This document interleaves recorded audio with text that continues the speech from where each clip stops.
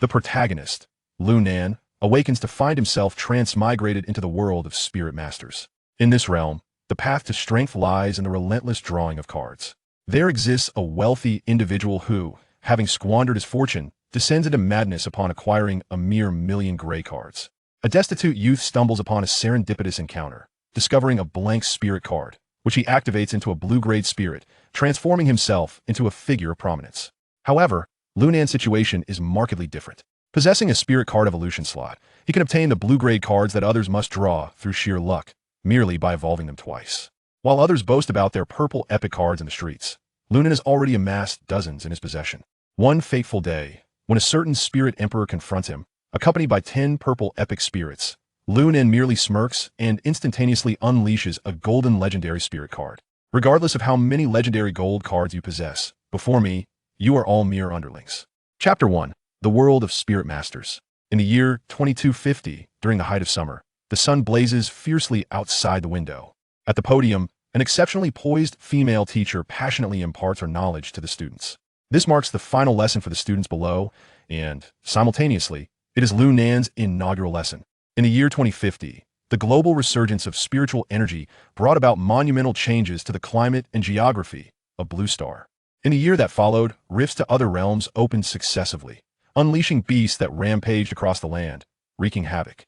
Within a mere year, humanity faced near annihilation, with technological advancement regressing by a staggering 5 centuries. This year is historically known as the Year of the Apocalypse. It is also during this time that spirit masters began to emerge. Slaying these beasts yields blank spirit cards, which can be activated with spiritual energy, awakening the spirits within for the use of spirit masters. Spirits are categorized into 4 types: martial, weapon, combat, and beast. The beast spirit summons spirit beasts, while combat spirits encompass various martial arts and magical techniques. Weapon spirits can be equipped with divine weapons and armor, while martial spirits assist spirit masters in their cultivation. It is precisely due to the powers of these 4 types of spirits that humanity was able to establish the Star Alliance during the apocalypse, reconstructing cities and standing against the beasts. As the teacher at the podium paused, Lu Nan's mouth, which had been agape, gradually closed. I have transmigrated. Ding! Welcome to the world of spirit masters. A strange and enigmatic voice echoed within Lu Nan's mind. Following this, a deluge of memories from the former owner of this body flooded into the depths of Lu Nan's soul. In the next moment, Lu Nan pieced together the information conveyed by the teacher and the memories surfacing in his mind, comprehending his current predicament. He is a poor boy from a destitute family. His parents sacrificed everything to support him through his 3rd year of high school. All for the day, he could activate a set of spirit cards distributed by the Star Alliance.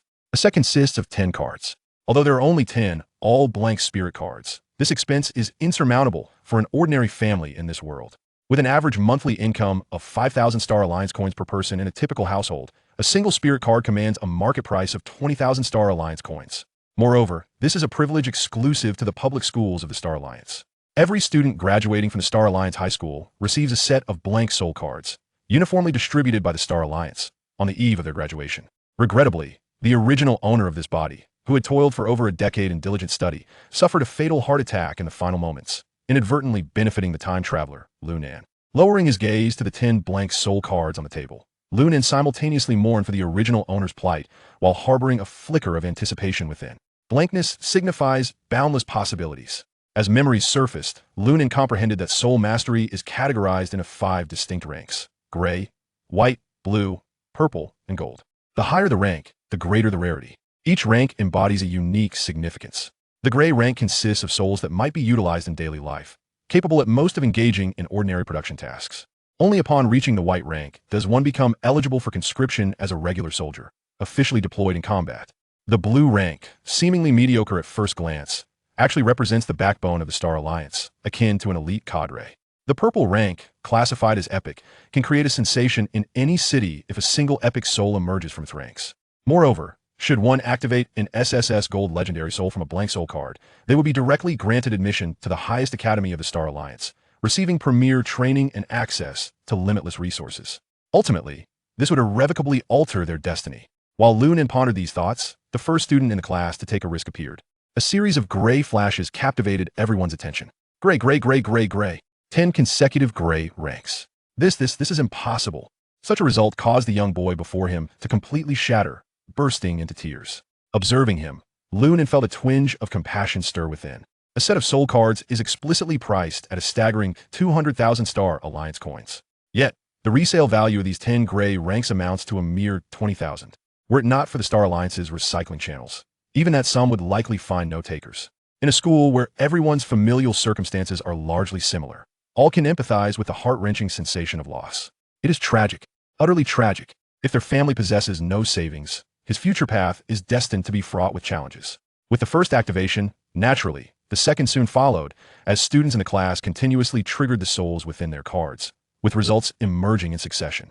Throughout the class, apart from a few who had yet to activate their souls, the highest rank achieved was merely white.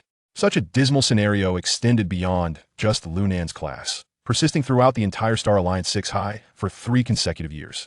Alas, yet another highest white rank. If this continues, resources at Star Alliance 6 High are bound to be diverted to other high schools.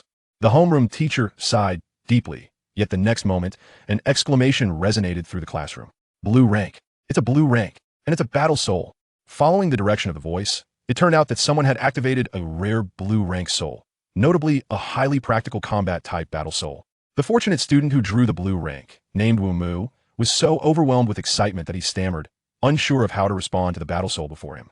Fortunately, the homeroom teacher quickly approached, firmly grasping his arm and gently guiding him. Hurry, absorb the soul into your soul sea, or it may attract unwanted attention. Oh, certainly. Following the guidance of his homeroom teacher, Wu channeled his soul power, drawing the battle spirit into his soul sea. The soul sea exists solely within the spirits of soul masters, and once a soul is contained within the soul sea, only the soul master themselves can wield the spirits at will. Consequently, it becomes an impossible endeavor for others to seize this battle spirit. With such auspicious signs, the other students who had hesitated to activate their spirits now began to embrace the arcane, gradually activating their own spirits one after another. Subsequently, all spirits manifested as the highest grade of white. The slightly better ones were merely of a higher quantity of white. The arcane cannot save the mundane. The classroom erupted into a cacophony of lamentation. Among them was Lu Nan. Gazing at the 4 white and 6 gray spirits before him, he found them relatively commendable compared to others. However, having anticipated that he would transcend as the chosen one of this realm, the stark contrast before him rendered him utterly speechless. After his transmigration, he received nothing but a meager system, devoid of any golden finger. Given his character's abysmal luck and familial background, it seemed he was destined to endure suffering in this new life as well. It was as if the system had detected Lu Nan's thoughts, for in the next moment, a virtual golden frame materialized before his eyes. As he shifted his gaze downward, beneath the golden frame, 5 silver frames appeared. What could this possibly be? Chapter 2. The Soul Evolution Device. Ignoring the card-drawing outcomes of his peers, Lu Nan was wholly engrossed in the enigmatic boxes before him. Drawing upon his prior gaming experience, he speculated on the purpose of these peculiar frames. Were they for fusion, evolution, or perhaps the random generation of cards of the same tier? Regardless of their function, they were certainly more advantageous than having none at all. With a calm demeanor, Lu Nan lifted a soul card and placed it into the void of the silver frame before him. Contrary to his expectations, the card did not embed itself as he imagined. In an instant, a cold sweat broke out on his brow. He had acted recklessly. Fortunately, this was not the correct method of use. Had the disappearance of 5 soul cards been discovered, he would have faced severe repercussions. It appeared he would have to wait until he was alone at home to experiment further. However, how does one close this interface? As this thought crossed his mind, the frames before him vanished simultaneously. With a slight movement of his eyes, Lu Nan silently commanded, "Come forth." Upon his summons, the 6 boxes reappeared before him. Putting away the frames, Lu Nan understood that these boxes were indeed his golden fingers. Suddenly filled with confidence, he took a moment to calm himself and examine the 10 soul cards laid out before him. Among them, 6 were gray cards, several of which bore the same name. Specifically, there were 3 electric cards, 2 flame cards, 1 water surge card, and 1 boiling card. All the gray cards were battle souls. While these 6 gray cards might be useful for boiling water or cooking, they served little purpose beyond that. In contrast, the white cards contained somewhat superior souls. 1 was a strong wind strike, and 2 were vine entanglements. Reviewing the descriptions of the soul cards, he noted, Battle Soul, Strong Wind Strike. Tier, Exceptional. Type, Battle Soul. Attribute, Wind. Effect, unleashes wind pressure to knock targets back, causing minor damage. Battle Soul, Vine Entanglement. Tier, Exceptional. Type, Battle Soul. Attribute, Wood. Effect, generates vines from the earth to attack the target, immobilizing them. Both battle souls possessed a degree of control, yet they lacked substantial damage. Furthermore, what was to be done with the extra vine entanglement? In reality, the entirety of the class had already activated their battle souls and traded their duplicates with other students. After all, duplicate souls, even when drawn into the soul sea, could not be simultaneously controlled by a soul master. In other words, soul cards of the same name could not be activated together. Rather than hoarding them, it was far more pragmatic to exchange for something useful. As Lu Nan contemplated trading his soul card with others, the homeroom teacher spoke up. "All right, everyone." The teacher gently clapped her hands to capture the attention of the students. Once the classroom fell silent, she continued softly, "I have reviewed the activation results of all the soul cards in our class." At this point, the teacher paused, observing the dejected expressions on many faces, which tugged at her heartstrings. Out of a class of 56, only one student had activated a blue-tier soul. A handful of others had even drawn 10 consecutive gray-tier cards. Had she not been accustomed to such outcomes, she might have struggled to maintain order. What I wish to convey is that this is merely a singular activation result. You are all still quite young, just 17 or 18 years old. The journey ahead is long. Even if you find yourselves behind at the starting line now, it is of little consequence. With diligent effort and attempts to activate more soul cards in the future, you may achieve unexpected rewards. History tells of an individual who activated a legendary gold-tier soul at the age of 70, and within a year, he ascended from a soul master to a soul emperor. In a great battle, he single-handedly repelled 3 equally ranked monstrous beasts. Standing at the front of the class, the teacher delivered this kind of motivational speech annually. Yet, as she recited the familiar words, she too began to harbor doubts.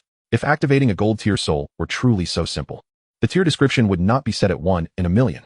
Nevertheless, for the students hearing such words for the first time, the encouragement sparked a flicker of hope within them. Though they had not activated high-tier souls this time, there was no telling whether the next card might yield success. Even a 1 in a million chance was still a chance. Seeing the glimmer of hope in her students' eyes, the atmosphere in the classroom lifted, allowing the teacher to exhale a sigh of relief. Excellent. I trust you all have some ideas in mind. If, upon returning home, your parents provide you with another set of soul cards, please remember to inform me immediately if you activate a blue tier or higher soul. Each student who draws a soul of blue tier or above will earn a unique opportunity to journey to the Soulbreak Mountains for training. Although the Soulbreak Mountains harbor minimal danger, traveling in a group would be most advantageous. Upon hearing the words Soulbreak Mountains, Lu Nan's mind conjured images of its descriptions. In this world, the strength of wild beasts varied significantly. The Soulbreak Mountains, established by the Star Alliance, served as a training ground for newcomers. Within its bounds, the strength of all beasts would be deliberately suppressed, marking the first threshold for all newcomers entering the world of soul masters. Observing the lively discussions below, the teacher gently interrupted their chatter. All right, if there are no further matters, you may all head home. After delivering this statement, the teacher led Wu Mu towards the office area. Unless unforeseen circumstances arose, Wu Mu would likely receive a warm greeting from the principal. Collecting his belongings, Lu Nan followed his fellow students out of the school gates. Guided by the memories of the original body, Lu Nan walked along a familiar yet strange path home. Halfway there, he suddenly realized he had forgotten to trade his duplicate card. Having overlooked this matter, he decided it could wait until tomorrow. There was no need to rush. As he returned home, he opened the door to find his adoptive parents mysteriously wrapped around something. Lu Nan recognized the object from a recent memory, a set of soul cards. Nan, why are you home so early? Facing the parents of the original body, Lu Nan felt as though he had stepped into another world. Before he could fully process this, his mind and body instinctively exclaimed, Dad, Mom. Without a trace of resistance or discomfort, Lu Nan paused momentarily before wholly accepting the situation. Since he had soul transmigrated into this body, he was naturally their son. He decided to treat them as his own biological parents in honor of the original body. Having resolved this in his mind, Lu Nan stepped forward with a gentle smile. What are you two up to? Upon hearing this teasing remark, Lu Nan's father, Liu Bei, did not grow angry but continued to conceal the item. Oh, it's old man Li's birthday next door, so we were preparing to send him some wine. Oh, what sort of wine is so small? Lu Nan remarked knowingly. It looks quite similar to the soul cards I saw at school today. As soon as the words left his lips, Liu Bei could no longer maintain his composure. Huh. No more hiding. I knew little Nan would figure it out. With arms outstretched, Liu Bei revealed the soul cards before Lu Nan and feigned indifference, saying, This is a set of soul cards that your mother and I bought together. Thanks to old man Li, we got a discount, so we consider ourselves fortunate. Though Liu Bei spoke lightly of the matter, Lu Nan was acutely aware of the family's financial situation. Liu Bei certainly could not have easily produced 200,000. He could vaguely envision Liu Bei and his wife enduring scorn as they went door to door borrowing money, with tears welling in his eyes and on the verge of uttering something. His mother, Su Qing, interjected, One set of soul cards is still a bit lacking. If we had 2 sets, it would make a significant difference. Although we cannot compete with those affluent families, we must not fall too far behind. What kind of spirit you activated from the cards distributed by your school today? Thanks to Su Qing's diversion, the tears in Lu Nan's eyes vanished without a trace, and he proceeded to explain. 3 white cards and 7 gray cards, all combat souls. 3 white and 7 gray. Liu Bei nodded approvingly upon hearing this. That's quite respectable. I've heard that many this year ended up with 10 gray cards. With these 3 white combat souls, I believe Xiao Nan can at least gain admission to a second-tier school. Ba ba ba. Su Qing scolded angrily. What do you mean 3 white cards?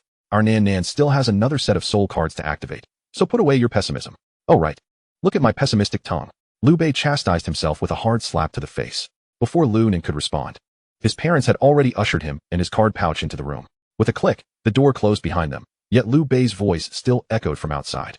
Xiao Nan, don't feel pressured, just activate the soul cards freely. Your mother and I will go prepare dinner. Looking at the card pouch in his hands and the now quiet parents, Lu Nan felt a surge of emotion mixed with a touch of helplessness. After steadying his thoughts, he approached his desk. The die was cast. Since his parents held a glimmer of hope for him, he could not afford to be cowardly. Once again, he activated 10 cards, and the results were identical to before, 7 gray and 3 white. Among them were 3 electric, 2 flame, and 1 each of water surge and wolf spirit. The white cards included a fireball, a swift, and, astonishingly, the Crimson Reaper. Though it was a white card, it was indeed a commendable beast soul card. Spirit, Crimson Reaper. Grade, exceptional. Type, beast soul. Race, vampire. Skill, life drain. Description, a fundamental combat unit among vampires, capable of directly siphoning life from targets to heal its own wounds. Before Lu Nan could further examine the card's details, a notification from the system chimed. Detected that the host possesses a beast soul card and 4 combat soul cards of the same tier. Would you like to evolve? Without hesitation, he selected yes. Ding. Evolved Wolf Spirit 1, Electric 3, Swift 1. Obtained Beast Soul card, Gale Electric Wolf. Spirit, Gale Electric Wolf. Grade, exceptional. Type, Beast Soul. Race, nature. Skill, swiftness, thunderstrike. Description, a fundamental combat unit of the nature race, swift in form, capable of unleashing a thunderstrike upon contact with a target. Gazing at the 5 gray cards that had vanished from the table and the sudden appearance of a white card, an unknown variety from the Star Alliance, Lu Nan understood. This was a process of imbuing the skills from combat soul cards into a beast soul card, thereby directly elevating its grade. Realizing the function of his golden finger, Lu Nan looked at the Crimson Reaper and Gale Electric Wolf in his hands and took a deep breath. 3 white cards were still insufficient. Chapter 3, Fixed Evolution and Random Evolution. However, Lu Nan did not immediately proceed to evolve the 2 white cards. Instead, he attempted to toss the remaining gray cards into the frame. During the previous fusion, he had discovered that the evolution frame did not rely on the physical placement of cards. Rather, it required the manipulation of soul power to position the soul cards. As he placed the Electric 3, Flame, and Water Surge, 5 combat soul cards, into the frame, the system prompted him to initiate evolution. Evolve. As soon as he spoke, a brand new white spirit card materialized before Lu Nan. Spirit, Abundant Soul. Grade, exceptional. Type, Martial Soul. Description, contains rich soul power, drawing into the sea of souls to continuously nourish the soul of the spirit master, enhancing their strength. A few concise lines were enough to evoke envy from all soul practitioners. Upon seeing the Martial Soul card in his hand, Lu Nan was taken aback. He hadn't anticipated that cards of the same grade could evolve into higher grade cards of different types. This meant that, aside from fixed evolution for beast souls, random evolution for other cards was also possible. The key point was that he could evolve into a Martial Soul card. Lu Nan could not contain his excitement. This single Martial Soul card had a market value of 2 million. It was double that of a beast soul of the same grade. And indeed, it was priceless in the market. In an instant, Lu Nan wasted no time in drawing it into his sea of souls. With it, even without engaging in combat, he could continuously enhance his strength, even more rapidly than others. As soon as the Martial Soul card was drawn into the sea of souls, Lu Nan's original 3-star soul practitioner status instantly broke through to 4 stars. Indeed, keeping it for himself was the right decision. Regaining his composure, Lu Nan began to tally the cards in his possession, 9 gray and 8 white, with 1 white card already absorbed into the sea of souls. The remaining soul cards could at most evolve into 1 blue card and 1 white card. Without further thought, Lu Nan tossed 5 gray cards into the frame. The outcome, however, was unexpectedly a vexing military soul card, the Secret Silver Mirror Armor. With no description, it was merely a set of secret silver mirror armor. Now Lu Nan faced 2 choices: retain both beast soul cards and randomly evolve the remaining white cards, or keep one of the beast soul cards or another card and perform a fixed evolution to obtain a more powerful beast soul card. After considerable contemplation, Lu Nan ultimately chose the latter.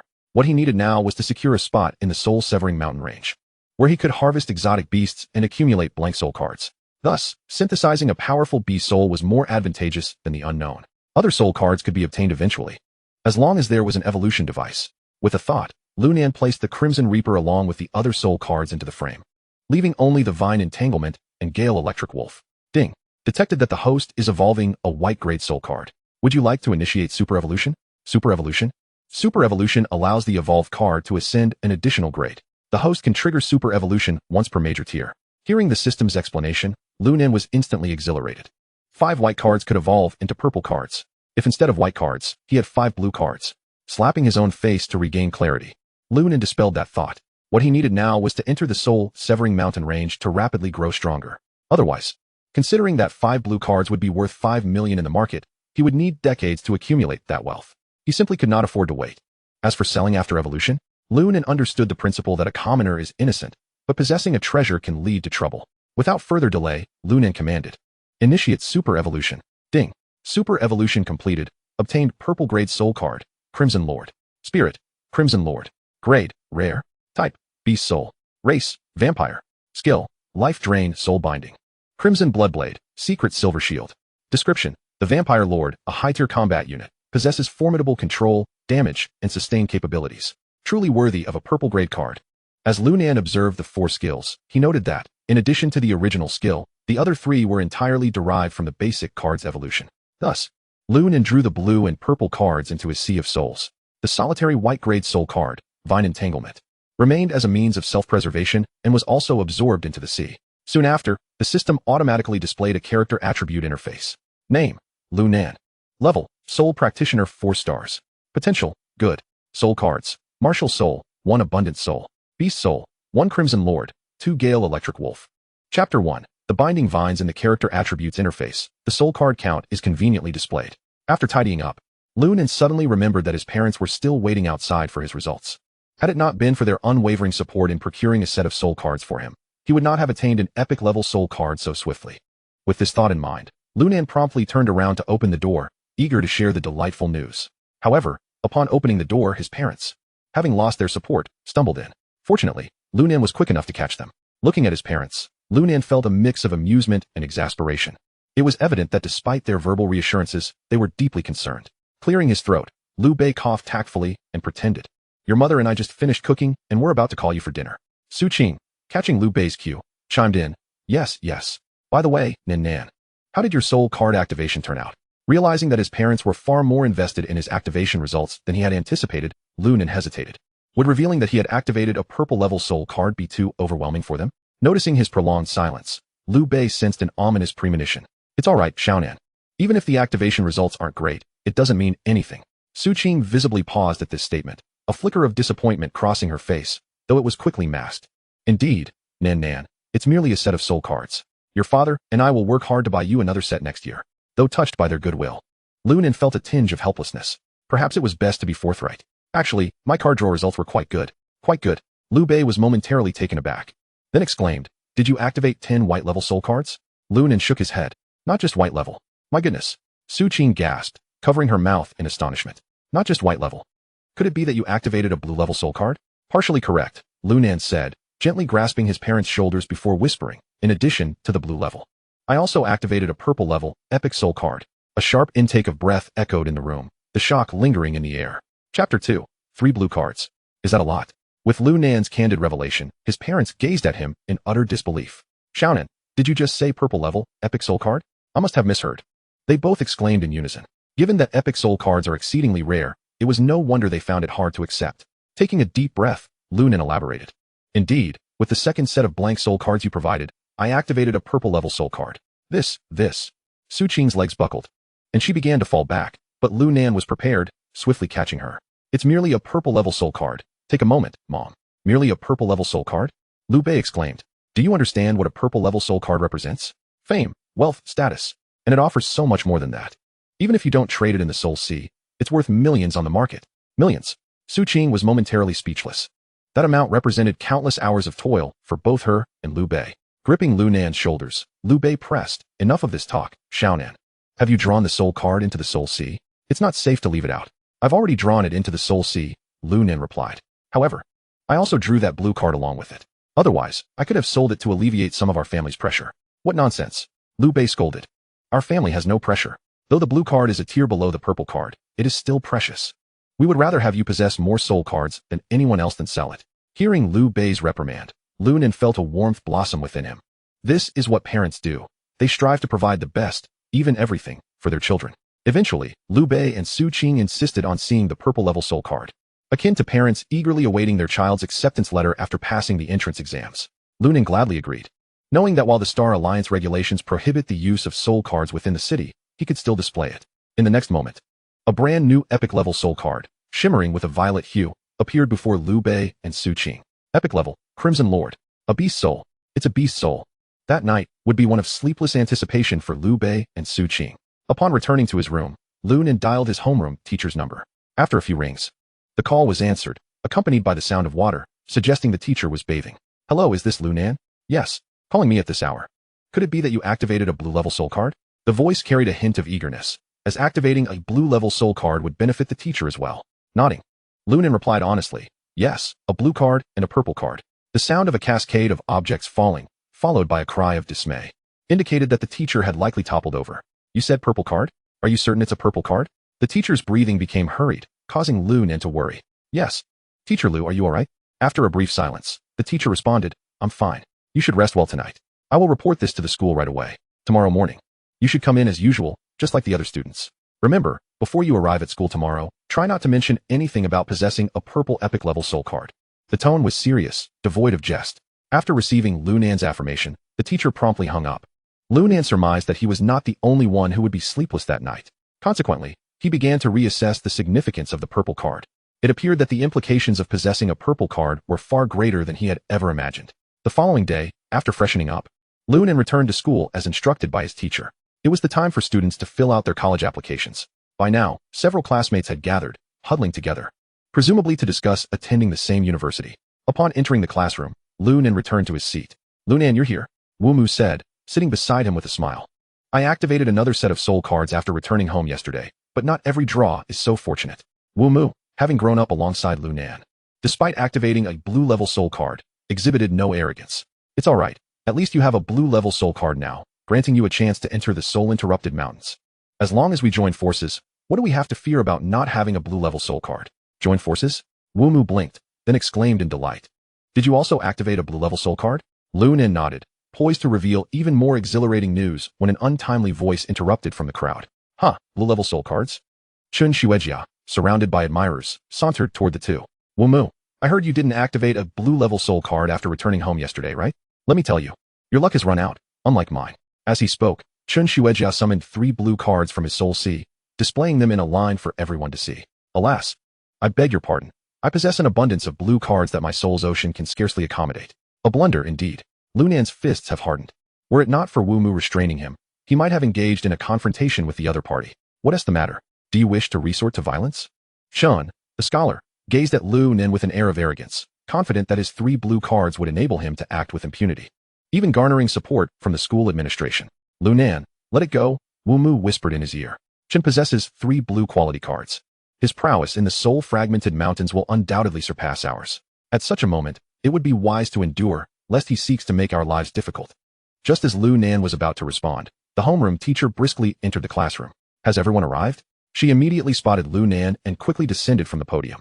She intended to have Lu Nan demonstrate his ability to discern the authenticity of a purple quality soul card, but Chun interjected. Teacher Lu, you must be here to witness my soul cards, Chun proclaimed, gesturing to the array of cards on the desk with an air of triumph. Behold, these are my 3 blue quality soul cards. Last night, I successfully activated 3 sets. The teacher could only regard his enthusiasm as a delightful misunderstanding. While 3 blue cards were indeed commendable in previous years, as a homeroom teacher, she would reap considerable rewards. However, this year, it was hardly noteworthy. For there was another student in the class possessing a purple quality card. Understood. You are quite impressive, she replied dismissively, then turned her attention to Lu Nan. Lu Nan, could you please showcase your soul card? This attitude left Chun perplexed. Could it be that the homeroom teacher wished to convey that one should not become complacent merely because one possesses 3 blue quality cards? Even if the other party had only a single blue card, or perhaps none at all, they ought to be treated with respect to avoid underestimating them? Or was the teacher perhaps interested in him, employing a strategy of feigned indifference to capture his attention? Observing the teacher's graceful figure and angelic visage, he thought, very well. You have captured my interest. Yet, in the next moment, all of Chen's speculations vanished. Not only he, But the entire class gasped in unison, their minds going blank. Consumed by the singular image of the soul card radiating a soft purple glow. Even the prepared homeroom teacher trembled as she announced, Lu Nan has successfully activated a purple quality soul card, an epic beast soul. Chapter 5. Modesty is key, do not boast. A purple quality soul card. Moreover, a beast soul card. Such an entity rendered the entire class momentarily speechless, especially for Chun, who had initially reveled in his triumph. His expression now resembled that of one who had swallowed a fly. After returning home the previous night, he had persistently beseeched his father to withdraw their long-saved funds to purchase 3 sets of blank soul cards overnight. Fortune smiled upon him as he successfully activated 3 blue cards. Not only did he not incur a loss, but he also reaped substantial gains. In previous years, his activation results would have undoubtedly placed him among the top 3 in the school, an indisputable figure of prominence. Indeed, when he arrived at school that morning, his peers gazed at his 3 blue cards with envy. Even those who had previously ignored him now flocked around him, fawning over his newfound glory. The turnaround had been effortless. Yet, before Chun could fully relish the adoration, Lu Nan's purple quality soul card eclipsed his moment in the spotlight. How could he endure such humiliation? In his fury, Chen's words slipped out without thought. Teacher Lu, do not be deceived. That purple quality card must be counterfeit. The moment those words left his lips, the once quiet classroom erupted. Many were quick to criticize or mock Lu Nan. What? It's fake. I knew it. A purple quality card cannot be that easily acquired. Lu Nan has surely cornered himself. Tisk, daring to deceive the school will surely earn him a reprimand. Such a stain on his personal record would render him undesirable even to second-rate schools. Most students harbored a mentality of sour grapes. Those who could not attain the grapes claimed they were unripe. Without verifying the authenticity of Lu Nan's purple quality soul card, they began to vilify him. Seeing this, Teacher Lu's expression darkened. Settle down, she commanded firmly, her tone leaving no room for dispute. I have taught you better than this. It is not your place to determine the authenticity of Lu Nan's soul card. Her tone was grave, silencing the entire classroom. Her anger was justified. Though the soul card had not undergone testing, her keen eye could discern its quality. It was indisputably a purple quality card. What did a purple quality soul card signify? These students were unaware, but Teacher Lu was acutely aware. In her 5 years of service, she had only witnessed 2 purple quality cards. One belonged to the director of the Education Bureau, and the other to the commander of the 3rd Squad of the Star Alliance, both under 30 years of age. It was no exaggeration to say that any soul master who obtained a purple quality card would, within 3 years, ascend from soul practitioner to soul king, leaping across 5 significant stages. At that point, not only would she, as their homeroom teacher, pay Lu Nan respect, but even the principal of the prestigious 6th High School of the Star Alliance would address him as Soul King Lu. Yet this group of naive students dared to question the potential future Soul King. In light of her duty to protect her students and consider her future, Teacher Lu's sternness was hardly unwarranted. As the class began to sense the gravity of the situation, they realized that this truly was a purple quality card. What audacity did they possess to speak ill of Lu Nan, who held such a card? Seeing that her students were finally grasping the situation, Teacher Lu's expression softened slightly. She offered a faint smile to the seemingly indifferent Lu Nan before retrieving the testing device she had prepared in advance, aiming it at Lu Nan's purple quality soul card. Purple quality soul card, Epic Scarlet Overlord. A new type of soul card detected. It has been updated in the Star Alliance database. A new type of soul card. Teacher Lu was once again astonished. This indicated that Lu Nan was the first to activate the Scarlet Overlord. Aside from Lu Nan, no one knew what abilities the Scarlet Overlord possessed. In battle, it would undoubtedly catch opponents off guard. Witnessing the results on the testing device, the other students finally displayed expressions of envy and jealousy. Indeed, it was a purple quality beast soul. Why did such fortune not befall them? A purple quality beast soul. As long as the soul master summoned the beast soul, they could merely observe while the beast fought, expending minimal effort afterward to collect the soul card. Safe, efficient, and impressive. Even Teacher Lu, once she recovered from her shock, regarded Lu Nan with newfound respect. This was a future powerhouse. She needed to stay close. Taking a deep breath, Teacher Lu endeavored to maintain her composure. Chun, Wu Mu, and Lu Nan, I would like you to accompany me to the office. The school will reward students who activate blue cards. Turning to the rest of the class, she added, the rest of you may submit your forms into the mailbox before heading home. With that, Teacher Lu, brimming with excitement, led the 3 of them out of the classroom. Though Chun was reluctant to walk alongside Lu Nan, he had no choice. He could not refuse a reward from the school, after all. To do so would surely lead to a severe reprimand at home, even with his 3 blue cards in hand. Apart from the 4 from Lu Nan, other classrooms were also gradually seeing teachers leading students toward the office. The numbers were modest, totaling no more than 100 students in this school of 3,000. The activation probability of the blue card was described as a mere chance in 1,000, and indeed, the Star Alliance did not arrive at conclusions lightly. Upon reaching the principal's office, a queue had already started to form. In a moment of ennui, a new group arrived behind the four. It was Gaoyu, the homeroom teacher from the adjacent class, accompanied by her students. "Oh, is that not Teacher Lu?" she exclaimed, her voice dripping with sarcasm. "I had thought your class would only yield a single blue card this year, yet here you are with 3. Congratulations indeed." The tension was palpable. These 2 female teachers, both homeroom instructors, had never quite seen eye to eye. Fortunately, it remained within the bounds of healthy competition. Gaoyu, flanked by 5 students, stepped forward, eager to flaunt her class's accomplishments. But it seems our class has performed even better, activating 4 blue cards, and 1 student has even activated 2. Observing Gaoyu's haughty demeanor, Chen Shueijia experienced a familiar sensation stirring within him, and his fists clenched in response.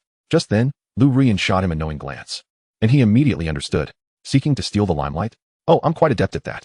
In an instant, Chen Shueijia adopted a dramatically exaggerated pose, collapsing in front of the 2 groups with a melodramatic cry. "Oh dear, I could have hurt myself. And look, my 3 blue cards have fallen out."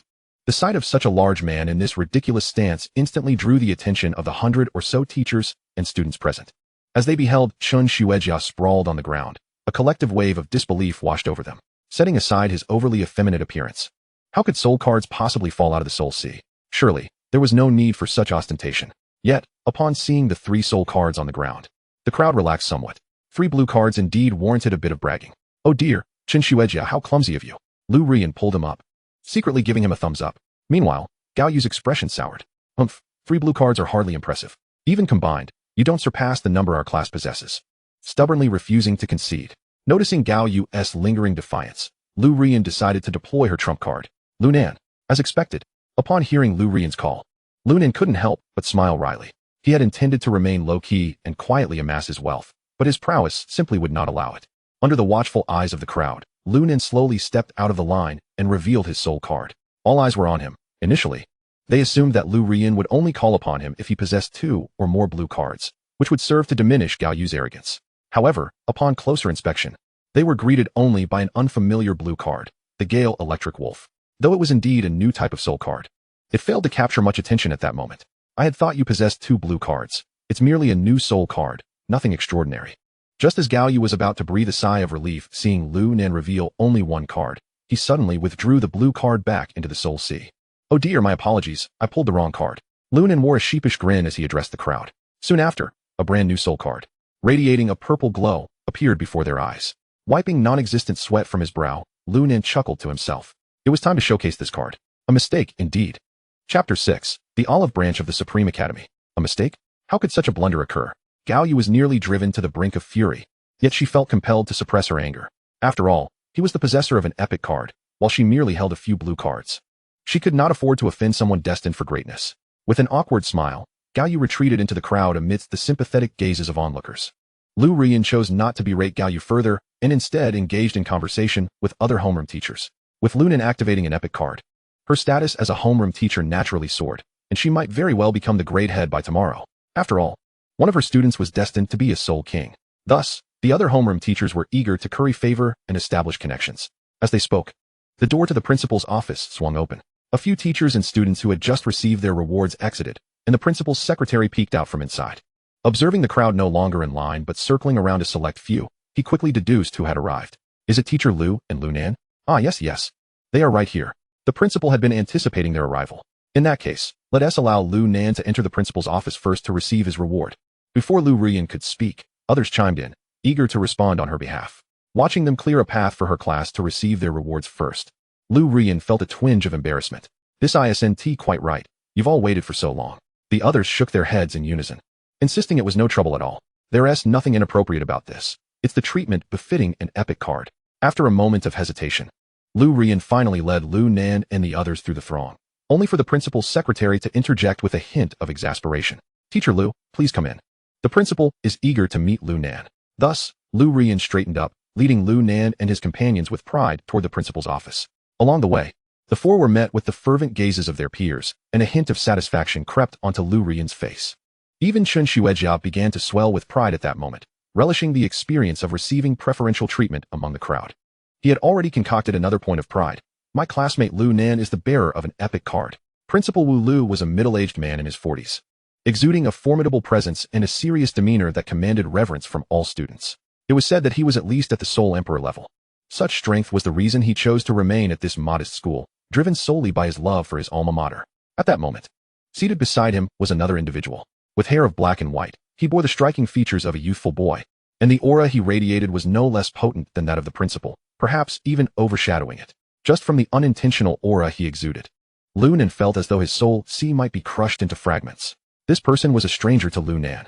Yet, upon seeing him, Lu Rian gasped in surprise. "You are Professor Li Ying from the Star Alliance Academy?" Li Ying merely smiled at Lu Rian before shifting his gaze to Lu Nan. This aura was unmistakable. He truly possessed a purple grade soul card. Li Ying clasped his fists in greeting to Principal Wu. "Congratulations, Star Alliance High School, on finally producing a purple grade soul bearer. It seems this year's competition for top-tier schools has gained you an advantage." Principal Wu had been scrutinizing the three students, unable to discern who Lu Nan was. Just as he was about to inquire, Li Ying, utilizing his unique soul perception, identified who among them possessed the purple grade soul. With a swift movement, Principal Wu followed Li Ying's gaze and locked onto Lu Nan. He quickly crossed the office in a few strides, grasped Lu Nan's hand, and exclaimed with palpable excitement, "You are Lu Nan. Wonderful, wonderful. Our Star Alliance High School needs talents like you. 3 years, 3 long years. At this pivotal moment, I have finally awaited your arrival." Witnessing Principal Wu's exuberant demeanor, Li Ying couldn't help but let out a resigned sigh. "Brother Wu, do rein in your emotions." After being reminded by Li Ying, Principal Wu realized his own lapse in composure. He cleared his throat, took a moment to regain his composure, and after a considerable pause, returned to his usual demeanor. "Student Lu Nan, could you kindly showcase your epic card for me?" Principal Wu spoke courteously, yet the intensity in his eyes, glowing with envy, suggested that any refusal from Lu Nan would provoke his ire. However, Lu Nan was indifferent. Displaying a soul card was a trivial matter that would not cost him anything. With practiced ease, he summoned the purple grade soul card from the Soul Sea. Principal Wu examined it briefly before exclaiming, "A beast soul card. And a new type at that." Lu Nan was slightly taken aback. The principal's ability to discern the nature of his soul card with just a glance was indeed impressive. Upon seeing Lu Nan's soul card, Principal Wu exchanged a knowing glance with Li Ying, then returned to his seat, pondering deeply. Unlike the astonishment of others, Li Ying had already surmised Principal Wu's intentions. Is Brother Wu dissatisfied with the title of first-level high school and planning to have this student participate in the Star Alliance High School League? Indeed, there are such plans. Principal Wu frowned, but time is of the essence. There is barely a month from the conclusion of the soul-severing mountain training to the commencement of the Star Alliance High School League. Upon noticing Principal Wu's concerns, Li Ying chuckled softly. "This is simple. Give him to me for a month, and I assure you, not only will he master purple grade spirit control, but he will also outmatch any gold grade spirit control of the same level within 10 rounds. Is that true?" "Of course. After all, I am an alumnus of Star Alliance 6th High. I should contribute my share." "Excellent. Then it is settled." The two reached an agreement, completely disregarding the bewildered Lu Nan. "What Star Alliance League? What first-level high school? What is going on here? Did you seek my consent?" Seemingly reading Lu Nan's confusion, Principal Wu smiled mysteriously and introduced. "This is Professor Li Ying, who has come to present awards on behalf of the City Education Bureau. He is also the Director of Admissions and the Academic Affairs Office of the Supreme Academy of the Star Alliance. If you assist Star Alliance 6th High in securing the championship of the High School League, I will guarantee your admission to the Supreme Academy. And you will also become Professor Li's prized disciple. What do you say?" In just a few sentences, the conditions laid out were irresistibly enticing for an ordinary student. Standing nearby, Chen Xuejia had already begun to drool at the prospect of such rewards. A guaranteed spot at the Supreme Academy of the Star Alliance. It was rumored that only those who activated a gold-level legendary spirit could qualify for admission, not to mention the powerful master waiting to take him under his wing. If it weren't for his lack of a purple grade soul card, Chen Xuejia would have jumped at the chance without a second thought. Naturally, others, including Principal Wu himself, shared the same sentiment. However, upon hearing these conditions, Lu Nan merely smiled faintly and prepared to decline. He was grateful for Principal Wu's high regard, but he had no desire to seek the limelight. Chapter 7. Principal Wu's Reward. What a jest. Lu Nan possessed a soul card evolution device. As long as he remained low-key and diligently developed in the early stages, he would eventually gather several gold cards. What need would he have for the Supreme Academy of the Star Alliance? By then, not just Professor Li Ying, but even their dean would be fine to take him on as a disciple. Thus, the conditions proposed by Principal Wu held no allure for Lu Nan. Why entangle himself in such troublesome matters? Nonetheless, the others present perceived Lu Nan as jesting or perhaps overly arrogant. Upon hearing Lu Nan's words, Lu Rian gasped in shock, hastily urging him, "Lu Nan, this is an extraordinary opportunity. You must not refuse it lightly." Indeed, though Chen Xuejia was known for his showboating, he was still a fellow classmate, and he too implored, "Lu Nan, you must understand. This is the Supreme Academy of the Star Alliance. a place where many soul masters holding purple cards struggle to gain entry. As Lu Nan's longtime friend, Wu Mu remained silent at this moment, trusting that Lu Nan had his own reasons for declining Principal Wu's offer. Yet Principal Wu, who had waited for years, could not bear to let such a talent slip away. Thus, he waved his hand and dropped another bombshell. If you win this league, in addition to the 2 million private reward from the Education Bureau, I will also provide you the school's reward money. 10 million in total. Think it over. Li Ying raised an eyebrow at this, yet refrained from comment. Lu Nan, however, was visibly tempted. 10 million could purchase 50 sets of soul cards, meaning he could at least evolve 4 epic-level soul cards. Coupled with his Crimson Lord, he could undoubtedly evolve into a gold-level legendary soul card. Alright, I agree.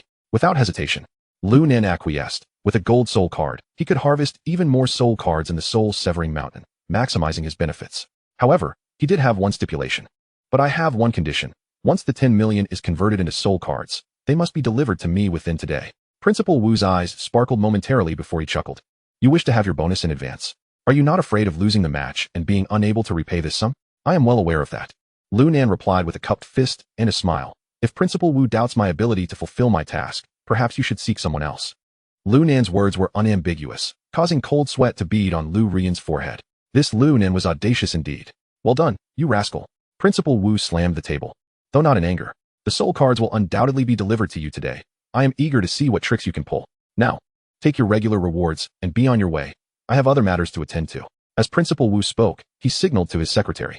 The secretary understood and immediately distributed the rewards, ushering Lu Nan and his companions out.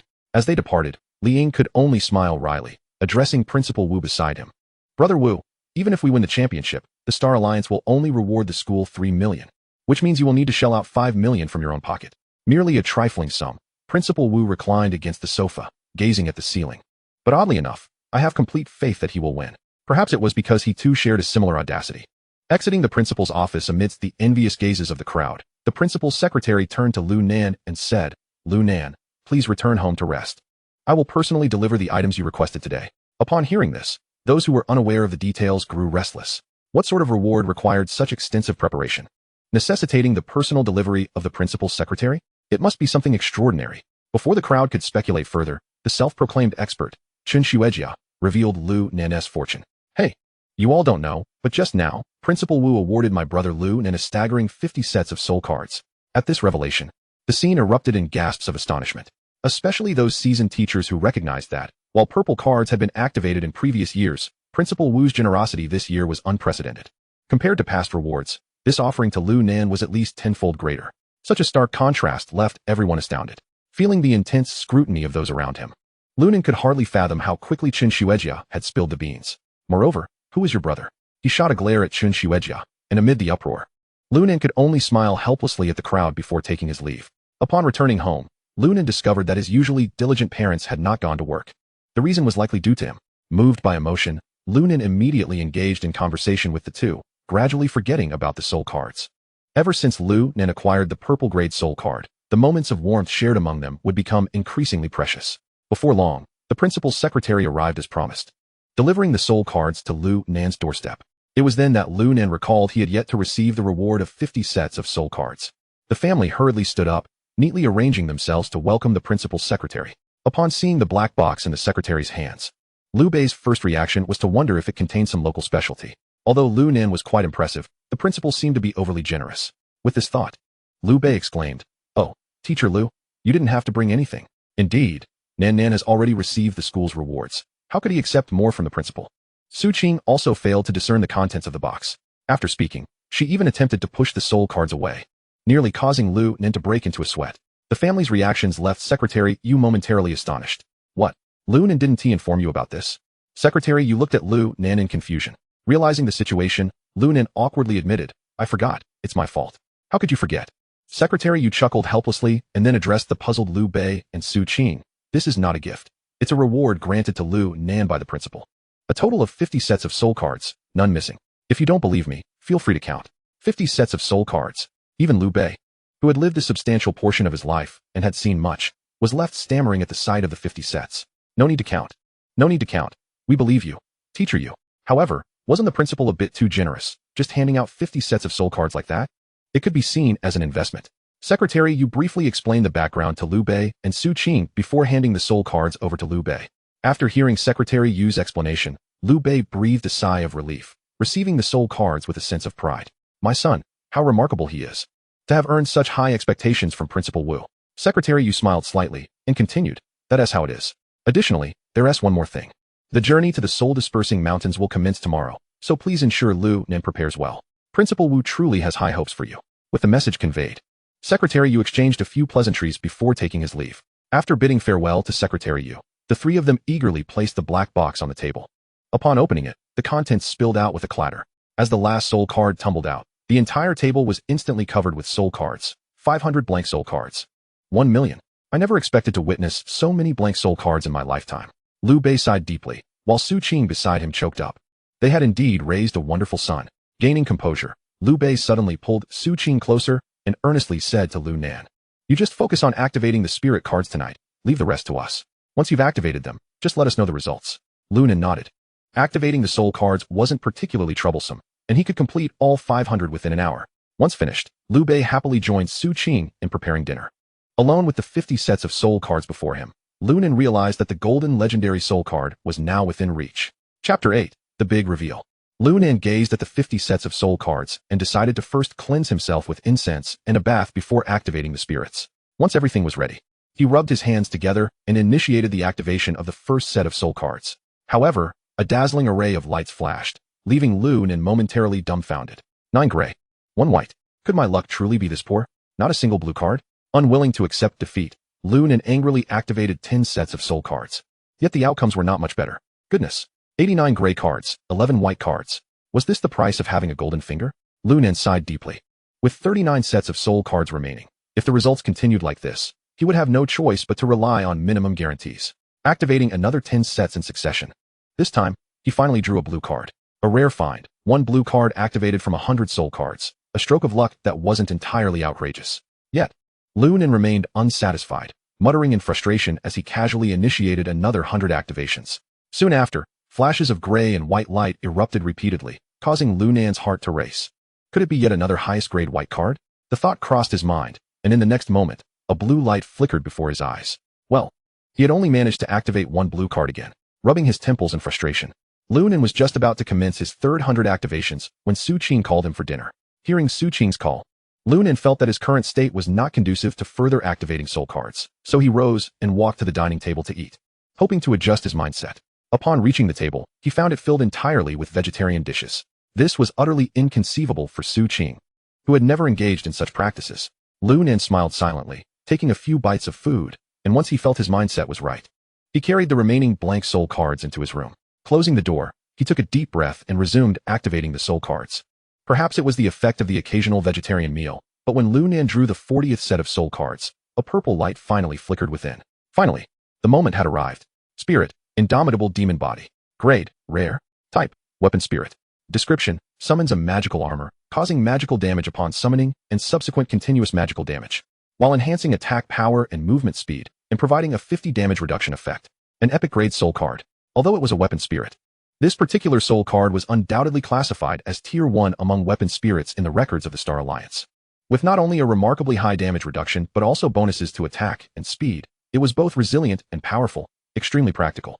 Lu Nan immediately drew this soul card into the Sea of Souls, suppressing his excitement as he continued to activate the remaining soul cards. Despite a series of gray and white soul cards following, Lu Nan felt no burden at this point. Upon activating a purple grade spirit, Lu Nan had already recouped his losses. Any subsequent soul cards activated could only be considered a profit. Yet, under Lu Nan's current mindset, another purple light flickered among the activated cards. Another epic grade soul card. Spirit, life and death judgment. Grade, rare. Type, combat spirit. Description, executes punishment based on the disparity in soul power intensity, summoning a soul power array beneath all enemies, causing damage and stunning them. Before Lu Nan could examine it in detail, a golden glowing soul card appeared before his eyes. When he beheld this golden card, he felt as though he were dreaming. Surely, I am not dreaming? Pinching his arm, the pain confirmed it was real. Lu Nan widened his eyes in disbelief. How could a player with such poor luck ever activate a golden legendary soul card?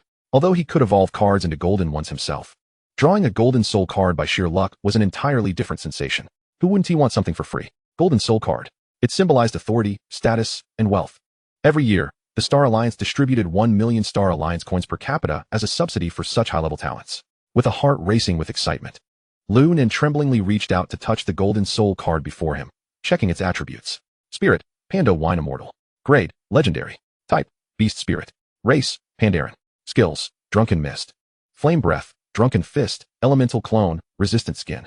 Description, a samurai-type hero with a distinctive combat style, exceptional mass-killing capability, and mastery over the 4 elements of wind, fire, earth, and darkness, along with corresponding resistances. He can simultaneously summon 4 indestructible elemental clones, ensuring the immortal existence of the Drunken Immortal. At a mere glance, Lu Nan gasped in astonishment. The Panda Drunken Immortal, a legendary soul card capable of repelling 100,000 beasts with just a single beast soul. According to the records of the Star Alliance, the number of soul masters possessing the Panda Drunken Immortal is exceedingly rare. Yet each one is a formidable figure in their own right. The reason is simple. The Panda Drunken Immortal is overwhelmingly powerful. The Drunken Mist can diminish the speed and accuracy of enemies, while the Flame Breath, when combined with the Drunken Mist, becomes a devastating clearing technique, effectively annihilating foes. Then, with the Drunken Fist and 4 elemental clones, what does that signify? It is no exaggeration to declare that one individual can stand against 1,000 troops. Such formidable skills undoubtedly merit the title of a golden legendary soul card. The final phrase, the clones are indestructible, and the Drunken Immortal is immortal, underscores the Panda Drunken Immortal's remarkable survivability. Typically, after summoning clones, soul masters would immediately keep one clone by their side. At the first sign of danger, they would swiftly recall the clone back into the soul card, only to summon the Drunken Immortal repeatedly. An infinite cycle of rebirth, truly a game-breaking card. Lu Nan, at this moment, stared blankly at the Panda Drunken Immortal before him. He knew that a golden legendary beast soul card, not yet drawn into the soul sea by a soul master, could spell doom for him and his family if even a whisper of its existence slipped out. It was sufficiently compelling to justify the heinous acts of those infamous soul masters. Thus, without hesitation, Lu Nan immediately drew it into his soul sea. Soon after, the system automatically displayed the character attributes interface. Name, Lu Nan. Level, 5-star Soul Master. Potential, excellent. Soul cards, Soul Weapon, 1 Vital Spirit. Beast Souls, 1 Crimson Lord. 2 Gale Electric Wolf, 3 Panda Drunken Immortal. Combat Souls, 1 Vines Entangle, 2 Life and Death Control. Weapon Souls, 1 Indestructible Demon Body. Merely drawing a golden card into the Soul Sea elevated Lu Nan's level instantly, while also enhancing his potential to excellent.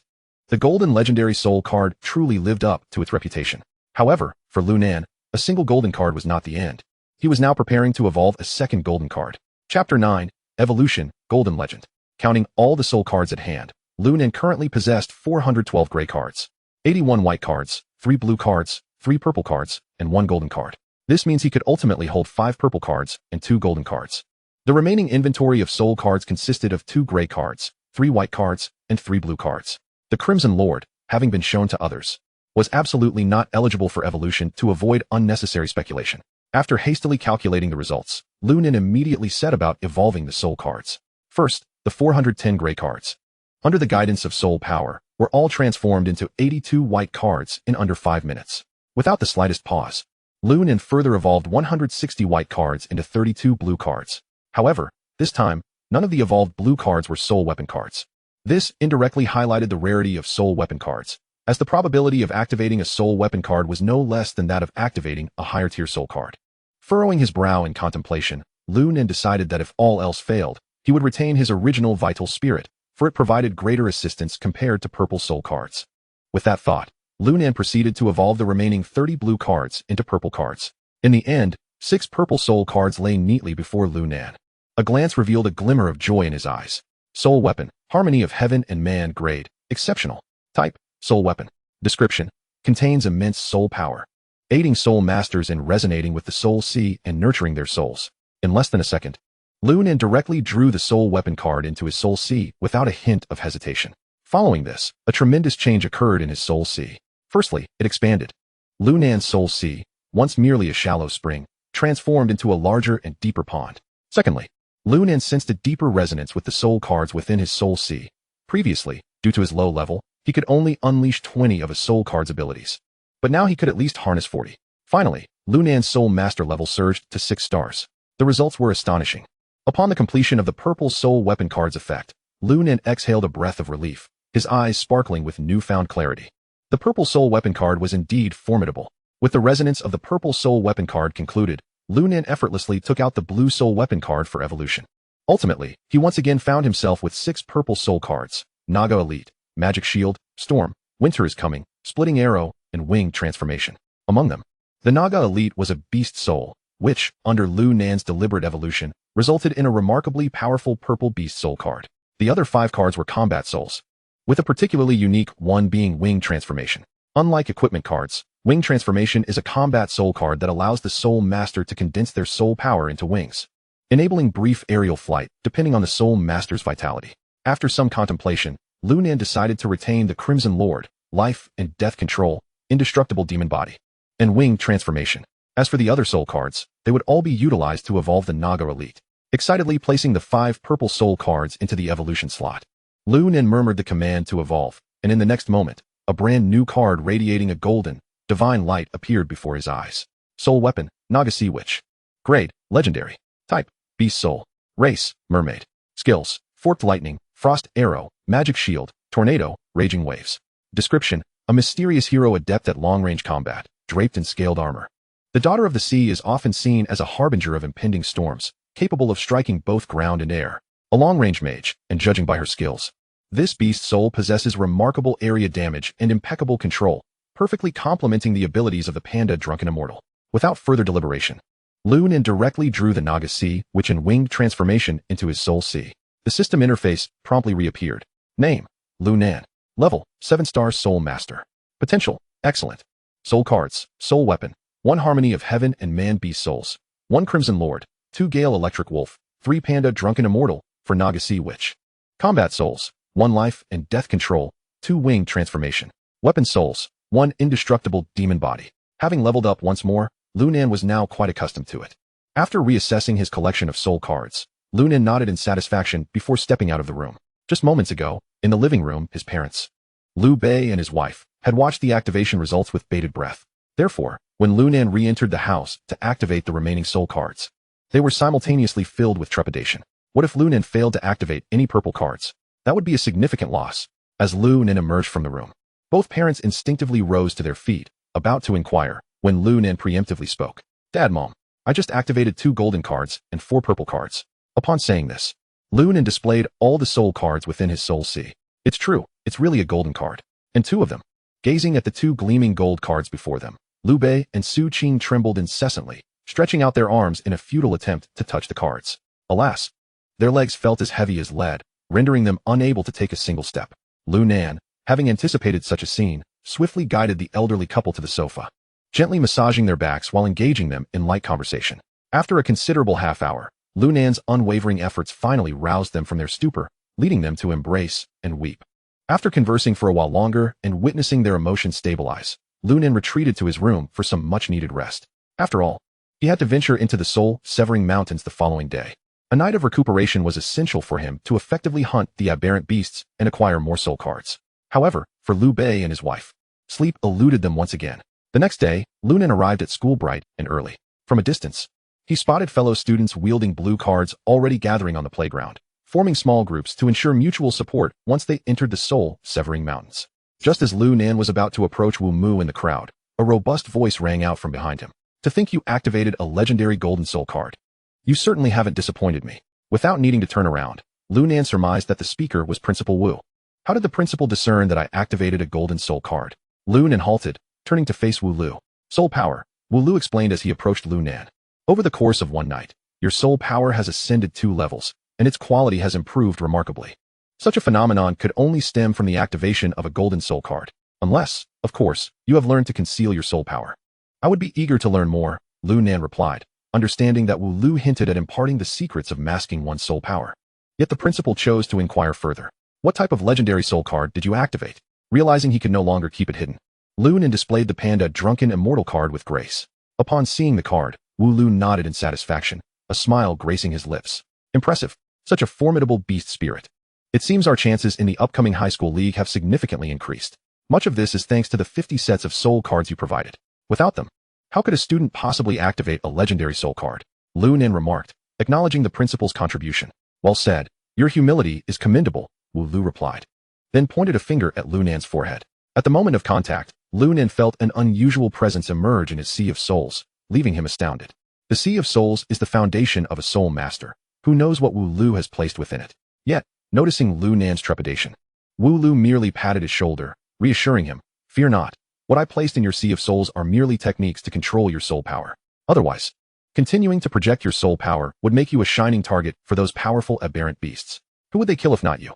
Hearing Wu Lu's words, Lu Nan calmed himself and began to sense the unfamiliarity within his sea of souls, soon uncovering a thread of memory. These memories were the insights and experiences of Wu Lu as a soul master. It was akin to receiving a divine revelation. In terms of imparting knowledge, it was an extraordinary gift. For low-level soul masters who had yet to encounter combat, this wisdom was invaluable. Confirming that Lu Nan had absorbed his experiences, Wu Lu smiled faintly. "I believe this knowledge should suffice to resolve all your current doubts. Of course, should you have further queries, feel free to approach me. My only condition is this." After Wu Lu spoke, he fixed his gaze on Lu Nan, who responded with a smile. "I shall not forget the promise I made to the principal." "Excellent." Wu Lu nodded and then vanished before Lu Nan, leaving only an echo behind. "Proceed to the soul-severing mountains with peace of mind. Upon your return, Liang will guide you." Observing Wu Lu's elusive figure, Lu Nan felt a pang of admiration. Though it was limited to admiration alone. With the soul card evolution device at his disposal, reaching or even surpassing Wu Lu's level was merely a matter of time. Turning back, Lu Nan stepped into the throng, meeting the gaze of his peers. Wu Mu ventured a few steps forward from the crowd, smiling as he inquired, "What did the principal discuss with you just now? You are now quite the celebrity at our school." "Nothing much," Lu Nan replied, displaying a radiant smile at the surrounding teachers and students. "Last night, I accidentally activated a legendary golden soul card with the 50 sets of card packs I received as a reward. Before I could report it to the school, the principal discovered it." Though Lu Nan spoke lightly, the atmosphere became palpably tense, as every breath became heavy with disbelief. What did he say? He accidentally activated a golden legendary soul card? For a fleeting moment, Lu Rian felt her heart skip a beat. "Lu Nan, this is no jest," she whispered, tugging at Lu Nan's sleeve, convinced that he had recklessly made such a grand claim after tasting the sweetness of a purple epic soul card. Is activating a golden soul card really so easy? It's legendary. 1 in a million soul masters might possess a golden soul card. Yet, beside Lu Nan, Wu Mu and Chun Xuejia expressed their congratulations in earnest. "Hey, you really did it. You activated a golden soul card," Wu Mu exclaimed. "I always said my brother's future achievements were limitless. Now that he has activated a golden soul card, I, as his older brother, am truly proud." Chun Xuejia's unexpected praise caught Lu Nan off guard. As he observed the eager and skeptical gazes surrounding him, Lu Nan calmly revealed his legendary soul card, the Panda Drunken Immortal. Thump, thump, thump, thump. Everyone could distinctly hear the rapid beating of their own hearts. Lu Rian's expression shifted from concern to incredulity. It truly is a golden legend. After a brief moment of silence, the crowd erupted into a cacophony of excitement. Whether students or teachers, at that moment, they looked at Lu Nan as if he were a beacon of hope. Now's the time to join forces, or never. Lu Nan, let us team up for the soul-severing mountains. Lu Nan, if you lack companions, our class would be honored to accompany you in your trials. Lu Nan, we are classmates from the next class over. We must stick together. A swarm of voices clamored for Lu Nan's attention, save for the adjacent class as homeroom teacher, Gao Yu, who stood silently aside, arms crossed. Their previous conflicts with Lu Rian were well known, and as Lu Nan was her student, he naturally sided with her. Given this background, she believed that no matter how much she pleaded, it would be futile to persuade Lu Nan to team up with her students. Thus, she chose to remain silent. However, unexpectedly, Lu Nan disregarded the invitations from others, slowly stepping out of the crowd to approach Gao Yu. "Teacher Gao, our class has always had a close bond with yours. For this expedition into the soul-severing mountains, I hope our two classes can unite as one, working hand in hand. This is also what Teacher Lu wishes." With that, Lu Nan turned to the astonished Lu Rian and continued. "Students from other classes are also fellow classmates of 6th High. It is only natural that we support each other during our trials in the soul-severing mountains. Whether we form a team is merely a formality." Upon hearing Lu Nan's words, the surrounding teachers and students nodded in agreement. A talent who possessed strength, humility, and courtesy, while promising to look out for their fellow classmates. How could such a person not be admired? Unbeknownst to Lu Rian, Lu Nan possessed an extraordinary vision that could effortlessly bridge the gap between her and Gao Yu with mere words. This talent not only drew the two closer, but also united the entire student body in a harmonious atmosphere. At last, the group boarded the chartered bus prepared by the school, embarking on their journey to the soul-ending mountain range. Along the way, the likes of Chun Xuejia incessantly bombarded Lu Nan with inquiries about activating spirit souls, to which Lu Nan's responses were consistently limited to 2 simple words: luck. Such a nonchalant declaration incited a chorus of mock discontent within the bus, save for Wu Mu, who sat beside Lu Nan, diligently deflecting the fervent enthusiasm of their classmates on his behalf. This spirited ambience persisted for an hour until the landscape outside the window transitioned to a desolate expanse, patrolled by numerous spirit masters, prompting a gradual hush to envelop the bus. Everyone was acutely aware that the soul-ending mountain range was drawing near.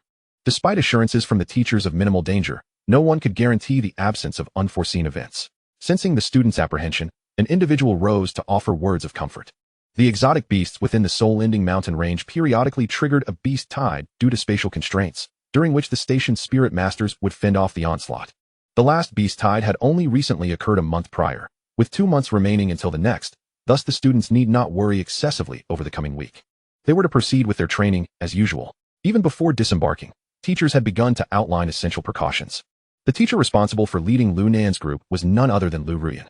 She reiterated the cultural lessons from their classes, reinforcing the crucial points now that the training was imminent. Once she finished outlining the precautions, the bus came to a halt. Observing this, Lu Nan approached Lu Nan's seat and reminded him, "Lu Nan, you possess the strongest prowess among your peers, so you will lead the group in disembarking." Upon receiving Lu Nan's prompt, Lu Nan noticed that everyone remained seated, their attention fixed upon him. It seemed that his stillness rendered them hesitant to rise. Was this the privilege accorded to a wielder of a golden legend-level soul card? In a world where strength dictated hierarchy, the reality was stark and unforgiving. Yet, he found it rather amusing. With a smirk, Lu Nan grasped Wu Mu's hand and led the way off the bus. Witnessing Lu Nan's attention towards Wu Mu, the other students cast envious glances as they followed suit. Chun Xuejia, with his audacity, immediately gravitated towards Lu Nan upon exiting.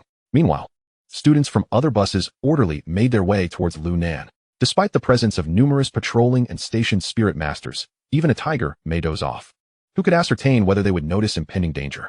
In such moments, only one's companions proved to be the most reliable. As the golden card holder, Lu Nan undoubtedly represented their greatest assurance.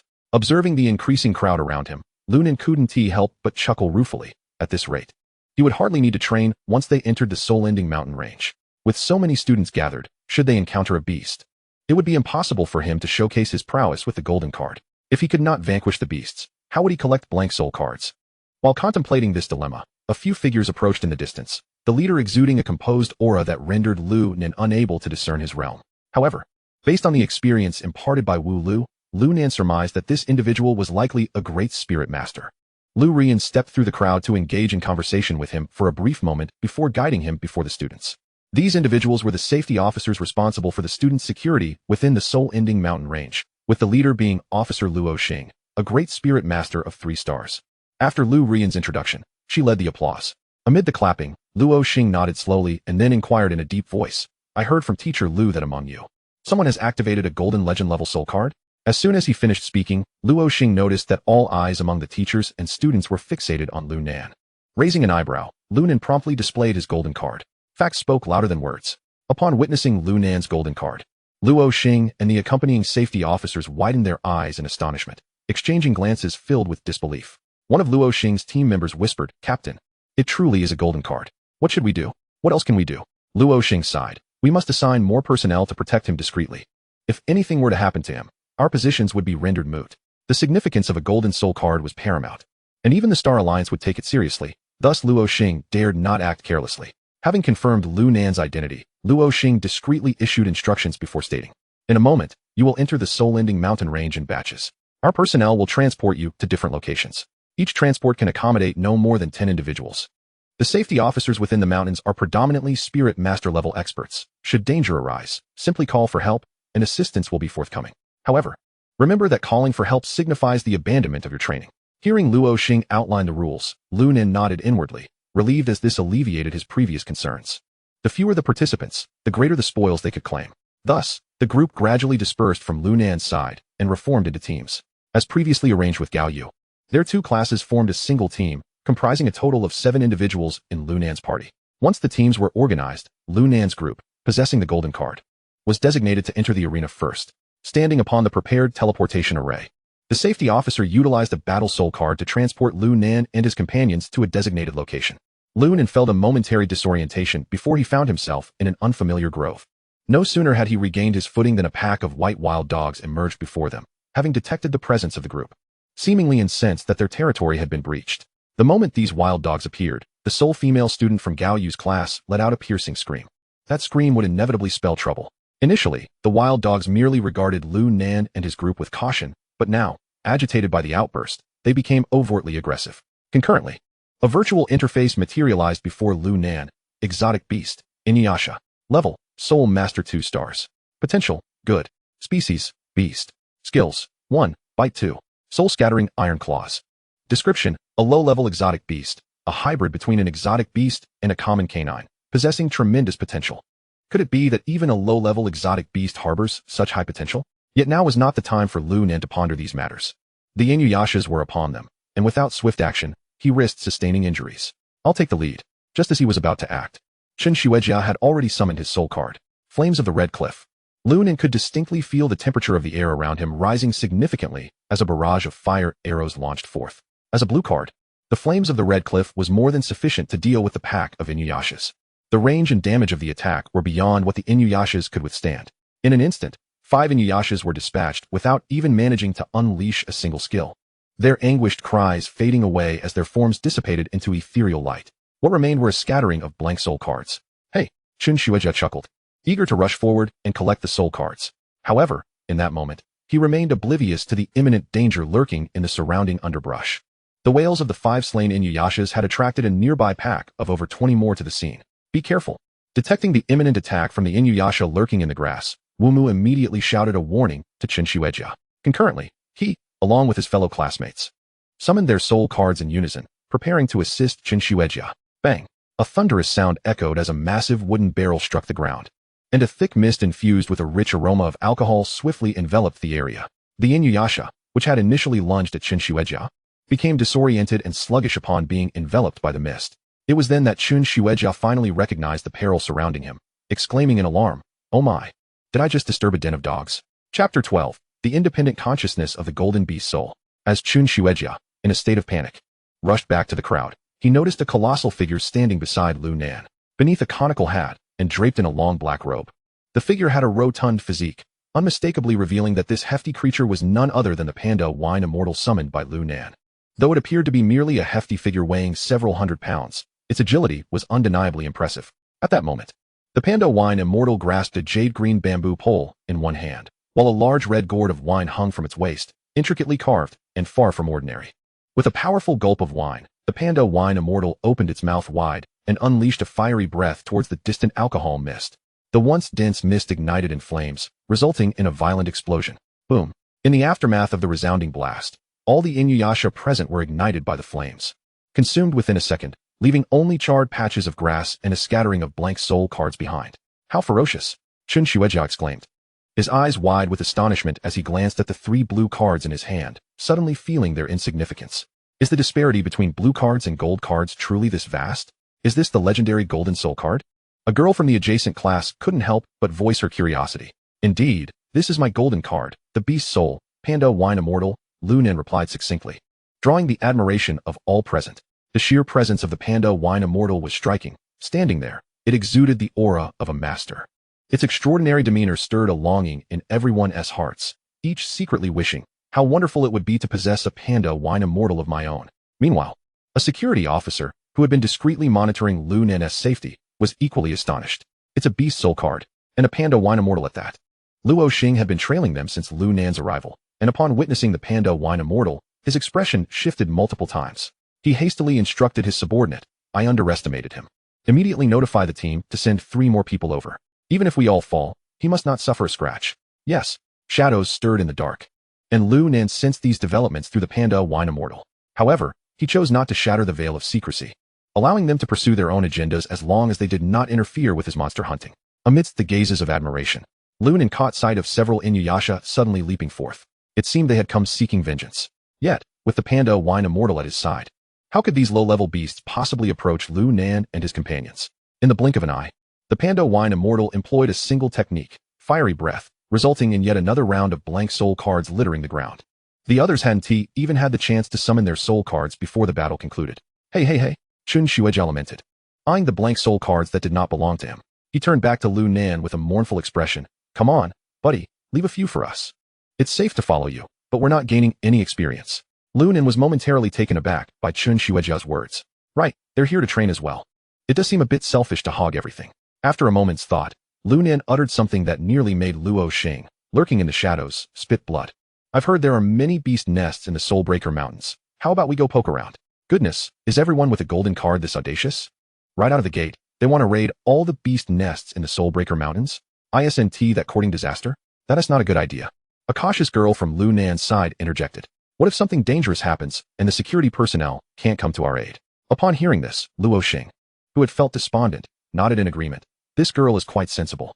But the next moment, not only Luo Xing, but even Lu Nan himself was taken aback. You needn't worry, master. The nests of mere low-level beasts pose no challenge for me. The Panda Wine Immortal spoke, surprising them all. Seeing Lu Nan's puzzled expression, the Panda Wine Immortal grinned widely and continued. As a golden legendary beast soul, we possess an individual consciousness that low-tier beast souls lack. After being cooped up in the soul card for so long, it feels refreshing to finally speak. How intriguing. With your own consciousness, can you fight independently? As long as I do not stray too far from my master and remain within the effective range of the soul card, I can indeed fight autonomously. Indeed, the legendary soul cards are unlike any other. You just claimed that these low-level beasts are no match for you. Can you guarantee our safety? A girl from the adjacent class, captivated by the Panda Wine Immortal's speech, asked, her concern evident. In response, the Panda Wine Immortal shot her a sidelong glance and retorted, "What is your name?" "Me?" The girl was caught off guard by the question, but responded politely, "I'm Han Xiao. And you?" "I'm A Bao. And I dislike having my strength questioned." The directness of the Panda Wine Immortal elicited laughter from the crowd, while Lu Nan added, "As a beast soul, they will never lie to their master. Since A Bao assures us of our safety, we can trust that. If necessary, I can summon my other golden card." Of course, Lu Nan would never voice that thought aloud. With Lu Nan and the Panda Wine Immortal vouching for them, everyone agreed to join Lu Nan on this grand venture. Even Han Xiao had no further objections. A chance to follow a golden card leader was a rare opportunity. Missing it would lead to a lifetime of regret. However, they were unsure how to locate the nests of the beasts. Wu Mu voiced his concern. Upon hearing this, the Panda Wine Immortal took a deep swig of wine and chuckled. "Leave this to A Bao. I can sense the presence of beasts within a 500-meter radius." With that, the Panda Wine Immortal squinted, attuning itself to the surrounding beastly aura. Moments later, it opened its eyes and pointed in a specific direction, over there. At least 200 Inuyasha can be found. With that, the Panda Wine Immortal took the lead, striding towards the indicated direction. The others turned to Lu Nan, who was following closely behind the Panda Wine Immortal, urging everyone to keep up. "What are you waiting for? Let us go. If we fail to hunt any beasts this time, you can't blame me for stealing the kills." Chapter 13. A fiery melange of wind, fire, and earth. Watching Lu Nan and his entourage recede into the distance, Luo Xing's face turned a shade of fury. His subordinate quietly inquired, "Captain, are they really going to raid the beast slayer? Aren't you going to intervene?" "Intervene? How?" Luo Xing replied with irritation. "During the students' training, we cannot intervene unless they encounter danger or actively seek help. What should we do then?" In response to his subordinate's query, Luo Xing sighed deeply and waved his hand, urging, "Hurry, follow them." The group had scarcely covered 200 meters when they abruptly halted. Before them stood a pack of 30 to 50 Inuyasha, bearing their fangs. Lu Nan couldn't help but chuckle with delight. At that moment, these otherworldly beasts appeared to him as mere blank soul cards. 100 or 2 would be ample. 30 or 50 were hardly a burden. He was ready to feast. Yet, before he could command the Panda Wine Immortal to spring into action, Lu Nan was restrained by a group of individuals behind him. "Hey, big brother, please spare us some of that bounty. Leave us at least a taste." Faced with his classmates' earnest pleas, Lu Nan had no choice but to instruct the Panda Wine Immortal to limit its attacks to punches only. Single target attacks, surely that would suffice. However, before Qin Shueijia and the others could revel in their moment of victory, a flicker caught their eyes. For figures, clad in colorful robes, stood before them. These were the Panda Wine Immortal's elemental avatars: wind, fire, earth, and darkness, each corresponding to green, red, yellow, and black hues. Without waiting for anyone else to react, the Panda Wine Immortal took the initiative. The 4 figures, wielding the 4 elements, darted among the Inuyasha, and with each punch, an Inuyasha fell lifeless. In less than a moment, the pack of over 50 Inuyasha dwindled to a mere dozen, still with avatars in tow. "Leave this to me." Seeing the dwindling prey, Qin Shueijia let out a cry and immediately summoned all his cards to seize the remaining beasts. The other students, witnessing this, wasted no time in unleashing their soul cards to slay the otherworldly creatures. Amidst their collective onslaught, only 3 or 4 panting Inuyasha remained. Yet, before Qin Shueijia and his peers could dispatch a few more beasts, a crimson figure darted past them. It was a woman cloaked in a scarlet robe. With her graceful movements, her curvaceous form was laid bare. What beauty lay hidden beneath that mysterious mask? Her fingers danced upon the blood-red blade, elegantly harvesting lives. The sudden appearance of this woman was none other than Lu Nan's evolved beast soul, the Scarlet Sovereign. When the crimson figure came to a halt, the battlefield was cleared of all other beasts. At this moment, the elemental avatars of the panda wine immortal merged back into one, returning to Lu Nan's side. The others, who had hoped to gather more cards, cast resentful glances at Lu Nan upon realizing the battle had ended just as it began. Don't blame me. It was your slowness that led to this, Lu Nan remarked. Besides, they were merely using ordinary attacks. As these words left his lips, the others nearly spat blood in frustration. Indeed, their attacks were ordinary, but could one truly consider the ordinary attacks of purple and gold cards to be trivial? If it weren't for their own blue cards, they would have gladly discarded their soul cards in envy. Feeling the piercing gazes directed at him, Lu Nan began to question if he had indeed been too boastful. After a moment's contemplation, he proposed. How about this? Aside from ensuring you each get a few beasts to practice on during every battle, I will guarantee that in 7 days, each of you will receive an additional blue-grade beast soul card. What do you say? For Lu Nan, 6 blue-grade beast souls were merely the spoils of a single expedition against a beast lair, trivial in nature. Yet for the others, it was monumental. Typically, a novice entering the training grounds would consider it a commendable achievement to acquire 20 magic cards in a single day. By that calculation, over 7 days, they might gather around 100 cards. 10 sets of soul cards would be worth 2 million Star Alliance coins, while a single blue-grade beast soul card also held a value of 2 million. This essentially guaranteed their training yield. Moreover, within mere minutes of entering the soul-severing mountains, Lu Nan had led them to slay hundreds of otherworldly beasts, a feat that far exceeded the efficiency of other teams. Given Lu Nan's prowess, he could have easily ventured forth alone without them. Any dissent was unwarranted.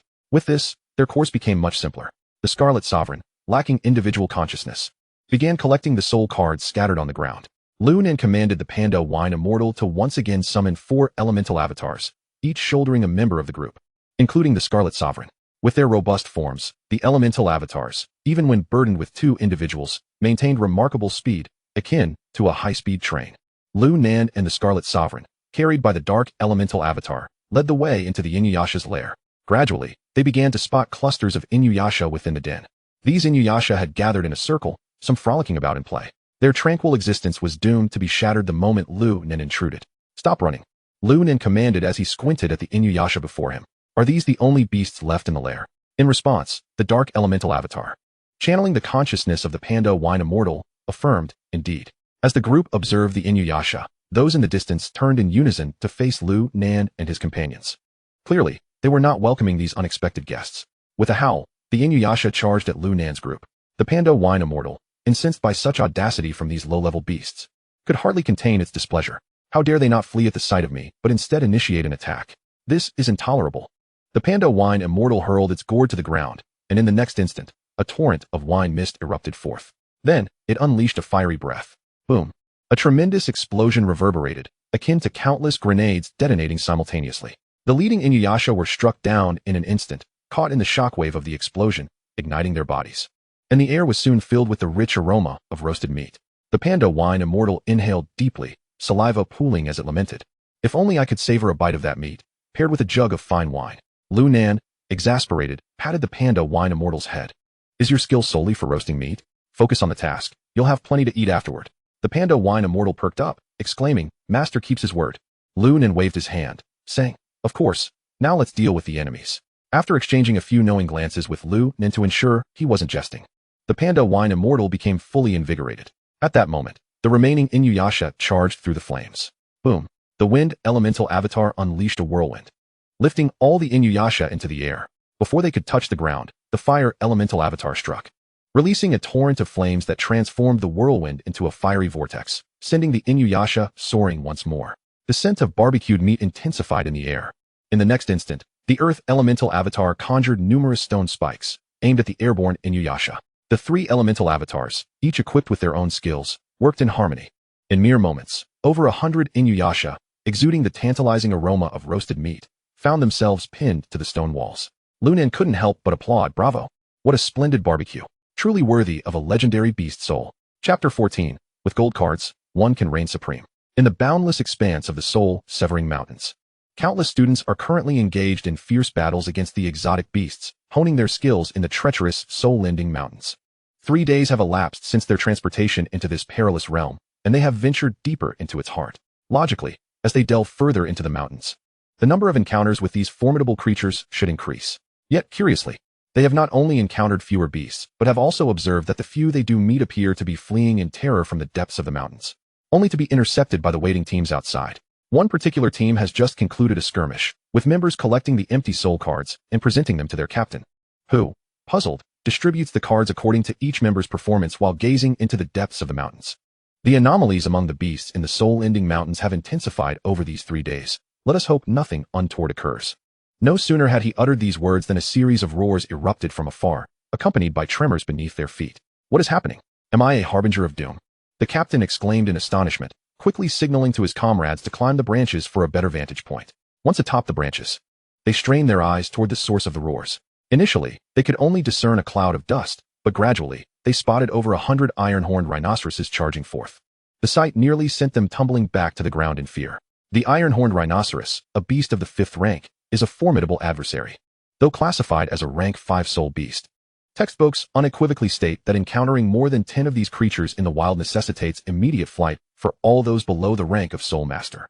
Their enormous size and thick hides render them nearly unstoppable in a charge. A collision could rival that of a speeding locomotive. To remain in their path would be to become mere flesh beneath their hooves. Witnessing the stampede of over 100 iron-horned rhinoceroses sent shivers down the spines of not only this team, but also the students from other groups.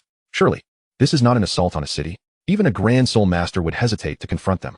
Teams across the area quickly ascended to higher ground, and they soon realized that all groups were present, except for Lu Nan's team. Could it be?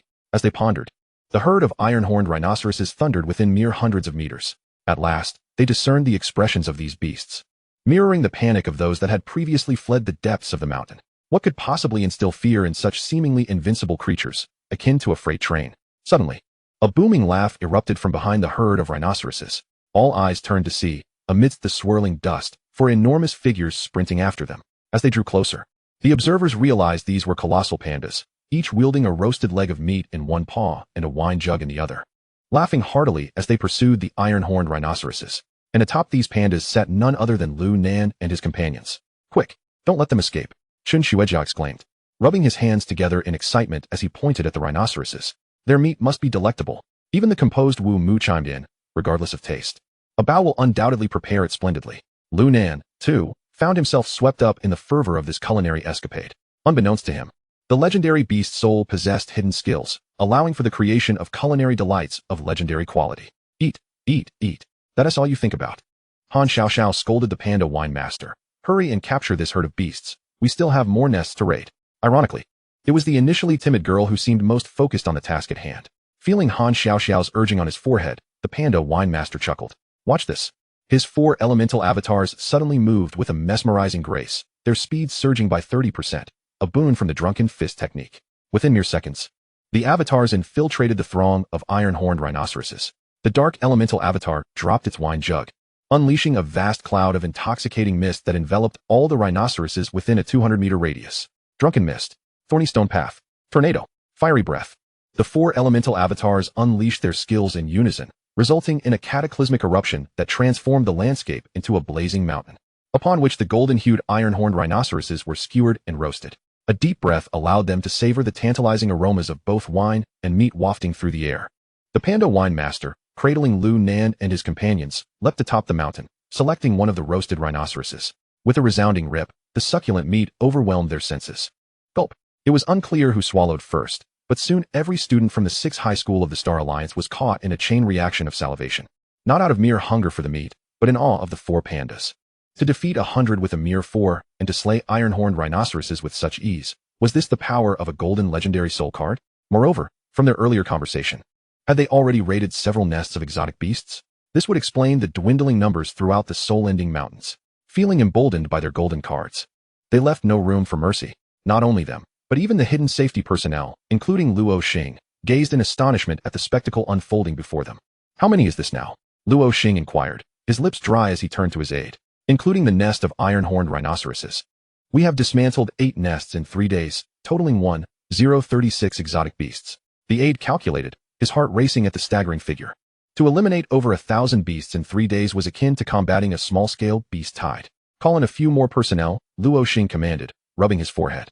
The aide, puzzled, asked, Captain, are you concerned they may delve deeper into the mountains and find themselves in peril? They have golden cards. What peril could they possibly face? Luo Xing nearly roared. I fear that if we do not evacuate the beasts soon, they will all fall prey to their grasp. Luo Xing's realization dawned upon him. His previous worries for Lu Nan's safety were indeed farcical. Protected by the golden card panda wine master, how could these lowly beasts in the soul-ending mountains pose any threat? In truth, he should be grateful if Lu Nan was simply chasing the beasts away, after Lu Nan's group had caused such a ruckus. The exotic beasts within the soul-ending mountains had long fallen silent. Chapter 15, The Mysterious Harpy. After successfully hunting all the iron-horned rhinoceroses, Lu Nan directed the Scarlet Lord to clean the battlefield. The elegant red figure danced gracefully among the rocky terrain, collecting all the empty soul cards and presenting them to Lu Nan. Upon counting, they had amassed a total of 123 empty soul cards from this hunt. Within mere minutes, they had dispatched 123 exotic beasts, leaving the students perched in the branches, utterly astonished. Is this something a soul practitioner can achieve? Yet, Lu Nan and his companions sighed in unison, gazing at the meager collection of soul cards.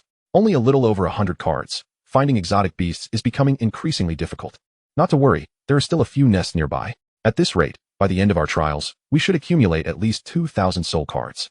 After a brief analysis, Lu Nan led his team once more into the depths, vanishing from the sight of their fellow students. As he prepared to leave, he did not forget to take along an iron-horned rhinoceros. In the forest, they weaved through the trees, laughing and joking as they counted their blank soul cards. Their previous caution from 3 days prior long forgotten. Before long, they arrived at the entrance of a certain exotic beast's lair. However, the panda wine immortal did not plunge headlong into the den as he had before. What's the matter, Abeo? Over the past 3 days, Han Xiaoxiao had grown quite familiar with the panda wine immortal, now addressing him affectionately as Abeo, as if she were his master. The panda wine immortal halted, his gaze flickering. After sensing the aura within the lair, he turned to Lu Nan and said, "Master, I sense that there are other creatures within the cave. In addition to the exotic beast." Other creatures? Lu Nan frowned, scrutinizing the dark, unilluminated entrance. The panda wine immortal was never one to speak without reason. Yet, persuading him to relinquish the enticing prospect before them was no easy task. Is it formidable? Lu Nan inquired.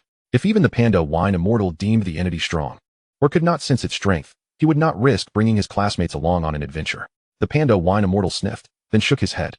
It is not exceedingly strong, but it harbors significant hostility and seems capable of controlling the goblins within the cave. However, the Crimson Lord can handle it without my assistance. Receiving this affirmative response from the panda wine immortal, Lu Nan decided to send the Crimson Lord, who had been playing the role of a mere errand girl, into the lair first for reconnaissance. This decision stemmed from the panda wine immortal's assurance that she could easily deal with the mysterious creature, as well as concerns for safety. If even the epic-level Crimson Lord could not contend with the opponent, there would be no need for Lu Nan to take unnecessary risks. The soul-disrupted mountains were vast. Surely, there were other exotic beast lairs to explore. Sensing Lu Nan's thoughts, the panda wine immortal remarked, "There is no need for concern, master. According to my recent investigation, the mysterious creature's strength is at most that of a 9-star soul practitioner. Such a low level of combat capability could not possibly rival the Crimson Lord." Low-end combat capability. Lu Nan and the others exchanged glances. If a 9-star soul practitioner was considered low-end, then Lu Nan, the highest ranked among them at only 7 stars, was certainly at a disadvantage. This disparity was quite disheartening. The panda wine immortal continued to elucidate. If we categorize strength by soul card rankings, that mysterious creature is at best a blue-tier beast soul. Even if it possesses the power of a 9-star soul practitioner, it would undoubtedly fall short against the epic-level Crimson Lord. With this clarification, Lu Nan understood. It was a matter of tier suppression. Even if the opponent's level was slightly higher, they would not pose a threat to a higher-tier soul card. However, the 6 individuals who possessed only blue-tier soul cards, including Chen Xueji, grew increasingly discontented upon hearing this. Being belittled once was bearable, but twice was an affront to their pride. As they spoke, a sharp sound pierced the air from within the cave. Following the noise, countless stones were hurled out from the lair, targeting the Crimson Lord, who held a humanoid bird in one hand. This humanoid bird was presumably the mysterious creature referred to by the panda wine immortal, Crimson Bloodblade. In the face of the incoming stones, the Crimson Lord did not even turn her head. With a mere flick of her hand, she unleashed a colossal bloodblade, sweeping the stones back along with them. With a sickening sound, it was evident that the creatures that had pursued them from the cave were cleaved in two. In the next instant, several blood-red ribbons encircled the Crimson Lord, entwining for a moment before being absorbed into her form with satisfaction. With a resounding thud, the Crimson Lord, her complexion flushed, returned to Lu Nan's side, then unceremoniously dropped the humanoid bird to the ground, stepping on its wings with her elegant leg. Lu Nan observed for a moment, finding the humanoid bird rather alluring. If its wings and claws were replaced with hands and feet, it would surely be a breathtaking beauty. This resemblance brought to mind the legendary creature, the harpy. Yet, was the harpy truly this captivating? The panda wine immortal, equally perplexed, scrutinized the harpy before inquiring, Master, do you recognize this mysterious creature? Lu Nan glanced back at his companions, then dismissively replied, no, it just seems somewhat familiar. He then turned to the fallen harpy, commanding, look up and answer my questions. Though restrained by the Crimson Lord, the harpy continued to struggle, her eyes directed at Lu Nan filled with deep-seated resentment. With a tearing sound, sensing the hostility emanating from the harpy, the panda wine immortal remained unmoved, while the Crimson Lord instinctively tore off one of its wings. Gasp! The onlookers collectively inhaled sharply. The Crimson Lord was exceedingly ruthless. It was not so easy to rip off a chicken wing. Oh, the harpy howled in pain. And without her wings, she could only kick her claws in a futile attempt to roll on the ground. Once the harpy had regained her breath, Lu Nan continued, I'll give you another chance to answer my questions. Otherwise, I wouldn't mind putting on a show of tearing off a chicken leg. The Crimson Lord, catching Lu Nan's gaze, immediately placed her slender hands on the harpy's claws, causing the creature's eyes to widen in terror. Why, you can ask, the harpy weakly replied, her voice laced with allure. Had it not been for the bloody scene before them, it was likely that all but Han Xiaoxiao would have been entranced. Ahem. I haven't even asked my question yet. Lu Nan awkwardly cleared his throat, then asked, what are you? I am a native of the Sturlophodus Mountains, a descendant of the harpies. You lowly humans, who insult the wind, shall ultimately be taken to Tartarus. No sooner had she spoken than her body erupted into a tempest, cutting through the ground with wind blades. She spoke to buy time to sacrifice herself. Before Lu Nan could react, the Panda Wine Immortal's dark elemental clone positioned itself in front of everyone, erupting into a cloud of black mist that enveloped the wind blades. With a thud, the mist dispersed. The Crimson Lord emerged, her garments severely torn, revealing her exquisite form, marred by crimson streaks. Even the formidable Crimson Lord had sustained injuries in this onslaught of wind blades. Chapter 16, The Passage to Another World. This bird woman was indeed quite ruthless with herself. The Panda Wine Immortal shook off the feathers that had landed on him, his expression one of surprise. Unlike the beast souls he was familiar with, which could infinitely resurrect as long as their soul cards remained intact, her self-sacrifice meant true death. Yet she faced death head-on, unleashing her final windblade. The Panda Wine Immortal couldn't help but express a sentiment of admiration. Lu Nan stepped out from behind the Panda Wine Immortal, surveying the chaotic scene with confusion. The harpy, a descendant of the Sturlophodus Mountains. Why did that sound so reminiscent of a species from Greek mythology? Noting Lu Nan's perplexity, Wu Mu, the academic among them, explained, the soul-disrupted mountains, like exotic beasts, originate from another world. However, while exotic beasts come from a higher, more expansive realm, the soul-disrupted mountains are fragments of a lower-dimensional continent. It is entirely possible for there to be indigenous inhabitants within the mountains. I see, Lu Nan nodded, then mused. Her urgency to sacrifice herself. Could it be that there is something within the soul-disrupted mountains she wishes to protect? Wu Mu analyzed further, it's possible. Perhaps all the answers lie within the goblin lair before us. As they spoke, the Crimson Lord had already returned to Lu Nan's side. Observing her tattered state, Lu Nan contemplated summoning her back to the soul card. However, the Crimson Lord preemptively inhaled the blood mist of the harpy that lingered in the air. Subsequently, she meticulously mended her wounds and the torn fabric of her attire. Noticing the Crimson Lord's pristine condition, Lu Nan felt a sense of relief wash over him. After a moment's reflection, he pointed to the cave and inquired of the Pandemonium Wine Immortal, can you sense any similar enigmatic creatures within the cavern? The cave lay shrouded in darkness. Apart from knowing there were hundreds of goblins inside, Lu Nan and his companions possessed no further intelligence. Despite being an epic beast spirit, the Crimson Lord was still incapable of engaging in fluent communication, rendering her inability to convey the cave's circumstances a significant drawback. The Pandemonium Wine Immortal closed his eyes, intently attuning himself to the cave's essence, repeatedly. Soon enough, his eyelids fluttered, and he gradually opened his eyes. It appears there is a location within the cave that has been deliberately concealed. If one does not focus intently, it would likely be overlooked, he reported. Lu Nan's spirit surged at this revelation. If even the Pandemonium Wine Immortal could be deceived by such a technique, the concealed entity must be extraordinary. Without hesitation, Lu Nan declared, let us proceed and investigate. The others, having already regarded Lu Nan as their captain, naturally complied without objection. However, due to the recent appearance of the harpy, Lu Nan's group now moved with heightened caution, their previous bravado dissipating. The potential of encountering countless harpies within the cave, only to be sacrificed en masse, was a scenario too grim to contemplate. Sensing the trepidation of those behind him, the Pandemonium Wine Immortal felt a twinge of dissatisfaction.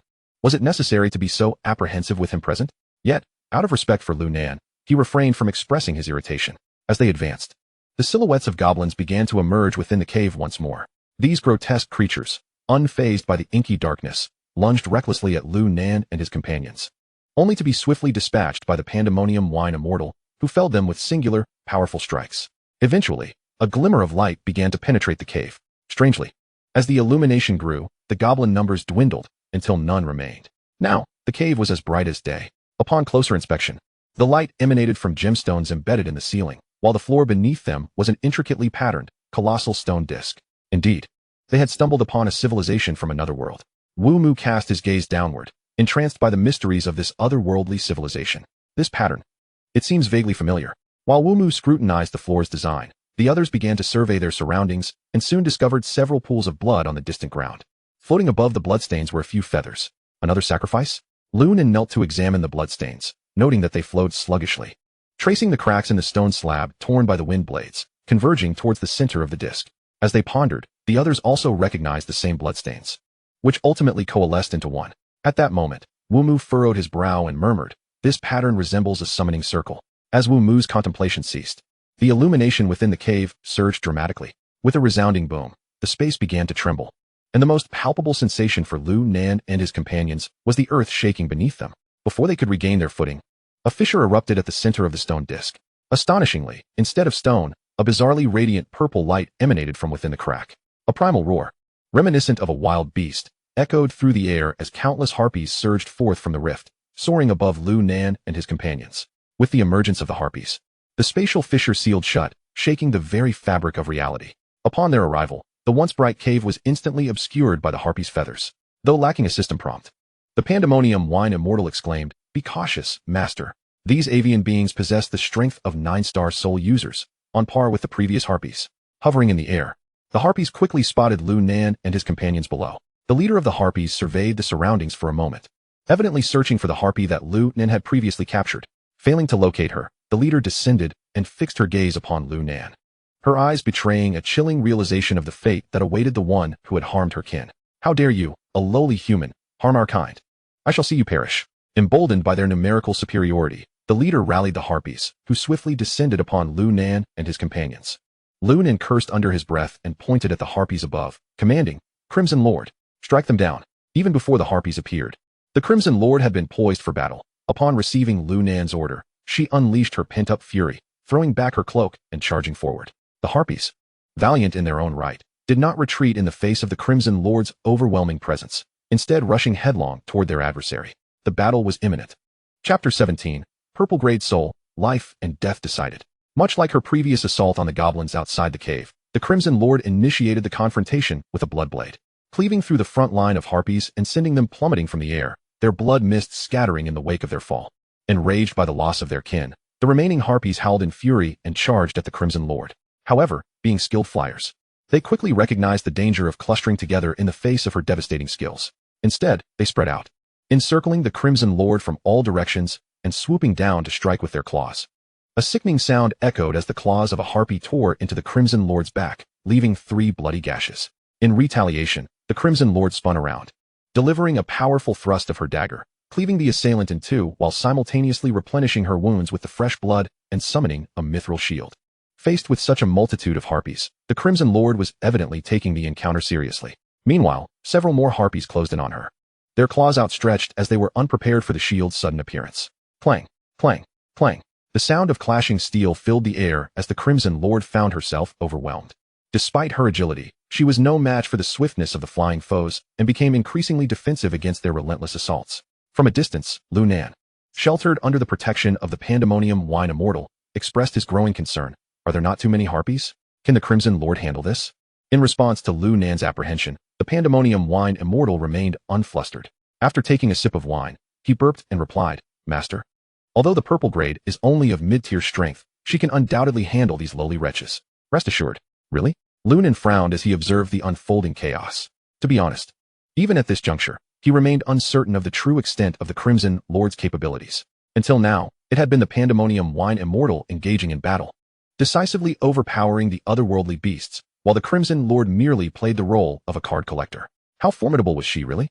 However, since the Pandemonium Wine Immortal had expressed confidence, Lu Nan refrained from hastily recalling the Crimson Lord. After all, death would merely lead to rebirth. He still had the Pandemonium Wine Immortal and the Naga Sea, which at his disposal. In the midst of contemplation, the once passive Crimson Lord finally began to seethe with fury. This elegant figure, who had always maintained her grace, found herself not only wounded by the harpies, but but also compelled to summon the mithril shield. What is mithril? It is a weapon of choice for vanquishing vampires. The bloodlust of the Crimson Lord surged, and with a swift motion of her hands, the very fabric of space trembled. Even those who were distant, apart from Lu Nan, felt a wave of dizziness wash over them at that moment. Soul confinement. A chilling voice escaped the blood-red lips of the Crimson Lord. Mysterious ripples instantly spread throughout the cavern.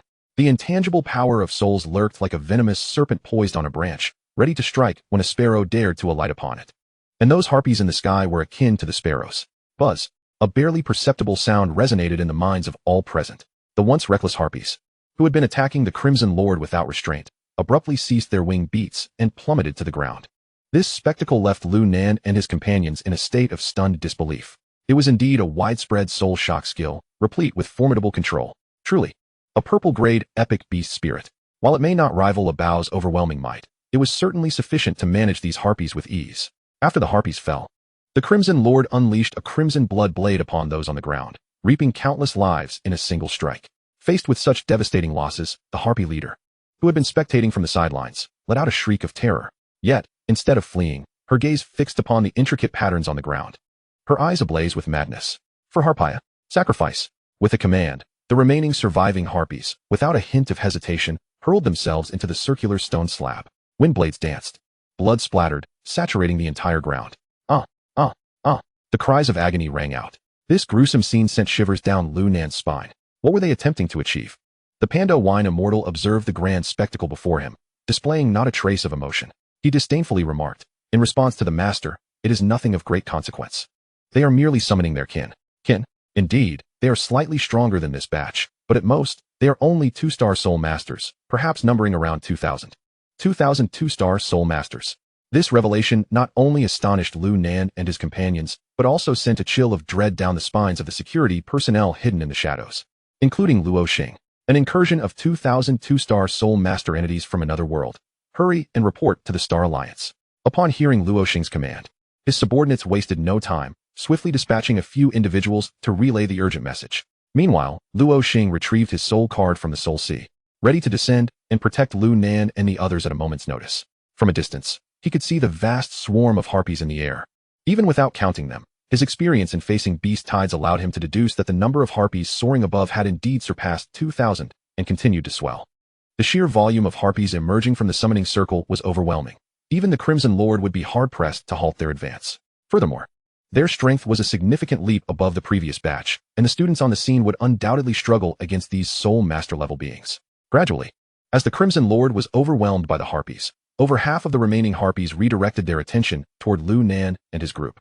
The Panda Wine Immortal snorted disdainfully, wiping the droplets of wine from the corner of his mouth and preparing to take action, only to be halted by Lu Nan. Since entering the Soul Break mountain range, apart from summoning the Panda Wine Immortal and the Crimson Lord, he had not utilized any other soul cards. The prior battles of the Panda Wine Immortal and the Crimson Lord's soul confinement had deepened Lu Nan's desire to employ other soul cards. Now there was an opportunity to test them, and with the Panda Wine Immortal ensuring his safety, he would not forfeit this chance. "Let me handle this," Lu Nan interjected. Stepping in front of the others, he summoned the purple soul card from his Soul Sea, which floated gracefully in the air, the ethereal card absorbing his soul power amidst the astonished gazes of his companions. When the soul power reached a critical threshold, Lu Nan struck what he believed to be the most heroic pose, pointing at the descending harpies. Life and death. Buzz, buzz, buzz. A myriad of dazzling magical arrays materialized beneath the harpies, locking onto their swift forms. As the radiance of the arrays reached its zenith, a thunderous roar erupted. Subsequently, countless bolts of lightning surged forth from the magical arrays, cascading toward the diving harpies. Zzz, zzz. The acrid scent of charred flesh and the crackle of electricity permeated the air. Chapter 18. The teleportation array fails. Wu Lu unleashes his fury. Purple Grade Soul Card. Life and Death. Its function is to enact retribution based on the disparity in soul power, summoning a soul power array beneath all enemies' feet, causing an explosion that inflicts damage and stuns them. At that moment, the harpies before Lu Nan, caught in the explosive aftermath of life and death, were rendered incapable of even experiencing the privilege of being stunned. They were all reduced to ashes. The area of effect for life and death spanned a fan-shaped zone extending 50 meters in front of Lu Nan. With a single skill, he annihilated over 50 harpies, directly intimidating the subsequent wave of diving harpies. Such power elicited a nod of satisfaction from Lu Nan. However, he had no intention of continuing the battle. With no blank soul cards remaining, it would be akin to working for the Star Alliance for free. Lu Nan waved his hand dismissively, expressing disinterest as he turned to the panda wine immortal. You take care of this. Remember, do not let a single harpy escape. These harpies possess the strength of soul masters, and if they were to flee, they could pose a significant threat to the students of the 6th High. Since Lu Nan had witnessed this, he could not stand idly by. Responding to Lu Nan's directive, the eager panda wine immortal could no longer restrain his bloodlust. The dark elemental clone chuckled ominously, and the other 3 elemental clones surged past the group, joining the fray. One of the clones tossed a wine jug, enveloping hundreds of harpies in an endless mist of wine, followed by a fiery tongue erupting from the fire elemental clone's mouth. Boom! Flames shot skyward as hundreds of harpies were engulfed in an inferno. The harpies at the center of the flames were instantly reduced to dust, while those on the periphery, engulfed in flames, desperately plunged into their compatriots behind them. The wails of agony echoed throughout. The scene was reminiscent of a bombing raid unleashing incendiary devices. The harpies, already shaken by the earlier display of life and death, lost all courage upon witnessing the fate of their frontline counterparts. The collapse of morale was swift and complete. However, before they could signal a retreat, the Earth Elemental clone unleashed its next skill. Stone spikes, akin to lances, erupted from the ground like bamboo shoots in spring, piercing the air and chilling the harpies to the bone. No matter how these harpies attempted to evade the stone spikes below, they found themselves impaled with uncanny precision. Conversely, the Wind Elemental clone's attacks proved ineffective. Nevertheless, under the alternating onslaught of the Fire and Earth Elemental clones, the harpies fell in droves. Legendary grade beast spirits are indeed unconscionable. Lu Nan had initially been prepared to harness life and death, thinking that if any harpies attempted to escape amidst the chaos, he could intercept them immediately. However, upon witnessing the panda wine immortal's relentless harvesting of lives, Lu Nan shook his hand, quietly retracting the purple soul card back into the soul sea. With the panda wine immortal present, there was no need for him to interfere. Not just Lu Nan. Originally prepared to rush forward and shield the others with the soul card in hand, Luo Xing silently lowered the card. This was utterly outrageous. Even as a grand soul master, he found it impossible to retreat unscathed amidst the encirclement of thousands of soul masters. Yet, Lu Nan, a mere 7-star soul master, wielding a legendary grade beast soul card of golden quality, managed to single-handedly surround thousands of harpies. Indeed, those who have any connection to legends are never to be underestimated. While Lu Nan was engaged in his solitary battle against the harpies, Luo Xing had dispatched personnel to contact the Star Alliance, who swiftly arrived at the teleportation array. With a brilliant flash of light, Luo Xing's team returned to the foot of the soul-severing mountain. The lookout, responsible for maintaining vigilance, immediately questioned the newcomers. The training just began 3 days ago. How could the 2 of you have returned? Quick, don't dawdle.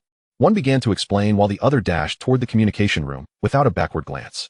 In the next moment, Suantai, a formidable soul master of the 1-star level stationed at the soul-severing mountain, sprang up from his position. Damn it. He was not oblivious to the existence of the harpies. In fact, his primary duty here was to prevent the native inhabitants of the soul-severing mountain from invading this realm. However, after a 2 to 3 year lull, just as Suantai believed their original realm had finally collapsed, those accursed harpies had returned, and not at any random time, but precisely when the students from the 6th High were undergoing their training. Should any mishap befall these students, he feared he would be relentlessly pursued to the ends of the earth by that senior from the Supreme Academy, Wu Lu. Quick, send the order to suspend training. Mobilize all forces around the soul-severing mountain. We must bring back every last student. He continued, and someone must inform Wu Lu. I must personally make my way to the soul-severing mountain. With a flurry of commands, Su Antai rushed out the door, vanishing in an instant, leaving behind a few bewildered guards and secretaries in the office. At this moment, delivering news of the otherworldly invasion to Wu Lu required utmost urgency. Su Antai hurriedly made his way to the teleportation array, and in the blink of an eye, he was transported to the soul-severing mountain. As the overseer of the mountain, he had access to a dedicated teleportation array. Upon his arrival, over 10 safety personnel, who were preparing to enter the mountain, halted in their tracks. They were about to salute Suantai when he kicked them down. What are you doing, wasting time at such a moment? Suantai stood atop the teleportation array and bellowed, transport me now. The soul masters in charge of the teleportation, seeing the urgency, immediately activated the Star Alliance's specialized soul cards, and in less than a second, the array was ignited.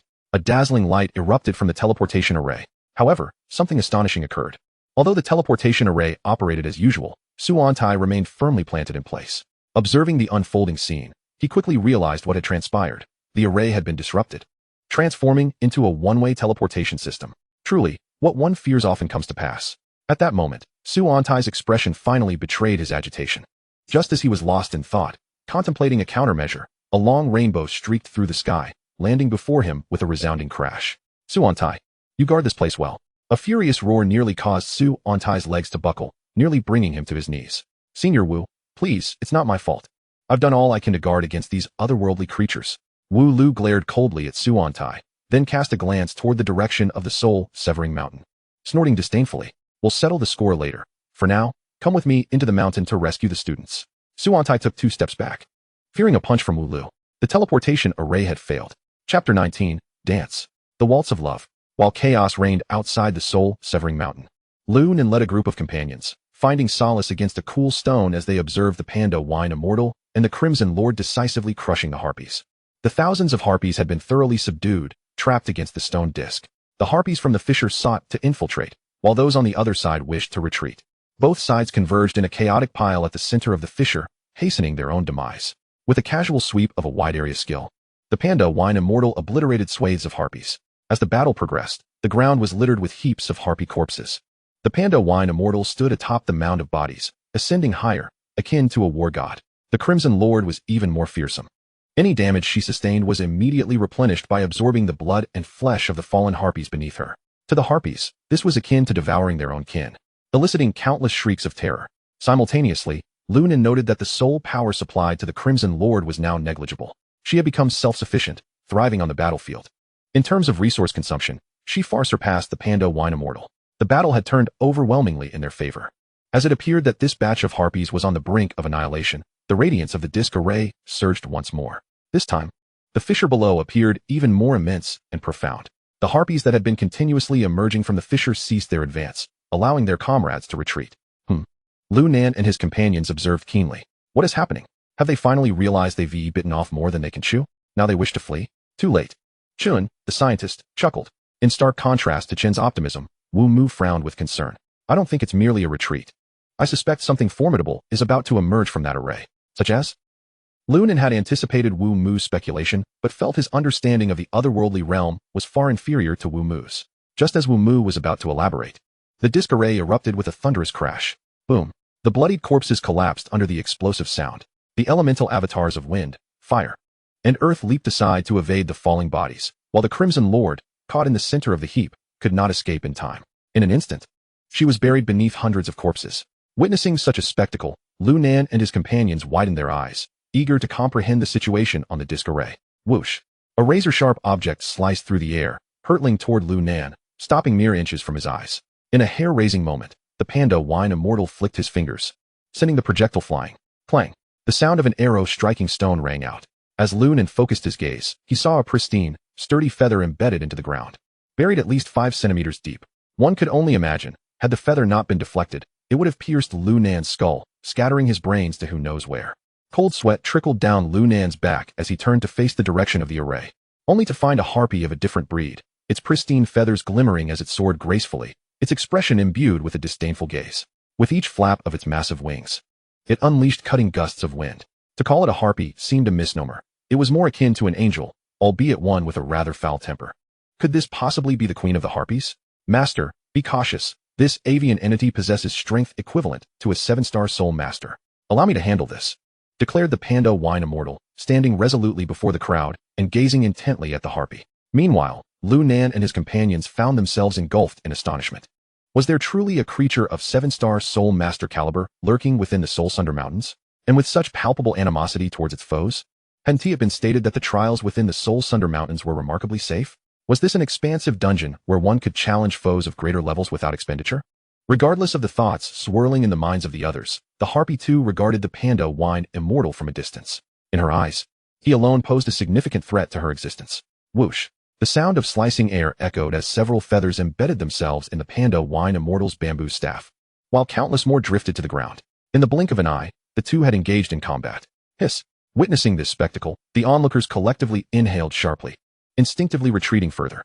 Had it not been for the panda wine immortal's intervention, it was likely that these mere soul practitioners would have met their demise without even comprehending the peril they faced. Before anyone could fully process the situation, an odd sound erupted from the pile of corpses beneath the harpy. The bodies transformed into a myriad of crimson mist, enveloping the area.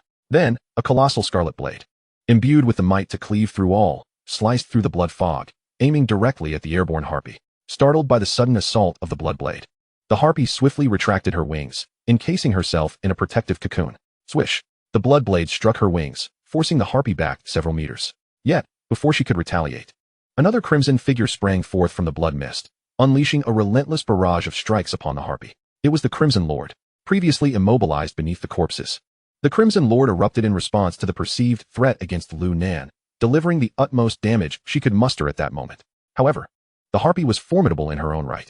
Despite the Crimson Lord's fierce onslaught, she adeptly absorbed the damage. Seizing the opportunity amid the flurry of attacks, she vigorously flapped her wings, sending the Crimson Lord flying over 10 meters away. Then, she pivoted for a counterattack. Rending. The harpy's claws found purchase on the Crimson Lord's form, leaving a multitude of gory lacerations.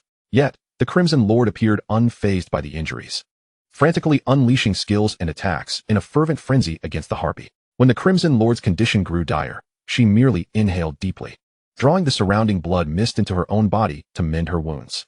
The two figures, one red and one white, wove together in a continuous dance, resembling two exquisite dancers performing in the sky, a visual feast. Observing the aerial battle, Lu Nan began to formulate a rough analysis. The Crimson Lord, utilizing the corpses below to recuperate, displayed no fear of the harpy's attacks. However, her strikes against the harpy failed to inflict substantial damage.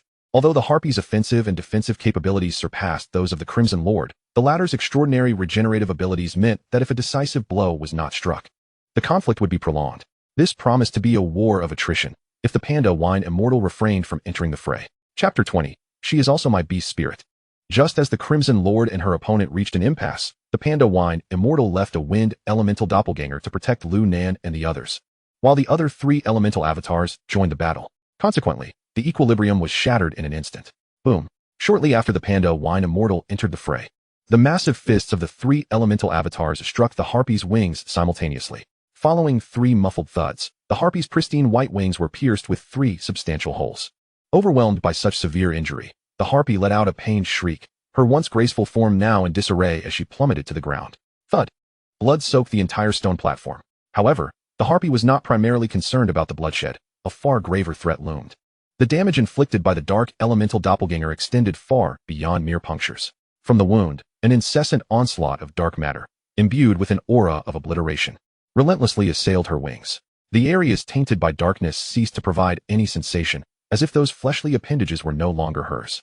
Without hesitation, the harpy swiftly waved her remaining damaged wing, conjuring wind blades. The wing, now compromised by dark energy, plummeted to the ground. Within mere seconds, her decisive action proved fortuitous. The severed wing dissolved into nothingness in a matter of moments. Terrifying. Before the harpy could catch her breath, the dark elemental doppelganger surged forth once more. Faced with the approaching panda wine immortal, the harpy, having suffered significant losses, executed several evasive maneuvers and soared back into the sky. Although flying with a single wing was taxing, she was resolute in avoiding close combat with the panda wine immortal. By maintaining distance, she believed that no matter how potent the dark elemental doppelganger was, it could not harm her. At this juncture, the disparity in levels became evident. The fire and earth elemental doppelganger's skills struck the harpy much like those of the Crimson Lord, inflicting some damage, yet not significantly. It was not that the panda wine immortal lacked strength. Rather, Lu Nan's level was simply too low. The panda wine immortal had yet to unleash even a fraction of her true power. How could they possibly prevail? Once more, both sides found themselves in a stalemate. However, this impasse did not last long, as the harpy's attention shifted toward Lu Nan. It was not that Lu Nan had provoked her. Rather, as a human, he was firmly guarded by the wind elemental doppelganger. Such a scene, observed by the harpy, who possessed intelligence comparable to that of humans, naturally sparked her intrigue. Whoosh! A flurry of feathers hurtled toward Lu Nan and his companions. The three elemental doppelgangers, witnessing this, hesitated momentarily in their actions. Although the feathers were ultimately intercepted by the wind elemental doppelganger, the harpy had taken note of the previous exchange. Lu Nan had become her target. With a cunning glint in her eye, the harpy feigned an attack, only to suddenly change course, successfully deceiving the three elemental doppelgangers and bypassing the wind elemental doppelganger to launch herself at Lu Nan. The assault of a 7-star soul master was imminent. This sight sent a shiver down Luo Xing's spine, who had been spectating from the sidelines. Damnable beast. How treacherous. Several security personnel rushed towards Lu Nan's location, frantically clutching an array of cards, with countless soul skills already activated, provided they were within range. These soul skills would be unleashed in an effort to vanquish the harpy before them. Yet, their intervention had come too late. The harpy's strike was already perilously close, and facing a being from another realm with overwhelming strength, Lu Nan's fate was all but sealed. Was it too late? Luo Xing envisioned himself being delivered to the judgment platform by Wu Lu. Just then, Wu Mu and Chen Xuejia unexpectedly pushed Lu Nan aside, intending to absorb the attack in his stead. After shoving Lu Nan away, Wu Mu glanced incredulously at Chen Xuejia. The bond of brotherhood needed no words. Chen Xuejia grinned, leaving Wu Mu with a newfound respect for him. He may have been a bit boastful, but he was indeed a trustworthy companion. All right, Wu Mu uttered a single word, closing his eyes as he prepared to face death alongside Chen Xuejia. Boom. A flash of lightning descended. However, it did not strike Wu Mu and his companion. Boom. Two more resounding explosions followed, prompting Wu Mu to finally open his eyes, staring in awe at the unfolding scene before him. The Queen of the Harpies remained suspended in midair, her body rigid as she endured the relentless onslaught of lightning strikes. It was solely due to her formidable physique that she had not been immediately felled by the electric fury. Yet, the tempest was far from over. In the next moment, countless frost arrows materialized in the sky, plummeting down like a torrential storm upon the queen. With each arrow that struck, a new layer of frost enveloped her form. Before long, she was transformed into a magnificent ice sculpture, coinciding with the final crack of lightning in the heavens. With a resounding boom, the icy figure fell to the ground. The impact scattered countless shards of ice across the earth. At the heart of the icy debris lay the Harpy Queen, collapsed and gasping for breath, her chest rising and falling weakly. Such tenacity of life. Mere moments after her descent, a mermaid girl, cradled by the waves, approached her side. How dare you assault my master? You shall perish. Without further ado, a colossal staff was thrust towards the queen's head, and the frost, born of concentrated soul power, plummeted, reducing the once pure angelic figure into a breathtaking ice sculpture. Crack! The staff struck the sculpture, shattering the exquisite artwork into a myriad of fragments.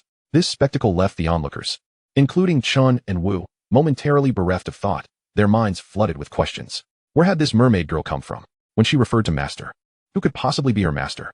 Was there yet another hidden powerhouse with a legendary beast soul card in their midst? The safety officers, including Luo Xing, were nearly driven to madness.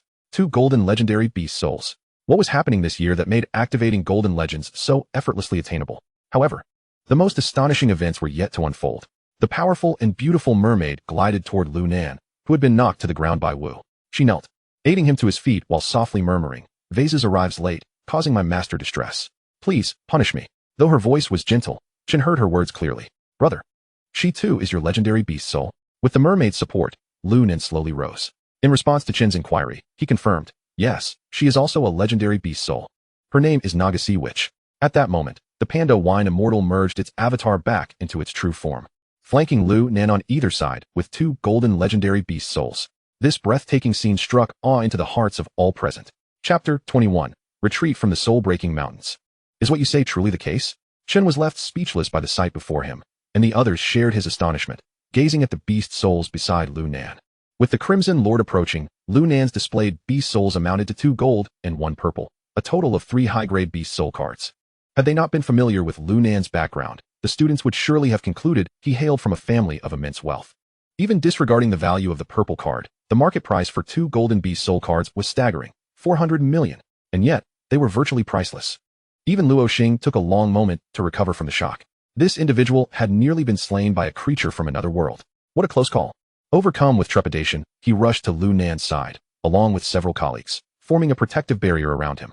Having already exposed their presence while attempting to rescue Lu Nan, they no longer needed to conceal themselves.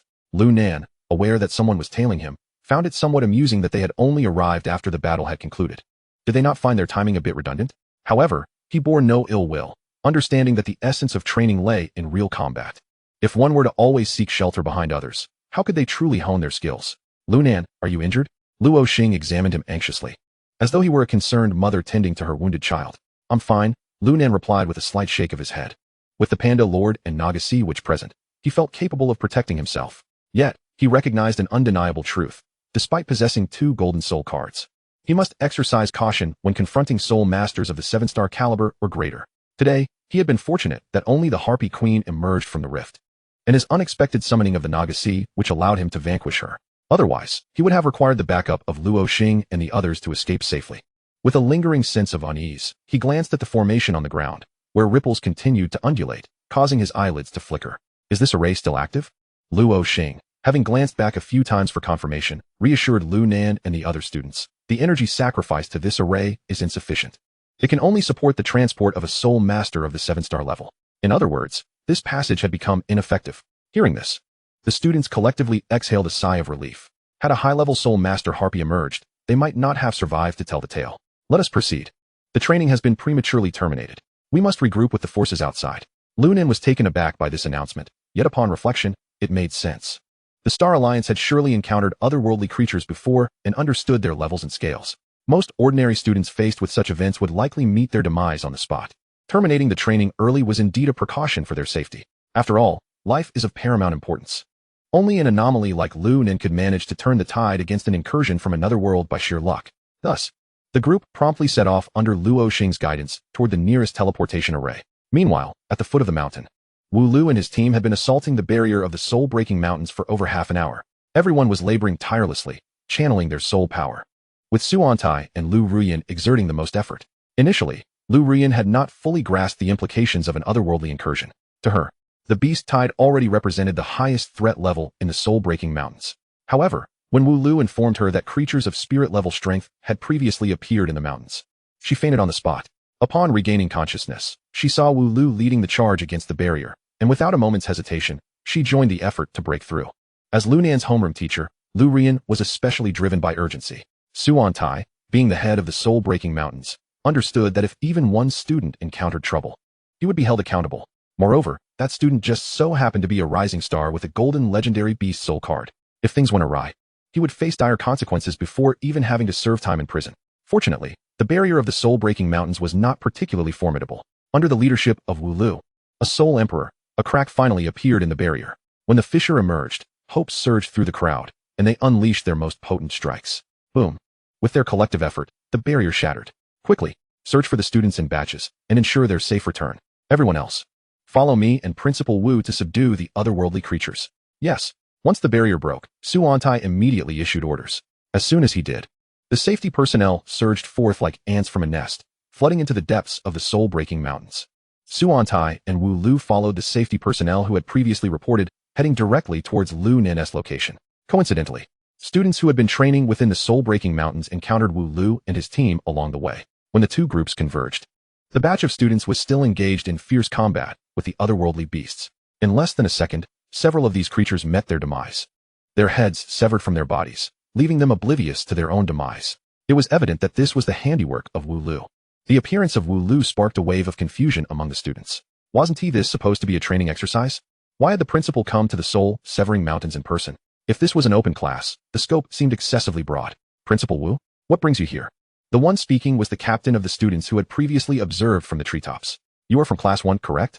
Wu Lu recognized them with a single glance and, in a tone of authority, inquired, are all the members of your squad present?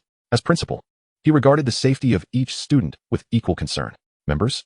The class captain hesitated, caught off guard by Wu Lu's predatory gaze, and instinctively replied, why yes. They are all here. Upon receiving a positive confirmation, Wu Lu's demeanor softened slightly. Very well, you must leave this place at once. With that, he led his group deeper into the soul-severing mountains, leaving one individual behind to explain to the puzzled students. The invasion of otherworldly creatures has forced the termination of the training. You must hurry and follow me out. The class captain longed to inquire about the nature of these otherworldly beings, but considering Wu Lu's earlier expression, he held his tongue. If even Principal Wu was alarmed, it was undoubtedly beyond their control. Observing the direction in which Wu Lu was heading, he surmised that he was likely going to find Lu Nan and his companions. May all be well. Silently praying for Lu Nan, the members of Class 1 followed the safety officer away. Chapter 22. No need for guessing. I am laying my cards on the table. Wu Lu and his entourage hurriedly made their way toward the direction of Lu Nan. However, it wasn't long before they encountered Lu Nan and his group head-on. Lu Nan. Wu Lu recognized Lu Nan from a distance and called out. In the blink of an eye, he activated his soul card and appeared right before Lu Nan. Principal Wu? Before Lu Nan could utter a word, Wu Lu circled around him thrice, inquiring, are you injured? Realizing Wu Lu's anxious demeanor, Lu Nan understood that the principal had rushed to the soul-severing mountains to rescue the students upon learning of the otherworldly invasion. It was even possible that he had come solely because of him. This thought stirred a sense of gratitude within him. Principal Wu, I'm fine. Confirming Lu Nan's safety, Wu Lu let out a long sigh of relief, nodding repeatedly. As Lu Nan pointed out, he was currently the ace in the competition for the Star Alliance High School League, and nothing could afford to go awry. Following closely behind Wu Lu, Su Antai nearly burst into tears upon seeing Lu Nan unharmed. My dear ancestor, you're safe. I can finally stop worrying about serving time. Su Antai, with trembling legs and tears glistening in his eyes, took slow steps toward Lu Nan before enveloping him in a tight embrace, as if he had found a long-lost son after 20 years. Had it not been for Lu Nan having seen his birth certificate, he might have questioned his own existence at that moment. What on earth is happening? Observing Lu Nan's bewildered expression, the class instructor, Lu Ruyan, explained, Lu Nan. This is Suantai, the person in charge of the soul-severing mountains. Seemingly feeling that Lu Ruyan's introduction was insufficient, Wu Lu added. He is responsible for the safety of the soul-severing mountains. If anything were to happen to you, I would be the first to deal with him. Now it makes sense. Witnessing Wu Lu's imposing demeanor, Lu Nan understood why Suantai was so overwhelmed upon seeing him. The man, known as the Blood Lion, would not make idle threats. Before Lu Nan could speak, Wu Lu lifted Suantai from Lu Nan and instructed, "You all should leave the soul-severing mountains with the others. We will handle those otherworldly creatures." To this, Luo Xing hesitated before promptly reporting. In response to Officer Su, if those otherworldly creatures have not opened any other passageways, then the harpy has already been eliminated by Lu Nan alone. Silence. Then, an uproar. What did you say? Alone. That is impossible. Suantai stared incredulously at Luo Xing, then turned to Lu Nan. Upon seeing Lu Nan's wry smile and nod, Suantai glanced back at Wu Lu. However, Wu Lu remained largely unfazed. He merely nodded slightly and said to Lu Nan, "Lead us to see." Complying with Wu Lu's request, Lu Nan did not refuse and guided the group back to the cave. Meanwhile, Qin Xuejia and the others, curious, chose not to leave in haste. They were eager to witness Wu Lu's reaction upon learning that Lu Nan possessed 2 gold cards. It would surely be a spectacle. While the group silently plotted, they reminded Luo Xing and others to remain silent. Naturally, they complied with the future Soul Emperor's wishes. They, too, were eager to see Suantai's reaction.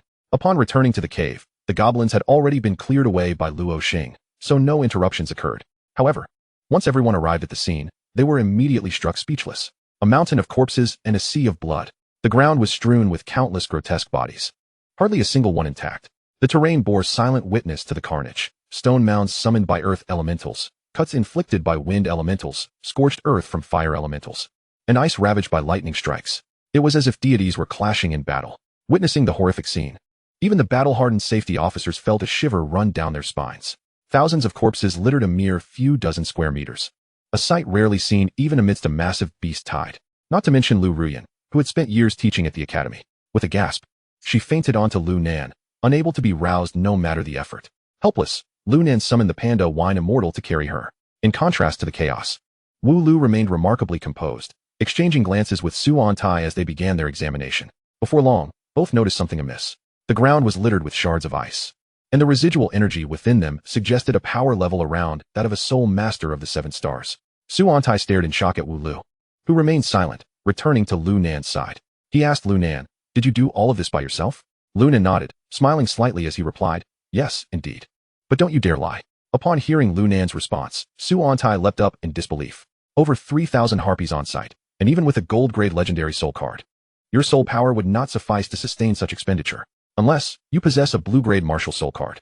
As Suantai jumped about, Wu Lu's gaze shifted to Lu Nan. Yet, unlike Suantai's skepticism, Wu Lu's expression was one of admiration. Ahem. A true master sees through to the heart of the matter at a glance. It was impossible to remain low-key. Feeling the weight of Wu Lu's gaze, Lu Nan rubbed his chin and nodded. "I currently do not possess a blue-grade martial soul card." However, with a shift in tone, Lu Nan summoned his purple-grade martial soul from the Soul Sea. "I do have a purple-grade one." Hiss. The onlookers, including Qin Xuejia and the others, felt as though their minds were buzzing. A gold-grade beast soul paired with a purple-grade martial soul. This was the hallmark of a true master. Many gazes turned towards Lu Nan, instantly imbued with reverence. However, the astonishment of the crowd was far from over, as Wu Lu proceeded to pose another query. Aside from the influences of the 4 elemental forces of the panda wine immortal, there were several signs of violent explosions present at the scene. Such explosions were sufficient to obliterate soul practitioners facing beasts of 1-star caliber or higher. "Do you still possess a purple-grade soul card?" Observing Wu Lu's meticulous analysis, Lu Nan candidly affirmed, "Indeed, I possess another purple-grade soul card, capable of life and death." Before Wu Lu could inquire further, Lu Nan revealed, "Principal Wu and Officer Su must have noticed those ice fragments, correct?" Wu Lu hesitated for a moment before nodding. "You are not mistaken. The flesh remnants within the ice originated from a 7-star soul practitioner known as a Birdman. This Birdman was vanquished by my beast soul, utilizing another golden-grade legendary beast soul card, the Naga Sea Witch." Chapter 23. Offering favors with intent to default? Good gracious. This young man, Lu Nan, has grown so audacious that he no longer cares to feign humility. He openly displayed his golden-grade legendary soul card. Apart from a few individuals who had previously accompanied Lu Nan on his trials, the rest of the attendees were once again astounded by this remarkably extraordinary youth. To activate 2 golden grade legendary soul cards in succession, surely that is no mere stroke of luck. In an instant, the gazes directed at Lu Nan transformed into an envious shade. Fortunately, Wu Lu retained his composure. He cleared his throat and, perhaps intentionally, addressed Lu Nan at such a young age. Possessing 2 legendary beast soul cards surpasses even my own beginnings. You are truly beyond my expectations. I fear that soon, our Star Alliance's 6 highs will welcome yet another soul sect level alumnus. Upon hearing this, others were finally jolted back to reality. Indeed, Lu Nan was merely 17 or 18 years old, yet he had already acquired 2 golden and 1 purple beast soul cards. With such a solid foundation, his future prospects are undoubtedly boundless. How could they dare cast envious glances at him? Were they lamenting their own ease of life? Regardless of the thoughts swirling in others' minds, Lu Nan remained humble and understated. Principal Wu, you flatter me. I am merely fortunate. Such excessive modesty. It incited a desire to strangle Lu Nan for his remarks. What does he mean by merely having good fortune? How is it that others lack such fortune? Yet, contemplating Lu Nan's prowess, the onlookers once again subdued their envy. He was not to be trifled with. However, among those who felt jealousy towards Lu Nan, there existed an exception that left many astonished. Lu Nan, you are truly remarkable. To activate 2 legendary beast soul cards at such a young age is unparalleled. Even Brother Wu, in his time, only activated 1 legendary soul card. It seems only you, destined child, could possess such extraordinary fortune. In the future, not only will you become a soul sect level powerhouse, but even a soul sovereign may be within your reach. Su Antai extolled Lu Nan with fervor. The initial praise was reasonable, but as he continued, it became mere flattery, leaving his subordinates dumbfounded. Su Antai merely rolled his eyes at their ignorance. They understood nothing. This was a genuine powerhouse. In the future, even Wu Lu would likely bow his head in respect. As long as he established a good rapport with Lu Nan before his rise, Wu Lu would have to navigate around him afterward. Legendary soul cards are indeed this formidable. Faced with Su Antai's enthusiastic praise, Lu Nan felt somewhat out of his depth. He glanced towards Wu Lu, seeking assistance, hoping that Wu Lu might rescue him from this uncomfortable situation. Wu Lu, perceiving the unspoken plea, swiftly intervened, pulling Su Antai back with a firm hand and stating, Brother Su, now that the otherworldly creatures have been dealt with by Lu Nan, shouldn't we consider terminating the training? Su Antai, still immersed in his flattery, found himself momentarily at a loss. However, after a brief pause, he proposed a course of action. In truth, there have been previous instances during training when otherworldly creatures invaded. In such cases, for the safety of personnel, training is generally suspended. As soon as he finished speaking, Chun Xuejia voiced his dissent, protesting. Suspending the training would be a significant loss for us. Will you truly not grant us another opportunity to enter the soul-severing mountains? Chun Xuejia's words were astute. The primary benefit of training in the soul-severing mountains was the acquisition of blank soul cards, followed closely by combat experience. The current interruption posed a tremendous loss for everyone, even for the Star Alliance itself. However, reopening the soul-severing mountains for a second time was not a privilege exclusive to the 6 highs of the Star Alliance. Thus, even I cannot unilaterally permit a second training session there. Su Antai's refusal was unequivocal, and regret instantly shadowed Lu Nan's face. This scene did not escape Su Antai's notice. With a tightening in his chest, Su Antai swiftly shifted his tone. However, the Star Alliance will provide appropriate compensation. Based on the average number of soul cards obtained by the participants over the previous days, we will compensate with a corresponding number of blank soul cards for the days lost. Upon hearing this, not only Chin Xuejia, but also the other students' eyes gleamed with newfound hope. Such compensation is indeed reliable. They all understood that this team had acquired no fewer than 1,000 soul cards in the preceding days. Calculating that Su Antai would need to compensate them with at least 500 blank soul cards, joyous smiles spread across the student body. Su Antai, the officer, truly lived up to his title as the head of the soul-severing mountains. Magnanimous indeed. Lu Nan also cast an appreciative glance towards Su Antai, which only affirmed Su Antai's belief that his decision was correct. Meanwhile, Luo Xing, upon hearing Su Antai's promise, felt his legs weaken, nearly collapsing. Officer Su. What is it? Su Antai looked at Luo Xing, who was trembling incessantly, with confusion. As the team leader, should you not maintain some decorum? And no, Officer Su. Luo Xing leaned closer to Su Antai, whispering a few words into his ear. Instantly, Su Antai's expression darkened, and he found himself momentarily breathless. 1300 blank soul cards. At that moment, Su Antai, previously brimming with confidence, felt as though he had been stripped bare. Why didn't you mention this sooner? Su Antai glared at Luo Xing, wishing he could devour him whole. It's no use mentioning it earlier. According to the Star Alliance's regulations, these soul cards are indeed our responsibility to compensate. Luo Xing shrugged helplessly, then added, moreover, With the formidable Wu Lu present, how could I dare to act recklessly? At this, Su Antai looked up to see Wu Lu wearing a bemused expression. Brother Wu, could we discuss something? Su Antai, putting on a brave face, approached Wu Lu and lowered his voice, wary of being overheard. Regarding the blank soul cards from the soul-severing mountains, we currently lack sufficient quantity. Perhaps we could postpone the compensation? Wu Lu, maintaining his composure, countered, Oh, are you saying that Lu Nan's team gathered around 300 blank soul cards in just 3 days? Truly, it is evident that they are students of the 6 highs of the Star Alliance. They make us proud. Furthermore, the 700 blank soul cards that you are to compensate Lu Nan with must not be shortchanged by even a single card. Wu Lu openly publicized Lu Nan's achievements, shattering Su Antai's hopes of evading responsibility in an instant. Su Antai's complexion paled as he stood in a daze, his mind echoing a singular thought. It's over. It's all over. Chapter 24. A fortuitous surprise and the distribution of rewards. Witnessing Su Antai's distress, Wu Lu, as the senior brother, ultimately found it in his heart to relent. However, he did not acquiesce to the idea of withholding Lu Nan's rightful compensation, nor did he permit Su Antai to distribute the soul cards in installments. Instead, with a grand gesture, he took it upon himself to bear the burden of 1,000 soul cards. This magnanimity even led Lu Nan to wonder if Wu Lu, as the principal, had some clandestine income. After all, how could a principal with a stable position in the Star Alliance possibly possess such a vast quantity of soul cards? It was Su Antai who later revealed the truth.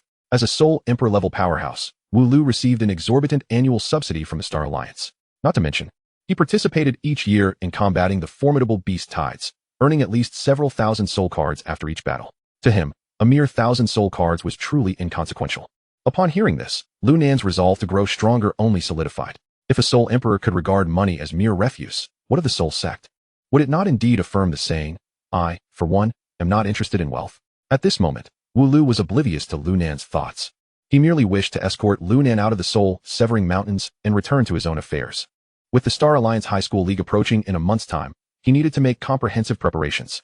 With this in mind, he proposed, since the issues have been resolved, let us depart swiftly. I have a multitude of matters to attend to. Su Antai, rare as Wu Lu's generosity was, dared not oppose his suggestion. He nodded and bowed to Wu Lu, then addressed the others. Senior brother Wu is correct.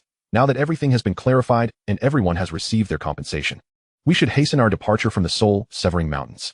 Upon hearing this, the others voiced no objections. With the soul cards nearly in hand, why should they continue to risk their lives in this place? It would be far better to venture outside and activate a few cards, hoping to achieve a legendary grade soul card like Lu Nan. There was no fundamental difference among people. The luck Lu Nan possessed, they surely could as well. With this thought, the group quickened their pace as they left the soul-severing mountains. Before long, they returned to the foot of the mountains. By then, Lu Ruyan had already regained consciousness, alleviating Lu Nan's need to continuously summon the Panda Wine Immortal as her temporary mount. After all, summoning the Panda Wine Immortal required a significant amount of soul power, and it was preferable to conserve it for upgrades. At the foot of the mountain, a considerable number of individuals awaited Lu Nan and his companions' return, particularly Han Xiaoxiao's homeroom teacher, Gao Yu. Upon seeing Han Xiaoxiao, her previously anxious heart finally relaxed. With Wu Lu, the affluent figure, backing him, Su Antai hastily instructed those nearby, quickly, go to the warehouse and retrieve the soul cards. Compensate the students immediately. In truth, he was not motivated by a desire to promptly compensate the students, but rather by a fear that Wu Lu might later retract his support. Who would he turn to for recourse then? Wu Lu was fully aware of Su Antai's intentions, shaking his head in disappointment. He then contacted Secretary Yu, instructing him to bring the soul cards at once. Soon, Secretary Yu, along with security personnel, arrived with over 2,000 soul cards. Upon learning of the card's significance, Secretary Yu could not help but exclaim, I never imagined I would procure 3 boxes of blank soul cards for you in less than 2 days. Lu Nan chuckled, about to respond, when a flash of light caught his attention. It was Chun Shuejia, unable to suppress his desire to draw cards, activating his newly acquired soul cards on the spot. Out of over 60 cards, he activated only a few white grade cards, while the rest were gray grade. Moreover, he failed to obtain a single martial soul card. The dismal outcome caused Chun Shuejia's expression to sour instantly. What a stroke of bad luck. He begrudgingly tucked his cards away. Had it not been for Lu Nan's previous assurance of a guaranteed blue card, he might have been on the verge of tears. The others observed Chun Shuejia's results, but it did not dampen their own eagerness to activate their soul cards. Just because Chun Shuejia had no luck did not mean they would share the same fate. With this mindset, the scene transformed into a grand spectacle of gambling, as hundreds of individuals activated their soul cards simultaneously, creating a truly remarkable sight. Wu Lu, seeing this, chose not to rush off. Instead, he lingered to observe. After all, If someone were to activate a legendary grade soul card in his presence, it would be a cause for celebration, thereby increasing the chances of victory for Star Alliance high in the league. However, disappointment soon washed over Wu Lu as the outcome unfolded. The hundreds of students activated soul cards that were predominantly gray and white, and even the sporadic blue cards were quickly overshadowed. The activation of 1,000 soul cards yielded a disheartening result. Small bets bring pleasure, large bets bring harm. Su Antai lamented at the sight, feeling as though his heart was bleeding. What kind of luck was this? Selling the 1,000 blank soul cards for just 2 purple grade cards would have been far more advantageous. Yet, everyone harbored dreams of overnight riches. Even if Su Antai were to switch places with them, he would likely act similarly. At this moment, the crowd had finished activating all their soul cards, leaving only Lu Nan awkwardly holding 2 boxes of blank soul cards, offering a sheepish smile. It was not that he did not wish to activate his cards, but rather he feared the repercussions of doing so. If he activated 1,000 gray grade cards today, what would happen if he suddenly revealed 2 golden cards tomorrow? Wu Lu would likely be the first to dissect him for research. I'm feeling a bit hungry. I think I'll wait to activate my soul cards until after I've eaten, Lu Nan chuckled, fabricating an excuse to dissuade the others from their anticipations. Wu Lu, upon hearing this, said nothing further but showed no intention of lingering. He turned to Secretary Yu with a few more instructions, then bid farewell to Lu Nan, completely disregarding Su Antai. To Su Antai, this scene felt entirely natural. The strong would only respect the strong. After watching Wu Lu depart, Su Antai led the others to their camp for a meal.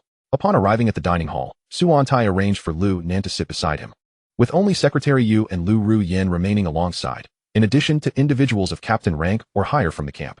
After a brief round of introductions, Su Antai explained to Lu Nan, the invasion of beings from other worlds has long been a thorn in the side of various training grounds. Each time we eradicate them, it merely addresses the symptoms, not the root causes.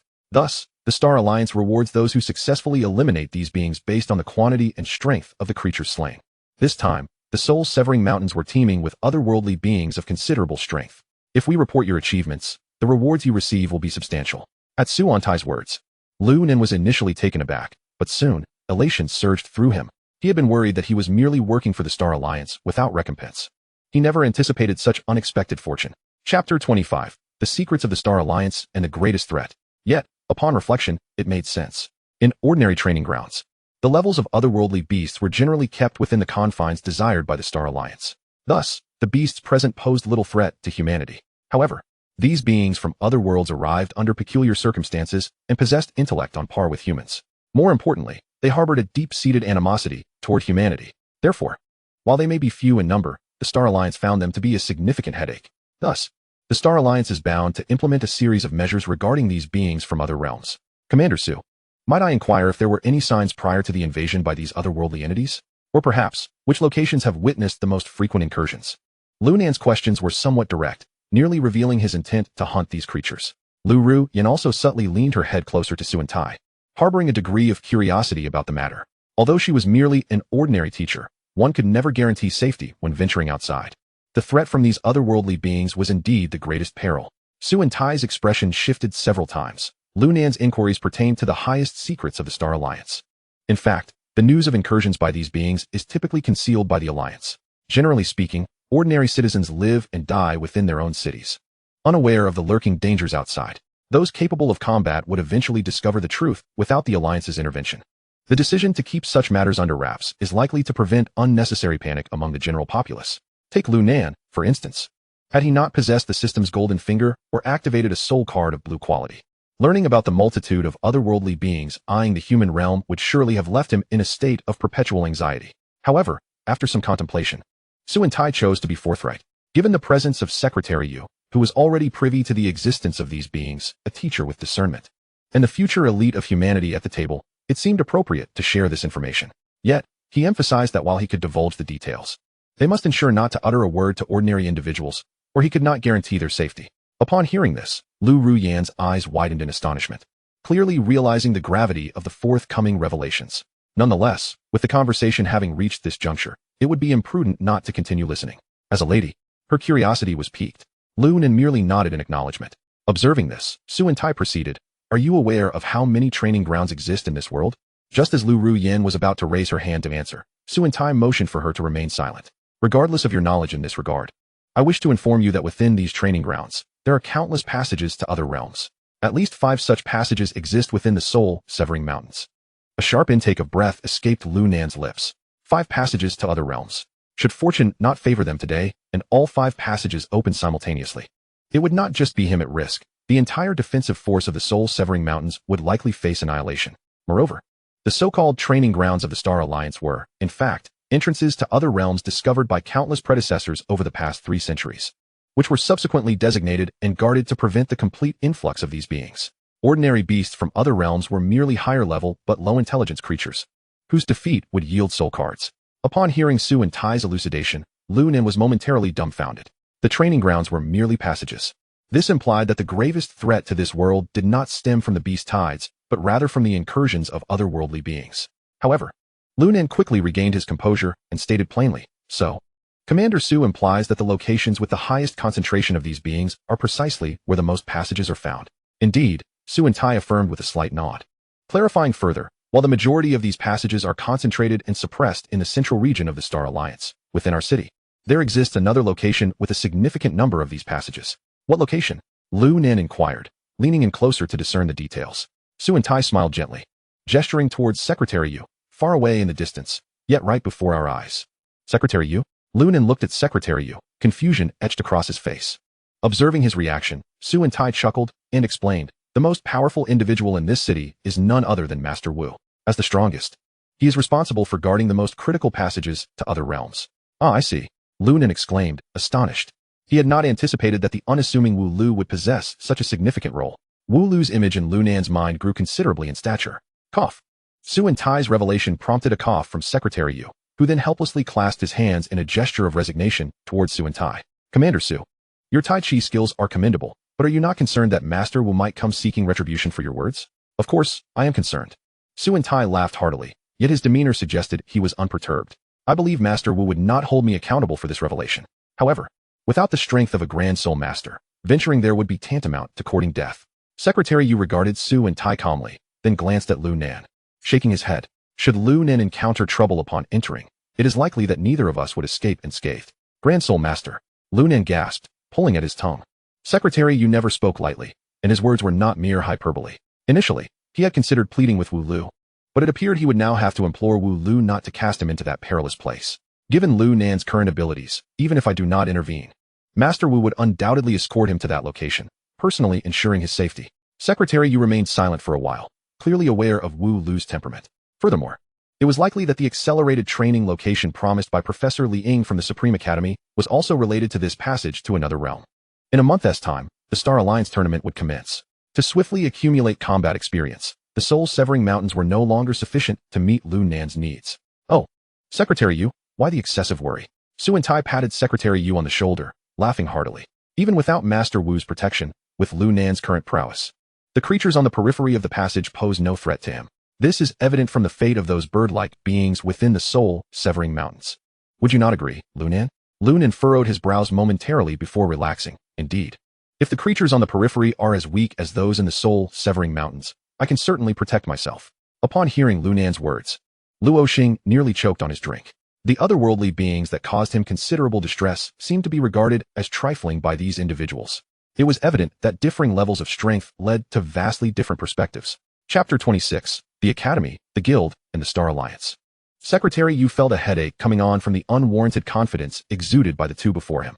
However, he was disinclined to continue persuading them, for the decision to enter the otherworldly passage stronghold lay solely with Wu Lu, who held the ultimate authority. After a brief exchange, their meal was nearly finished. Lu Nan, calculating the time, felt it inappropriate to further disturb Su and Tai and decided to take his leave. "Commander Su, it is getting late. If there are no further matters, I would like to return to the city and rest." Su and Tai gestured for Lu Nan to wait, saying, "It is not too late. I will send someone to escort you back shortly. However, I still need to discuss one matter with you. Of course, you may choose not to listen." With that, Su and Tai returned to his meal, adopting a posture of indifference as to whether Lu Nan chose to heed his words. Seeing this, Lu Nan forced a smile and glanced at Secretary Yu across the table. Secretary Yu, calm and composed, sipped his tea before meeting Lu Nan's gaze. He then nodded slightly, indicating that Lu Nan should exercise patience and listen attentively. Lu Nan pondered for a moment, recognizing that even Secretary Yu was shrouded in mystery. It was likely that the words of Su and Tai would prove significantly beneficial to him. Thus, Lu Nan returned to his seat, while Secretary Yu took the lead, escorting Lu Ruyan and other students back home. The troublesome duo, Chun Xuejia and Han Xiaoxiao, Upon hearing that Lu Nan would leave shortly, stubbornly refused to depart, believing there was something advantageous in store for them. Ultimately, it was Secretary Yu himself who had to personally persuade them to leave. After bidding farewell to everyone, Lu Nan fixed his gaze intently on Su On-tai. "Commander Su, do you have any guidance?" Seeing Lu Nan approach the topic directly, Su On-tai smiled with satisfaction. "It's nothing of great consequence. I merely wish to inquire about your plans for the future." "Plans?" Lu Nan blurted out. "I intend to lead Lu Gao to victory in the Star Alliance High School League and then advance to the Supreme Academy for further studies." Su On-tai shook his head in disapproval. "That is not the kind of plan I meant. I'm referring to something more long-term." "Long-term?" Lu Nan was momentarily taken aback, unable to grasp Su On-tai's implication. "Commander Su, please clarify." "You're still young," Su On-tai said, refraining from exerting his seniority. He had someone bring forth the prepared materials and handed them to Lu Nan. "Take a look." Upon receiving the documents, Lu Nan glanced at them and found himself perplexed. These are the entry standards for the 3 major hunter associations. The hunter associations, unlike ordinary hunters, subsist by hunting extraordinary beasts. Su On-tai nodded but refrained from elaborating, simply gesturing for Lu Nan to continue reading. As Lu Nan focused his mind and resumed reading, he soon understood Su On-tai's intent. The recruitment criteria of the 3 hunter associations were significantly more stringent than those of regular hunter guilds, with various metrics such as age, rank, and achievements being rigorously evaluated. Yet, remarkably, all 3 associations shared a commonality in their final recruitment criterion. Preference would be given to underage soul practitioners who possessed a legendary grade soul card. This implied that if Lu Nan were to encounter representatives from these associations, he could, should he wish, join them directly and enjoy the benefits and resources they provide. After perusing the materials, Lu Nan exhaled deeply. "So, Commander Su means that individuals from these 3 associations will seek me out?" "Indeed," Su On-tai affirmed. "However, I lack power and influence, and there is no guarantee I'll become a formidable practitioner in the future. Given the resources of the 3 associations, wouldn't that be unnecessary?" "You are mistaken," Su On-tai countered. "The reason the 3 major associations stand at the pinnacle is due to their comprehensive mentor-apprentice system. Teachers guide students through practical training, ensuring their safety while simultaneously enhancing the teacher's influence and prestige. Consequently, these associations can harness the combined strength of both mentor and apprentice, bolstering their own capabilities. It is only natural that someone with your immense potential would attract their attention." Su On-tai's analysis was cogent, prompting Lu Nan to voice his own concerns.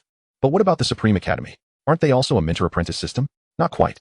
The Supreme Academy prioritizes theory, typically employing 1 teacher for a group of students. With exceptions for direct disciples," Su On-tai clarified.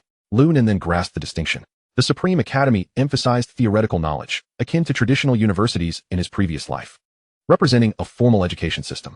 In contrast, the 3 hunter associations resembled various enterprises from his past life, directly recruiting highly promising talents and assigning them one-on-one mentors for personalized development. Each system had its own advantages. How does one choose? Unsure of his decision, Lu Nan returned the question to Su On-tai. "What does Commander Su suggest?" Without a word, Su On-tai took the stack of documents from Lu Nan, ignited them, and tossed the burning papers into the bowl of soup before him. He subtly indicated the lines on his shoulder. "Shoulder?" Lu Nan's heart raced as he finally comprehended Su On-tai's true intention. "You mean to suggest I directly join the Star Alliance?" "Yes. If one were to identify the most formidable force in this world, it ultimately boils down to the enforcer of its order, the Star Alliance. But the Star Alliance has far too many regulations. For ordinary individuals, actions are permissible as long as they are not explicitly prohibited. However, for those within the Star Alliance, one must constantly tread carefully, as actions without authorization are forbidden. Furthermore, there are various other restrictions. Joining the Star Alliance would be akin to shackling oneself with numerous constraints. Such a lifestyle does not appeal to me." Perhaps sensing Lu Nan's reservations, Su On-tai continued. "It is not merely about joining the Star Alliance, but rather enlisting in the combat division under its banner, the Celestial Awakening Corps." The Celestial Awakening Corps. Lu Nan was momentarily taken aback before recalling related descriptions in his mind. This was a military division tasked with expanding human territories. Unlike the city's security personnel, they were perpetually engaged in external battles, largely unencumbered by the Star Alliance's regulations. In the field, one is not bound by orders. This phrase aptly described the Celestial Awakening Corps. Moreover, there was minimal internal strife within the Corps. Instead, camaraderie and brotherhood prevailed. Those who dared to conspire against a member of the Corps would likely find themselves in dire straits. All in all, the structure of the Corps seemed well suited to Lu Nan. However, one must consider that joining the Corps would likely mean relinquishing the systematic education of the Supreme Academy and the welfare resources of the hunter associations. It was a difficult choice. At that moment, Su On-tai offered his suggestion. "Lu Nan, given your potential, you could indeed join the Celestial Awakening Corps while simultaneously pursuing studies at the Supreme Academy." "Simultaneously joining both? Is that even possible?" Lu Nan's eyes brightened at the prospect. Su Antai chuckled as he explained, "This is not without precedent. Both the Celestial Awakening Corps and the Supreme Academy are quite accommodating towards soul practitioners. Nurturing a talent with immense potential is far preferable to pushing future experts into opposition." Su Antai's reasoning was sound, providing Lu Nan with newfound clarity. Had Su Antai not pointed this out, the martial conflicts at the Supreme Academy might have remained unaddressed, resulting in a significant loss for Lu Nan. Contemplating this, Lu Nan promptly rose and clasped his hands in gratitude. "Thank you, Commander Su, for your invaluable guidance." Su Antai grasped Lu Nan's hand and laughed heartily. "No need for such formalities, my young friend. We are akin to brothers. When you ascend to become a soul emperor or even a soul sect leader, do not forget your old brother." Su Antai disregarded any notions of seniority, making his intentions clear. Yet, Lu Nan found it difficult to harbor any animosity towards him. Interacting with someone so forthright was always a pleasure. After exchanging pleasantries, Su Antai arranged for someone to escort Lu Nan back to the city. The person assigned to this task was none other than Luo Xing. After days of rigorous training, as they relaxed on the return journey, Lu Nan sensed an unusual surge of energy within his soul sea. In the next instant, his soul power coursed through his body, and he naturally broke through to the rank of 8-star soul practitioner.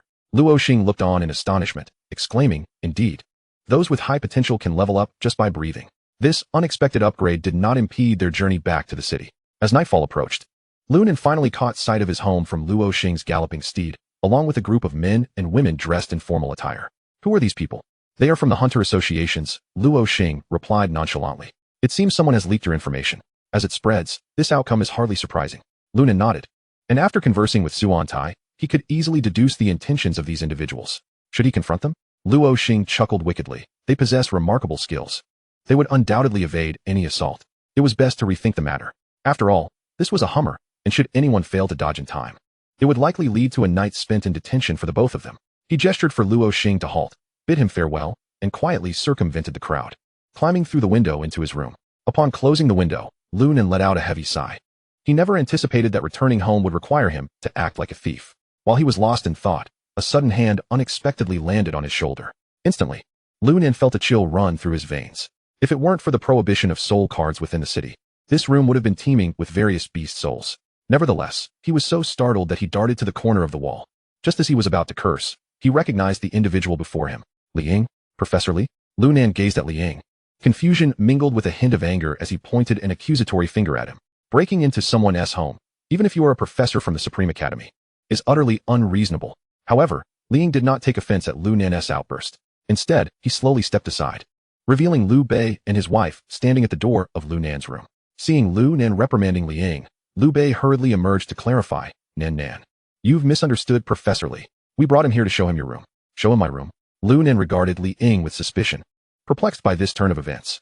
"Let me explain," Li Ying said warmly, showing no signs of resentment towards Lu Nan's earlier affront. "You recall the agreement you made with Brother Wu, don't you? I am here to fulfill my obligation. Let us go?" Lu Nan was taken aback. He had not anticipated Wu Lu and Li Ying would be so eager. He had only just returned home, and now Li Ying was intent on whisking him away? Was he afraid that he would be poached by the Hunters Guild? There was no need for such urgency. Lu Nan forced a wry smile. Li Ying, undeterred by the rejection, continued with calm humility. "The opening hours of the training grounds are adjusted annually, as you are aware." He spoke of textbook knowledge, and Lu Nan nodded slightly. The adjustments were made out of concern that creatures from other realms might deduce the training schedules of students, plotting against those with potential to weaken humanity's future combat capability. However, what did this have to do with Li Ying's insistence on taking him away? As of today, there had been a total of 36 training sessions this year, each marked by large-scale invasions from otherworldly beings. Moreover, the teleportation arrays associated with these training grounds had all inexplicably malfunctioned. With over 500 students, the casualty rate had exceeded 80. Did he believe this was mere coincidence? Nearly 3,000 casualties. At this alarming figure, Lu Nan was taken aback. Initially, he thought the invasion in the Soul Dead Mountain range was an anomaly, but now he realized it was a grim norm.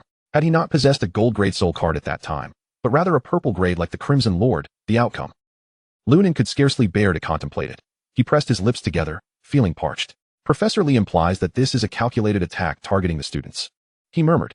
To be precise, it is a conspiracy aimed at individuals like you who possess potential, Li Ying stated coolly, causing Lu Nan to break into a cold sweat. Most students participating in the training after graduation merely activated a few blue cards, yet they were already subject to such treachery. For someone like him, who had activated a gold card, if discovered, would he not be unable to sleep soundly? While he pondered this, Li Ying continued to deliver a heavy blow. Among humans, There are also various spies from other realms, from those in power down to common folk. Some creatures from other worlds are adept at disguise, infiltrating human society to quietly hunt young soul practitioners. It is likely that this year's training ground opening times have been communicated to the other realm through them. Li Ying's brow furrowed slightly. The notion of traitors among humanity was evidently intolerable to him. The news of your activation of 2 gold-grade soul cards has now spread across the land. I imagine that by tonight, someone will come for you. Gulp.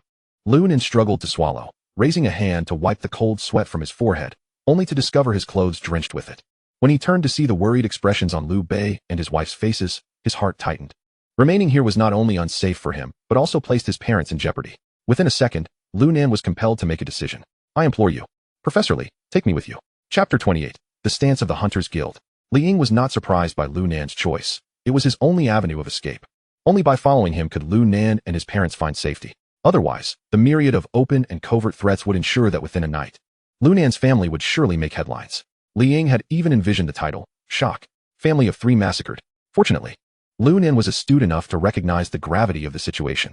Since you have made your decision, take the time to bid farewell to your parents, he said, stepping outside the room to allow Lu Nan a moment to say goodbye. The 3 exchanged glances, particularly Su Qing, who was now in tears. This family had been reveling in the joy of activating a gold-grade soul card, yet now they faced separation because of it. A blessing in disguise, Lu Nan thought. Knowing that this departure would mean months before he could see them again, he felt a pang of guilt. Without hesitation, Lu Nan retrieved his remaining 2 blue cards and handed them to Liu Bei. Dad, these are my extra blue soul cards. They hold little value for me now, and selling them would be a pity. You should keep them for your use. Upon seeing the blue cards in Lu Nan's hands, Liu Bei's eyes widened, and he firmly rejected. This is unacceptable. Professor Li just said that you are being targeted by those otherworldly creatures and urgently need to enhance your strength. No matter how insignificant, these blue cards are still a form of power. Yes, Nan, Su Qing chimed in, stepping forward to press down Lu Nan's hand, shaking her head repeatedly as tears streamed down her face. You should keep them for yourself. Lu Nan sighed heavily, insisting, these blue cards truly serve no purpose for me. Please, Dad, Mom, accept them. Only then can I leave with peace of mind. Seeing the determination in Lu Nan's eyes, Liu Bei understood that if he did not accept these blue cards, Lu Nan would never part from them. Sigh very well. Liu Bei took the soul cards from Lu Nan and, in his presence, drew them into his own soul sea, thus concluding the matter. Su Qing, under Lu Nan's insistence, completed the soul card transfer as well. With this, Lu Nan felt a slight easing of his heart, due to Liu Bei's concern about keeping Li Ying waiting too long.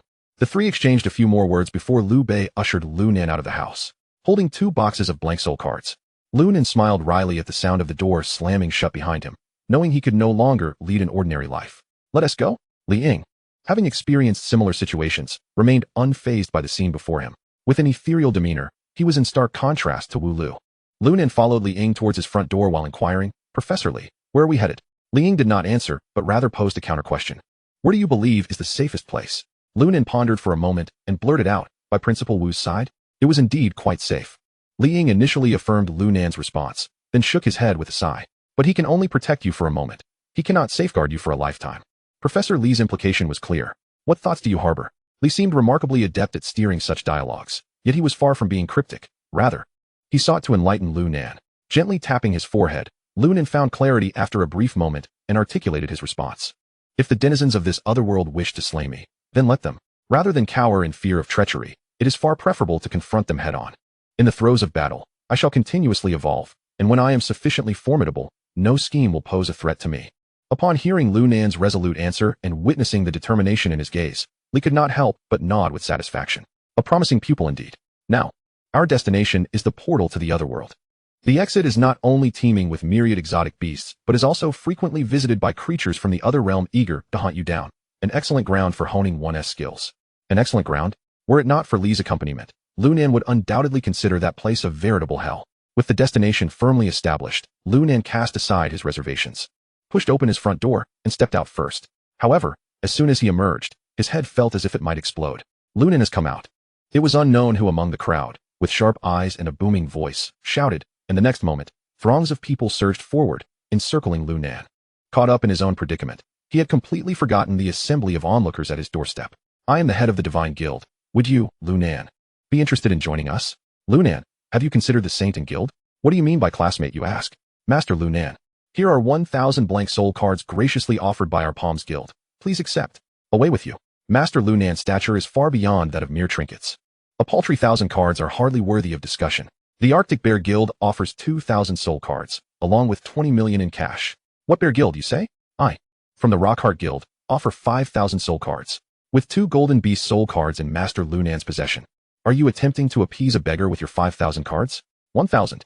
1,001, just to vex you. As the bidding escalated into absurdity, Lu Nan's heart raced uncontrollably. What madness is this? Have they all lost their senses? It is merely 2 Golden Beast soul cards. What will happen when I possess even more in the future? Of course, this thought remained unvoiced. As the bids soared ever higher, the various factions nearly came to blows. This was undoubtedly a sight rarely witnessed in this community. Just as the crowd reached a fever pitch, before Lu Nan could utter a word, the throng suddenly fell silent. They bowed their heads and parted to create a pathway. 3 individuals approached from a distance, each exuding an air of authority, and the collective gaze of the onlookers was filled with both fear and resentment. Lu Nan could even hear the murmurs around him. Here come the dreaded trio from the 3 major hunter guilds. The 3 strode confidently before Lu Nan, exchanging glances, and one of them raised his hands in greeting. Let us adhere to the old customs. I, from the Storm Guild, shall offer 17,000 soul cards. The other 2, displaying insincere smiles, quickly named their prices. The Skylark Guild presents 15,000 soul cards, plus 1 Purple Beast soul card. Such generosity from 2 guilds. But I also come bearing the wager from the president of my Silver Shield Guild, 19,000 soul cards. Each guild presented their stakes. Yet their words were not directed at Lu Nan. Their gazes remained fixated on one another, as if they had never intended to engage Lu Nan at all. It was merely a contest of pride. However, their demeanor was entirely understandable, for they were confident that the offers they made would be irresistible to Lu Nan. He would dare not refuse. Chapter 29, Bloodstained Garments. They had conducted their investigations into Lu Nan's family background. No wealth, no influence, no power. Were it not for Lu Nan's unprecedented activation of 2 Golden Beast soul cards, he would remain an ordinary citizen for life. Perhaps even perish in a battle against an exotic beast. This was the fate of most ordinary soul masters. Now, with 2 golden soul cards activated, Lu Nan had the opportunity to join their 3 major hunter guilds. As for rejecting their invitation, unless Lu Nan joined the Star Alliance or the Supreme Academy, the 3 guilds had ample means to extinguish a talent before it blossomed. The 3's condescending attitude ignited a flame of indignation within Lu Nan. While the other invitations had been noisy, none had been so arrogant. Gentlemen, is this how you conduct an invitation? Lu Nan faced the trio without trepidation, articulating his discontent with poise. Oh, the young man possesses quite the spirit. The head of the Storm Guild sneered. Though you hold immense potential, before you have fully matured, you must learn to respect your elders. The leader of the Skylark Guild echoed this sentiment dismissively. We 3 guilds approach you out of respect. If you wish to join us, we shall be one family. If you are unwilling to join, then this is our attitude. The Silver Shield Guild member chimed in with a scoff. We too have several Golden Soul Masters, yet each one is of the Soul Emperor level. Until you attain the rank of Soul King, young man, humility is required. Their words, though different in phrasing, conveyed a singular message. Lu Nan should not be so ungrateful. A surging tide of rage welled within Lu Nan. So, the 3 major hunter guilds think they can belittle me? Today, even if I were to activate 3 golden soul cards, you would still beg for my allegiance. Yet I would have no desire to join you. The moment these words escaped his lips, the 3 exchanged incredulous glances, then erupted into laughter. A 3rd golden soul card? Surely you jest. Activating golden cards is no easy feat. Do not think that just because you have activated 2 that you have struck gold. History is replete with individuals who activated 2 golden cards at a young age, yet 99 of them never managed to activate a 3rd. Come. You currently possess 2 boxes of blank soul cards, do you not? Today, let us see you activate them. The trio chuckled derisively, hands on their hips, eagerly awaiting Lu Nan's embarrassment. Hearing their mockery, Lu Nan managed to regain some composure. He realized he had let his emotions get the better of him, rashly issuing threats. In truth, with 2 boxes of blank soul cards in his possession, even if he failed to activate a golden card, he could still evolve. However, he could not simply evolve the cards in front of them. Should he retreat to his room for the evolution? Caught in this dilemma, a gentle voice, like a spring breeze, reached his ears. As esteemed soul masters, the 3 of you should embody the grace befitting your status. Do you not find it undignified to trouble a fledgling? The speaker was none other than Lee, who had been quietly observing from the back. With Lee's arrival, all attention shifted to him. Who is this? An ethereal presence, with hair of black and white, and clad in a flowing red robe. Why does he seem familiar? The members of the Storm Guild did not immediately recognize Lee, yet they could not ignore his scornful remarks. Who is this blind fool, daring to speak to us with such insolence when your soul power is beneath that of a Grand Master? They were determined to teach him a lesson. It was forbidden to openly use soul cards within the city, yet the brashness of the Storm Guild member stemmed from his imposing physique. Approaching 2 meters tall, he was a mass of muscle, straining against his clothing, each step causing the ground to tremble slightly. Looking at his arms, which were twice the width of Lu Nan's thighs, Lu Nan could almost believe in the legendary tale of Wu Song slaying a tiger. Although Soul Masters' physiques, nourished by soul power, are significantly stronger than those of ordinary individuals, and the higher the level, the more pronounced the enhancement. The brute from the Storm Guild was truly extraordinary. Therefore, the individual from the Storm Guild, confident in his prowess as he faced the seemingly unremarkable Li Ying, was abruptly taken aback when a crimson lightning bolt darted before him. In an instant, the red flash made a delicate contact with his abdomen, and the towering giant, standing 2 meters tall like an iron tower, let out a guttural cry as he spewed forth a mouthful of blood. Almost immediately, he was propelled into the air, hurtling backward like a cannonball. Boom, boom, boom. The member of the Storm Guild crashed into several trees in the landscaped area before finally colliding with a massive boulder, rolling several times to dissipate the immense momentum, ultimately managing to halt his backward trajectory. Yet, upon coming to a stop, he instantly lost consciousness, collapsing to the ground. At that moment, the onlookers finally discerned that the red flash was none other than Li Ying himself. A cascade of questions erupted within their minds. What kind of soul card was this? Wasn't it said that soul cards were prohibited within the city? How could he use one without consequence? Moreover, how could any soul card, no matter how formidable, possibly bring down a great soul master with a single strike? As the confusion mounted, one keen observer recognized Li Ying. The figure clad in red, without the use of soul power, sparked a flicker of clarity in the eyes of the Silver Shield Guild members, who recalled a legendary tale. A decade prior, during a crisis in Nanshan City, the city lord had fled in panic, only to be slain by a passing soul master. This master single-handedly battled against a horde of 100,000 beasts for an entire day and night, managing to hold back the tide until reinforcements arrived. By the time aid arrived, he was clad in layers of dried blood, yet continued to fight to the bitter end. Thus, he earned the moniker Bloodgarb. Back then, Li Ying had merely been at the spirit level. His ability to withstand the onslaught of beasts was not solely due to his soul power, but also attributed to that enigmatic Eastern force, ancient martial arts. Bloodgarb. Li Ying. As the name echoed from the lips of a Silver Shield Guild member, a profound silence enveloped the scene.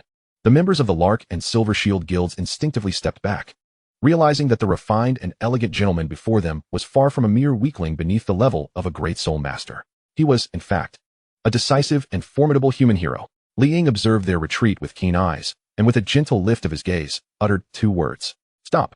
Those 2 words bore the weight of a mountain, pressing down upon them. In that instant, they dared not even breathe. Professor Li. One member of the Silver Shield Guild mustered the courage to swallow his dry throat. What instructions do you have? You wish to witness Lu Nan activate a gold grade soul card, did you not? Li Ying replied with a soft laugh, then remained and observed closely. Chapter 30, a number to fill the void. The spectacle of activating a gold grade soul card?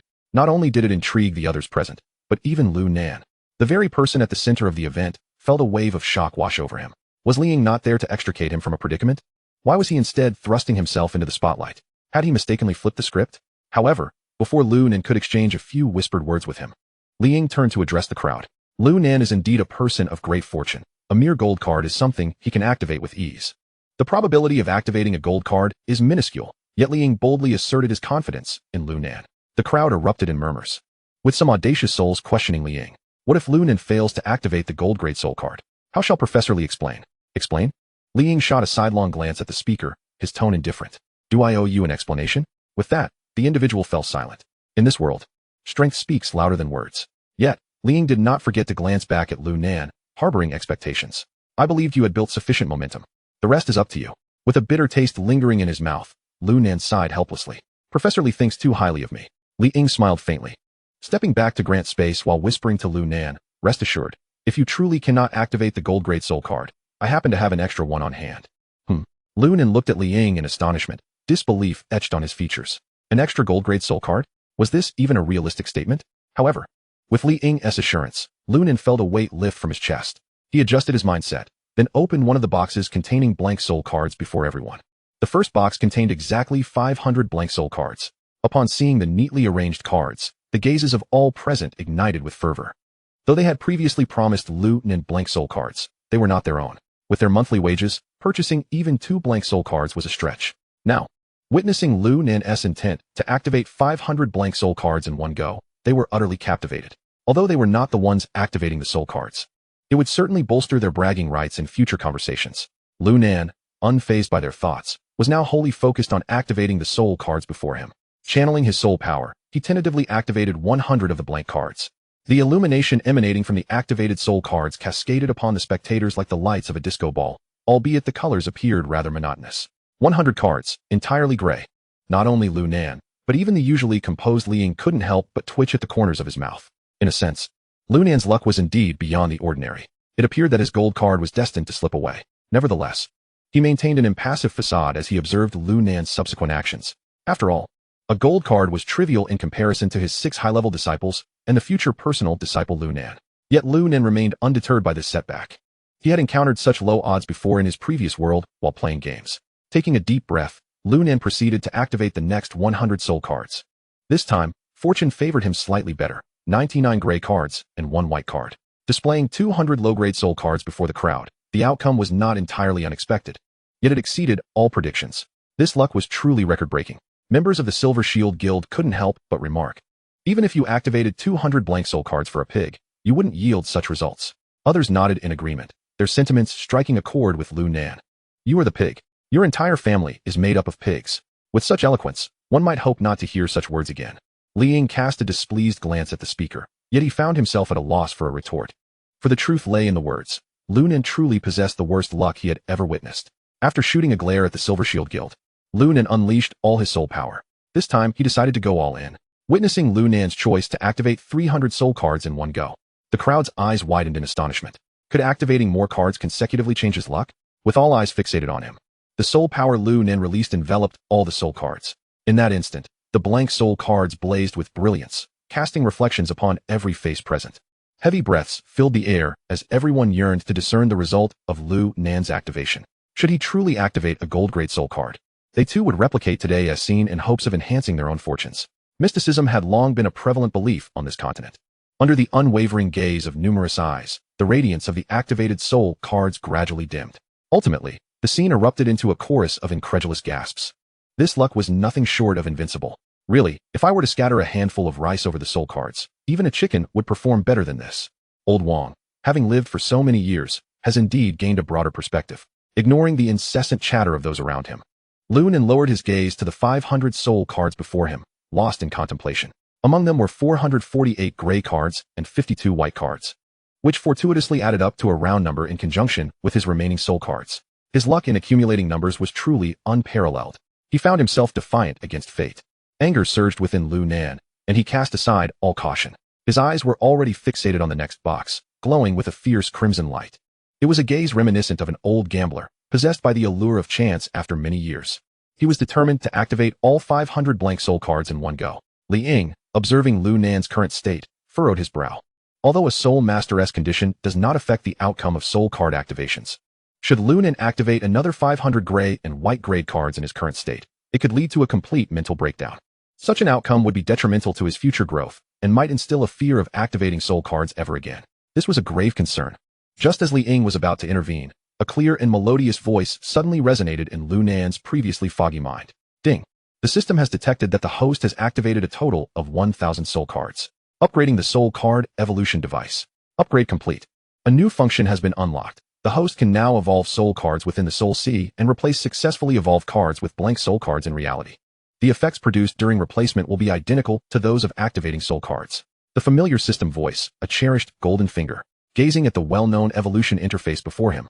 Lu Nan's earlier frenzy dissipated in an instant, replaced by a calm and composed demeanor. Wasn't it merely a matter of demonstrating the activation of a golden great soul card? Chapter 31, The Arrival of the Luckiest. As long as it wasn't merely a matter of luck, with the system as his guide, Lu Nan believed that activating a golden grade soul card was hardly a daunting task. Based on his previous activation results, it was clear that his luck was astoundingly bad. Having managed to activate the golden grade soul card, the Pando Wine Immortal, he must have thoroughly exhausted his ancestral fortune. According to the system's guidance, Lu Nan would no longer need to evolve soul cards under the scrutiny of others. As long as he possessed a sufficient number of soul cards within his Soul Sea, he could effortlessly evolve golden grade soul cards and subsequently replace them with blank soul cards in reality. Thus, to the outside world, it would appear that Lu Nan had activated legendary golden grade soul cards purely by chance. Truly, he was the child of destiny. With confidence swelling within him, Lu Nan proceeded to draw all the gray and white grade soul cards into his Soul Sea, an action that undoubtedly appeared mad to the onlookers. For Lu Nan, who already possessed a golden card, the low-grade gray and white cards held no value whatsoever. Any person with a shred of rationality would have exchanged these low-grade cards for a return, even if it was just 100,000 Star Alliance coins for 500 gray cards, which could then be traded for 50 additional soul cards. It was a reckless gamble, a desperate bet. The members of the Silver Shield Guild whispered amongst themselves, their hearts filled with derision. Initially, they had considered offering a high price to recruit Lu Nan, but now it seemed he was not worth that amount. Similarly, the leader of the Lark Guild wore a peculiar expression, and others shook their heads in disapproval. They deemed him too young and impatient. Aside from a stroke of good fortune at the beginning, he had shown no remarkable qualities. Yet, Lu Nan was unfazed by their judgments. As he drew all the soul cards into his soul sea, he was greeted by a long-lost character attribute interface. Name: Lu Nan. Level: 8 stars Soul Master. Potential: excellent. Soul cards: Martial Spirit, 1 Unity of Heaven and Man Beast Spirits, 1 Crimson Lord, 2 Gale Electric Wolf, 3 Panda Wine Immortal, for Nagasea Witch. Fighting Spirits: 1 Life and Death, 2 Wing Transformation. Weapon Spirit: 1 Indestructible Demon Body. Low-grade soul cards: blue, 2 cards. White, 55 cards. Gray, 450 cards. After activating a total of 1,000 soul cards, the character attribute interface also included a count of low-grade soul cards. Closing his eyes, Lu Nan fervently began to combine the 450 gray cards in his soul sea. In less than 10 seconds, 90 white cards materialized within his soul sea. Without hesitation, he tossed the original 55 white cards along with the new ones into the evolution bar. In an instant, 29 beams of blue light filled Lu Nan's soul sea. A sight that, if transposed into reality, would rival the shock of activating a purple-grade soul card. Activating 29 blue-grade soul cards consecutively would be overwhelming for anyone witnessing it. However, Lu Nan would not entertain such a notion. Should these soul cards evolve, how would he explain their fate if others inquired about the blue-grade soul cards? It was wiser to silently amass wealth and continue evolving purple-grade soul cards first. The 30 blue cards proceeded to evolve in an orderly manner, and in mere seconds, Lu Nan found 6 purple-grade soul cards before him. They were as follows: Fighting Spirit card, Second Heaven S Flow, Iato, Swallow S Return, Speed of Light. Weapon Spirit card, Mistblade, and Beast Spirit card, White Wolf Swordsman. All 6 purple cards were meticulously evolved in accordance with Lu Nan's strategic intentions. He was acutely aware of his needs regarding soul cards. The Panda Wine Immortal served as a robust warrior, having demonstrated its defensive prowess in prior battles. The Nagasea Witch, on the other hand, functioned as a ranged AoE mage capable of delivering impressive damage in an instant. Although the Crimson Lord was undoubtedly a practical soul card, its previous exposure to the public made it unwise for Lu Nan to evolve it easily. The Indestructible Demon Body and Wing Transformation were vital cards for survival in combat. However, he clearly lacked a core output-type assassin and professional support. In this regard, he prioritized the evolution of an assassin-type Beast Spirit card. After all, which youth could resist the allure of a swordsman? Removing Speed of Light, Lu Nan sequentially placed the other 5 purple-grade soul cards into the evolution bar. Taking a deep breath, he prepared to synthesize yet another golden-grade soul card. And this time, it was in front of a large audience. Suppressing his excitement, Lu Nan quietly uttered, "Evolve." Ding. Congratulations, host, on completing the evolution. Beast Spirit, White Wolf Sword Saint. Grade, Legendary. Type, Beast Spirit. Race, Werewolf. Skills, Second Heaven S Flow, Iato / Unmatched Swallow S Return, Fine Snow, Windward Blade / Description: the solitary white wolf of the snowy domain is an assassin primarily focused on skill-based attacks, possessing an innate battle awareness and acute insight. Each strike of the white wolf is explosively powerful. Lu Nan gazed at this soul card within his soul sea, his heart brimming with awe. A white-haired werewolf cradled a beautifully understated sword, eyes tightly shut, yet Lu Nan knew that once those eyes opened, they would be captivating. The moment the scabbard was unsheathed, it would surely spell doom. Moreover, one word encapsulated it all: magnificent. He chuckled foolishly within his soul sea, while in reality, he appeared as if he were in a daze to those around him. What was the matter? Ever since he closed his eyes, he had been grinning like a fool? Who could say? Perhaps he was driven mad by his own luck, though that seemed unlikely. Indeed, the remaining hundreds of soul cards had yet to be activated. The cacophony of voices resonated clearly in Lu Nan's ears.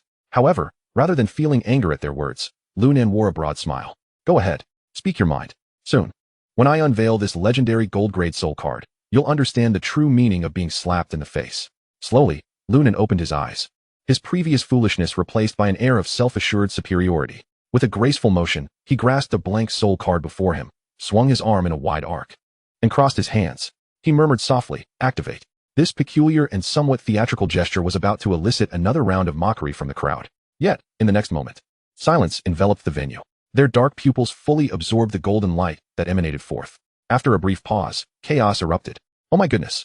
To witness the activation of a gold-grade soul card, I could die happy right now. Move aside, let me bask in this fortune. Even the unflappable Li Ying felt a shock coursing through him. A golden legendary soul card, and a beast soul card at that. He actually succeeded in activating one. Chapter 32. Revenge must be immediate. Lu Nan slowly rose, brushing off the dust from his clothes, and showcased the soul card he held between his fingers to the gathered crowd. Behold, the gold-grade legendary beast soul card, the White Wolf Sword Saint. I have activated my third gold-grade soul card. What do you all have to say? Those two brief sentences carried significant weight. When Lu Nan boasted about his ability to activate a third gold-grade soul card, everyone thought he was merely boasting. The probability of activating a gold-grade soul card is notoriously low. This is common knowledge throughout the realm of soul masters. Even the most skilled practitioners at the pinnacle of the soul mastery hierarchy would hesitate to guarantee that the next card they activated would be a gold-grade one. Yet Lu Nan, an unremarkable novice, had just performed a miraculous feat before everyone's eyes. Although his earlier activation results had been somewhat lacking, in mere moments. With a whimsical flourish, he activated a gold-grade soul card. The clarity of distinction was astounding. This led to a prolonged period where the activation times for soul cards across the realm slowed down significantly, as everyone began mimicking Lu Nan's movements when attempting to activate their own. Whenever someone did manage to activate a high-quality soul card, they credited it to this iconic gesture. Consequently, Lu Nan's reputation soared, and the pre-activation movements became a trend. Even the apex soul masters began to subtly imitate this theatrical gesture during their own activations. Returning to the present, those surrounding Lu Nan gazed at the gold-grade beast soul card in his hand, their expressions a mix of astonishment and envy. Were it not for Li Ying's presence behind Lu Nan, some might have already attempted to snatch the card. In a realm where strength reigns supreme, unless one has backing, losing a soul card to theft is a consequence of one's own inadequacies. With this temptation in play, even with Li Ying present, several individuals began to wrestle with their desires. Indeed, 6 individuals from the crowd surged forward. The first to act was none other than the leader of the Silver Shield Guild, known as Nightingale. Renowned for his agility, he believed that without utilizing a soul card, even Li Ying might struggle to catch him. Thus, he was willing to gamble on this opportunity. Hand it over. Nightingale snarled as he hurled several throwing knives at Lu Nan, his left hand forming a fist and his right hand claw-like. Intent on seizing the soul card and making a swift getaway. He envisioned a bright future for himself, despite being in his 30s, with a gold-grade beast soul card. He could easily make up for lost time and even rank among the top 10 in the Silver Shield Guild. A gold-grade soul card promised a path paved with success. Such dreams were enticing. Had Li Ying not been present, a flicker of cold light flashed in his eyes as he observed the 6 who moved to seize the card. In that instant, everyone felt a palpable aura of bloodlust fill the air. The temperature seemed to plummet, and Lu Nan, standing before Li Ying, involuntarily shivered, as if confronted by a grim reaper from the underworld. Get lost. A stern command echoed, and the knives aimed at Lu Nan were deflected by an invisible force. Yet, before the command could fade, a flash of crimson lightning erupted, followed by a series of thuds. When Li Ying returned to Lu Nan's side, Nightingale and the other 5 who sought to act were sprawled on the ground, Nightingale the worst off, his arms limp as if bereft of bones, having had his hands shattered by Li Ying's mercy. With this precedent, those who had contemplated joining the fray quickly reconsidered. They were well aware of Nightingale's reputation. If he had fallen, what hope did they have? One cannot force fate. After Li Ying's intervention, he stood in front of Lu Nan, signaling him to retrieve the soul card. Lu Nan complied. Although Li Ying's presence had cowed the crowd, no one could guarantee what might transpire next.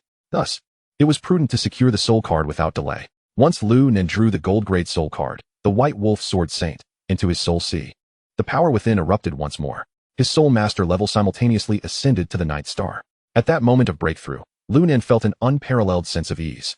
However, one breakthrough was not enough. Soon, the energy within his soul sea began to overflow, enveloping him.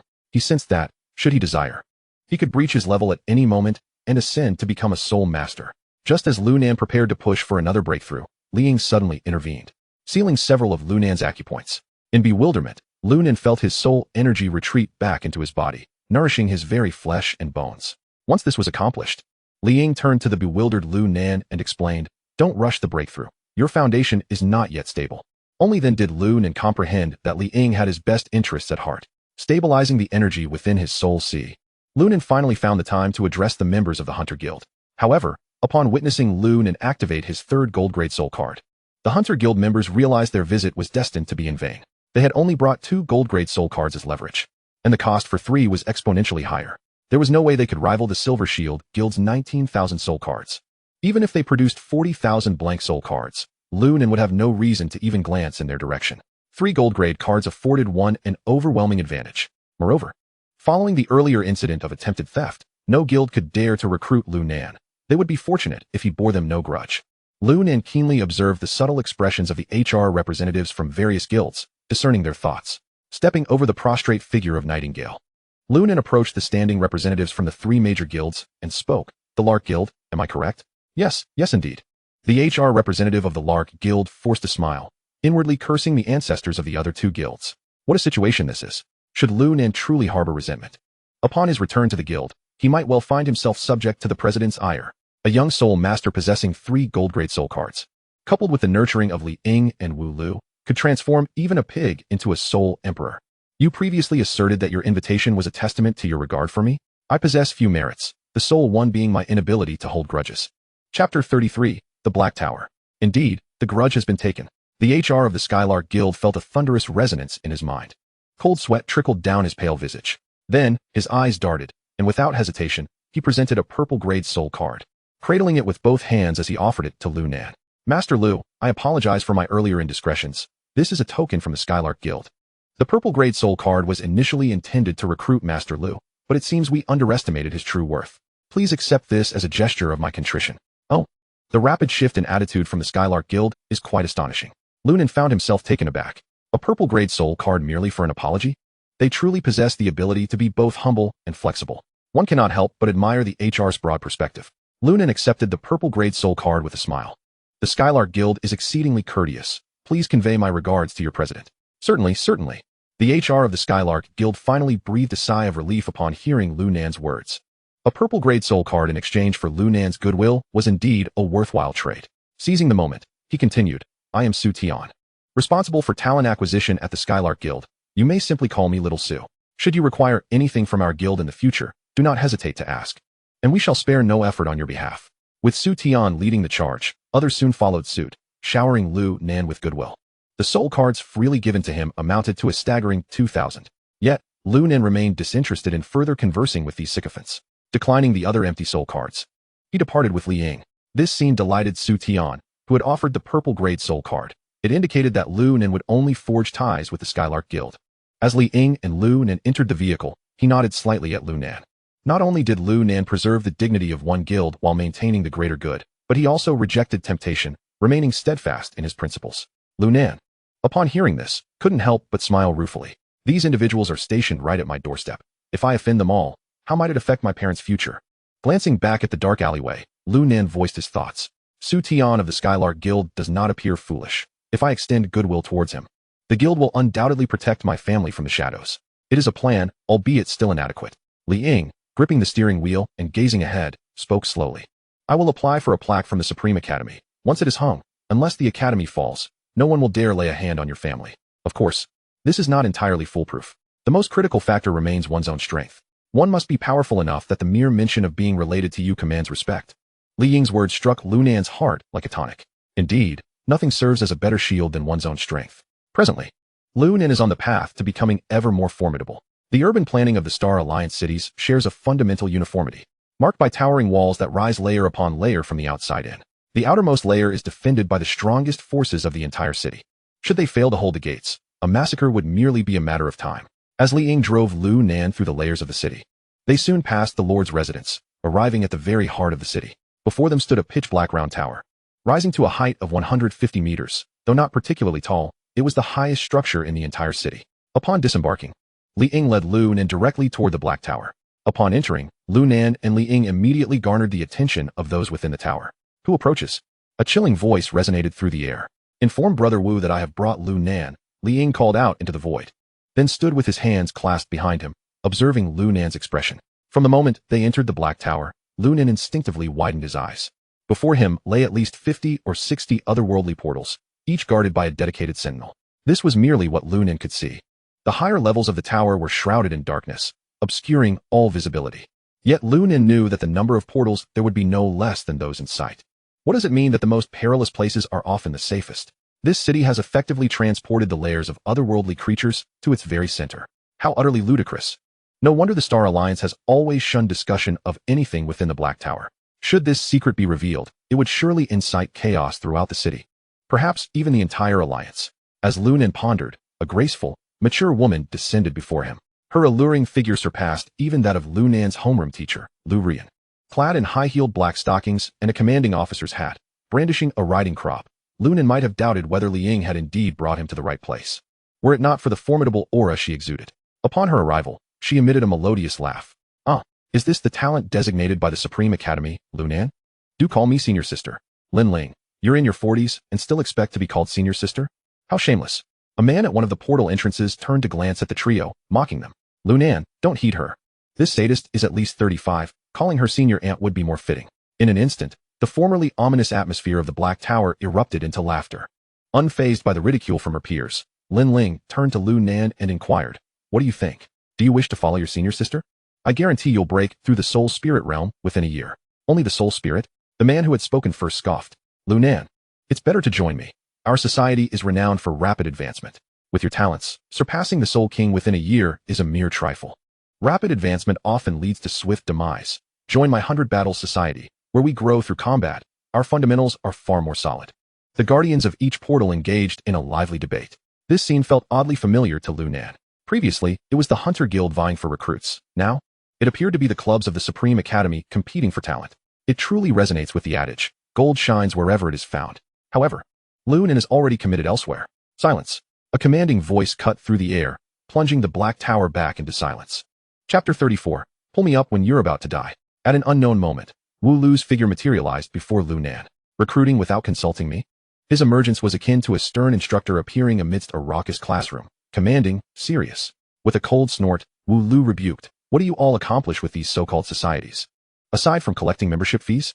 Ordinarily, one might overlook such matters, but do you truly intend to deceive and take away such a promising talent? Lu Nan's future accomplishments are boundless, and if you hinder his growth, can you bear the consequences?" Wu Lu's words were delivered without mercy, leaving all the guardians flushed with embarrassment. However, Lin Ling, standing nearby, was not one to back down. "Brother Wu, your assertion is flawed. Our society has also contributed significantly to the Supreme Academy, nurturing numerous talents.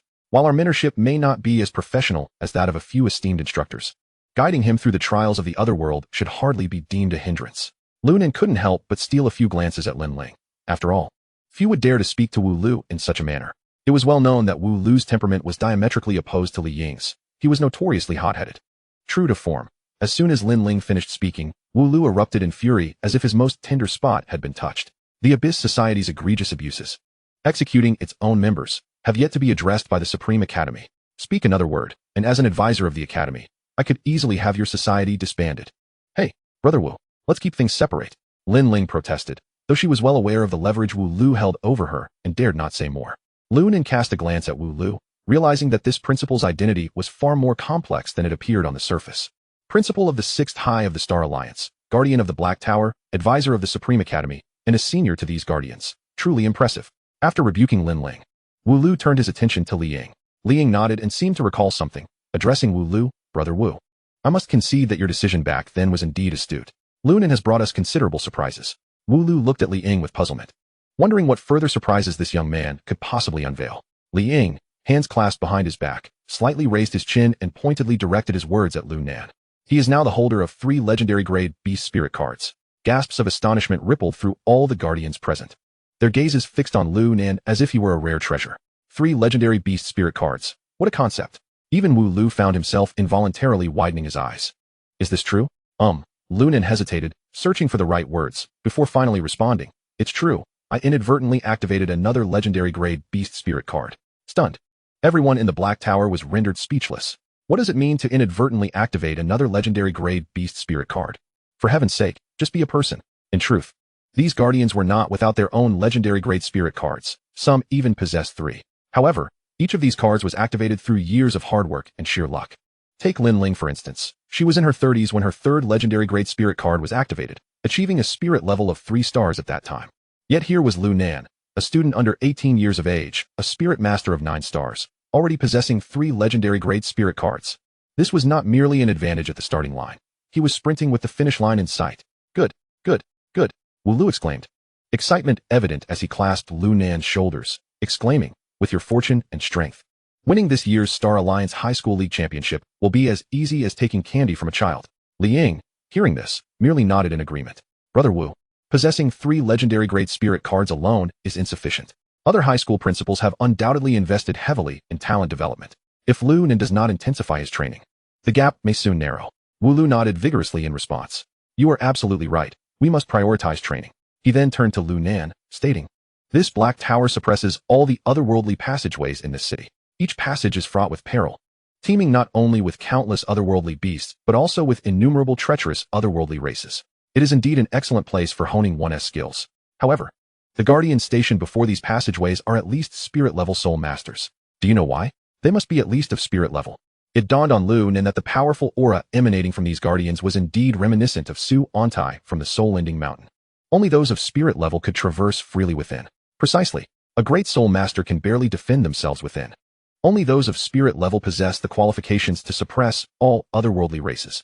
But worry not, I will not send you into the otherworld alone. Initially, I had proposed that Li Ying guide you for a month, but now I grant you another opportunity to choose. Wu Lu cast a cold glance at the dozens of guardians behind him and continued, will you select one of them? Or will you persist in choosing Li Ying as your mentor? As expected, Wu Lu's approach aligned with Su Ontai's predictions. He intended to take Lu Nan into the otherworld for an experience. Faced with the expectant gazes of the guardians, Lu Nan felt as though he were a vulnerable maiden being scrutinized by a crowd of men. Terrifying. With a gulp, Lu Nan finally mustered the courage to ask, may I inquire about Professor Li's soul master level? At his question, the guardians immediately fell silent, returning to their own affairs. Observing this, Wu Lu chuckled. At least you know how to behave. He then pronounced, Li Ying is 2 levels above me, achieving a Spirit Emperor level of 9 stars. He is on the verge of breaking through to become a soul sect powerhouse. Lu Nan looked towards Li Ying. He had previously speculated about Li Ying's strength, but was astonished to discover that Li Ying's level was so elevated. Soul Practitioner, Soul Master, Great Soul Master, Spirit, Soul King, Soul Emperor. Each stage consists of 9 levels. Li Ying surpassed him by a staggering 45 levels, with him accompanying Lu Nan. Traversing the otherworldly passage would be but a trifling matter. Indeed, if Li Ying were to take the lead, there would be no opportunity for Lu Nan to train himself. Understanding the situation, Lu Nan quickly came to a conclusion. I possess no significant flaws, but my only weakness is my penchant for reckless behavior. I hope Professor Li will ensure I do not meet my demise in the otherworld. He was already planning to raid the enemy's stronghold, just as he had done in the soul-ending mountain. Chapter 35, The Swallows of the Howling Abyss. The Howling Abyss is an unfathomable chasm. Here, seasons do not exist, nor do day and night. Only an exceedingly frigid, brutal winter and the echoes of lamentation persist. Legend has it that the Howling Abyss was once a world of distinct seasons until a grand battle erupted upon a narrow bridge spanning this abyss. No one knows who fought here or the reasons behind the conflict. Yet, tales whisper that if one listens closely to the wind, they might still hear the wails of the vanquished souls buried within the abyss. Standing upon the Butcher's Bridge, Lu Nan clearly heard countless cries of despair. He had encountered his first adversary in the otherworld, a skeletal swordsman wielding a longsword. When Lu Nan was brought to this otherworld by Li Ying, the swordsman stood across the bridge, staring intently at him. Meanwhile, Li Ying had mysteriously vanished into the void. However, Lu Nan was aware that Li Ying was still nearby, poised to intervene only when he faced genuine peril. Human? The skeletal swordsman gazed at Lu Nan from afar, posing a question that seemed to defy the absence of vocal cords. It has been long since I have seen a human here. 1 year, or perhaps 2. A new enforcer? Regardless of who you are, any human must die. The alien race indeed harbors a profound animosity towards humanity. In just a few exchanged words, the battle was on the verge of erupting. The skeletal swordsman displayed remarkable agility, swiftly closing the distance to Lu Nan. His long sword struck with the precision of a venomous serpent lurking in the primordial forest, aiming at its prey before launching forth. At that moment, a beautifully crafted long blade sliced through the void. The blade gleamed like a startled swan, swift, accurate, and lethal. The sword thrust executed by the White Wolf Sword Saint cleaved the weapon in two, from tip to hilt. Even the skeletal swordsman could not evade a similar fate. With one stroke, he was severed. Clang.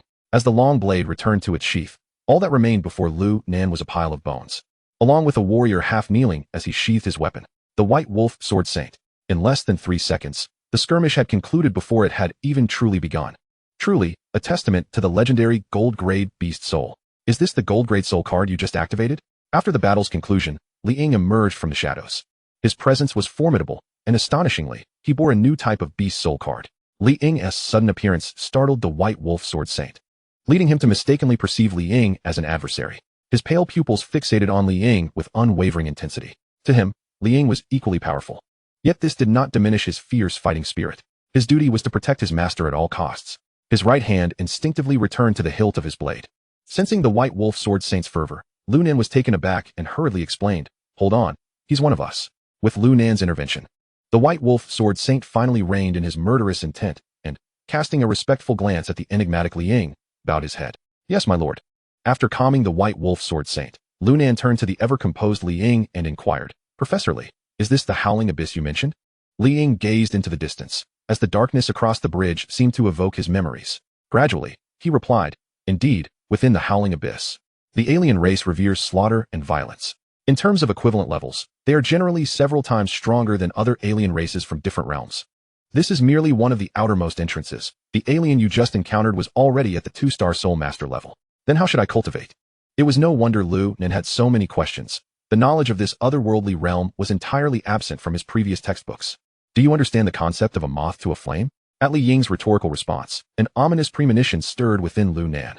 The depths of the howling abyss were shrouded in darkness, and in that darkness, light was the most conspicuous. Li Ying pointed at Lu Nan, and in an instant, several radiant spheres of light enveloped him. The moment the brilliance ignited, Lu Nan noticed countless eyes watching him from afar. Among them were powerful alien beasts, even members of the alien race. If it weren't for the formidable aura emanating from Li Ying, Lu Nan would likely have been besieged by them. A chill ran down his spine. This was getting out of hand. Li Ying continued, a moth to a flame. If the flame is not sufficiently strong, it will be extinguished. If you wish to survive, you must grow stronger quickly. Li Ying transmitted his cultivation technique into Lu Nan's soul sea. The next moment, he vanished before Lu Nan. With Li Ying's disappearance, the threat posed by the alien beasts and alien race dissipated instantly. In less than a minute, dozens of alien beasts surrounded Lu Nan. Clang! Before Lu Nan could issue any command, the White Wolf Sword Saint had already unsheathed his blade. The 3-foot-long sword boasted an extensive range of attack. With a single Iaido cut, he cleaved the nearest alien beast in two. A dozen blank soul cards dropped to the ground in an instant. With no time to gather the blank soul cards, a multitude of alien beasts charged at them again, only to be diced into pieces by the White Wolf Sword Saint. After enduring several waves of attacks from the alien beasts, Lu Nan gradually steadied his nerves. Although he was now exposed to the gaze of both alien beasts and the alien race, these surrounding creatures posed no threat when faced with the White Wolf Sword Saint. Thus, Lu Nan's courage began to swell. Even though the glowing spheres revealed Lu Nan's position and identity, they also spared him from the relentless flight through the soul-severing mountains that he had previously endured. Even if he merely stood still, countless famished alien beasts continued to surge towards him. Under the relentless strikes of the White Wolf Sword Saint, within 5 minutes, hundreds of alien beasts had already fallen. Before Lu Nan could clear this area, the sounds of battle and the scent of blood attracted numerous flying alien beasts from the horizon. From a distance, information about the alien beasts appeared in Lu Nan's soul sea. Alien beast, Ghost Eye Bat. Level, 2-star Soul Master. Potential, good. Race, beast. Skills, 1 bloodsucking 2. Sonic Wave. Description, a low-level alien beast, adept in flight and sound wave attacks, quite troublesome. Flying alien beasts? Lu Nan furrowed his brow, recalling the scene he had witnessed when the Panda Wine Immortal battled the Harpy. Ground units, even those of gold-grade legendary status, often faced disadvantages against aerial units. After all, their reach was limited. While the White Wolf Sword Saint's swordsmanship was exceptional, it proved less effective against airborne foes. However, the Naga Sea Witch would be perfectly suited for this battle. Just as Lu Nan was about to summon the Naga Sea Witch, he was once again astonished by the swordsmanship of the skeletal swordsman. After ensuring the ground's safety with another Iaido cut, the White Wolf Sword Saint leaped into the air. Then he drew his sword. The Ghost Eye Bats could sense vibrations and evade the blade. Regardless of speed, every strike would disturb the air. The Ghost Eye Bats adapted their flight path in response to those vibrations. Thus, no single strike could sever a Ghost Eye Bat. The blade, merely a line, could not grasp the bats that flitted through the air. Yet, if he were to unleash 2 strikes simultaneously in an instant, the blade's speed would inevitably falter. Therefore, a 3rd strike was required to block the retreating path. The White Wolf Sword Saint, suspended midair, executed 3 strikes in perfect unison, each serving a distinct purpose, 1 to counter, 1 to seal, and 1 to eliminate. It was a graceful arc, akin to a swallow gliding through the air. This was the White Wolf Sword Saint's skill, Swallow's Return. Chapter 36, The Undead on the Butcher's Bridge. After the 3 strikes, not a single Ghost Eye Bat remained in the sky. The White Wolf Sword Saint then descended, rolling upon landing, and unleashed a flurry of strikes towards the alien beasts attempting to attack Lu Nan. The blades shimmered like delicate snowflakes, pure and intricate. Any alien beast that came into contact with the blade light was instantly frozen into ice sculptures. Yet, that was not all. At the moment the ice sculptures formed, Lu Nan felt a chilling wind sweep through, causing him to shiver involuntarily. The White Wolf Sword Saint appeared unfazed by the cold wind. Instead, he raised his blade in response to it. Then, he began to dance with his sword. In an instant, Lu Nan felt the soul power within his soul seed deplete by more than half. If it weren't for his possession of a purple-grade martial soul card, his soul seed would have likely run dry by now. However, the amount of soul power expended was proportionate to the benefits reaped. A visible ice blade erupted from the White Wolf Sword Saint's sword, expanding outwards from the center of Lu Nan and the White Wolf Sword Saint. Wherever it passed, the land was enveloped in 1,000 miles of ice, and snowflakes danced through the air. In the blink of an eye, the once rampant alien beasts transformed into exquisite ice sculptures, standing silently in place, motionless. The icy realm echoed with the mournful cries of the howling abyss, creating a haunting harmony. It was as if they had descended into a frozen hell. With unparalleled agility, the White Wolf Sword Saint unleashed a flurry of intricate maneuvers, 3 skills in total, decimating the malevolent bat-like creatures that darkened the skies above and obliterating the aberrant beasts that roamed the ground below. Initially, Lu Nan had presumed the White Wolf Sword Saint to be merely a high-impact, assassin-type spirit beast. To his astonishment, he discovered that this formidable warrior possessed not only immense destructive capabilities, but also skills for wide-ranging control. How could such revelations not fill him with delight? Truly, he was a wolf of the north. After eradicating the aberrant creatures, the White Wolf Sword Saint sheathed his long blade and approached Lu Nan with measured steps. Adjusting his attire with care, he knelt respectfully before Lu Nan and declared, "My lord, I have vanquished a total of 1,075 enemies. Please allow me to present this for your review." There was little to inspect. Lu Nan summoned the Crimson Lord to retrieve the scattered blank soul cards from the ground, and, with a grand gesture, proclaimed, "Let us proceed. With your swordsmanship, I shall set a modest goal today, to acquire 10,000 blank soul cards." At that moment, Lu Nan yearned for a few radiant orbs to materialize around him, drawing forth even more aberrant beasts from afar. Accompanied by the White Wolf Sword Saint and the card-collecting maiden, Lu Nan officially embarked upon the Bridge of Butchers. In the shadows, Li Ying observed Lu Nan stepping onto the Bridge of Butchers, a faint smile gracing his lips. It seemed as though something awaited Lu Nan upon that bridge. The instant his foot touched the first step, Lu Nan was inundated with emotions he had never before experienced in his life. Fear, sorrow, pain, lethargy, and above all, a thirst for slaughter. These feelings, entwined with the chilling winds that swept from the depths of the wailing abyss, relentlessly assaulted Lu Nan's soul sea. It was the wailing of the souls who had perished in battle beneath the abyss. In an instant, a vast chasm appeared within Lu Nan's soul sea, flanked by 2 grand and flourishing nations. Above this abyss lay a solitary red bridge, the only passage across. The Bridge of Butchers had long been a coveted battleground, a veritable meat grinder for countless soldiers who undertook arduous journeys only to meet their demise here. All who arrived understood their fate, death. The only distinction was when and how one would die. With so many deceased, the methods of death were as varied as they were bizarre. And Lu Nan was drawn into this vortex, destined to experience countless deaths and the myriad ways they transpired. Damn it!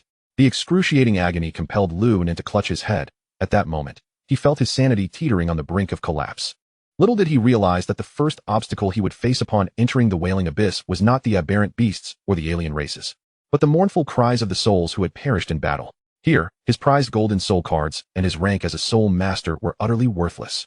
The impact on Lu Nan's soul sea threatened to dissipate both the White Wolf Sword Saint and the Crimson Lord. In his suffering, Lu Nan struggled to maintain the stability of his soul power. This was the first lesson imparted to Lu Nan by Li Ying. Never rely solely on soul cards. The essence of a soul master lies not only in the cards, but also in soul power. This was a fundamental lesson taught to Li Ying by his own mentor. He had spent an entire day and night traversing this very bridge. Beyond the initial onslaught of wailing souls, more trials awaited Lu Nan. Indeed, the most perilous threat in the wailing abyss was not the aberrant beasts or alien races, but the Bridge of Butchers, steeped in memories of slaughter. Only by crossing this bridge would Lu Nan gain the right to delve deeper into this otherworldly realm. The key to overcoming this bridge was singular: awakened through slaughter. To cease killing, one must first embrace killing. As Lu Nan's mental state neared its limits, the Bridge of Butchers began to transform. Countless skeletons of the alien race emerged in rapid succession from the unfathomable crevices of the wailing abyss. As they crossed the bridge, their skeletal forms gradually morphed into flesh and blood, from marrow to sinew, and finally to blood and muscle. It was as if the long-decayed corpses had been resurrected through the sands of time. Ultimately, rows of black-armored warriors with canine heads, wielding massive axes, stood upon the bridge. What is this? The moment these black-armored warriors manifested, the pressure within Lu Nan's soul sea intensified. He found it increasingly difficult to maintain the summoning of the White Wolf Sword Saint. Just as his soul sea teetered on the edge of collapse, a gentle voice resonated through the void, alleviating some of the pressure. These were the souls of the alien race from the wailing abyss. Their resurrection was a result of their innate abilities. Yet, after so many deaths, their spirits had long since fractured, reduced to mere shells of their former selves. The only threat they posed was their mournful whispers, which would relentlessly assault Lu Nan's soul sea and suppress his soul power. His task was to remain calm, adeptly wielding his soul power under duress and judiciously allocating it to necessary soul cards. This first lesson was to teach him the application of soul power. Lu Nan cursed Li Ying in his heart 100 times over. The black-armored warriors possessed soul power at merely a 1-star level. Previously, they would have been easily dispatched by the White Wolf Sword Saint with little effort. Yet now, under the suppression of their mournful whispers, even the Sword Saint would find it challenging to eliminate them in an instant. At that moment, Lu Nan's soul sea system appeared to update. Alien race, dog-headed men. Level, 1-star soul master. Type, undead. Skills, 1, soul drain strike 2. Morning whisper 3, soul flame. Description, a low-level alien race. Individually, they pose no threat. Yet they always appear in swarms. Chapter 37, Apologies. With soul power, one can do as they please. Upon seeing the updated system interface, Lu Nan felt no joy, for it was of little use to him. The dog-headed men in the distance seemed unwilling to grant Lu Nan much time for contemplation, as they charged toward him with fierce shouts. Observing this, the White Wolf Sword Saint wasted no time, drawing his blade for a quick slash. In an instant, he nearly cleaved himself back into Lu Nan's soul sea. No, using skills drains my soul power far too rapidly. Lu Nan quickly called for the White Wolf Sword Saint to halt, instead commanding the Crimson Lord to intercept the dog-headed men. Lu Nan had previously understood the Crimson Lord's ability to sustain itself, as long as an enemy shed even a drop of blood in battle. It could be utilized by the Crimson Lord. Thus, he could alleviate concerns over soul power consumption. However, to Lu Nan's surprise, these dog-headed men did not bleed when injured. Instead, they would let out a gurgling sound and instantly transform into bones, rolling back into the wailing abyss. In their place, 2 or 3 more dog-headed men crawled out from the abyss. Why do they seem to multiply the more we fight? Watching the battlefield unfold, Lu Nan couldn't help but furrow his brow. Without blood to replenish, even the Crimson Lord's sustainability proved ineffective. As he observed his soul power steadily dwindling, Lu Nan racked his brain for a solution. How long had he been in this world? He couldn't simply abandon resistance and call for Li Ying's aid. What a disgrace that would be. Yet, with his soul power suppressed, it was not only the White Wolf Sword Saint who was hindered, summoning the Panda Wine Immortal or the Naga Sea, which would only exacerbate his own soul power consumption. What to do? As he pondered, Lu Nan's gaze fell upon the blank soul cards collected by the Crimson Lord earlier. Having boldly charged onto the Bridge of Butchers, he had yet to gather these cards. Now, amidst the chaos of battle, the soul cards had begun to scatter once more from the Crimson Lord. A breakthrough. Lu Nan's eyes flickered with brilliance as he conceived a clever plan. Since the most pressing need was soul power, if he could amass an abundance of it, the issues at hand would be effortlessly resolved. How could he achieve this surplus of soul power? By activating and synthesizing high-level soul cards. Lu Nan couldn't help but marvel at his own ingenuity. Truly, I am a genius. With this thought in mind, he promptly settled into a cross-legged position and retrieved the remaining blank soul cards. Earlier, he had distributed all 300 soul cards acquired from the Soul Break Mountain to Chun and the others. To him, the blank soul cards were merely numbers. Moreover, it was rather inconvenient for Lu Nan to synthesize blue cards in front of others. Thus, it was better to simply distribute the cards. At that time, each person had at least 200 blank soul cards in their possession, which held value comparable to blue cards. Therefore, upon returning home from the Soul Break Mountain, he only had 700 blank soul cards left, and after activating 500 at his doorstep, he was left with 200. Without further ado, he activated the cards. Lu Nan began by activating 1000 blank soul cards. The outcome was satisfactory. 1 purple card, 45 blue cards, 215 white cards, and 739 gray cards. Each grade had a corresponding soul card. Among them, there were 35 gray cards, 8 white cards, 2 blue cards, and 1 purple card. Coupled with his previous mastery of the unity of heaven and man, Lu Nan was confident in synthesizing even higher-grade soul cards. He proceeded to fix and evolve the soul cards. Shortly thereafter, a brand new purple-grade soul card emerged. At this point, Lu Nan possessed 3 purple-grade soul cards. However, they were of little use, as soul cards had a unique effect. Once a soul master held 1 soul card, the soul sea would only resonate with the highest-grade soul card. Quantity was irrelevant. Regaining his focus, Lu Nan continued to randomly evolve the remaining gray-grade soul cards. It must be said that the activation probability of soul cards was indeed less than tenfold compared to other types. From the 700 gray-grade soul cards, only 10 white-grade soul cards were evolved, yielding a probability of around 7 or even lower. Next, from 205 white cards, he randomly evolved 2 blue-grade soul cards. From 80 blue-grade soul cards, he evolved 1 purple-grade soul card. However, when he attempted to fix and evolve the lower-grade soul cards, the results left Lu Nan in a quandary. The tally stood at 4 purple cards, 4 blue cards, and none for white or gray. What an awkward number. Perhaps he could attempt to randomly evolve the newly synthesized purple soul card into a soul card? However, Lu Nan quickly dismissed this thought. The majority of his cards were low grade, and if he were to randomly evolve a soul card, the loss would be substantial.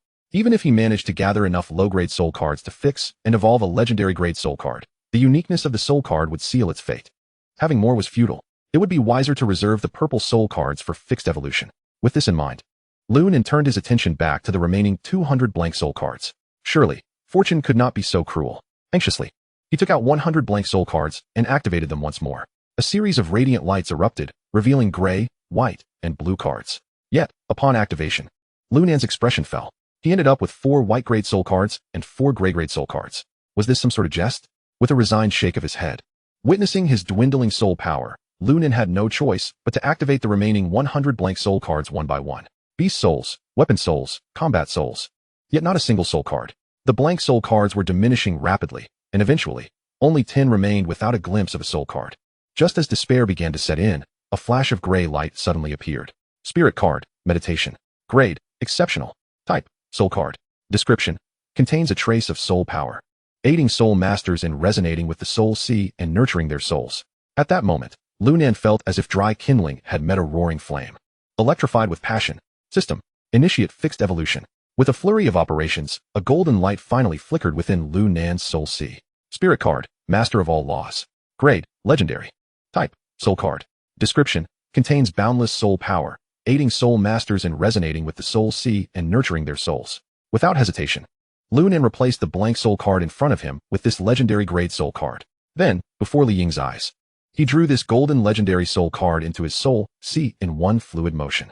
Once the golden soul card resonated completely with Lu Nan, his previously barren soul sea surged with a torrent of energy. He even felt an uncontrollable urge to break through to a one-star soul master. Alarmed, Lu Nan hastily sought a way to release this overwhelming soul power. He quickly rose, pointing at the nearby knoll, and declared with bravado, White Wolf Sword Saint, eliminate them. Use any skill. I have plenty of soul power now. Control the soul power? Huh, not an option. Chapter 38, The Sword of Ice and Fire. As Lu Nan's soul power erupted, the figure of the White Wolf Sword Saint materialized instantly, and the sword intent surged far beyond its previous strength. More importantly, the skills of the White Wolf Sword Saint unleashed as if there were no cooldown. The Butcher's Bridge was aglow with flashing blades, and wherever they struck, they shattered through with relentless force. The frenzied onslaught of the White Wolf Sword Saint resembled a human meat grinder, efficient and brutal. In the blink of an eye, the gnolls that had been pursuing the Crimson Lord were reduced to nothing but ashes. Some gnolls who had just clawed their way out of the abyss didn't even have a chance to show their faces before being cleaved back into the depths. One could only wonder how long it would take them to emerge from the abyss again and reach the Butcher's Bridge. Lu Nan watched this spectacle with satisfaction, fully understanding that with the support of abundant soul power, the golden legendary soul card could wield such terrifying might.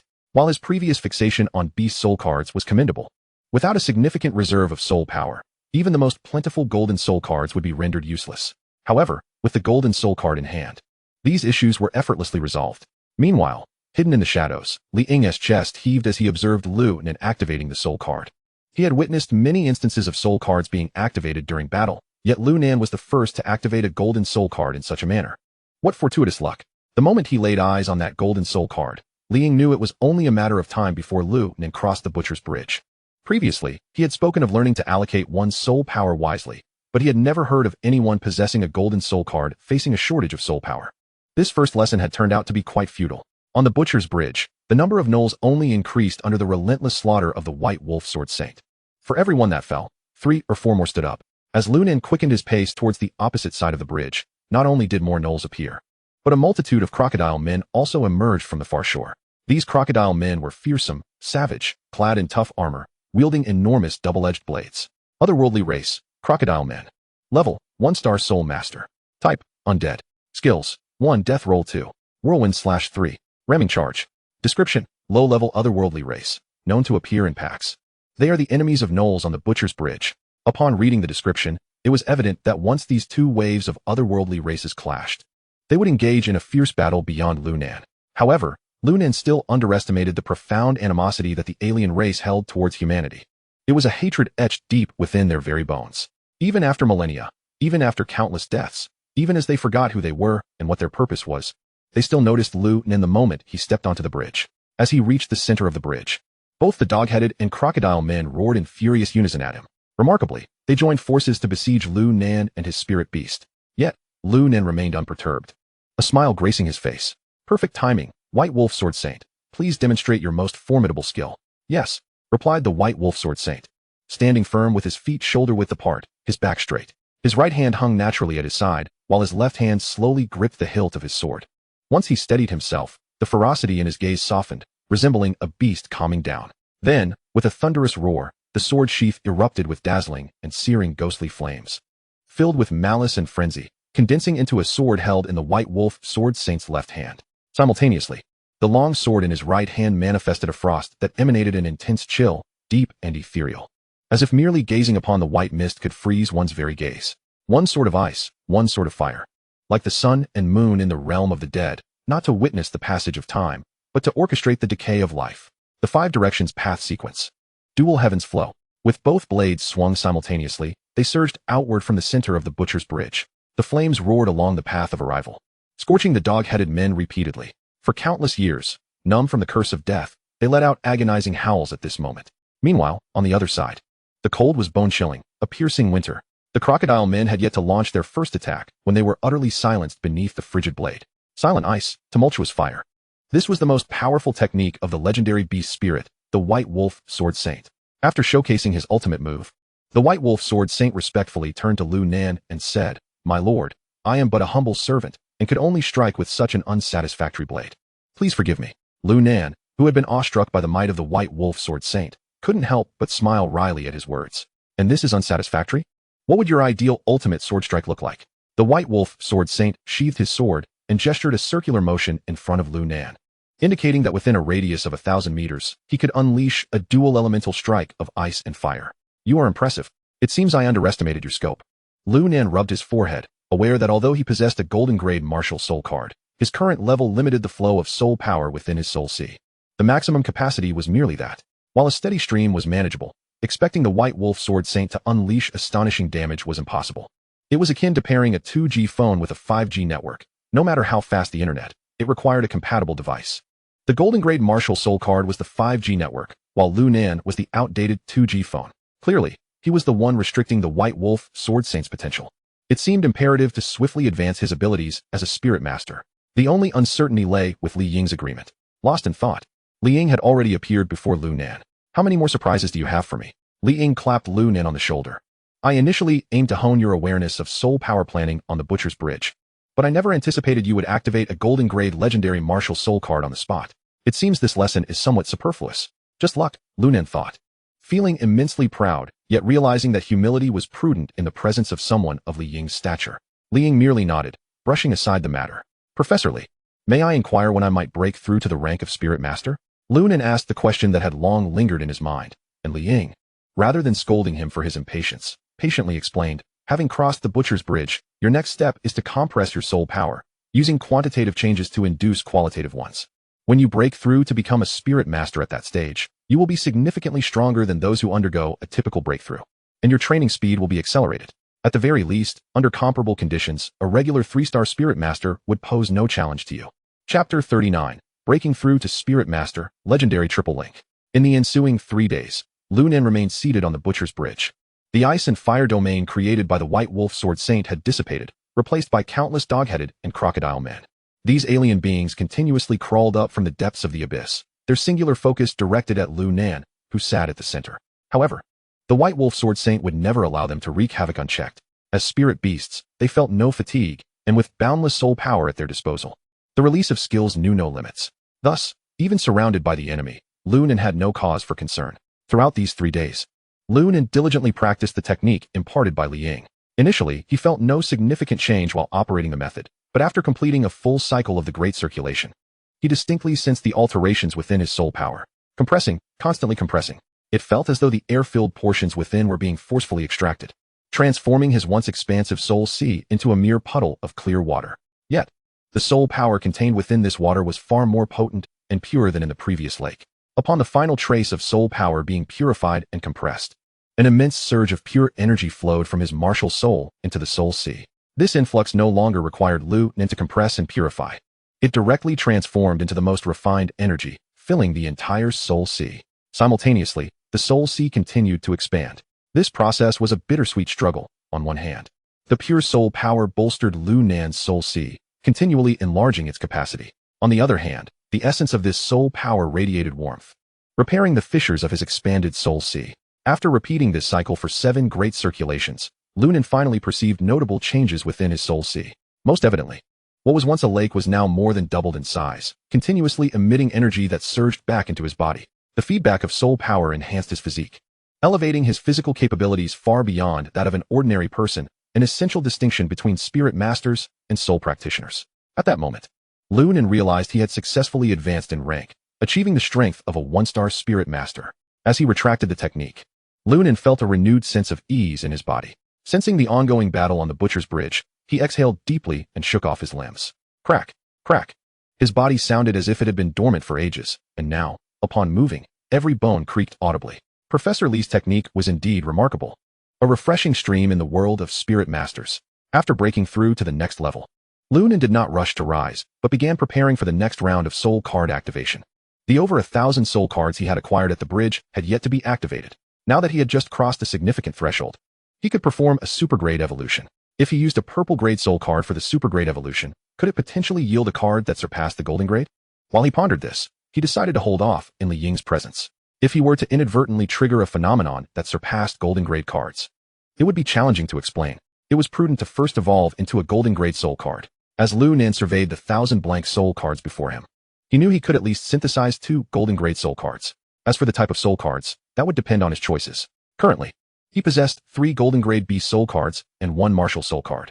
The most urgently sought after soul cards turned out to be the golden grade battle soul cards, even more so than the soldier soul cards. He discovered that once he summoned a beast soul and then ventured beyond its protective radius, his strength would only surpass that of an equally ranked soul master by a slight margin.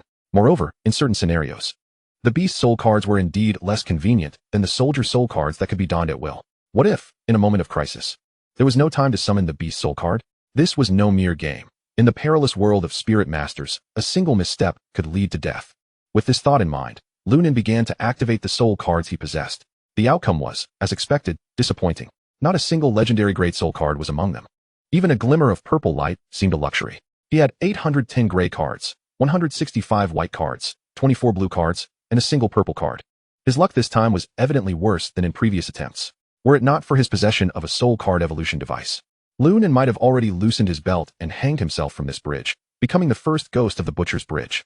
However, as Lu Nan manipulated the energies within his soul sea, the previously accumulated gray, white, and blue cards vanished without a trace. In their stead emerged the 15 purple grade soul cards he had accumulated and the 17 newly activated purple grade soul cards. Coupled with his original cards, life and death, indestructible body, and wing transformation, he now possessed a total of 35 purple grade soul cards. With a clear direction, he proceeded to evolve them. Ding. Evolution completed. Soul card, blood demon armor. Grade, legendary. Type, soldier soul. Description, generates a shield that can withstand 1 fatal blow, resetting every 30 minutes. While the armor exists, it provides a 50 damage reduction effect. Blood demon set, no activation effect yet. This legendary grade soldier soul card was acquired at the cost of his indestructible body. Although the damage effect was sacrificed, the defensive capabilities brought Lu Nan immense joy. A suit of armor that could withstand lethal damage. Nothing could be more practical. It was akin to having an extra life in battle. Furthermore, it was part of a set that added a layer of intrigue. Without hesitation, Lu Nan proceeded to evolve 2 golden grade battle soul cards. Similarly, this was achieved by sacrificing wing transformation and life and death. Soul card, eternal judgment. Grade, legendary. Type, battle soul. Description, executes judgment based on the disparity in soul power, forming a soul power array that detonates on all enemies, inflicting damage and stunning them. Soul card, blink. Grade, legendary. Type, battle soul. Description, displaces a certain distance based on soul power intensity. One battle soul card offered wide-ranging destructive power combined with control, while the other was a powerful life-saving skill. Blink. This skill meant that whenever Lu Nan sensed a deadly threat, he could immediately disengage from combat. The combination of this skill with blood demon armor was nothing short of invincible. Unable to contain his excitement, Lu Nan summoned the system interface. Name, Lu Nan. Level, 1-star soul master. Potential, top tier. Legendary grade soul cards. Martial soul, 10,000 Law of the Divine. Beast souls, 1. Panda Wine Immortal 2. Naga Sea Witch 3. White Wolf Sword Saint. Battle souls, 1 Blink 2. Eternal Judgment. Soldier soul, Blood Demon Armor. Low-grade soul cards. Purple, 20 cards. Blue, 2 cards. White, 2 cards.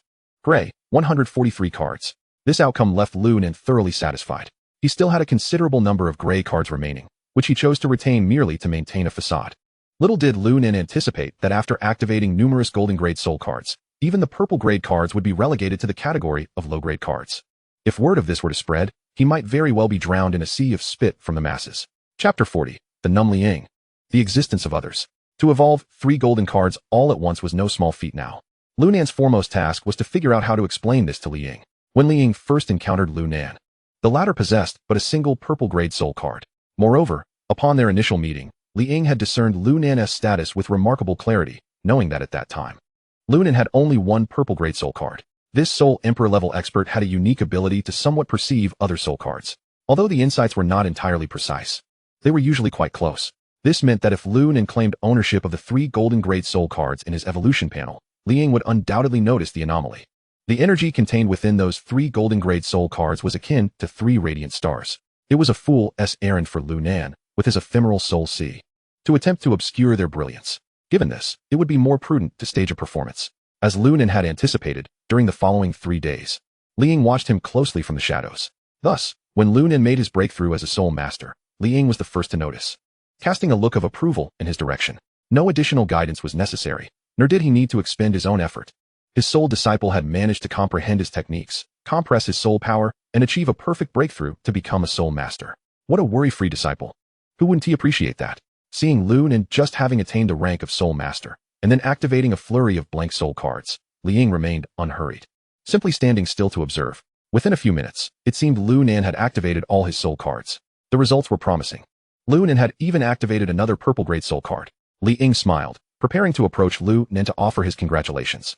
However, just as he took a step forward, his movement halted abruptly, for in the next moment, Lu Nan, right before his eyes, pulled 3 blank soul cards from his pocket. Then, he activated all 3 in one breath, manifesting 3 golden legendary grade soul cards. Liang was no longer composed. No matter how experienced he was, no matter how well-mannered. At that moment, his expression was utterly frozen. A tempest of emotions surged within him. Had this fellow somehow cheated? In fact, Liang had entertained such doubts before, suspecting Lu Nan might be the illegitimate child of some great figure. When Lu Nan was young, his father, a mysterious magnate, had secretly embedded countless golden-grade soul cards within his soul sea, allowing Lu Nan to unlock them as he matured. Otherwise, how could he possibly activate golden-grade soul cards in rapid succession? However, Liang, alongside Wu Lu, had discreetly tested Lu Nan. During their teachings, they had unobtrusively probed the number of golden-grade soul cards in Lu Nan's soul sea. Yet, in both attempts, the quantity they discovered matched what they already knew. Thus, their earlier suspicions were unfounded. This meant that this student had truly activated golden-grade soul cards purely by his own luck. For this reason, Liang was even more astonished. A 1-star soul master possessing 7 golden legendary grade soul cards. A phenomenon unprecedented. As time ticked by, Liang stood suspended in midair, lost in thought for a full 5 minutes. Lu Nan, too, patiently awaited Liang's return to reality. Finally, Lu Nan, feeling helpless, called out to the introspective Liang. Professor Li, I have successfully become a 1-star soul master. May I now leave the Butcher's Bridge and delve deeper into this world? Huh. At the sound of Lu Nan's voice, the typically composed Liang snapped back to attention. Indeed, since this place no longer poses a significant threat to you and offers no further assistance, we shall proceed deeper to continue your training. Liang made no mention of Lu Nan's activation of the 3 golden-grade soul cards. The sheer volume of information was simply too overwhelming. He found himself momentarily unable to digest the situation, a manifestation of his brain's self-protective mechanism, or perhaps a sign of his numbness. This was an aspect that Lu Nan had not considered. Nevertheless, he was quite content with such simplicity. I shall evolve my gold card. And do not inquire about its origins. If you must know, it is merely a stroke of luck. Lu Nan held a deep admiration for this teacher. Liang once again vanished into the void, while Lu Nan, under the protection of the White Wolf Sword Saint and the Crimson Lord, departed from the Butcher's Bridge, delving deeper into this otherworldly continent. The moment he stepped off the bridge, all the gnolls and crocodilians present dissipated like mere illusions, leaving no trace behind. Yet, Lu Nan was aware that they were not figments, but genuinely existed upon the Butcher's Bridge, awaiting the arrival of the next human. Following the direction indicated by Liang, Lu Nan encountered relatively few aberrant beasts, despite the several shimmering orbs of light swirling around him. The ferocity of the White Wolf Sword Saint's previous strikes seemed to have instilled a sense of caution in those creatures. After approximately 15 minutes of travel, Lu Nan gradually came across some more formidable aberrant beasts, yet they were effortlessly dispatched by the White Wolf Sword Saint. Wasn't it said that the creatures here were superior to those of other dimensions? This hardly posed any challenge. Lu Nan, feeling vexed, cast a furtive glance towards Li Ying's direction, contemplating that if Li Ying were aware of his thoughts, he would likely be irate. Indeed, these creatures were undeniably more formidable than those outside, but Lu Nan was even more extraordinary, wasn't he? The two continued onward, each absorbed in their own thoughts. When Lu Nan finally heard the distant roars of aberrant beasts, this sound invigorated him. There existed a food chain among these creatures, and those bold enough to roar in such an environment were naturally not of low rank. If this roar was a response to encountering a strong adversary, Lu Nan was determined to see it for himself. Let us go and investigate. He decisively gestured to the White Wolf Sword Saint, eager to test the capabilities of his upgraded strength. The White Wolf Sword Saint, sword in hand, followed closely behind Lu Nan, while simultaneously sensing the aura from afar. My lord, that is an aberrant beast of the Soul Master 7-star level, though it poses little threat. Notably, it is being pursued by a group of about 10 individuals. Humans? Lu Nan paused for a moment before understanding dawned upon him. There were multiple passages from the other world to humanity. The Soul Break Mountains passage was one such example. The group in the distance must have entered through another entrance to hone their skills or farm soul cards. After some hesitation, Lu Nan pondered the identity of these individuals. If they were poachers, a conflict would be inevitable. Even if they bore no ill intentions, Lu Nan preferred to avoid any entanglement, as it might hinder the White Wolf Sword Saint's reaction speed. However, it seemed the individuals in the distance had other plans. As the roars grew closer, a herd of over 30 colossal creatures appeared within Lu Nan's line of sight, charging towards him. This scene felt strangely familiar. Chapter 41. When reasoning, one must listen attentively. Indeed, it was reminiscent of the time Lu Nan chased the iron-horned rhinoceros in Soulbreak Mountain. Yet this time, he was not the one pursuing the aberrant beasts. The oncoming creatures were significantly larger than the iron-horned rhinoceros. If the rhinoceros resembled a locomotive, then this group of aberrant beasts was akin to a 2-story villa hurtling towards him. Were they not akin to dinosaurs? Aberrant beast, Southern Giant beast. Level, Soul Master 7-star. Potential, excellent. Race, beast. Skills, 1, Charge 2, Tail Strike 3, Bite 4, Ultra Emperor Roar. Description, a large carnivorous aberrant beast with a massive head and slightly square jaw, possessing terrifying biting power and tough scales. Do not underestimate their speed due to their size. Lu Nan scrutinized the approaching Southern Giant beast. He, being an admirer of a certain Century Park, nearly gasped in astonishment. Was this not the Ultra Emperor Dragon? The sovereign of the Cretaceous period. Even the Tyrannosaurus Rex pales in comparison to the Ultra Emperor Dragon. How could it possibly appear here? However, now was not the time for such contemplations. The Southern Giant beasts were already barreling in his direction, with a dozen soul masters in pursuit behind them. The prowess of those who could chase such behemoths was evident. Initially, Lu Nan had no desire to involve himself, but he was left with no choice but to command the White Wolf Sword Saint, engage in battle. The White Wolf Sword Saint nodded, positioning himself protectively in front of Lu Nan, gazing at the approaching throng of Southern Giant beasts. At that moment, the Crimson Lord suddenly broke free from Lu Nan's influence and dashed towards the colossal creatures. Lu Nan opened his mouth, but no sound escaped. This overzealous protector was quite the headache. It seemed he would have to train her more diligently in the future, before Lu Nan could summon back the Crimson Lord. The White Wolf Sword Saint unleashed a powerful strike, wind-cutting slash. With a single blow, he froze the Southern Giant beast before the Crimson Lord into a series of ice sculptures. One must acknowledge that the defensive capabilities of these Southern Giant beasts were formidable, and a Soul Master of the 7-star caliber should not be so easily vanquished before the White Wolf Sword Saint. Yet, their weakness lay precisely in their intolerance to cold. Otherwise, even allowing the White Wolf Sword Saint to strike them repeatedly would require considerable time to eliminate them. The sight of several Southern Giant beasts transformed into ice sculptures was utterly magnificent. However, such a spectacle incited fury among the group of Soul Masters. How dare you? Who is this impudent brat, attacking the aberrant beasts we have been chasing for days without so much as a word? Do you know who we are? The voice boomed, and Lu Nan heard it distinctly, yet it seemed to go unnoticed. What a joke. Those were Southern Giant beasts. Just one collision with Lu Nan could send him to his end. Who would he reason with then? White Wolf Sword Saint, continue. Yes. Under the barrage of the White Wolf Sword Saint's skills, an additional 10 Southern Giant beasts were frozen into ice sculptures. At this moment, the Crimson Lord, who had been acting as the soul card collector, swiftly maneuvered to one of the Southern Giant beasts, taking advantage of the creature's short reach. The Crimson Lord unleashed a flurry of crimson blades upon it. When the first drop of blood oozed from the Southern Giant beast, it marked the moment the Crimson Lord truly unleashed her power. Now empowered by the blood, she danced gracefully among the Southern Giant beasts. With each flicker of her form, one more Southern Giant beast succumbed, collapsing to the ground. The Crimson Lord resembled a graceful dancer clad in red, simultaneously performing the grim task of the Reaper, harvesting lives upon the battlefield.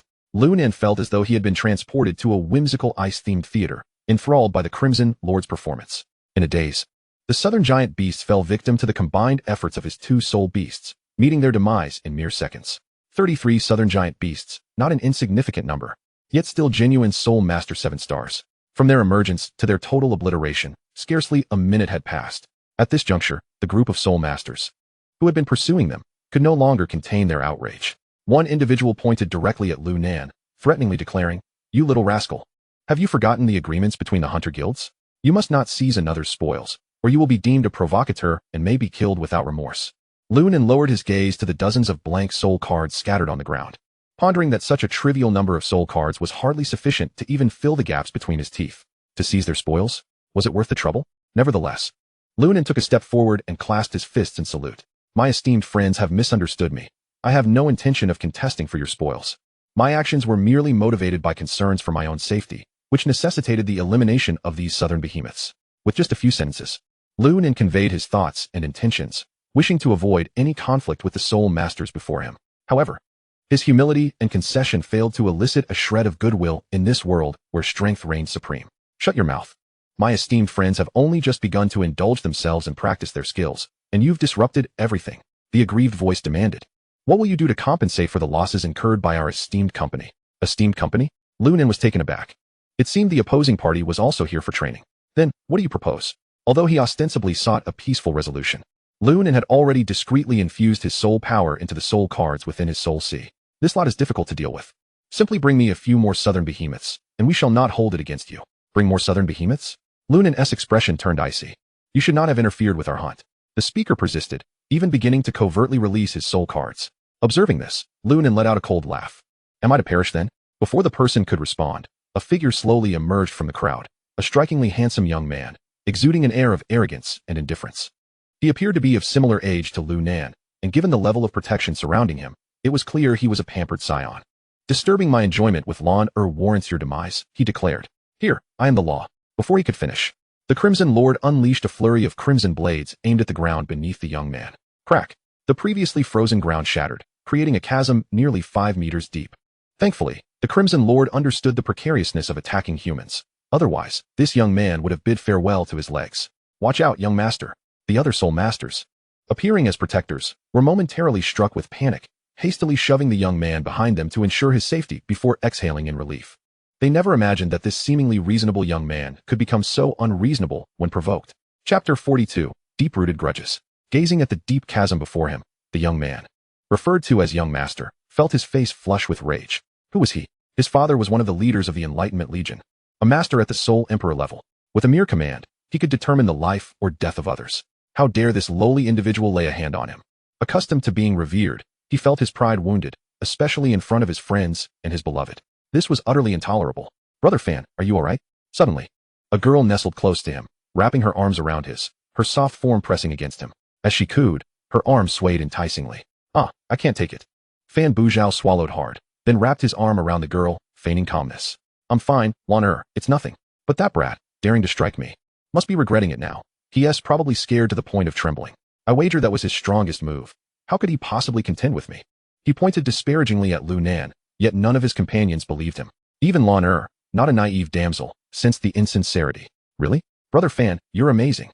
Unlike me, who can only fret from the sidelines," she pouted. "Oh, how do you speak?" Fan Buzhao pinched Lan's cheek, chuckling. "To me, you're quite impressive."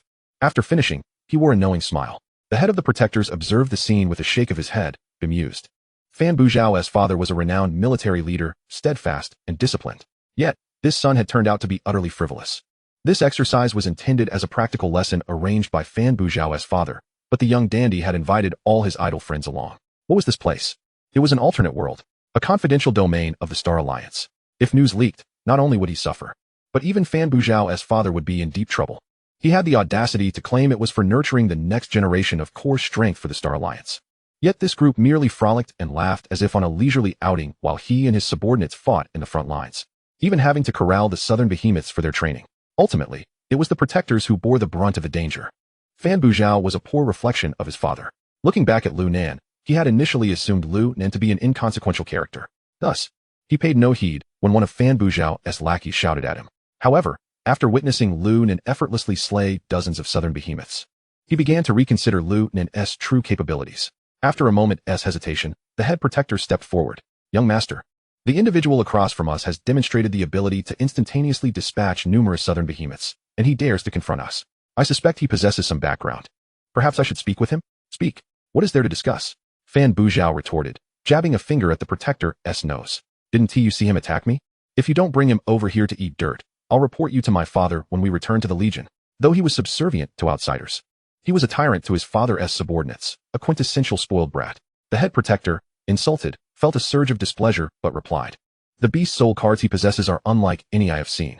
Judging by their combat capabilities, they must at least be of purple grade. If conflict arises, we should first ascertain his true nature. Fan Buzhao's displeasure grew. What is there to investigate? They are merely purple grade beast soul cards. Don't any of my friends have them? I even possess a gold grade soul card, and even if I used it to smash him, he would surely perish. If you're too timid to act, step aside and let me handle it. With that, Fan Buzhao, visibly impatient, pushed past the head protector and called out to his friends, my father's protectors are utterly useless. Don't laugh at me. Don't be upset, brother Fan. These fellows are simply cowards. If they had any guts, they would have gone to the front lines instead of loitering here as protectors. Exactly. That brat doesn't seem much older than us, even if he truly has a gold grade beast soul card. So what? Hey, if we take him down, one that proved we're stronger than the Enlightenment Legion's protectors? While the previous remarks were tolerable, the last statement ignited Fan Buzhao's fighting spirit. Brothers, you're right. If the Enlightenment Legion dares not act, we shall take him down ourselves. Let us go. If you're my brothers, join me in striking him. Oh, and you, aren't you the captain of one of the 3 major hunter guilds? Come join us. The person singled out was the one who had previously boasted at Lu Nan. Ecstatic at being called upon, he eagerly agreed, believing he had latched onto the Enlightenment Legion's coattails.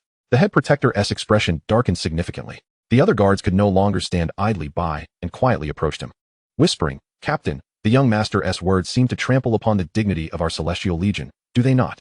Indeed, if it were just the young master, one could overlook it, but for others, including that scoundrel from the Silver Shield, to be so brazen, it makes me nearly lose my temper and strike them down. Enough. The head guard rebuked sharply, yet he harbored no intention of reprimanding anyone. Let them create a ruckus. That lad appears formidable, and once they find themselves in distress, we shall act. At that time, we shall see if these youngsters dare to boast with such impudence. The head guard's deep voice echoed in the ears of those nearby, prompting them to nod in agreement. The captain's wisdom is undeniable. Only after enduring the harshness of society can these young rascals temper their tempers. However, the head guard remained vigilant, subtly pressing down on the ground, sending a faint ripple towards Lu Nan's direction. This anomaly did not go unnoticed by the White Wolf Sword Saint. With a swift motion, the White Wolf Sword Saint plunged his scabbard into the ground, intercepting the ripple. Yet, in that instant of blocking the ripple, a voice resounded within a 10-meter radius of the White Wolf Sword Saint. Little brother, we are from the 12th Legion of the Celestial Legion, and our young master is the only son of Commander Fan. If possible, we hope you will show mercy. As long as he doesn't die, we'll beat him senseless. Chapter 43. In fact, I have 2 cards. Upon hearing the transmission, Lu Nan raised an eyebrow. He had long been aware of their identities. For when Fan Buzhao had emerged from the crowd, Liang had barely recognized him, or rather, the jade pendant hanging around his neck. The jade pendant of Fan Dekao, commander of the 12th Battle Group of the Celestial Legion. Thus, Liang immediately sent a message to Lu Nan, not to urge him to let things go, but rather to encourage Lu Nan to teach that wastrel a severe lesson on behalf of Fan Dekao. Just as he was about to make a move, unexpectedly, the Celestial Legion members also made a demand of him, and a more severe one at that. It seemed that Fan Buzhao had not refrained from belittling these soldiers in the past. Lu Nan was more than willing to serve in teaching a lesson to such a parasitic pest. Meanwhile, the sycophant from the Silver Shield Guild, seeing Lu Nan standing still without action, assumed Lu Nan was afraid. He growled, "You little brat, how dare you lay a hand on our young master? Watch me first cut off your hand. Let me show you the consequences of offending the Silver Shield Guild." Once again, the Silver Shield Guild. As a soul master who had experienced bloodshed, Lu Nan merely lifted his gaze slightly. The coldness and murderous intent in his eyes were enough to intimidate the man into silence. Since this person was not from the Celestial Legion, Lu Nan felt at liberty. The White Wolf Sword Saint, having assessed the situation, decided to act. Yes, the White Wolf Sword Saint, who had been awaiting the command to strike, vanished from his position in an instant, reappearing before the sycophant and swiftly unleashing 3 strikes. Unmatched swallow return. A sword technique capable of slicing through even the swiftest of swallows was effortlessly employed to sever the tongue of a loquacious fool. The sycophant cried out. Dare you strike? Brothers, kill him. Upon witnessing his sycophant's injury, Fan Buzhao erupted in fury. Even forgetting his fear as he pointed at Lu Nan and commanded his followers, summon the soul beasts I provided you. They are merely 2 purple-grade soul beasts. And we have over a dozen. Let us all attack and rip out his tongue. Anyone who dares to offend me is seeking death. As he shouted, the individuals behind Fan Buzhao surged past him towards Lu Nan. Fear not, young Master Fan. We will utilize the soul cards you provided to teach him a lesson. With that declaration, they summoned their soul beasts, all of which had been gifted to them by Fan Buzhao. They had long been eager to test the strength of their soul cards. As soon as the soul beasts materialized, they received their master's intent and, without hesitation, unleashed their most formidable attacks upon Lu Nan. In an instant, dust swirled, and the explosive collision of skills completely engulfed Lu Nan. The White Wolf Sword Saint glanced back slightly. He knew that Lu Nan, possessing several gold-grade soul cards, would emerge unscathed. Sure enough, amidst the explosion, Lu Nan, rather unfazed, remarked to the White Wolf Sword Saint, I have the Blood Demon armor for protection. You carry on with your business. It appeared Lu Nan was particularly at ease. However, this did not diminish the White Wolf Sword Saint's fury. How dare they attack his lord in his presence? These individuals had trampled upon the dignity of a warrior. Damn it. Although Lu Nan had suggested merely teaching these individuals a lesson, the White Wolf Sword Saint possessed ample means to ensure they would not perish. In a flash, the White Wolf Sword Saint moved rapidly into the midst of the soul beasts, and suddenly, a scene akin to a flurry of snow erupted among them. Fine snow. In the blink of an eye, these soul beasts found themselves encased in fine snow, standing frozen in place. The White Wolf Sword Saint kicked one of the ice sculptures, sending it flying and causing a domino effect, as if bowling pins were being struck. After the cacophony, all the ice sculptures shattered into fragments. Many individuals, unable to withstand the backlash as their summoned soul beasts were slain, found themselves grievously injured, spurting blood. Subsequently, the White Wolf Sword Saint executed another swift movement, transforming into a flash of lightning among the soul masters, continuously drawing his blade, inflicting unparalleled agony without taking their lives. His precise swordsmanship, when torturing, could also be exquisitely controlled. He severed tendons, skinned them, or sliced through their bones with surgical precision. Meanwhile, the Crimson Lord was not idle, as he greedily drained the blood of those wounded by the White Wolf Sword Saint, meticulously controlling the blood loss to allow them to experience the chilling sensation of blood seeping away. In an instant, cries of anguish filled the air. Ah, it hurts. It hurts so much. Fan Buzhao's companions began to curse at that moment of suffering. However, their curses were not directed at Lu Nan. My blood 1T stop. Quickly, help me staunch the bleeding. Damn it. Fan Buzhao, you cursed scoundrel. Why have you led us into this predicament? They recognized that their opponent was a formidable soul master. No, a soul spirit level expert. How could they possibly compete? Witnessing his companions falter so easily, Fan Buzhao's expression, already grim, darkened further at their accusations. A bunch of useless fools. So many of you can't even handle one. Enraged, Fan Buzhao finally broke free from the stunned Lan and took a few steps forward. Then, he summoned his soul beast. Arise, giant stone war god. With a thunderous roar, a colossal and majestic giant rose slowly from the dust. Simultaneously, a searing wind swept the ground, as if intent on incinerating all life upon it. Lu Nan, standing at the forefront, felt a wave of heat comparable to molten lava. Even the slightest touch could result in severe burns or, at worst, instant death. Sensing this intense heat, the White Wolf Sword Saint swiftly moved in front of Lu Nan, drawing his sword in a powerful slash. Windward slash. The frigid air surged forth, intent on freezing all, clashing violently with the heat emanating from the giant. In less than a second, the two opposing forces collided fiercely. Hiss! Boom!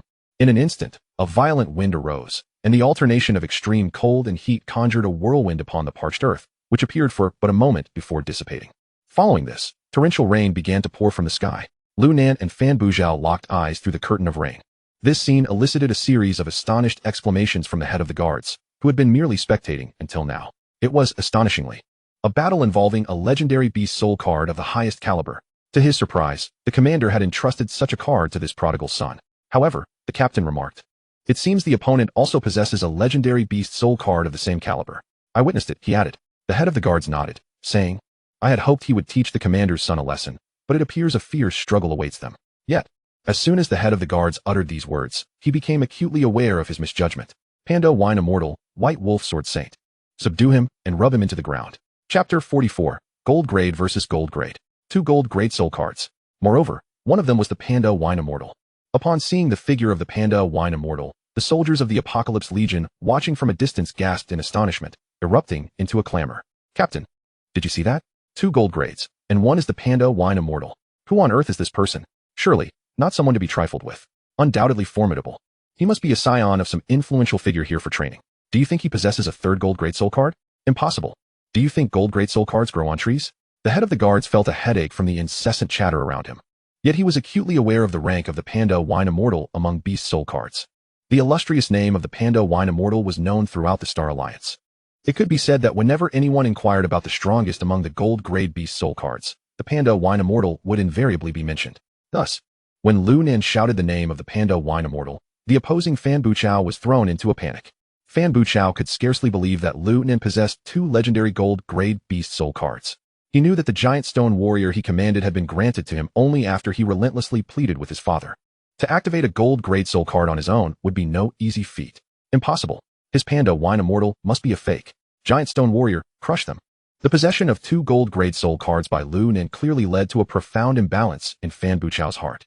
Jealousy contorted his features to the point where he summoned no other beast souls, opting instead to have the giant stone warrior face off against 2 formidable gold grade soul beasts. The head of the guards observed this scene with a continuous shake of his head. He has no practical experience. How can he fight? The strength of the giant stone warrior ranked 22nd among gold grade beast soul cards. Such a ranking placed it quite high among the hundreds of gold grade soul cards. Yet it still paled in comparison to the panda wine immortal, who, according to the latest soul card rankings, held the 7th position. With such a disparity, Fan Buchao's aspirations of victory were already delusional. Now, with his own disarray, he had exacerbated his own downfall by pitting the giant stone warrior against 2 adversaries. If he had summoned other soul beasts, he might have stood a chance. After all, he was merely a prodigal son. Lu Nan, however, paid no heed to the thoughts of those around him. As the White Wolf Sword Saint and the Panda Wine Immortal charged toward the Giant Stone Warrior, an interface popped up before him. Beast Soul, Giant Stone Warrior of Obelisk. Grade, Legendary. Type, Beast Soul. Race, Mythical Beast. Skills, Heavenly Strike, Fury, Hard Shell, Incinerating Fire. Magic Immunity. Description, the mythical beast, originally an obelisk, symbolizes light and darkness. When it descends upon the earth, the scorching gales sweep across the land, turning all living creatures into corpses. Upon reading this introduction, Lu Nan felt reassured. The hot winds that accompanied the emergence of the giant stone warrior were likely the result of its first skill, Heavenly Strike, being passively activated. While the spectacle of Heavenly Strike appeared grand, it seemed to be a one-time ability of little consequence. At that moment, the Panda Wine Immortal had already engaged the opponent with a resounding clash. Although the Panda Wine Immortal was considerably smaller than the giant stone warrior, it was the latter that was first to be repelled. Stumbling back 2 steps upon impact, the immense body of the giant stone warrior staggered backward, shattering the ground beneath it and nearly crushing Fan Buchao in the process. Had he not dodged swiftly, he would have been the first soul master to be slain by his own beast soul. Damn it! Fan Buchao, having narrowly escaped being crushed, broke out in a cold sweat. Once he regained his composure, he unleashed a torrent of curses. Why are you so useless? Counterattack now? With a low growl, the giant stone warrior responded to Fan Buchao's command, straightening its massive form before unleashing a powerful breath toward Lu Nan. Incinerating Fire. As the breath was expelled, it morphed into a fiery tongue, hurtling toward Lu Nan with the speed of an arrow. Although this fiery tongue lacked the terrifying heat of the earlier gust, should it strike Lu Nan, it would surely spell his demise. However, aside from Fan Buchao and his sycophants, no one believed that the fiery tongue would be effective. After all, Lu Nan's 2 soul cards were no mere decorations. Frosty Snow. The White Wolf Sword Saint drew a blade, freezing the fiery tongue midair.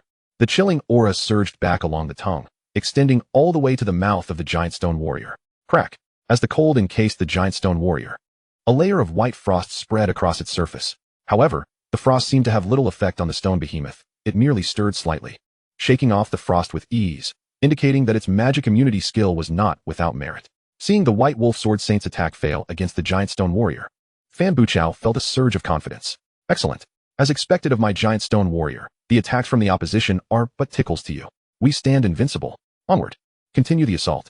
With Fan Buchao's encouragement, the giant stone warrior, equally emboldened, resumed its charge. The sight of the colossal stone creature thundering forward was quite a spectacle to onlookers.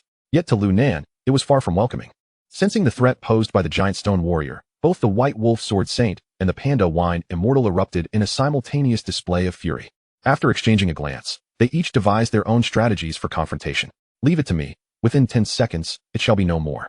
The Panda Wine Immortal took a sip of wine and planted his bamboo staff into the ground, burying a third of it. 10 seconds? Too slow.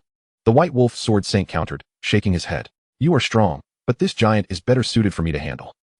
Very well, the panda wine immortal chuckled. I shall take on the role of a spectator and hope to witness a splendid execution. Thank you, the white wolf sword saint responded politely with a bow. At that moment, the giant stone warrior had reached the two of them. Its displeasure at being ignored was palpable. Fan Buchao was equally incensed. Damnable, lowly beast souls.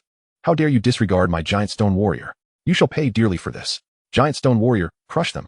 With a furious roar, the giant stone warrior swung its massive hand at the panda wine immortal, seemingly intent on sending him flying as retribution for the earlier affront. Yet, the panda wine immortal remained unfazed, for he had declared that he would allow the white wolf sword saint to take action, choosing instead to observe.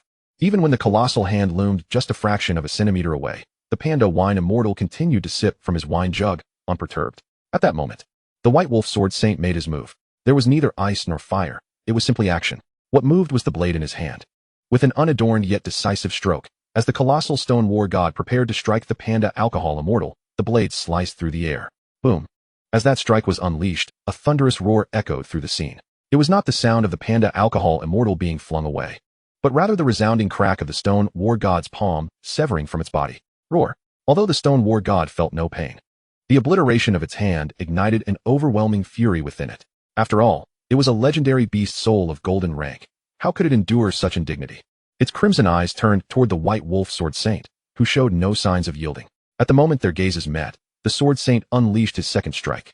The stone war goddess' formidable exterior was cleaved apart as easily as tofu beneath the blade. This time, it was the severing of both thighs. Boom. With its legs lost, the stone war god could only extend one arm toward the ground, desperately attempting to soften its imminent fall. Yet, the white wolf sword saint's third strike followed swiftly. It was a slash that spanned the heavens and the earth. A silvery thread, delicate as gossamer, traced across the stone war god's neck and shoulder. Soft, intricate, and yet razor-sharp, it completely cleaved the stone war god's form into several segments. After 3 strikes, the golden rank legendary beast soul, the stone war god, was utterly vanquished, dissipating into a wisp of residual soul, retreating back into Fan Buchao's sea of souls. The entire exchange transpired in a mere 3 seconds. PFF. Fan Buchao spat out a mouthful of blood. The backlash from the golden rank beast soul card striking him with tremendous force. In an instant, he could no longer withstand the surge of soul power. His eyes rolled back, and he succumbed to unconsciousness. What a splendid display of swordsmanship. Witnessing the white wolf sword saint's technique, the panda alcohol immortal exclaimed in admiration. Clearly impressed, even as a figure of great strength. Merely a trivial skill, hardly worth mentioning, the white wolf sword saint humbly replied. It was simply that my opponent's physical defenses were remarkably weak, allowing me to gain the upper hand. Remarkably weak? The head of the guards, whose hearing was still acute, thought he must have misheard. That was the stone war god. Aside from being immune to magic, it possessed formidable physical defenses. After all, it was a legendary being born of the god tower. How weak could its defenses possibly be? Thus, it was not that the stone war god was weak, but rather that the white wolf sword saint's swordsmanship was exceptionally potent. With the battle having reached its conclusion, the head of the guards observed Fan Buchao had lost consciousness, and he stumbled forward, feigning nonchalance as he raised his hands in surrender.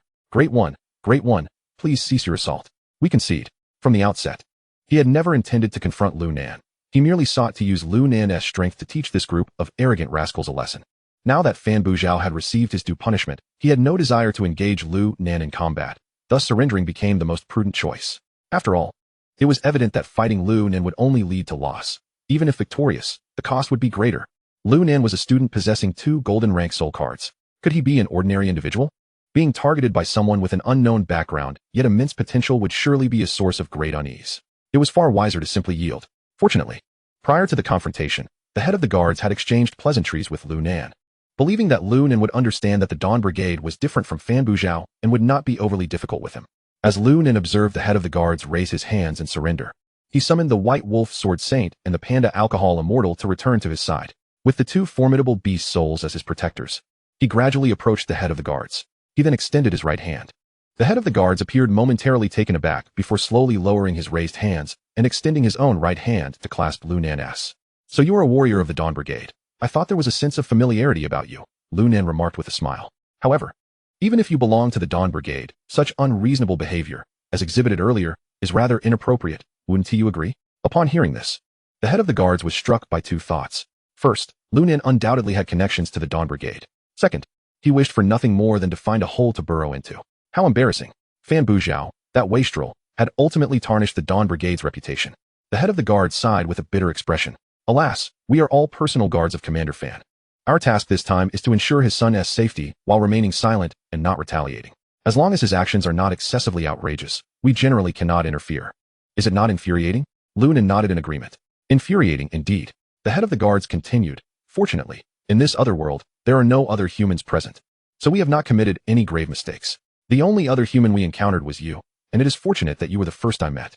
In truth, the head of the guards secretly felt fortunate that Lu Nan was a person of strength. Had he been confronted by a weakling, they would have inevitably had to protect that weakling by delivering a beating to Fan Buzhao. In such a scenario, they would surely face rebuke from Commander Fan. Observing the head of the guard's despondent demeanor, Lu Nan felt a significant portion of his frustration dissipate. He did not wish to deride the other.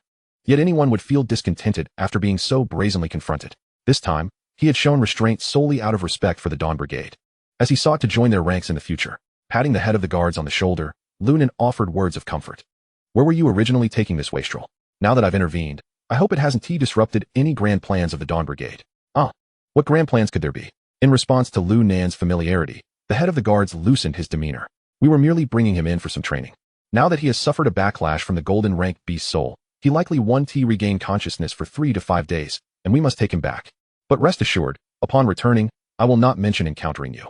That is fine. If you don't speak the truth, you face punishment? Lu Nan waved his hand dismissively. However, there is no need for hesitation. Simply inform your Commander Fan that I am Lu Nan, and this matter will be settled. Lu Nan. Nodding, Lu Nan leaped onto the back of the panda alcohol immortal, turning back with a grin. Indeed, Lu Nan. The man who swore to become a soul emperor. Chapter 46. The Ruined Cathedral, a Hidden Threat. Once seated upon the panda alcohol immortal, Lu Nan departed without looking back, leaving the members of the Dawn Brigade to tidy up the aftermath. Captain, who exactly is that person? One of the guards inquired. Who, you ask?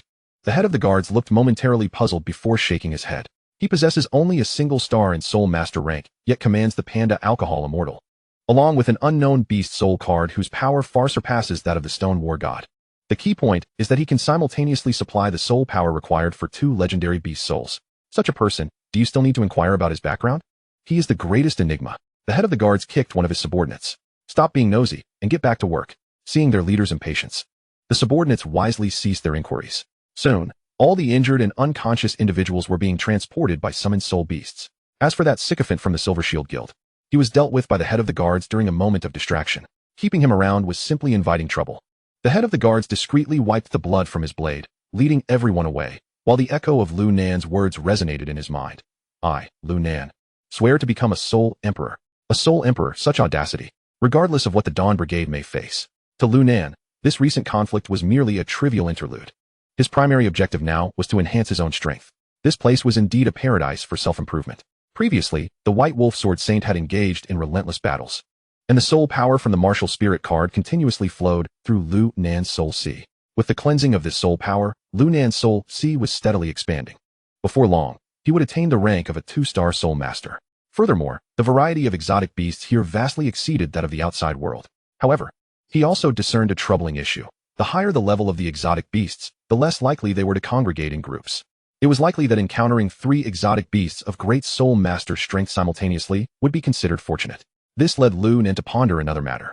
If defeating high-level exotic beasts proved to be an arduous and thankless task, then even high-level martial spirit masters, when in need of blank soul cards, would not actively seek to slay these formidable creatures, but would rather clear lower-level soul cards. If that were the case, wouldn't high-level exotic beasts proliferate unchecked? How did the Star Alliance address this predicament? As he was lost in thought, the chime of a bell jolted Lu Nan back to reality. Before him stood a dilapidated church. The dome was ensnared in cobwebs, the deity's statue was encrusted with dust, and the surroundings were rife with impurities. Undoubtedly, the interior of the church was a den of peril. How could such a human structure exist in this other world? The moment Lu Nan materialized, the surrounding members of the alien race had already encircled him. Alien race, Soul Reaver. Level, 7-star Soul Master. Type, Undead. Skills, 1 Strike 2. Dominance 3. Assimilation. Description, a Soul Reaver, reduced to a decaying husk, senses the presence of living beings through temperature and sound, fighting instinctively and possessing the ability to infect and assimilate living creatures. Once assimilated, it is irreversible unless one possesses purification skills. Even a Soul King should not be overconfident. The system interface flashed before Lu Nan's eyes, which he promptly dismissed. This group of alien beings possessed astonishing skills. Assimilation. Once injured or bitten, one would become one of their kind. Was this not akin to a zombie outbreak? Glancing back at the soul cards within his soul sea, he realized he did not possess even a single purification-type soul card. How could he fight? Should he bypass this place and venture deeper? Who knew what awaited him further on? If caught between foes, the outcome could be far worse. Retreating was out of the question. After a moment's contemplation, Lu Nan found himself encircled by the alien beings in layers. There was no choice but to confront them head-on. Their attacks could lead to infection and assimilation. He commanded his 3 soul beasts to focus on ranged attacks. In an instant, Lu Nan issued orders to his companions. However, before his command could fully register, the White Wolf Sword Saint had already unsheathed his blade multiple times, reducing dozens of soul reavers to mere fragments. The Panda Wine Immortal, in a more exaggerated display, took a swig from his flask and unleashed a torrent of drunken mist and fiery breath that erupted violently in the midst of the fray. Boom. Notably, these flames proved far more lethal to the undead alien beings than the Sword Saint's blade. With the release of these 2 skills, the alien race was utterly obliterated. Since the target was the alien race, the unfortunate Scarlet Lord could play no role in collecting cards and was relegated to being a mere decorative beast spirit. Master, what did you just say? The Panda Wine Immortal chuckled heartily after his drink. Lu Nan realized that his concerns about these brazen creatures were unfounded. Nothing, just keep fighting. The mass slaughter of dozens, if not hundreds, of alien beings drew the attention of many more from afar. In the distance, there appeared to be an abandoned village worth exploring. However, for now, it was prudent to clear the church before investigating further. After all, the resonating bell within this decrepit sanctuary indicated some deeper significance. Ignoring it could lead to dire consequences. Let us go take a look. With a sweeping gesture, Lu Nan led his beast spirits toward the church's grand entrance. The path to the church was fraught with difficulty, the soft, yielding soil exuding a pungent odor of decay. During their approach, several soul reavers emerged from the loamy ground, but they barely showed themselves before the White Wolf Sword Saint dispatched them, sending one flying like a football for the Panda Wine Immortal. Upon reaching the church's threshold, they finally encountered a few scattered stone slabs along the way. The sight of these slabs brought a sigh of relief from Lu Nan, who exclaimed joyfully, "Finally, solid ground." Yet, just as he set foot on the stone slabs, a volley of arrows rained down from the bell tower, targeting Lu Nan directly. Judging by their force and speed, if he were struck, his physical prowess would likely be no match, and he would be pierced through. Bang! Reacting swiftly, the Panda Wine Immortal extended his bamboo staff, generating a shockwave that deflected all the arrows. Although the hidden arrows were successfully thwarted, Lu Nan was nonetheless alarmed. Hey, these undead even know how to ambush. Just as he was about to curse, a fresh barrage of arrows descended from the bell tower. Before they could reach him, shadows atop the tower knocked their bows once more. Master, be careful. The White Wolf Sword Saint, quick on his feet, grasped Lu Nan and dashed away, while the Panda Wine Immortal shielded him, batting down all arrows aimed at Lu Nan. Under their protection, Lu Nan was soon brought to the church's entrance, now safely positioned in the blind spot of the bell tower, free from further threat of ambush. Chapter 47. The Parchment Scroll, Secrets of Spirit Mastery. Looking up at the imposing doors before him, Lu Nan noted that though the exquisite carvings and decorations were in disrepair, they attested to a time of former glory. Perhaps. Regardless, this church, situated in a realm perpetually shrouded in darkness, was surrounded by creatures of the undead. It was improbable that this 2-story edifice, built in reverence to the divine, was constructed by these undead beings brick by brick. The exterior bore scars of crumbling stone, and who could say how long it would be until it completely weathered and collapsed. The dilapidated scenery evoked a sense of quiet sorrow, a faint ache from years of neglect and gradual forgetting. Lu Nan commanded the Panda Wine Immortal to push open the grand doors. Within the entrance hall stood a statue of a goddess, tattered and missing half her body and wings, gazing down with a smile that appeared somewhat sinister. It seemed this statue was erected to beseech divine protection, yet in this realm overrun by the undead, it had lost its purpose. Lu Nan led his 3 souls into the church, slipping through the entrance. In truth, the threshold lacked a proper floor. Only a rotting wooden plank lay across the ground. Lu Nan worried that a misstep might cause him to fall through, but fortunately, the wood held firm. Inside, the decay rivaled that outside. Not a single stone slab on the floor remained intact, and where sunlight failed to penetrate, no weeds dared to grow. Instead, a mass of creeping vines sprawled throughout the room.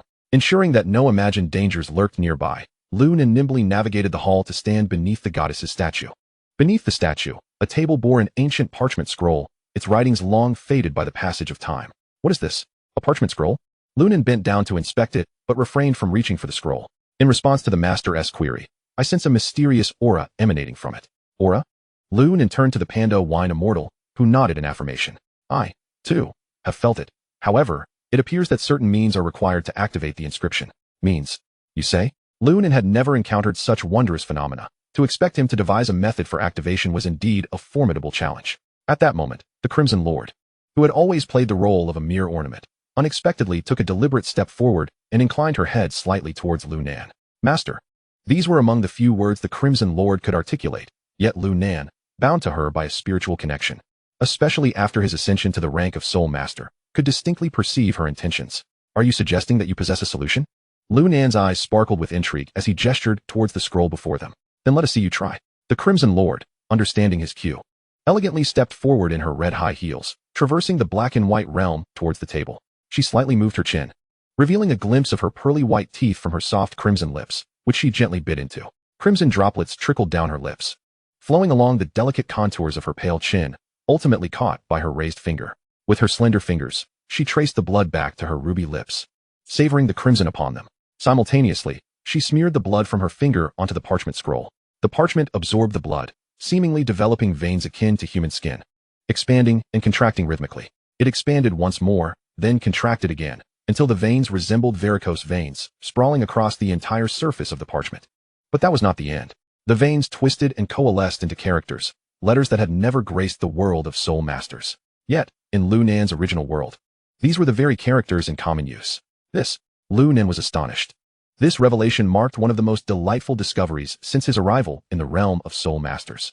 With Li Ying's presence beside him, he kept his astonishment discreet, studying the inscription intently. At the moment of calamity, a colossal red moon appeared in the sky. Yet, the aging king of the crumbling fortress, the valiant knights, and the esteemed alchemists regarded one another as the gravest threats, wholly oblivious to the shifting tides beyond. The whispers of the soul devourers wafted through the dense fog. Ancient dragons descended from above, cloaking the land in a harsh winter chill. The soulless soul devourers rampaged, assimilating and collecting souls, transforming them into crystalline forms for their masters. Souls should not be subjugated. To where, then, would these crystallized souls ultimately go? Until one fateful night, a sudden onslaught of beasts heralded the second disaster. From afar, a human seeking refuge approached, clutching a soul card, a coveted treasure among us. The soul card was something we could not. The inscription concluded here. Yet, Lu Nan could surmise the meaning of the final sentence conveyed. The inhabitants of this world were incapable of wielding soul cards. Piecing together the preceding inscriptions, Lu Nan formulated numerous conjectures in his mind. The people of this world had lost their souls amidst a catastrophe, transforming into soul devourers. Furthermore, the ultimate destination of these souls likely lay with the very beasts. Even more perplexing was the notion that the soul cards dropped by these beasts could only be utilized by humans. Why was this so? Moreover, was the author of this text a compatriot from his former world? The magnitude of this information momentarily overwhelmed Lu Nan. As he pondered, a sudden cacophony of beastly howls disrupted his thoughts. Oh whoa, the sound of a wolf's howl. Lu Nan turned in surprise to regard the White Wolf Sword Saint. The White Wolf Sword Saint appeared offended. My lord, it was not I. He pointed towards several white wolves emerging on the nearby staircase and spoke in a grave tone. These beasts have reached the 9-star level of Soul Masters. Wolves are social creatures, and there may very well be more than just these few in the church.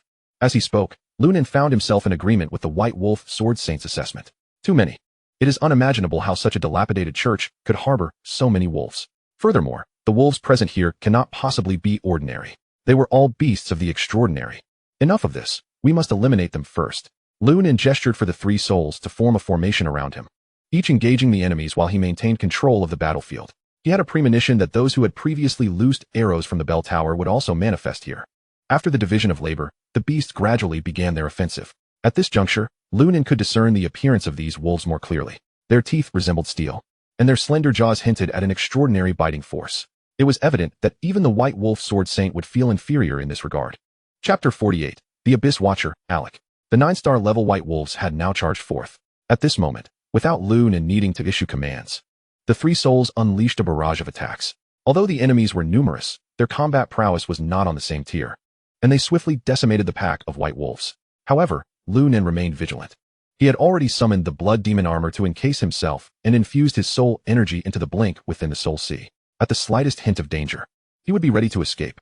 Safety was paramount. As the anguished howls of the white wolves reverberated, the battle unfolded as a one-sided massacre. Yet the beasts seemed oblivious to the concept of fear. The sight of their fallen kin only served to ignite their primal instincts. Moreover, as the scent of blood permeated the air, an increasing number of white wolves were drawn to the scene. Even the otherworldly beings outside the church began to tread through the muddy ground, lured by the allure of fresh flesh. It was a manifestation of primal hunger. As the number of enemies surrounding them swelled, the panda wine immortal could not help but feel a sense of frustration. Why do these beasts display no fear? The white wolf sword saint shook his head. Starving wolves feast without mercy, they bear grudges. We have slain many of their kin, and unless we eradicate them completely, escape will be impossible. The panda wine immortal, resigned to the situation, summoned elemental avatars, attempting to eliminate the white wolves with standard attacks. If one were to inquire why they did not employ their skills within the confines of the church, the explosive nature of the panda wine immortal's fiery breath could easily backfire, sending Lu Nan flying. The white wolf sword saint's attacks were somewhat more manageable, as he could target a single direction to strike down a large number. However, should the structure be demolished, the collapsing ceiling could inadvertently harm Lu Nan. Both souls found themselves constrained, their frustrations mounting. Lu Nan observed the unfolding situation keenly. However, he did not intend to lead the three souls out of the church only to demolish it. Ever since he laid eyes upon the parchment scroll beneath the statue of the goddess, he was certain that the church harbored vital clues. Recklessly destroying it could result in losing those clues. Yet, given the circumstances, he recognized his shortcomings. He already possessed melee-oriented beast souls. What he lacked now was long-range firepower. This thought had lingered since he had been passively enduring assaults outside the church. If one day he were to engage in combat against an opponent who wielded long-range skills, or even soul beasts capable of kiting him, would he not be left defenseless? No, he must acquire such capabilities. Witnessing the three souls having already dispatched hundreds of beasts, with countless soul cards scattered about, Lu Nan waved his hand. And the Crimson Lord immediately understood. The card-collecting maiden had become quite adept at her task. In mere seconds, she collected all the blank soul cards and presented them to Lu Nan before rejoining the fray. Gazing at the blank soul cards in his hand, Lu Nan felt a sense of reassurance wash over him. With the few remaining soul cards from before, he no longer had to worry about failing to evolve into a golden grade soul card. His only concern now was the nature of the soul card that would emerge. As for the super grade evolution feature, Lu Nan chose to set it aside for the time being. Surveying the battlefield. Although the elemental avatar of the panda wine immortal had not unleashed any skills, the sheer power of its physique rendered the white wolves utterly helpless. Each one dispatched with a single blow, their mangled forms a grotesque sight. In contrast, the swordsmanship of the white wolf sword saint was somewhat aesthetically pleasing, delivering precise strikes to the vital points of the aberrant beasts without creating excessively gory scenes. However, the Scarlet Lord, a purple-grade beast spirit, surpassed the brutality and carnage of the two golden-grade beast spirits amidst the blood-soaked chaos. The fallen aberrant beasts either had their blood drained or were reduced to mere clouds of gore. Ever since Lu Nan's ascension to the rank of Soul Master, the Scarlet Lord had grown increasingly savage. As the battle progressed, Lu Nan felt he had gained complete control over the situation, save for the unseen creature lurking in the shadows, which remained a thorn in his side. Yet, worrying would yield no results. It was far better to calm himself and draw cards. Spreading out the 200 soul cards recently collected from the Scarlet Lord before him, Lu Nan activated the majority in one go. His luck remained consistent, yielding mostly blue cards with a slight increase. Nevertheless, Lu Nan was undeterred. For his sole intention was to put on a performance before Liang. His true capabilities lay within the soul card evolution device nestled in his soul sea. Gathering all the activated cards into his soul sea, Lu Nan summoned his attribute interface to review his collection. Low-grade soul cards. Purple, 20 cards. Blue, 6 cards. White, 5 cards. Gray, 312 cards. He had ample reserves and need not fear starvation. After contemplating the evolutionary direction of the beast spirit, Lu Nan set to work crafting his very own soul card. Following several successive fixed evolutions, a soul card that aligned with Lu Nan's desires quietly settled within his soul sea. Spirit, Abyss Watcher. Grade, Legendary. Type, Beast Spirit. Race, Elf. Skills, Scorching Barrage, Burning Arrow. Explosive Arrow, Rain of Fire, Weakness Mark. Description, a damage-dealing hero with legendary shooting prowess, capable of accurately striking enemies whether in point-to-point shots or wide-range barrages. In the silent depths of the abyss, colossal phantoms may occasionally manifest. They are not hawks perched on cliffs, but rather unfathomable monsters. Each nightfall, Alex sits on the cliff's edge, gazing into the unfathomable darkness. Powerful. Invincible. The introduction of the Beast Spirit card had also been significantly refined. However, this description only deepened Lu Nan's curiosity regarding the origins of these beast spirits. Could it be that they were once extraordinary beings from another realm, reincarnated after death? Furrowing his brow in contemplation, Lu Nan suddenly felt a sense of relaxation. At the moment the prey relaxed, the hunter often delivered a fatal strike. Bang! With the sound of the bowstring vibrating, 2 arrows swiftly appeared at the center of Lu Nan's forehead. This scene unfolded so rapidly that neither the panda wine immortal nor the white wolf sword saint could react in time. My lord, master. They could only exclaim in alarm as the first arrow pierced through Lu Nan's blood demon armor's protective shield, which vanished in an instant. Seeing the second arrow poised to penetrate his skull, Lu Nan activated a prepared teleportation skill. shifting from his position to the warm and secure embrace of the panda wine immortal. At last, you show yourself, you cunning fiend. Alec, engage him directly. As Lu Nan uttered these words, a strikingly handsome man clad in a wolfskin cloak, wielding a crimson longbow, abruptly materialized. With cold, deep-set eyes, he knelt upon the shoulder of the panda wine immortal, swiftly and skillfully drawing back his longbow. At your command, my master. Chapter 49, Absolute Firepower Suppression. An exceptional hunter often appears in the guise of prey. Once the identities of hunter and prey shift, the time to ensnare has arrived. As Alec drew his longbow, the assailant lurking in the shadows remained momentarily stunned by Lu Nan's sudden disappearance. When he regained his senses and recognized the threat from Alec, it was already too late. Weakness mark, Alec uttered softly, and the figure concealed in the shadows became vividly apparent to Lu Nan. Yes, it was unmistakable, even from several dozen meters away. Lu Nan could clearly see the individual hiding behind the stone wall above. Not even the blood vessels coursing across his heart could escape Lu Nan's gaze. It was as if Lu Nan's eyes were equipped with infrared thermal imaging, complete with a mini-map tracking function. This was the vision shared with Lu Nan by Alec. Through Alec's shared perception, Lu Nan identified the target's identity. Otherworldly race, Waker. Level, Soul Master 9 stars. Type, Undead. Skills, 1, Precise Shot 2. Multi-Shot 3, Rewind.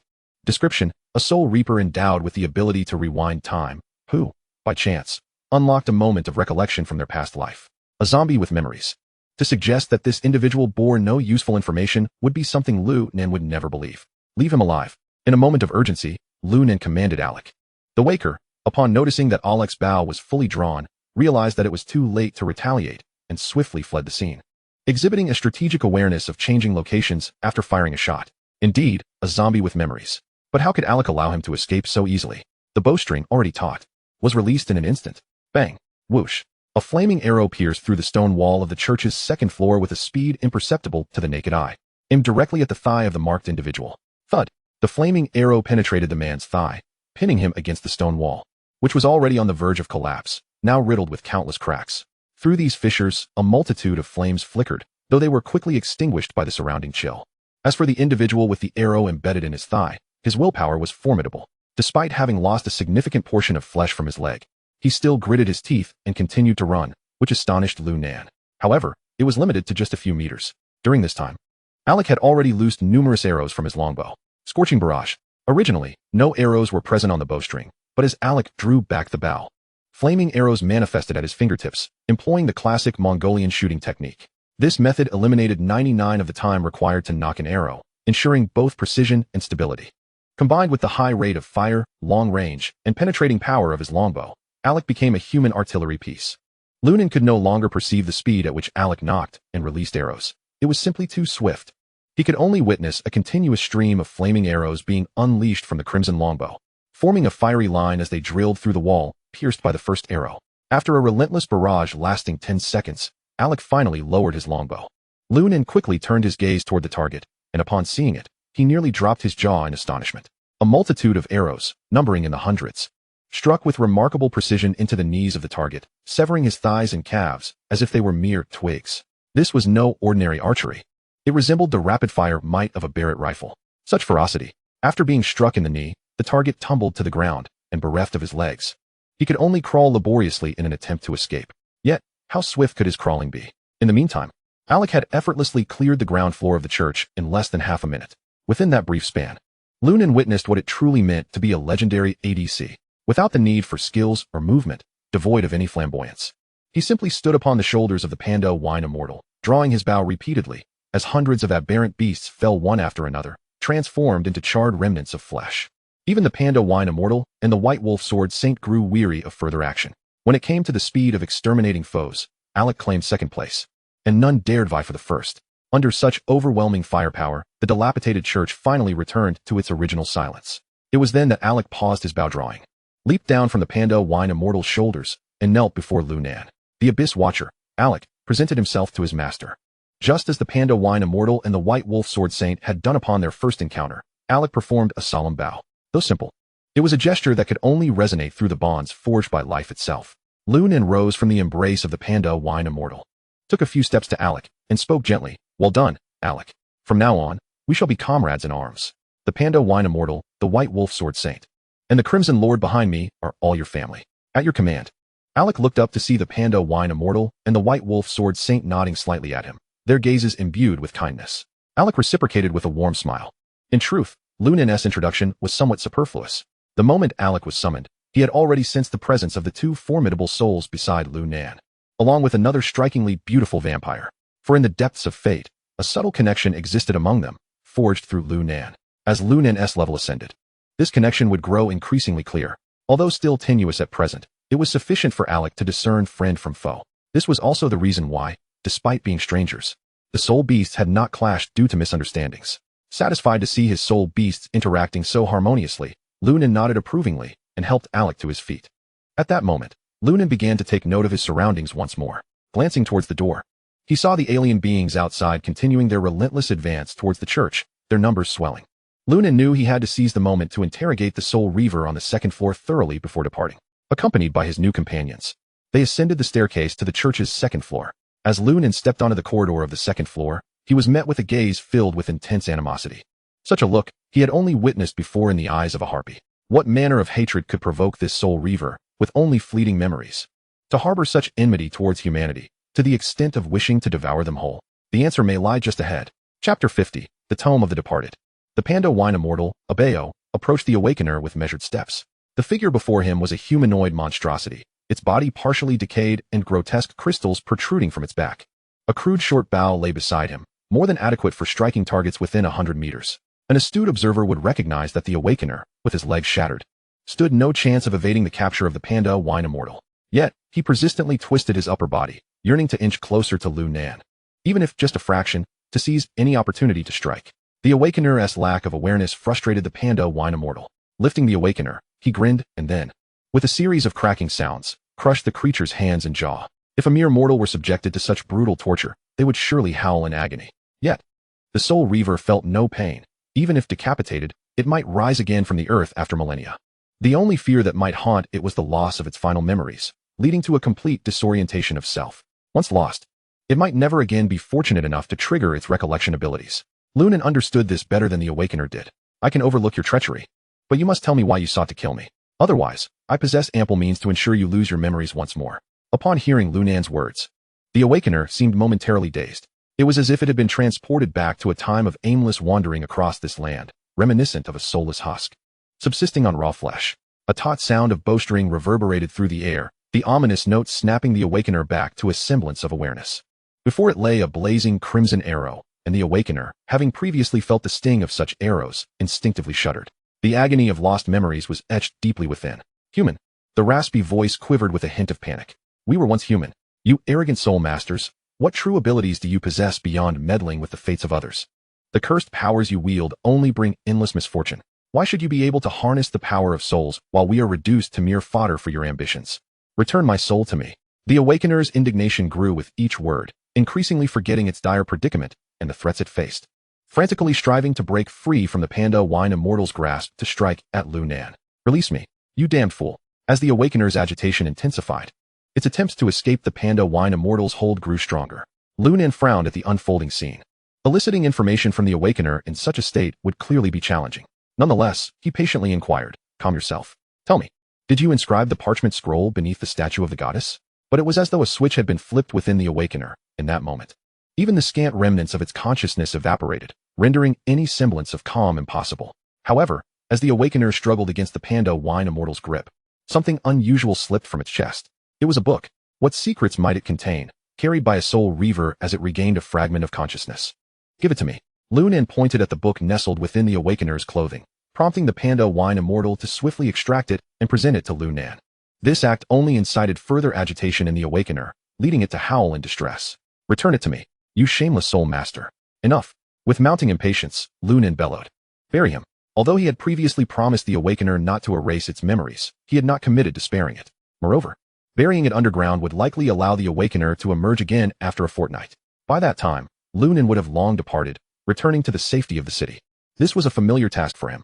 Upon hearing Lu Nan's command, the panda wine immortal chuckled, springing gracefully to the first floor hall and shattering the stone floor with a single punch. With a vigorous scrape, a deep pit, measuring a meter in diameter, abruptly appeared, perfectly accommodating the shattered remnants of the awakener. After burying the awakener, Lu Nan felt an overwhelming tranquility enveloping him.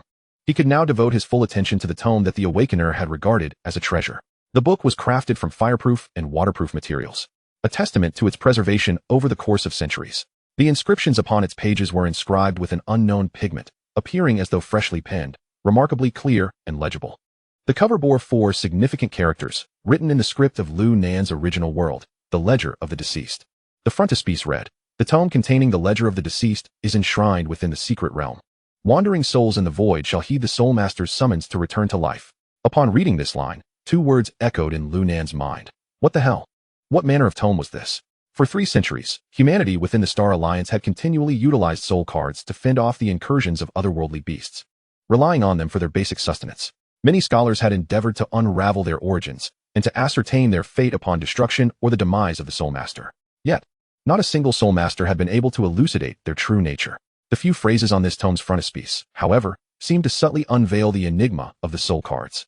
The soul energy contained within the soul cards used by Soul Masters likely originated from these beings of another realm.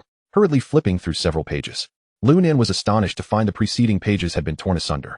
Nevertheless, from the fragmented remnants, he could surmise that they comprised a list, along with dates of demise. Although his curiosity was piqued, recovering them would prove a monumental task. Skipping over them, the subsequent content of the ledger detailed a map, accompanied by a phrase, "The tome does not belong to any creature that possesses it. Any holder of the tome shall ultimately return it to its rightful owner." Chapter 51, The Coldstone Fortress, The Tormented Swordsman. Return it to its rightful owner? Lu Nan was taken aback. What could this possibly mean?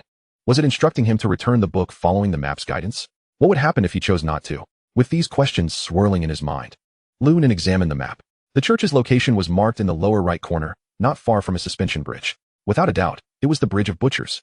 Adjacent to the bridge, across from the church, lay a village, clearly the abandoned village Lu Nan had previously glimpsed. However, these details paled in significance. What truly mattered was that the back of the church was adjacent to a cliff. Below the precipice sat a castle, hewn entirely from massive stones. The Coldstone Fortress. Lu Nan retrieved the parchment scroll he had previously acquired from the goddess statue for another glance. The scroll too had mentioned the Coldstone Fortress. This fortress was undoubtedly the castle of the original king of this world. It seemed that to unravel the mystery of the soul cards, a visit to the Coldstone Fortress was imperative. Resolute, Lu Nan began to chart his course. According to the scale, the journey from the church to the fortress would require no more than half a day's time. With a destination in mind, Lu Nan refrained from lingering, waving his hand to lead the souls toward the fortress. During their trek, the elemental avatar of the Panda Wine Immortal was more than capable of carrying everyone.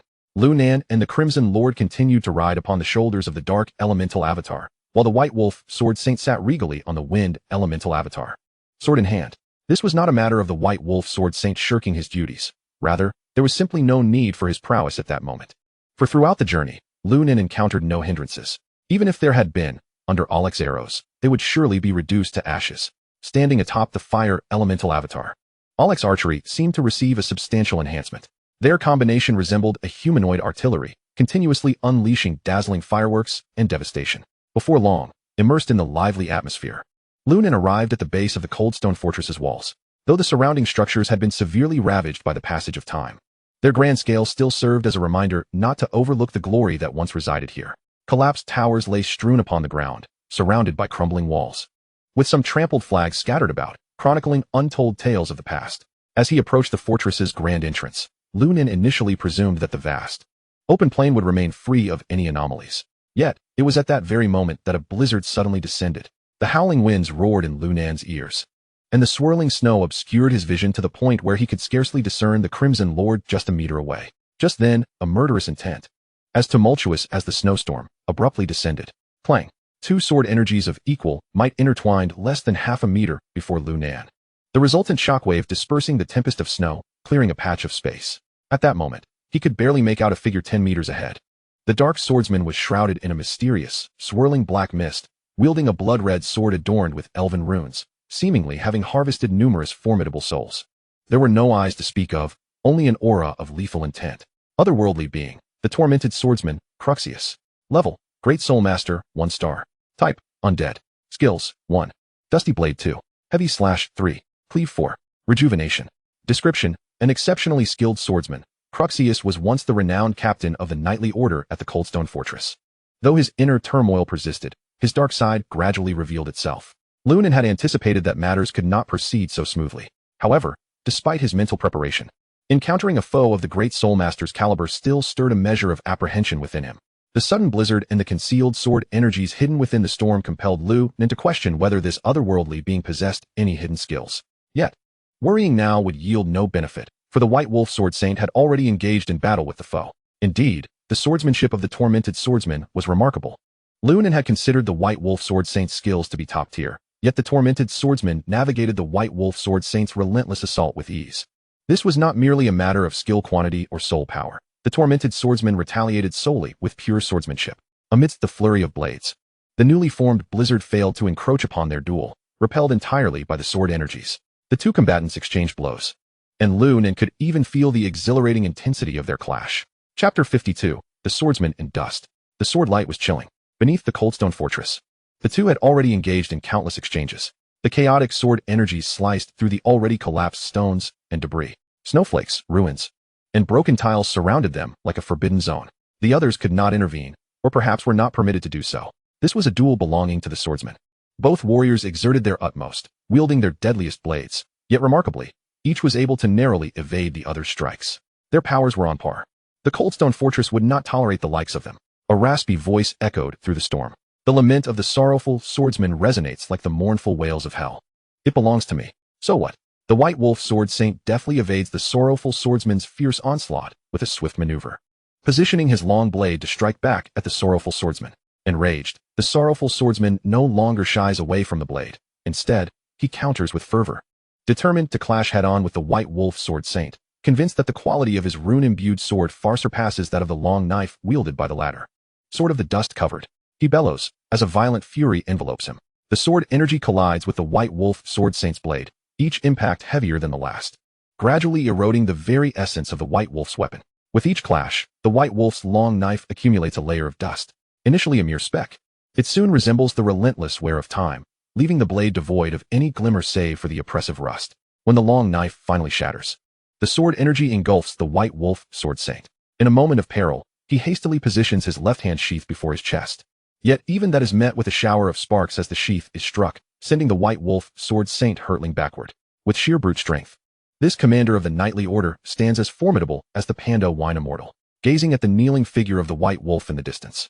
The sorrowful swordsman seizes the moment to declare, the coldstone fortress has no room for ants. With that, he raises his sword for the final blow. At this, Lu Nan's concern deepens.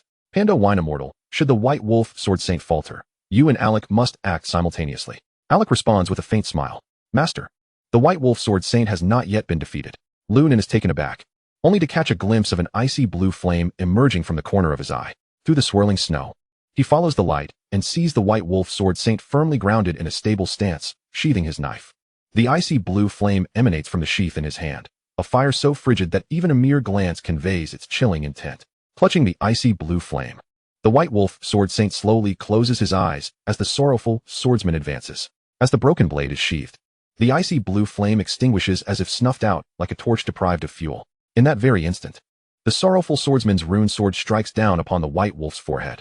Yet, at that last moment, the White Wolf Sword Saint's eyes burst open, akin to a moon obscured by clouds suddenly illuminating the night sky. Two heavens in one flow rush to the clouds, almost simultaneously, as the White Wolf's eyes snap open. He draws his blade, unleashing a torrent of ice-blue sword energy that pierces the heavens. The sword energy sweeps away the blizzards within 1,000 meters and cleanses the storm clouds above. Caught within the core of this extraordinary sword energy, the sorrowful swordsman absorbs its overwhelming force with his body. As the commander of the knightly order, his armor is of the highest quality, unmatched by any ordinary metal. Yet, even this intricately adorned, 1,000-pound heavy armor is cleaved apart by the sword energy, without question. An icy blue fissure stretches from his left shoulder to beneath his right rib, a clean break revealing the sinewy muscles concealed within. Initially, Lu Nan had believed the sorrowful swordsman would be cleaved in two by the sword energy. But he was utterly astonished to find that the strength of the sorrowful swordsman's body surpassed that of his own heavy armor. This sword energy merely left a pale mark upon the sorrowful swordsman's form. Is this the power of a grand soul master? Witnessing this scene, Lu Nan finds himself re-evaluating the hierarchical divide among soul masters. Though accustomed to challenging those of higher rank, he has only just transcended to a one-star soul master. And now he must contend with a grand soul master. This proves to be quite the arduous task. Can the White Wolf Sword Saint still emerge victorious? The answer reveals itself in the next heartbeat. The ice-blue sword energy, instead of dissipating into the wind, condenses the moisture in the air, swiftly forming into an ice-blue flame-long sword that descends from above. Visually, the hilt of the flame sword is crowned with a gem reminiscent of a full moon, revealed as the clouds part. As the flame-long sword takes shape, Lu Nan hears a resounding crack, akin to shattering glass. Following that, a meteor-like ice-blue long sword plummets toward the sorrowful swordsman. Two heavens in one flow, bright moon. Boom. An ice-blue storm erupts beneath the cold stone fortress. A frigid tempest gathering like a myriad of daggers slicing through the surroundings. In a mere skill, a sheet of ice-blue ice blankets the ground beneath the cold stone fortress. A consequence of the White Wolf Sword Saint's unleashed sword technique. Faced with such a breathtaking spectacle, Lu Nan's eyes widen, terrified of missing any awe-inspiring maneuvers. However, Lu Nan's concerns prove unwarranted. The icy blue flames flickering along the White Wolf Sword Saint's blade continue to burn. The difference lies in the fact that the long knife has returned to its original form, while the sorrowful swordsman is now encased within a massive blue ice crystal. The outcome is decided. Yet, even within the icy crystal, the sorrowful swordsman can still emit a raspy voice, as if his words are not emanating from his mouth, but resonating from the depths of his soul, tainted by darkness. The Cold Stone Fortress. Even to the end, this commander of the knightly order remains fixated on his status. A swordsman should embody purity, laments the White Wolf Sword Saint. You are a worthy adversary, yet your sword has lost its purity. Had we faced each other in our prime, the outcome might have been different. Upon hearing the White Wolf Sword Saint's regretful words, the sorrowful swordsman, too, falls into silence. Gradually, the intense aura of the abyss resurfaces, his crimson eyes casting a terrifying visage akin to a demonic entity. However, this time, the sorrowful swordsman does not cry out for the Cold Stone Fortress. Instead, a struggle emanates from his gaze, as if the part of him untouched by darkness is waging war against the slaughter and the abyss. Kill me. To the summit of the fortress, there lies a way to break the curse. Chapter 53. The Celestial Passage, the Mysterious Altar. Break the curse? Lu Nan inquires urgently. Who cast this curse? Was it that human from 300 years ago? In response to Lu Nan's questioning, the sorrowful swordsman struggles to reply with the remnants of his fading spirit. Atop the fortress, the queen. The queen? Lu Nan wishes to extract more useful information. Yet it seems the sorrowful swordsman's willpower has reached its limit. His scarlet eyes are once more consumed by the thirst for blood, and the once steadfast ice crystal begins to fracture. Before long, the sorrowful swordsman will break free, and the battle will resume. It appears that only by ascending to the summit of the fortress can one uncover the answers to this world. With a resigned sigh, Lu Nan gestures for the White Wolf Sword Saint to act. Upon receiving the command, the White Wolf Sword Saint does not strike immediately, but instead extends a finger, gracefully tracing a line in the air. This is his homage to a worthy opponent. Only those deserving of his respect receive such acknowledgement from the White Wolf Sword Saint. Then, farewell. With that, a flash of the blade intertwines with the ice crystal, leaving deep scars etched into the earth. The sorrowful swordsman relinquishes his resistance, willingly accepting the White Wolf Sword Saint's strike. I am liberated. Having completed this, the White Wolf Sword Saint slowly returns to Lu Nan's side. In that moment, the blizzard abruptly ceases. Without pause, in pursuit of answers, Lu Nan led the group back onto the path leading into the fortress. Inside the fortress, there were no knights to be found, nor any alchemists. Instead, a spiraling staircase awaited them, as if the very purpose of the fortress was to guide souls to its pinnacle, were it not for the countless windows and the various ornaments adorning the stone walls. Along with the crumbling remnants, Lu Nan might have mistaken it for merely a stairwell. Perhaps some had wrought havoc upon the chambers and other structures, leaving only this solitary staircase for passage to the summit. The spiral staircase was as tall as the Cold Stone Fortress, approximately equivalent to a 100-story building. At its terminus stood a door. Upon pushing it open, a corridor ravaged by blizzards unfolded before them, suspended like a cable bridge between the Cold Stone Fortress and some mysterious edifice at the edge of the horizon. Lu Nan chose not to inquire with Li Ying about the nature of that building, for this was a trial meant for him alone. Moreover, he could not confess to Li Ying that he possessed the ability to decipher the enigmatic characters of an ancient Eastern civilization. Nonetheless, summoning the courage to step onto this skyward corridor required immense fortitude. The edge of the corridor lacked even a railing, and the relentless blizzard rendered it impossible to predict when a sudden gust might sweep one away. Is anyone among you capable of flight? To ensure safety, Lu Nan chose to voice his concern. The assembled souls exchanged glances, then shook their heads in unison. Then how shall we proceed? What if an accident occurs, or the corridor collapses entirely? We would be reduced to mere pulp. Lu Nan's worries were not unfounded. Even the mightiest among them could not withstand such a fall from hundreds of meters in the air. The Pando Wine Immortal took a sip of his drink, his eyes darting thoughtfully, and promptly devised a plan. Master, allow a bow to take charge. Lu Nan, surprised, patted the Pando Wine Immortal beneath him and exclaimed, What? Don't tell me you're about to suggest that you can fly. I wouldn't believe a word of it. Of course, a bow could not fly. The panda wine immortal chuckled heartily, then sent forth his earth element avatar, heading directly towards the skyward corridor. As it approached the threshold, the earth element avatar took a deep breath and pressed both hands down upon the ground. With a thunderous roar, vibrations akin to an 8-point earthquake radiated outward from the avatar, ceaseless and unrelenting. Even as Lu Nan sat upon his dark element avatar, he could distinctly feel the earth tremble beneath him. Simultaneously, a torrent of soul power surged forth from Lu Nan's soul sea.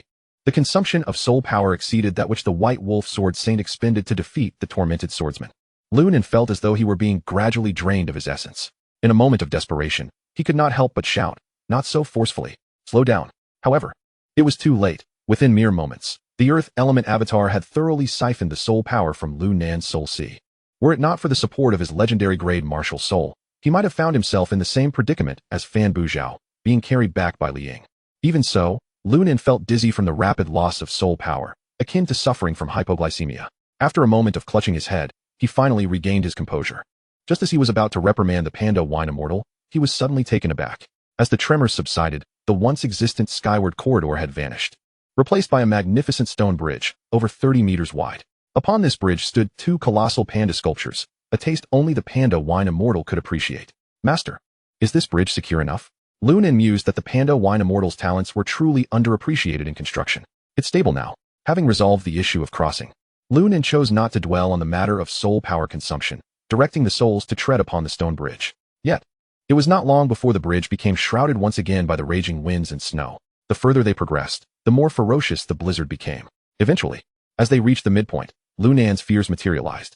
A deafening roar resonated from the mysterious structure across the way. In an instant, a massive silver-white figure soared out, breaking the sound barrier, and dove down from the sky, charging directly at Lu Nan. The speed of this colossal entity was so swift that Lu Nan could not discern its nature, compelling him to mark it with a weakness indicator. In that fleeting moment as the mark materialized, Lu Nan finally beheld the true form of the silver-white figure. A western dragon, its body covered in icy crystalline scales, bore savage teeth and claws that belied its noble lineage. Its right eye was marred, and its body was riddled with wounds, from the hatred radiating in its gaze. Lu Nan was certain it had been harmed by humans. Extraordinary beast, Ice Blue Queen. Level, Great Soul Master, 3 stars. Potential, excellent. Race, dragon. Skills, 1, Frost Breath 2. Dragon Roar 3. Resilient Scales 4. Purified Ice Crystal. Description: the legendary ancient dragon, a spiritual totem for the peoples of another world, has seldom been witnessed. At an unknown time, this fabled being descended upon this world, granting resurrection to the dead and ushering in an endless winter. Note: the Ice Blue Queen is gravely wounded by humans, thus she will show no mercy to any human she encounters. Upon reading the description, Lu Nan inhaled deeply. Goodness, I've been cleaning up after others all this time. Chapter 54, At the Pinnacle of the Horizon, Battling the Dragon King. In that moment, the 100-meter-high dragon beast had also officially taken notice of Lu Nan and his companions as it dove. As a dominant entity, its perception of danger was far beyond that of ordinary beasts. Although it had been roused from its slumber and interrupted during its healing process by the presence of these unfamiliar intruders, those who could defeat the tormented swordsman posed a considerable threat to her. With a resounding crash, the Ice Blue Queen landed solidly upon the corridor reinforced by the panda wine immortal. Had the precarious skyward corridor not been fortified, Lu Nan would surely have found himself among the dead long before a decade had passed. The Ice Blue Queen's gargantuan claws gripped the stone bridge beneath her as she tilted her massive body forward. At that moment, Lu Nan could fully discern the appearance of this dragon beast, its entire form adorned with icy blue scales, a serrated shell extending over 100 meters along its back, culminating in a robust tail. The crimson glow in its eyes was filled with fury and bloodlust, directed towards Lu Nan with an intense gaze brimming with hatred and wariness. This was undeniably a formidable opponent, and given its advantageous position, engaging in battle would yield no favorable outcome for Lu Nan. Thus, he sought to evade confrontation from the outset. "Would you believe me if I said I was merely here for sightseeing?" Lu Nan quipped in the face of the furious, bearing Ice Blue Queen. "I harbor no grievances against you. The one who injured you is also human, but humans come in many varieties. For instance, I am a lover of peace, and I have never suffered any harm. Had you encountered me before, I assure you the outcome would have been far different. I am not the one who wounded you. Truly, I am a good person." Lu Nan blinked, attempting to sway this great soul master-level dragon with the most sincere of eyes and affection. In response, Alec gave Lu Nan a thumbs up. "Master, your sarcasm is truly on point. Each word strikes home." After a few moments of locked gazes with Lu Nan, the Ice Blue Queen finally processed his words, only to be engulfed by a sudden fury. How dare this wretched human mock her so brazenly, even jesting about her blind right eye sustained in battle. This was utterly unforgivable. Lu Nan observed the Ice Blue Queen's rage with keen awareness. He had indeed intended to defuse the tension, but since she refused to relent, he had no choice but to take action. When diplomacy failed, he let out a cold snort, and the assembled spirits understood immediately, especially the White Wolf Sword Saint, who was the first to spring into action. With a single step, he traversed several meters in midair, cutting through the sound barrier created by the blizzard, and brandished azure flames in his hands, descending like a divine being wielding a celestial weapon. Roar! The enraged Ice Blue Queen, noticing this sword-wielding insect daring to strike first, immediately took a defensive stance. She spun around fiercely, unleashing her massive, armored tail toward the White Wolf Sword Saint with a terrifying swiftness, shattering the newly formed stone bridge with a deep crack. The Panda Wine Immortal scoffed at the sight of the colossal tail approaching, in front of Bao. How dare you harm my friend? Following this, the Earth Elemental Avatar stomped its feet, causing a gigantic, sharp stone spike to erupt from the stone bridge. The Panda Wine Immortal embraced it tightly, then, with a swift turn, released the stone spike, sending it hurtling forth. The spike's momentum surpassed that of an intercontinental missile. And just as the Ice Blue Queen's tail was about to strike the White Wolf Sword Saint, the Panda Wine Immortal bellowed. Now, the massive stone spike collided with the colossal tail, producing a resounding clang, and Lu Nan saw a faint white mark appear on the Ice Blue Queen's tail. This was followed by a heart-wrenching roar from the Ice Blue Queen. Roar! Witnessing that the full force of the Panda Wine Immortal's strike had merely left a shallow mark on the Ice Blue Queen's tail, Lu Nan was taken aback. What astonishing defensive capabilities! Before he could gather his thoughts, the sword aura from the White Wolf Sword Saint struck the Ice Blue Queen, but astonishingly, she seemed to be immune to the frigid sword energy. As the aura made contact, she quickly regained her composure from the pain. In her fury, she unleashed a breath of dragon fire at the Earth Elemental, enveloping it in azure flames and sending it crashing into the distance. The White Wolf Sword Saint was also swept back by the Ice Blue Queen's tail. Fortunately for him, having been aided by the Panda Wine Immortal, he did not suffer a direct blow. However, the Earth Elemental Avatar was completely obliterated by that breath attack. The remaining spirits witnessed this exchange in disbelief. They had not anticipated the Ice Blue Queen's defenses to be so formidable. Even the full force of the Earth Elemental Avatar's strike had barely grazed her. Taking a deep breath, Lu Nan replenished his depleted soul energy due to the Earth Elemental Avatar's efforts, then donned the Blood Demon armor. Had the Earth Elemental Avatar not drawn the fire first, he might well have become a mere shard of ice by now. Even so, he felt a tinge of embarrassment at this battle. It was utterly humiliating. While he was lost in his frustration, the Ice Blue Queen, sensing that her breath attack had yielded results, prepared to unleash another one. A chilling aura surged into her vast maw, coalescing into another breath of dragon fire. How dare she breathe fire again? Lu Nan, finally losing his temper, leaped down from the shoulder of his dark elemental avatar, activating the soul energy within him. Before long, he filled the legendary gold-grade soul card with his entire soul energy, invoking the power of eternal judgment. In the next moment, a colossal five-colored magic array materialized at Lu Nan's fingertips. Once the array was formed, he pointed it at the Ice Blue Queen, taunting, "You enjoy spewing fire, don't you? Come on, do it again." Upon seeing the array at Lu Nan's fingertip, the Ice Blue Queen's pupils constricted. She could evidently sense the threat emanating from it. Thus, she fell silent, tightly closing her mouth. Should this array enter her maw, no matter how high her defenses, she would not escape unscathed. That creature, surprisingly astute. Lu Nan regretted his impulsive taunt, now that the Ice Blue Queen had sealed her lips. He had missed the chance to defeat her in one fell swoop. There was indeed a reason why villains often meet their demise through excessive chatter. However, even without her dragon breath, the Ice Blue Queen still possessed her hard scales, formidable tail, and razor-sharp claws. Chapter 55, Tenfold, Eternal Judgment. Reluctantly, Lu Nan continued to condense the colorful array at his fingertips, biding his time for the right moment to unleash it. He then resumed commanding the spirits to engage in combat with the armored Ice Blue Queen. During this time, the creatures across the entire otherworldly continent could feel the thunderous roars echoing from the heart of the land, accompanied by the muffled groans of the Ice Blue Queen. Clang, clang. With each resonant sound, the Ice Blue Queen's groans mingled with the howling blizzard. And the beings in this realm could also sense the chilling aura descending from the mountaintops. Following this was a wave-like shockwave of force. This power instilled terror in all conscious beings that remained on the continent. The members of the Apocalypse Legion, who had returned to the otherworldly passage, turned in astonishment. "What is happening? Is someone challenging the Ice Blue Queen?" exclaimed one surprised soldier. "Surely not. The Ice Blue Queen at her peak possesses strength equivalent to a 9-star Great Soul Master. Only those at the Soul Spirit level can dare confront her. The guardians of the trial participants cannot intervene, and there has been no word of any suppressors entering the fray. Could it truly be some reckless fool?"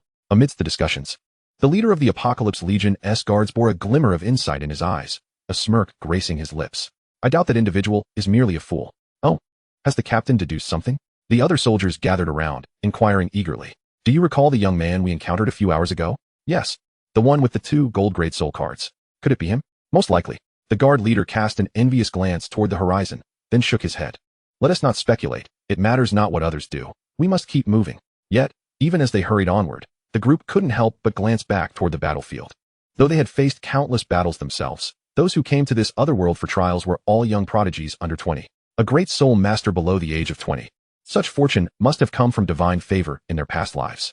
However, they were mistaken. Truth be told, Lu Nan was currently only at the 1-star soul master level. The reason he could contend with the Ice Blue Queen was twofold. First, the Ice Blue Queen was already severely injured from a prior encounter. Second, he was bolstered by several gold-grade soul cards. Yet, at this moment, Lu Nan found himself in a predicament. Having not utilized a weapon in previous battles, he had not taken the initiative to evolve a divine weapon. It was only today he realized that foresight and vigilance are essential for survival in this world. Damn it. Aleb, aim for her eyes. In truth, Aleb had already been attacking the Ice Blue Queen's weak spot with arrows ever since Lu Nan marked it. The Ice Blue Queen possesses only 3 vulnerabilities: her mouth, her left eye, and her right eye. The latter has long been injured and rendered blind, while her mouth remains tightly sealed. Consequently, the only target available for the souls to attack is the Ice Blue Queen's left eye. However, this target is exceedingly minuscule, making it nearly impossible for the souls to bypass her defenses and draw near to her visage. Although Aleb is an exceptional archer, his incessantly launched arrows are effortlessly swatted away by the Queen's wings mid-flight. Moreover, Lu Nan's soul master rank is insufficient, and Alec's piercing arrows lack the necessary potency, rendering their efforts futile. The scene has devolved into a stalemate. The Ice Blue Queen cannot inflict harm without utilizing her icy dragon breath, and similarly, the souls are incapable of causing her damage while her mouth remains shut. This predicament leaves Lu Nan in a state of frantic agitation, unable to breach her defenses. He wonders how to strike at her mouth to achieve any effect. Should he retreat? As this thought crosses his mind, he watches a sweeping tail attack come hurtling towards him, and suddenly, an idea sparks within him. Do not save me. This command, issued by Lu Nan to the souls, defies their instincts. Yet the order of a soul master holds dominion over beast souls, compelling them to obey with unwavering resolve. Thus, despite their confusion, the dark elemental avatar beside Lu Nan suppresses its urge to intervene.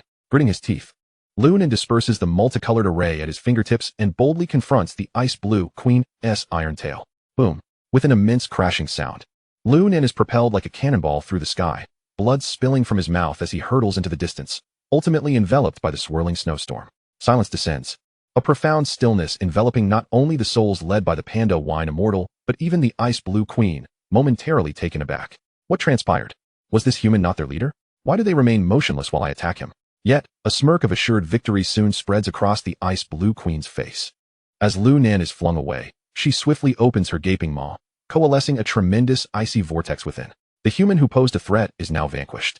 No one can obstruct her from unleashing her mouth. She greedily inhales the raging blizzard, intent on using her mightiest dragon breath to obliterate all beast souls. However, unbeknownst to her, the demise of the Soul Master would also spell the end for all beast souls. Yet, the Panda Wine Immortal remains unharmed. The White Wolf Sword Saint and Alec are still present, and even the Crimson Lord is weaving through the snowstorm, poised to strike. Amidst the souls' fierce battle, in a sheltered spot atop the cliff, Lu Nan fervently draws soul power from the Golden Grade Soul card, channeling it into the Golden Grade Battle Soul card. Thanks to the passive protection of the Blood Demon armor, Lu Nan withstands a potentially fatal blow, evading the Ice Blue Queen's gaze with a sudden teleportation. Concealing himself in preparation. At last, a divine and majestic radiance flickers, and Lu Nan, drenched in sweat, reveals a sly grin. This was, under normal circumstances, tenfold the soul power. After charging 10 instances of 998, I refuse to believe you won't perish this time. With that declaration, Lu Nan gathers the last remnants of his soul power into the teleportation, and the next moment, the Ice Blue Queen, previously reveling in her triumph, senses something amiss within her mouth. A tempestuous energy exuding boundless pressure and an aura of annihilation emanates from Lu Nan's fingertips. The Ice Blue Queen feels as if something formidable is stirring within her maw. And then, boom, the earth shatters with a cataclysmic roar, resonating in the ears of all beings. As a radiant halo strong enough to disperse the snowstorm envelopes the sky, illuminating the moonlight. Before she can even emit a cry, the Ice Blue Queen is utterly crushed into fragments beneath the unyielding force of eternal judgment. Meanwhile, waves of seismic energy ripple across the ground, Chapter 56. The Hand of Death, Loyal Abeo. The stone bridge crumbles amidst the explosion, and just as Lu Nan's teleportation skill is yet to cool down, he finds himself on the verge of plummeting. In this dire moment, the panda wine immortal leaps forth, catching Lu Nan midair like a projectile and hurling him towards the enigmatic structure across the stone bridge. Lu Nan seizes the opportunity to gather all beast souls into the soul sea, preventing their inevitable demise by falling into the abyss. This cooperation transpires within mere seconds, and Lu Nan is swiftly launched into the mysterious building. The blizzard abruptly ceases, revealing the structure clearly before Lu Nan's eyes. It is an exceedingly solitary altar, set upon an expansive flatland, adorned with countless colossal dark crystals that emanate an enchanting glow under the moonlight. At the center of these crystals stands a stone tablet, inscribed with the chronicles of a forgotten past. Before he can summon the soul beasts, Lu Nan's attention is irresistibly drawn to the tablet, for it bears familiar characters. Humans are a prideful lot. Apart from rewriting others' destinies, they possess no true prowess. Yet, I sincerely hope that among them, someone can defeat the Ice Blue Queen, inherit the cursed power, and liberate her from her endless cycle and mission. If that day truly arrives, you before the tablet, please whisper my name, Kragos.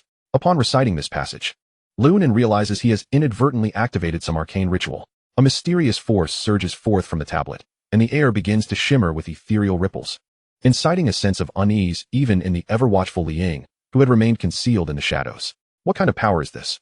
Why does it carry the scent of death? Liang furrows his brow, observing the unfolding events with apprehension, and instead of retreating, steps forth to Lu Nan's side. Lu Nan's displays have repeatedly astonished him. He must safeguard this disciple. At that moment, Lu Nan's soul detaches from his body. Damn it! Is this ritual activated so hastily? Lu Nan feels a chill of dread wash over him, cursing inwardly. In truth, such a ritual is anything but hasty. Within the entire world of soul masters, Lu Nan is likely the sole individual capable of deciphering this text, and the likelihood of him defeating the Ice Blue Queen and reaching the tablet to utter those words is minuscule. Absent a fortuitous twist of fate, this ritual would remain dormant for centuries. Thus, despite Lu Nan's myriad of reservations, the will embedded within the tablet seizes this opportunity without hesitation. An endless aura of death engulfs Lu Nan's soul, as icy flames coil around his right hand in wisps. In an instant, a mysterious and ancient whisper reverberates deep within Lu Nan's soul. The flame of Kragos shall annihilate all. Go forth, bearing this hand of death, and obliterate this decaying world. End this interminable curse shrouded in darkness. As the whisper fades, Lu Nan's soul is thrust back into his corporeal form, left momentarily stunned. From the initiation to the conclusion of the ritual, mere seconds have passed, and Lu Nan has inherited an enigmatic power. He raises his right hand for inspection, finding it devoid of any visible change. What is this? Liang watches Lu Nan's right hand with equal curiosity in those fleeting seconds. He had even entertained the notion that a powerful being of soul master rank or higher had lingered in this space. There's nothing amiss. It seems my right hand possesses a primal force, yet it refuses to heed my command. Lu Nan, feeling vexed, clenches his fist, convinced that everything that transpired was not mere fantasy. Since this is not a mere dream, why has that insipid Grim Reaper's hand yet to reveal itself? After a moment of silence, Lu Nan's gaze fell upon the stone tablet before him. At that moment, not a single character adorned its surface, as if the inscriptions had never existed, and Liang felt no peculiarity about it. Could it be that only I can perceive those words? The individual who etched them must have some connection to my original world, a name reminiscent of something, Kragos. As Lu Nan whispered this name, a gentle azure glow erupted from his right hand, rendering it somewhat translucent. The aura of destruction and demise emanated continuously from this ethereal arm, seemingly intent on devouring every soul in its vicinity. Liang, positioned closest to this arm, was the first to suffer, as a significant portion of his soul power was siphoned away in mere moments. While this loss was merely a skill's worth of soul power for Liang, it nearly threatened to rupture Lu Nan's soul sea. The agony of soul tearing is far more despairing than one could ever imagine. It felt akin to a balloon filled to the brim, on the verge of bursting. Countless soul powers surged within Lu Nan, desperately seeking a weak point to escape. Just as Lu Nan's soul sea teetered on the brink of explosion, Li Ying's voice rang out. Hurry, summon your spirit beasts and expend your soul power. This prompt acted as a lifeline, and instinctively, Lu Nan obeyed Li Ying's directive, fervently summoning his spirit beasts from within his soul sea. The panda wine immortal, the white wolf sword saint, the Naga sea witch, the crimson lord, the abyss watcher, along with other lower-tier beast souls, were all summoned in a single breath. The once desolate mysterious altar was instantly teeming with life. However, simply summoning these spirit beasts did little to alleviate Lu Nan's suffering.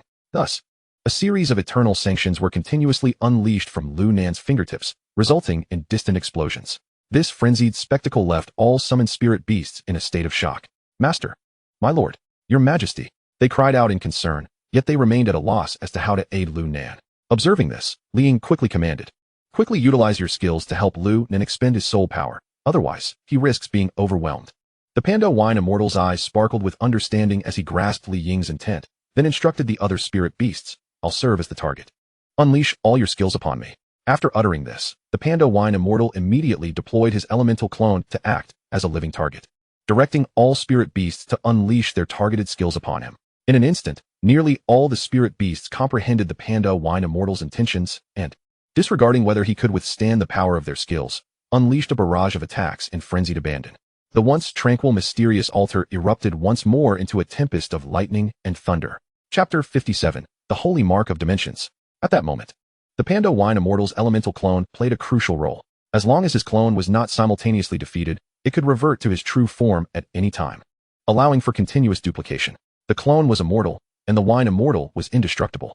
This was the reason the Panda Wine Immortal held a prominent position among the elite gold-tier soul cards. With each summoning and consumption, it seemed that a pathway had opened for the soul power within Lu Nan's soul sea, no longer rampaging like a headless fly. Though it was but a drop in the bucket, it was certainly better than inaction. It was precisely due to the expenditure of his spirit beasts that Lu Nan's agony began to ease, while the pain of soul tearing remained unbearable. It at least allowed Lu Nan to regain a modicum of clarity. What a wretched Grim Reaper's hand. In his first moment of clarity, Lu Nan cursed Kragos vehemently. Simultaneously, he yearned to rid himself of this so-called Grim Reaper's hand, for this entity absorbed soul power entirely beyond Lu Nan's control. It could be said that it would take what it desired and refrain from taking what it did not wish to absorb, leaving Lu Nan utterly powerless. This time luck, combined with Li Ying's swift soul power restraint, prevented him from exploding. But what of next time, or the time after that? Lu Nan, who cherished his life dearly, vigorously waved his arm, attempting to shake off the flames upon it. Yet that pale blue Kragos flame clung to him like a malignant growth. No matter how fervently Lu Nan waved his arm, he could not dislodge it. Instead, in a stroke of serendipity, he inadvertently unleashed a surge of blue light. This radiance, imbued with the essence of death, shattered the obsidian crystals upon the ground, releasing a dark mist that dissipated into the atmosphere. However, at that very moment of the crystal shattering, a significant portion of soul power was simultaneously extracted from Lu Nan, alleviating his suffering considerably. An attack from the Grim Reaper's hand? Lu Nan wore a perplexed expression. Though he remained engulfed in agony, it was now within the bounds of his endurance. Seizing the opportunity, Lu Nan recalled his recent actions and swung once more, producing a beam of light akin to the previous one. As the light coursed through the air, the obsidian crystals shattered once again, and Lu Nan's soul power diminished by nearly half. Recognizing the efficacy of this method, Lu Nan repeatedly drew upon his soul power from within his soul sea, channeling it into the Grim Reaper's hand and forcefully propelling it away. Like a balloon on the verge of bursting, it suddenly opened its outlet, releasing Lu Nan's soul power in a frenzied torrent. Soon, Lu Nan found himself breathlessly sprawled upon the ground, while the spirit beasts, unable to sustain their forms due to Lu Nan's soul power depletion, transformed into beams of light, returning one after another to Lu Nan's soul sea. It was only at this moment that Lu Nan truly turned the tide from peril to safety. Reflecting upon the agonizing experience of soul tearing, he cautiously raised his arm to inspect it. Ding! Congratulations, host, for discovering the Holy Mark of Dimensions in another world. The Holy Mark of Dimensions is a vital treasure for maintaining dimensional stability, embodying the will of the dimension and possessing unique functions. Holy Mark, Kragos Flame. Location, right palm and right forearm. Function, soul power siphoning, obliteration of souls. Description, a holy mark capable of extinguishing souls. Alchemy represents creation, while Kragos Flame signifies annihilation. Those who possess this holy mark are often referred to as the Grim Reaper. There exists but one method to wield it: fulfill the will of the dimension. Upon hearing the system's introduction, Lu Nan found himself in a quandary. This holy mark of dimensions stood as a formidable existence, transcending all other soul cards, powerful and unfathomable. From the perspective of its soul exterminating capability, it could be said that any beast soul that Lu Nan personally injured or killed could never heal or be reborn. This devastating ability would deter any soul master from trifling with Lu Nan. Why? Because there was a grave risk that their painstakingly activated beast soul cards could be utterly obliterated by Lu Nan. Decades of accumulation could vanish in an instant, leading to unrestrained fury. Even without employing such a self-destructive ability, the soul power siphoning capability proved to be extraordinarily practical. In battle, unexpectedly siphoning an opponent's soul power could catch them completely off guard. Such a powerful holy mark was something Lu Nan could hardly bear to part with. Yet equally, Utilizing this holy mark required Lu Nan to pay a price. The system made this price abundantly clear: fulfill the will of the dimension. And what is Kragos' will? To use the Grim Reaper's flame to end this cursed dimension. In other words, Lu Nan must utterly annihilate this alternate world to earn the Grim Reaper's approval. If he were to proceed with such an act, it was likely that before he could gain that approval, Li Ying would promptly pin him to the ground. Although the Otherworld is fraught with peril, the fixed-level Otherworld has long been utilized by the Star Alliance as a training ground and a repository for blank soul cards. If this Otherworld were to be destroyed due to Lu Nan's selfish desires, the Star Alliance would never acquiesce to such a notion. While Lu Nan pondered this for an extended period, Li Ying quietly approached his side, gazing down at the breathless Lu Nan. A glimmer of intrigue danced in Li Ying's eyes as he spoke softly. The obsidian crystals had been the subject of study for numerous scholars from the Star Alliance, who arrived at a rather straightforward conclusion. They were crystallizations of souls. Souls, ethereal and elusive, undeniably exist yet remain ungraspable, forming an indestructible crystal. Such soul crystals are impervious even to the mightiest of soul sovereigns. How did you manage to achieve this? As Li Ying uttered these words, a tempest of astonishment surged within him. Each statement was grounded in truth. These soul crystals had undergone rigorous testing, and only those of soul sovereign caliber could barely shatter them. Yet, Lu Nan was merely a fledgling soul master, and he could obliterate them in droves. The implications of such a revelation would undoubtedly cause a significant uproar. Is a soul master's power truly superior to that of a soul sovereign? Noticing Li Ying's expression, Lu Nan realized he had unwittingly performed a remarkable feat. With the truth now unavoidable, Lu Nan could only select key points to clarify. Professor Li, I am uncertain.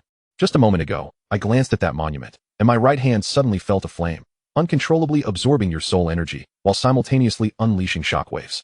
Is there something wrong with my right hand? Lu Nan feigned panic, attempting to evade Li Ying's inquiries. Observing Lu Nan helplessly clutching his own ankle, Li Ying furrowed his brow in contemplation.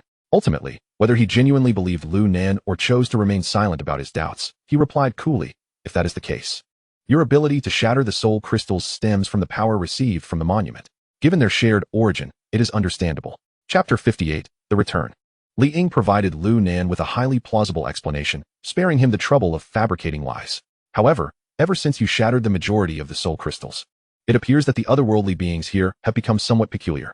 It seems many have perished, truly perished, never to be resurrected.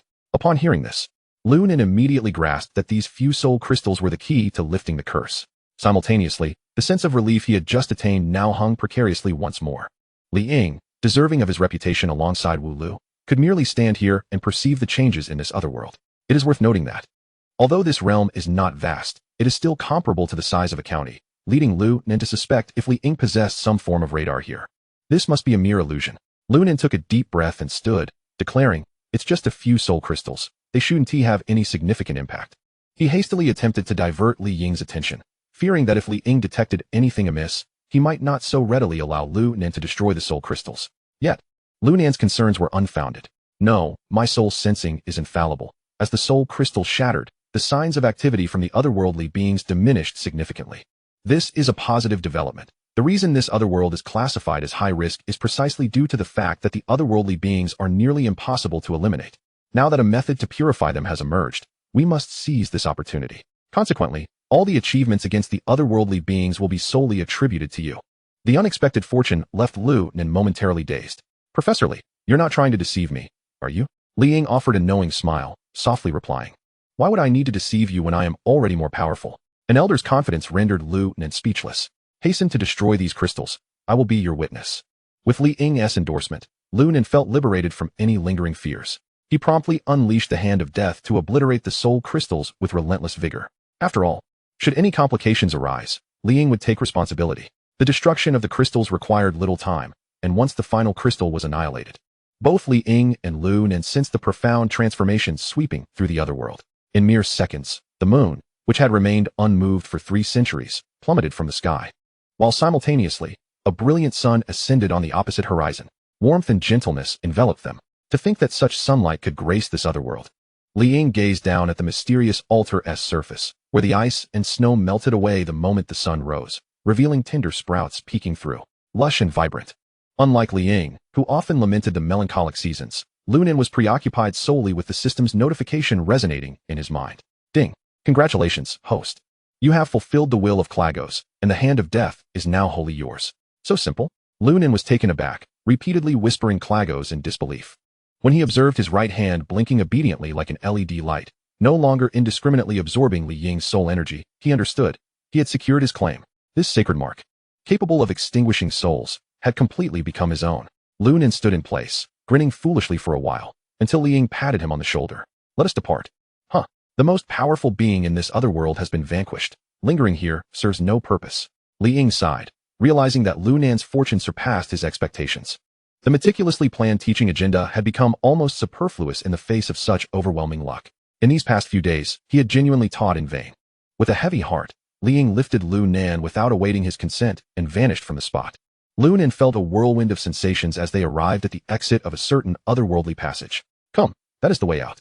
In truth, even without Li Ying's guidance, Lu Nan could sense the immense and enigmatic space of the passage with his eyes closed. The vast spatial corridor emanated an insatiable allure, as if seeking to devour everything, including an endless stream of souls. The souls purified by Lu Nan surged forth from the crystals through this passage, seeking liberation.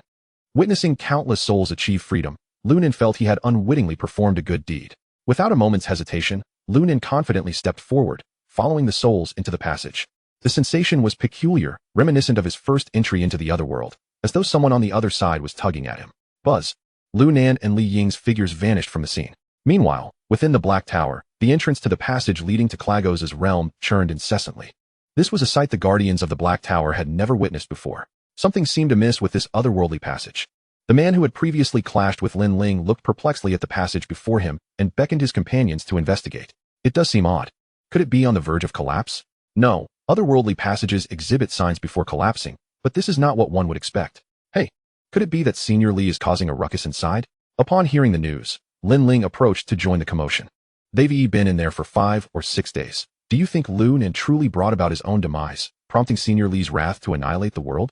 Lin Ling chuckled mischievously, eager to say more, but was suddenly seized by a colossal hand, grasping his neck and silencing him. Nonsense.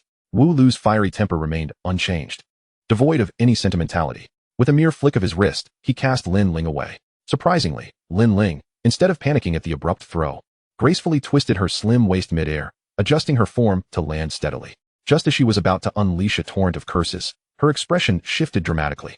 A colossal surge of energy erupted from the interdimensional portal, imbued with a palpable aura of death. Unlike previous instances, where the Kragos dimension occasionally exuded a sense of mortality, the severity of this energy was unprecedented.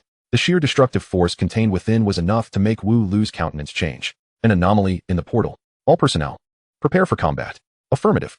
In that moment, even the typically light-hearted Lin Ling wore a serious expression as she summoned her soul card from the Sea of Souls.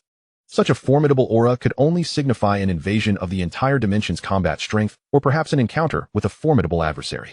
Countless speculations raced through the minds of all present. It was not unheard of for high-tier beings, such as Soul Emperors or above, to emerge from low-level interdimensional portals. A hum reverberated, reminiscent of a laser striking the air, as two figures appeared almost simultaneously, exuding elegance and poise as they stood before everyone. Ah, Principal Wu. Have you all been waiting for me for 5 days? Chapter 59, Absurdity. Lu Nan was taken aback upon returning to the Black Tower, only to find himself encircled by everyone. Was he truly that beloved? However, upon noticing the weapons in their hands, he couldn't help but gulp. Had they discovered his actions against the foreign race? Even so, was it necessary to greet him with a collective assault? Lu Nan, Li Ying? Wu Lu stood in stunned silence for a moment. The energy from the interdimensional portal had appeared formidable, and he had mentally prepared for a fierce battle. Yet, it turned out that Lu Nan and Li Ying had returned together? What was happening? What transpired within? Why has such a terrifying aura emerged? Nothing much. Li Ying replied with a wry smile. It was merely a case of Lu Nan inadvertently resolving the issue of the soul harvesters within that interdimensional portal. The energy that has surged forth is derived from the destroyed soul crystals. Li Ying's revelation left everyone astonished. Even Wu Lu, usually unfazed, struggled to keep pace with Li Ying's reasoning, unable to believe his ears. What did you just say? He resolved a problem that the Star Alliance has grappled with for decades. At Wu Lu's incredulous inquiry, Li Ying could only nod with a rueful smile. It's the absolute truth. I witnessed it firsthand. Wu Lu's expression shifted continuously as he regarded Lu Nan. At that moment, a voice emerged from behind Wu Lu. Junior Brotherly, did you just mention soul crystals? I recall that soul crystals only exist atop that mysterious altar, and the Ice Blue Queen possesses strength equivalent to that of a 9-star Grand Soul Master. Recognizing the speaker, Li Ying did not hasten to respond, but greeted him instead. Brother Ding, you are here too? Ah, I heard a genius had emerged in the city, so I rushed back to see. It seems this little fellow is indeed the one, the man said, directing his gaze toward Lu Nan. Facing the collective attention, Lu Nan looked at the familiar figure and turned to Li Ying, inquiring, "Ahem, Professor Li, who is this?" Li Ying, taken aback, responded, "You don't recognize this person? He is the lord of the city, Ding." Upon Li Ying's reminder, Lu Nan finally recalled. This was indeed the lord of the city, a figure of the same caliber as Wu Lu. Lu Nan hastily adjusted his appearance and respectfully addressed Lord Ding. "I am Lu Nan, honored to meet you, Lord Ding." "There's no need for such formality. Just be at ease," Lord Ding replied with a courteous smile before pressing on. "You still haven't informed me how you managed to destroy the soul crystals right under the Ice Blue Queen's nose. Her prowess is well known. And purifying soul crystals is a feat only a soul sovereign could accomplish. How could a mere one-star soul master like you achieve this?" With Lord Ding's direct inquiry, Lu Nan could only respond, "Actually, I wasn't destroying the crystals right under the Ice Blue Queen's watch." Oh, Lu Nan's words sparked imaginations among the crowd. It must be that he employed some cunning strategy to lure the Ice Blue Queen away while simultaneously employing certain means to destroy the crystals, they conjectured. Yes, it must be so. Everyone believed themselves astute, assuming that Lu Nan's subsequent words would align with their thoughts. At that time, the Ice Blue Queen was severely injured. Her power diminished to that of a 3-star Grand Soul Master, which allowed me to take advantage of the situation and strike her down. Indeed, indeed. The crowd nodded in agreement, convinced of his tale. Complete nonsense. A series of incredulous whistles erupted, led by Lin Ling's exclamation. "You, a 1-star Soul Master, claim to have killed the Ice Blue Queen? How is that even possible?" All eyes swiftly turned to Li Ying. He raised his hands in resignation, admitting, "Truth be told, had I not accompanied Lu Nan into the interdimensional realm initially, I would not have believed a word he said.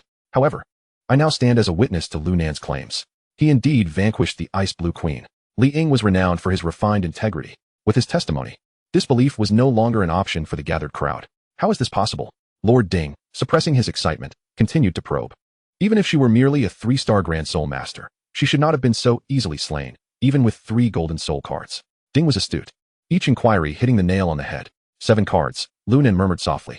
The others were momentarily taken aback. 7? 7 of what? In addition to the 3 golden cards, does he possess 7 purple soul cards?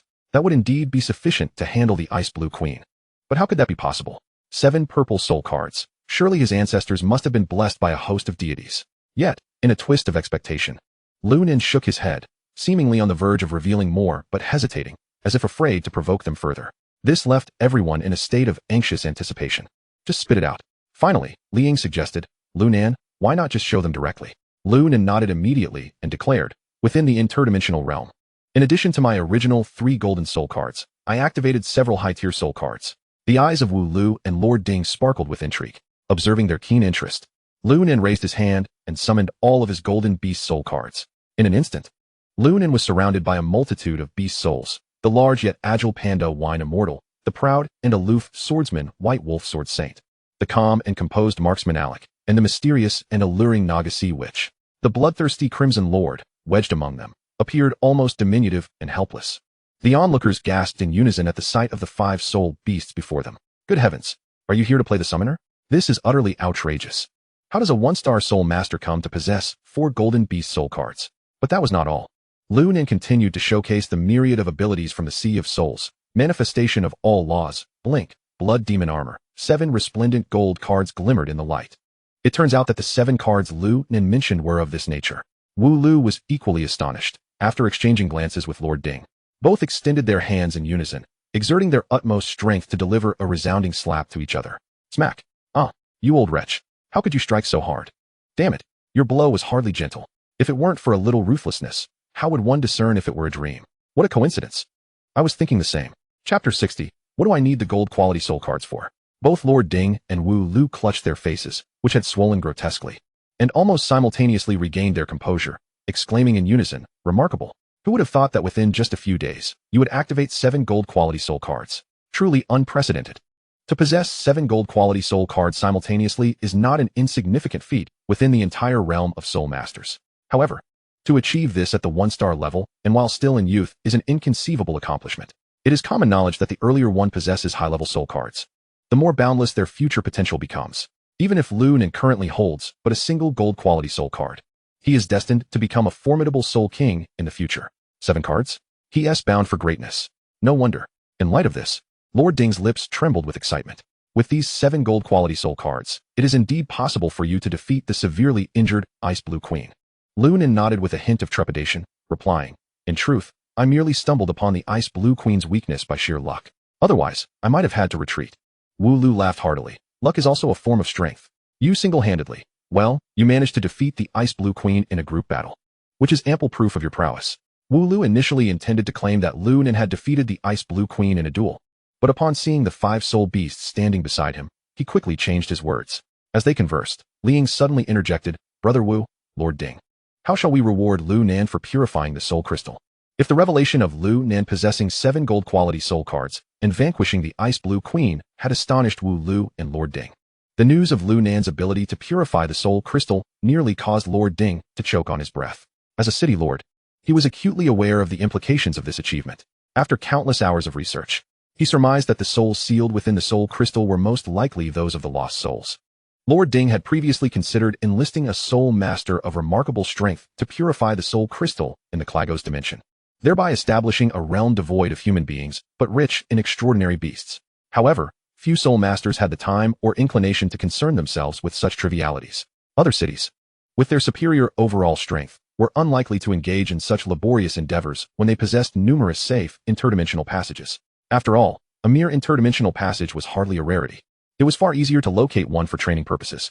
This illustrated the disparity in comprehensive strength among cities. What others deemed inconsequential, this city regarded as extraordinarily significant. Lord Ding resolved that this interdimensional realm must be firmly held in the city's grasp. "Lin Ling, here, take a few people with you and blast open all the remaining passages in this dimension." Understood. Upon receiving Lord Ding's command, Lin Ling, a battle enthusiast, was instantly invigorated and led a group into the passage. Lord Ding then turned to Lu Nan and said, "You truly have rendered a great service. Speak up. What reward do you desire? Even a gold card is not out of the question." At this declaration, a collective gasp arose from those behind Lord Ding. "This kid is already so extraordinary. You would grant him another gold quality soul card? It would be better to give it to us." However, they understood why Lord Ding would promise such a reward. At this moment, he viewed Lu Nan with utmost favor. A secure training ground was crucial for the city's educational foundation and a significant source of fiscal revenue. The establishment of an additional training facility would further advance the city's development. Thus, even if Lu Nan requested another gold quality soul card, Lord Ding would begrudgingly acquiesce. Yet the most unexpected turn of events unfolded. Lu Nan waved his hand dismissively, indicating that he sought no material reward. "Gold quality soul cards are abundant for me." Without giving others the chance to roll their eyes, Lu Nan continued with his request. "What I desire now is for Lord Ding to grant me a business license." His utterance left both Lord Ding and Wu Lu bewildered, as they both glanced at Liang, suspecting it was his suggestion.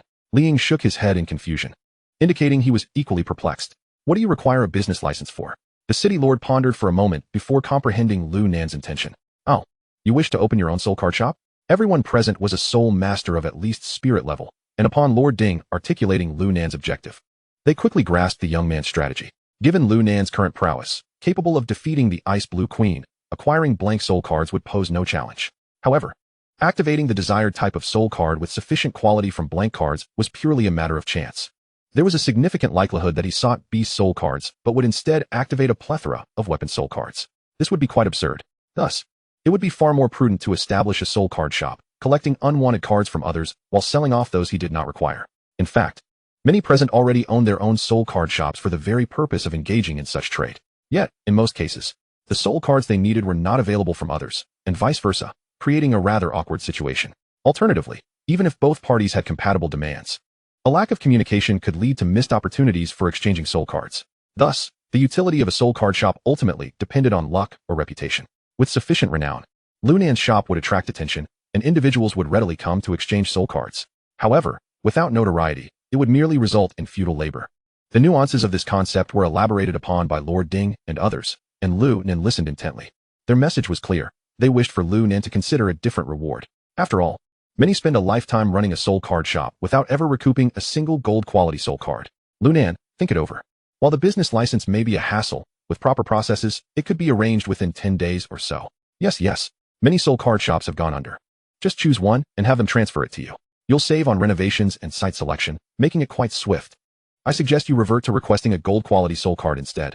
That is never too much to have. Hearing the crowd's suggestions, Lu Nan simply shook his head slightly. "I appreciate your input, but I still wish for Lord Ding to grant me a business license." He was resolute, unwavering in his stance. Chapter 61. The strong support of the city lord and the principal. As Lu Nan remained steadfast, Li Ying seemed to comprehend Lu Nan's intentions. He stepped forward to address Lord Ding. Brother Ding, I believe Lu Nan must have his own reasons for his insistence, which is why he is so resolute. Furthermore, as he mentioned, a single gold quality soul card may indeed be inconsequential for him. The others rolled their eyes in disbelief. What do you mean? It's a gold quality soul card. How could it be considered inconsequential? In truth, Li Ying's statement bore a kernel of truth. For Lu Nan, who possesses a soul card evolution device, acquiring gold-tier soul cards is truly not a formidable task. The only challenge lies in determining the specific type of gold-tier soul card he desires. This distinction reflects a difference in perspective. While others remain entangled in the quandary of how to obtain gold-tier soul cards, Lu Nan has already begun contemplating the precise qualities of the gold-tier soul cards he requires. Moreover, when utilizing the evolution device, the fate of the numerous low-tier soul cards must be accounted for, does it not?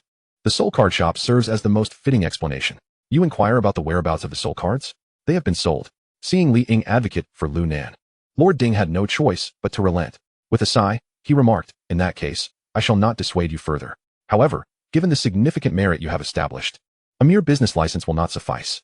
I shall arrange for a prime location in the heart of the city for you. There, the clientele is affluent and discerning. Without requiring Lu Nan's input, this managing lord had already conceived the ideal site, while also considering additional matters. You need not fret about your reputation. When the time comes for your grand opening, I will ensure that prominent figures attend to support you, and I will have the local media run advertisements for several consecutive days. By then, you need not worry about obscurity.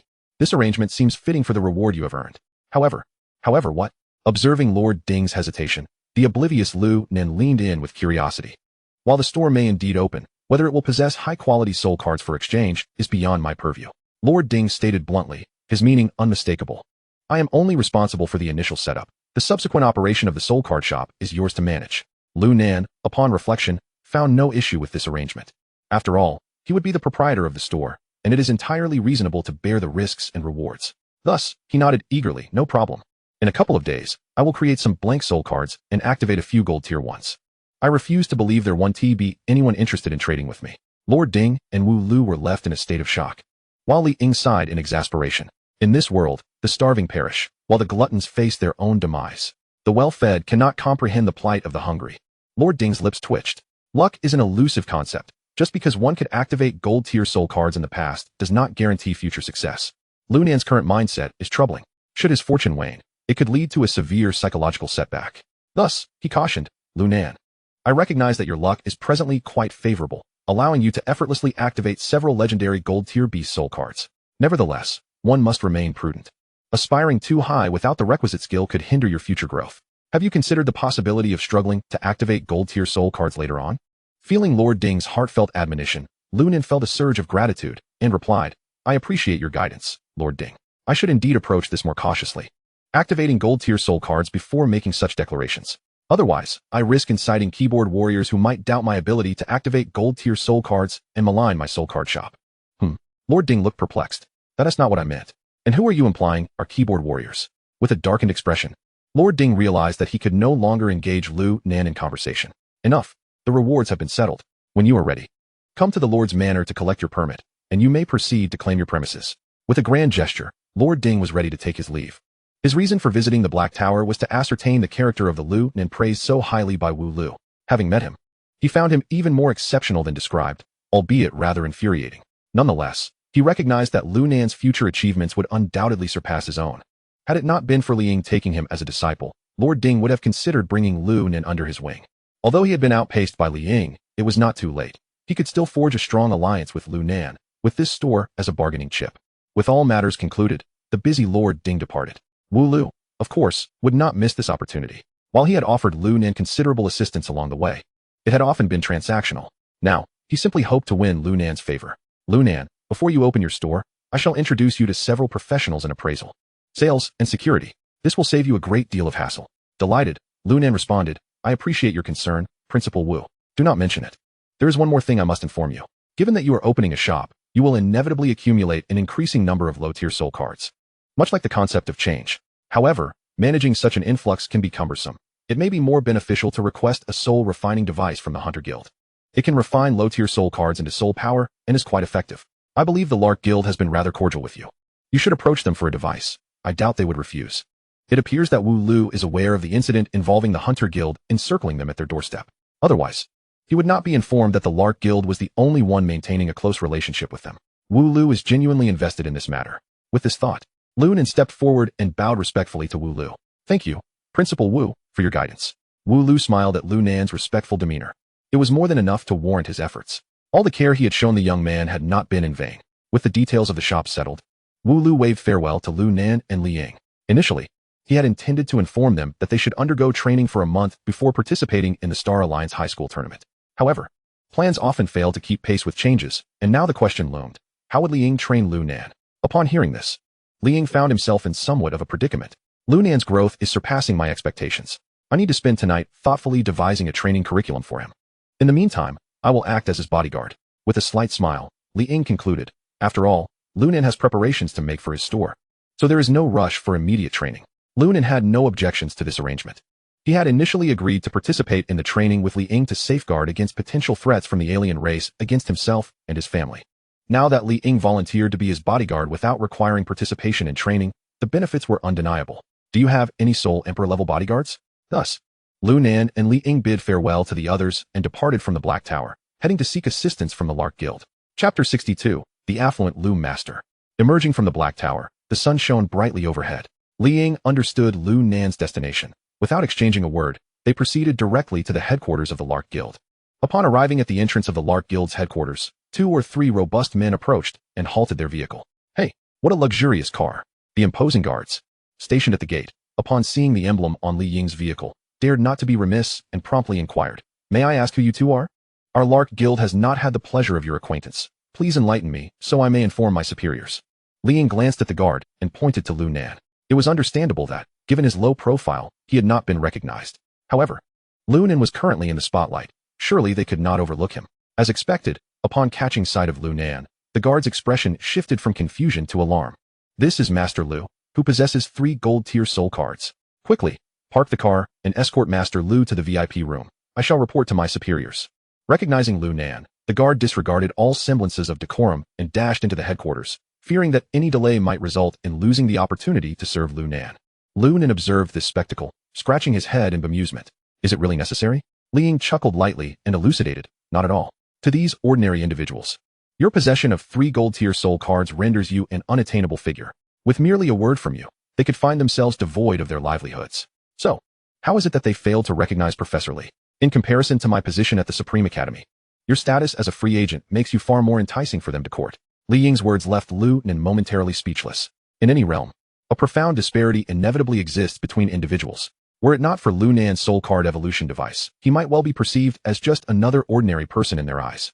Before long, Lu Nan was ushered into the VIP room at the Skylark Guild's headquarters. The 2 found a spot to settle in, and shortly after tea was served, the grand door of the VIP chamber was hastily pushed open. The leading figure, adorned in resplendent attire, appeared to be no less than a mid-level manager. Indeed, it was none other than Su Tian, whom they had encountered just the other day. Out of courtesy, Lu Nan and Li Ying rose and greeted Su Tian with a slight smile. Su Tian, taken aback by the honor, hurriedly approached Lu Nan. Before even reaching him, his voice rang out, "Master Lu, Professor Li, your esteemed presence is a rare honor." Upon completing his greeting, Su Tian stood before Lu Nan, shaking hands with both gentlemen while expressing his respect. In his flurry, he had learned of their visit, and, lacking time for preparation, he inquired if Master Lu had any guidance. After shaking hands with Su Tian, Lu Nan, eschewing any pretense, candidly stated, "I do not presume to offer guidance, but rather seek a small favor from you, Director Su, and request the assistance of the Skylark Guild." Upon hearing the word favor, Su Tian's expression brightened rather than clouded with concern. After reporting the incident at Lu Nan's doorstep, he had received commendation from the president, who praised his actions as highly beneficial to the Skylark Guild. Now, with Lu Nan seeking assistance, managing this matter well could lead to a promotion and a pay raise, perhaps even culminating in marrying a wealthy beauty and reaching the pinnacle of success. Master Lu, rest assured, anything within the capabilities of our Skylark Guild, we shall not decline. Su Tian declared earnestly, thumping his chest. Not surprised by Su Tian's fervor, Lu Nan continued, "I have come here primarily to request a soul refining device from your esteemed guild." A soul refining device. Su Tian paused for a moment, then quickly grasped Lu Nan's intention. Master Lu wishes to open a soul card store? Precisely. Su Tian's eyes sparkled with understanding, recognizing the opportunity. For such a trivial matter, there was no need for Master Lu to make an appearance in person. A simple phone call would suffice to have the soul refining device delivered immediately. However, since you are here, I shall allow you to personally select from our collection at the Skylark Guild. Choose any device that catches your eye. Su Tian's eagerness led Lu Nan to momentarily perceive the soul-refining device as being of little value. He inquired, select at will? Is this device akin to a mere cabbage? Su Tian's lips twitched. He had intended to convey that the device was of little significance in comparison to Lu Nan. Yet, its market value was indeed in the tens of millions of Star Alliance coins. Naturally, Su Tian refrained from voicing this, fearing it might come off as ostentatious. Fortunately, Li Ying interjected, a soul-refining device is indispensable for any soul card store and serves as a tool for hunter guilds to process low-tier soul cards. While its manufacturing is straightforward, it is under patent protection. The value of a soul-refining device is roughly equivalent to that of a purple-tier soul card. Ah, I see. Lu Nan nodded in understanding, mentally noting this, which in turn relieved Su Tian. There was no fear in gifting items. The concern arose when the recipient failed to recognize their worth, rendering the gesture futile. Armed with this knowledge, Su Tian led Lu Nan to the soul-refining hall, where 10 soul-refining devices were housed. At that moment, numerous individuals were actively utilizing the devices to recycle low-tier soul cards. Others were diligently recording data. Once the soul cards were converted into bottled soul power, they would extract a portion of the soul power as a fee for the use of the devices. The soul-refining devices appeared as hollow metallic spheres, approximately 1 meter in diameter, exuding a faint, swirling ink-like luminescence that resembled the hues Lu Nan had previously encountered within the soul crystals. This suggested a shared origin. Master Lu, if you intend to establish a larger soul card store, I recommend that you prepare additional essentials beyond just the soul-refining device. What preparations? Lu Nan found himself bemused. Did opening a store necessitate such extensive preparations? Su Tian's response only compounded Lu Nan's headache. Typically, a moderately sized soul card store spans 3 to 4 stories. The first floor serves as a general area, showcasing low-tier soul cards for selection. The second floor is dedicated to higher-tier cards, prominently featuring blue-tier soul cards and, if necessary, showcasing a purple-tier soul card to attract customers. As for the third floor, it is exclusively for purple-tier and even gold-tier soul cards. Consequently, this would undoubtedly entice many opportunists, raising concerns regarding security. Su Tian's observations jolted Lu Nan into realization. He recognized the validity of his remarks. Should Lu Nan's soul card store flourish, while security personnel would be deployed, human vigilance inevitably wanes. Thus, a comprehensive security system would be essential. Given that Su Tian had raised this issue, he certainly possessed a solution. I see. Might I inquire if Director Su has any experience in this regard? Su Tian's expression brightened instantly. He had anticipated Lu Nan's request for assistance. With a swift motion, he proclaimed, Master Lu, you have indeed come to the right person. The Skylark Guild is a veritable expert in this domain. If you trust me, I will arrange for our personnel to design a complete security system for you. I guarantee that not a single fly will sneak into your store unnoticed. Lu Nan nodded in agreement. If Su Tian was confident in his assertion, it suggested that the Skylark Guild truly possessed expertise in this area. However, seeking the assistance of experts would undoubtedly incur substantial costs. Thus, Lu Nan produced several purple-tier soul cards from his possession, offering them to Su Tian with a flourish. Thank you for your guidance, Director Su. I genuinely intend to establish a sizable soul card store. Here are 5 purple-tier soul cards to serve as a deposit for the design and installation of your security system, as well as for the procurement of the soul-refining device. Should this fall short, please do not hesitate to inform me. 5 purple-tier soul cards. As Lu Nan presented the 5 cards, Su Tian exclaimed, utterly taken aback. You didn't even inquire about the price, yet you just tossed out 5 purple-tier soul cards. Is it permissible to be so extravagant with soul cards? Chapter 63, The Dark Spiral.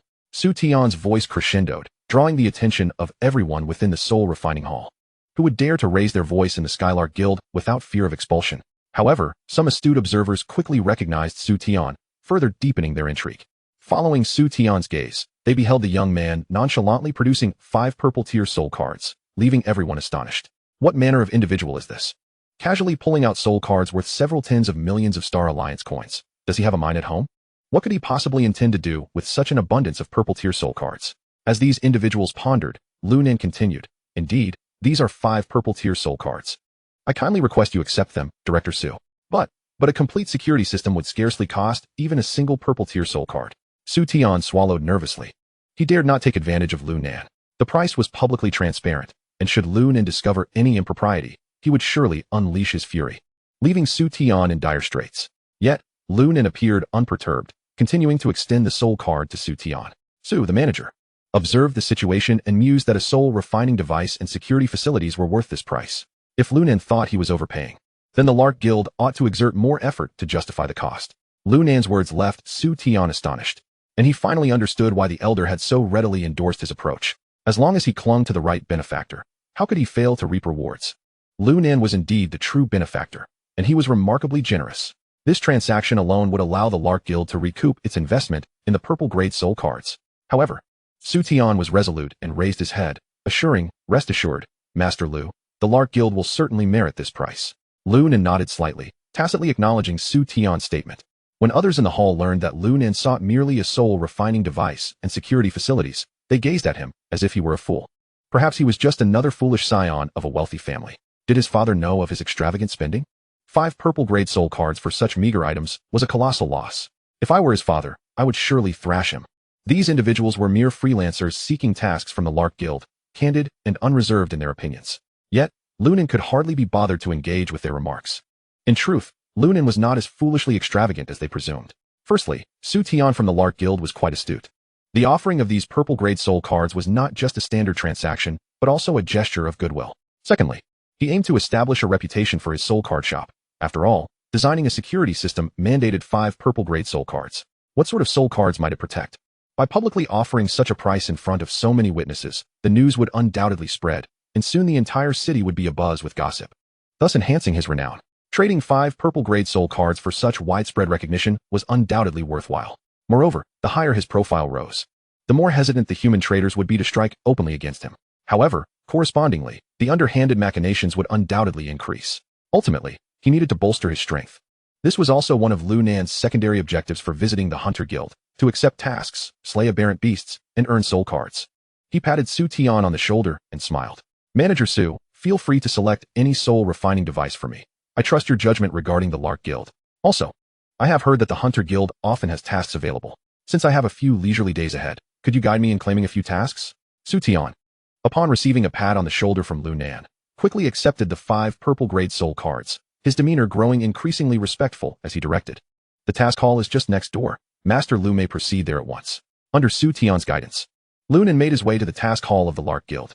After clarifying the rules of the task hall, Lu Nan approached a certain electronic screen and began to search for tasks. The lowest tier displayed the most abundant and simplest tasks, typically involving the hunting of aberrant beasts to acquire specific materials, with rewards generally comprising low-grade soul cards or alliance coins. After a few cursory glances, Lu Nan lost interest and shifted his gaze upward, ultimately settling on the advanced tasks section. Upon entering, he found only one task, which was commissioned by the Alliance through the Lark Guild. Task, Dark Spiral. Description: the Dark Spiral is the most infamous anti-human organization known to the Alliance. Their actions mirror those of the aberrant races, and they have colluded with them to strike against humanity repeatedly. They were once eradicated and expelled by the Alliance, but soon resurfaced, establishing numerous clandestine bases on the Soul Master continent. Recently, they seem to have been frequently appearing around the city, hunting Alliance Soul Masters. Moreover, there have been occasional reports of children going missing in the city, suspected to be due to abduction or murder. Objective: locate and destroy the Dark Spiral's bases surrounding the city. Reward: a random gold grade soul card, and, based on the actual scale of the base, a tally of combat achievements calculated by the Alliance. Upon reading this, Lu Nan's expression turned slightly grave. The Dark Spiral's actions were so heinous that they had even targeted human children. It was utterly outrageous. No wonder the Alliance offered such a substantial reward. However, the reward also indirectly indicated the high difficulty of the task. The number of adversaries was unknown, their strength was uncertain, and their location was shrouded in mystery. Attempting to locate and dismantle their base without any information was a perilous endeavor. Lu Nan feared he might not have enough lives to spare. Moreover, he was currently preoccupied with evading the treachery of these traitors. Shaking his head, Lu Nan concluded that this task was best suited for the capable. He would proceed cautiously and select an appropriate task instead. He continued browsing and ultimately accepted a mid-level task targeting a group of Soul Master-grade aberrant beasts and procuring certain materials from them. This task was quite fitting for Lu Nan. After claiming the task, the staff also provided him with a map marking the location of the aberrant beasts. Accepting the map, Lu Nan departed the Lark Guild and headed toward the outskirts of the city. The task site was located 30 kilometers beyond the city, within a shadowy, dense forest. This was a place where the sun's rays rarely penetrated, resulting in an atmosphere thick with miasma and extreme danger. However, it was precisely this unique environment that harbored a plethora of aberrant beasts, most of which possessed strength above the Soul Master level. Occasionally, even Grand Soul Master level aberrant beasts would emerge. It was an ideal opportunity for Lu Nan to hone his skills. Chapter 64. If I don't seek you out, do you still dare to seek me? Once outside the city, Li Ying accompanied Lu Nan, opting to walk rather than take a vehicle. The noise and size of the car made it inconvenient for stealth, and it did not facilitate Li Ying's efforts to conceal his presence. Thus, Lu Nan, under Li Ying's covert protection, summoned the panda wine immortal for swift transit to their destination. Along the way, Lu Nan effortlessly summoned Alec and the Crimson Lord while donning the blood demon armor.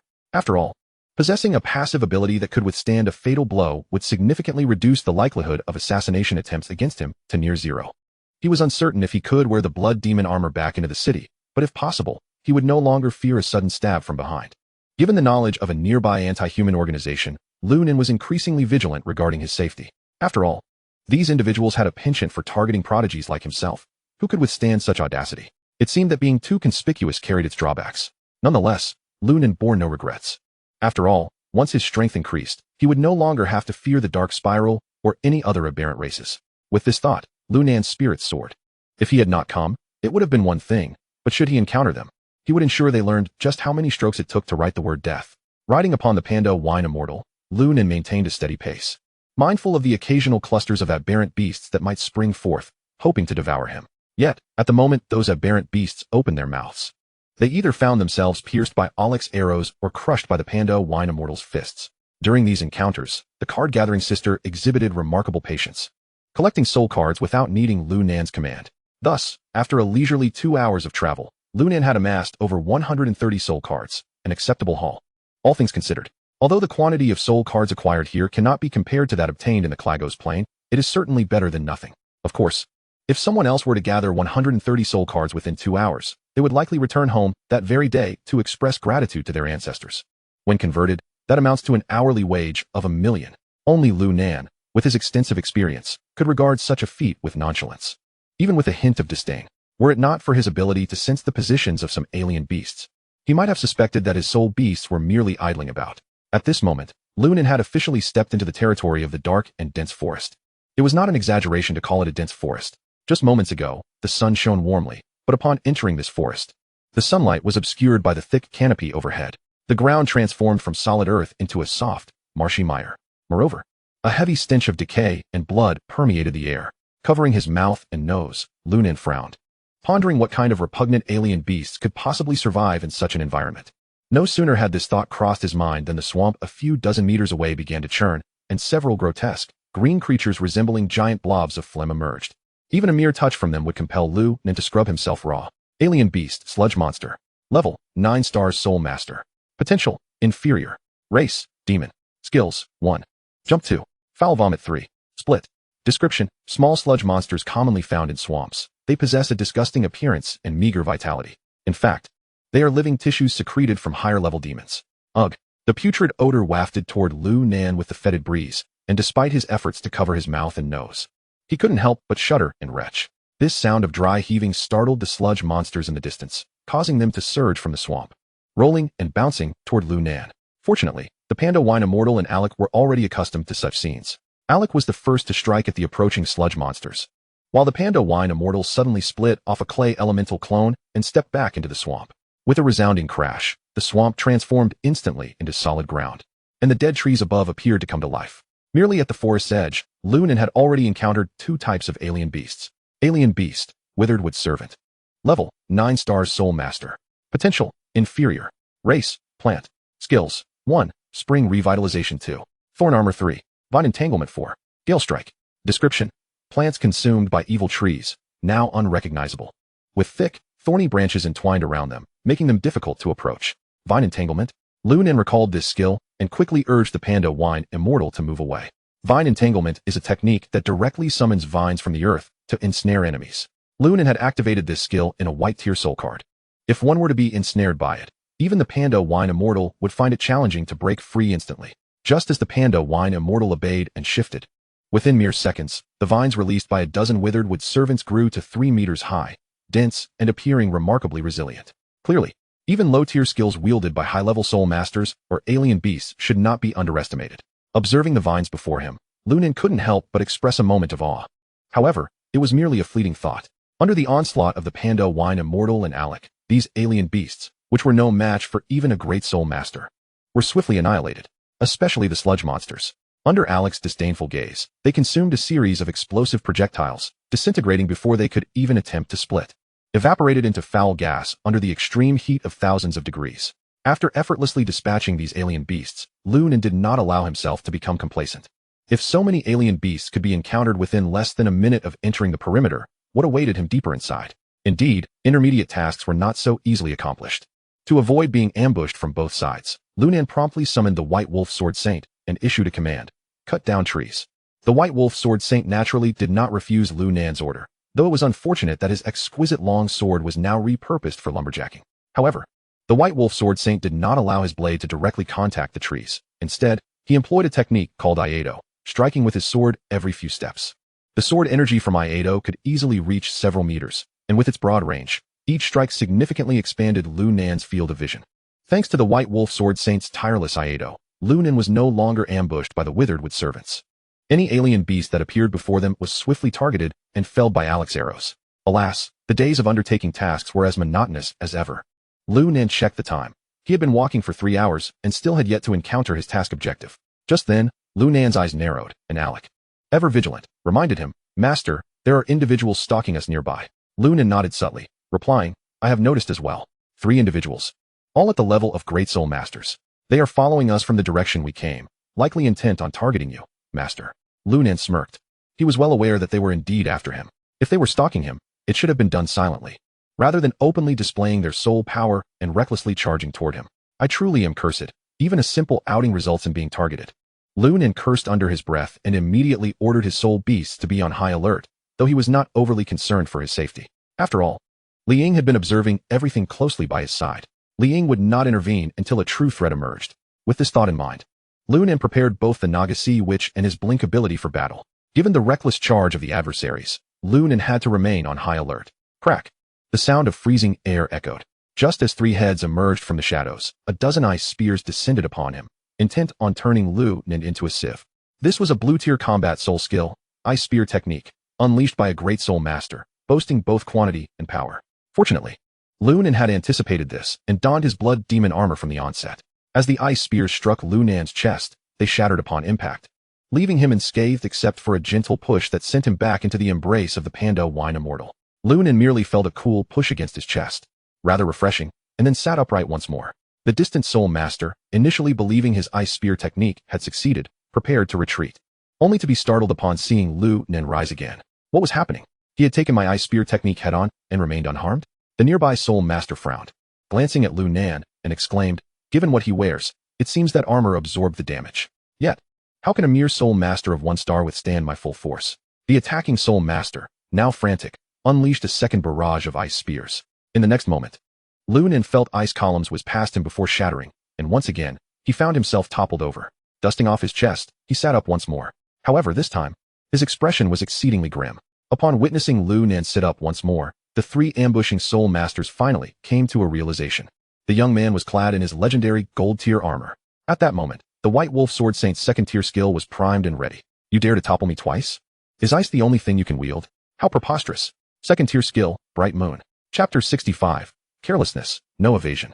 As the White Wolf Sword Saint unleashed his skill, the 3 opposing soul masters simultaneously summoned their beast spirits. A centaur warrior, a minotaur warrior, and a deer-headed spirit appeared.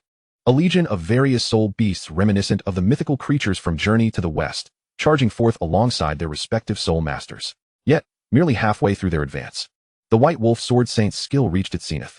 A colossal and frigid frost greatsword plummeted from the heavens, its overwhelming presence instilling terror in the hearts of the 3 soul masters. Is this the ice spear technique? No, it cannot be. The ice spear technique is not this extravagant. The soul master who had previously cast the ice spear gazed upward, astonished by the 40-meter-long greatsword descending from above. Its sheer spectacle was beyond comprehension, unprecedented and astonishing. The other 2 were equally taken aback by this unfamiliar skill, their eyes glimmering with a deeper malice. This boy must not be allowed to grow stronger. As this thought crossed their minds, the frost greatsword crashed down. The Minotaur warrior was a blue-tier soul beast, clad in formidable armor and possessing immense strength, a paragon of muscular perfection, summoned by a grand soul master. Not even a block of ice, let alone a meteor, could hope to slay it. Yet, in the next instant, the Minotaur warrior was encased in ice, transformed into a frozen sculpture without so much as a whimper. Seizing the opportunity, Lu Nan summoned the Hand of Death, sweeping it towards the immobile Minotaur warrior. A wave, imbued with an aura of mystery and death, rippled through the air, and in the blink of an eye, what was once recoverable became a mass of dark vapor. coalescing within the ice sculpture. What manner of skill is this? My beast spirit card. The soul master hastily retrieved his beast spirit card from his soul sea, only to be met with a sight that made him retch blood. Shattered. Completely destroyed. Once a soul card is shattered, it is rendered utterly useless, worth not even a single star coin. Such a fate was enough to rend the heart of this soul master. Blue-tier beast spirit cards are not mere trifles. Unlike Lu Nan, a prodigy capable of casually activating several gold-tier soul cards, they are valued at over 200,000 star coins. His eyes turned crimson with rage. At this moment, thoughts of killing Lu Nan surged within him, even the desire to devour his heart. However, the accompanying soul master noticed an even more alarming situation and shouted a warning. This boy is sinister. He can directly attack the essence of the beast spirit card. Watch out for his right hand. No more hiding. All of his soul beasts are of types we have never encountered. Do not underestimate him. The speaker was evidently the leader among the 3 soul masters, having attained the rank of a grand soul master at 3 stars, although he was of the same level as the ice blue queen that Lu Nan had previously slain. A grand soul master of the same tier is vastly different from an exotic beast. No matter how powerful an exotic beast is, it possesses only a handful of skills. In contrast, a grand soul master typically wields over a dozen soul cards, capable of unleashing a myriad of combinations. He scoffed coldly and addressed his companions. He possesses area of effect killing skills. Do not cluster together. Spread out. At his command. The earlier soul master could not afford to wallow in grief any longer and had to compose himself, dividing their forces to launch a 3-pronged assault on Lu Nan. Simultaneously, he raised his hand to summon a purple-tier beast spirit, the decayed giant rock, possessing extraordinary defensive capabilities and elemental immunity, could leave only a mere mark from any elemental attack.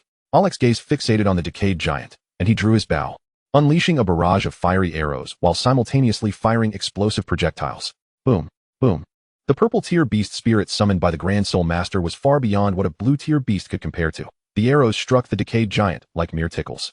Moreover, after deflecting all the arrows, the decayed giant casually retrieved a massive stone from its form and hurled it at Alec.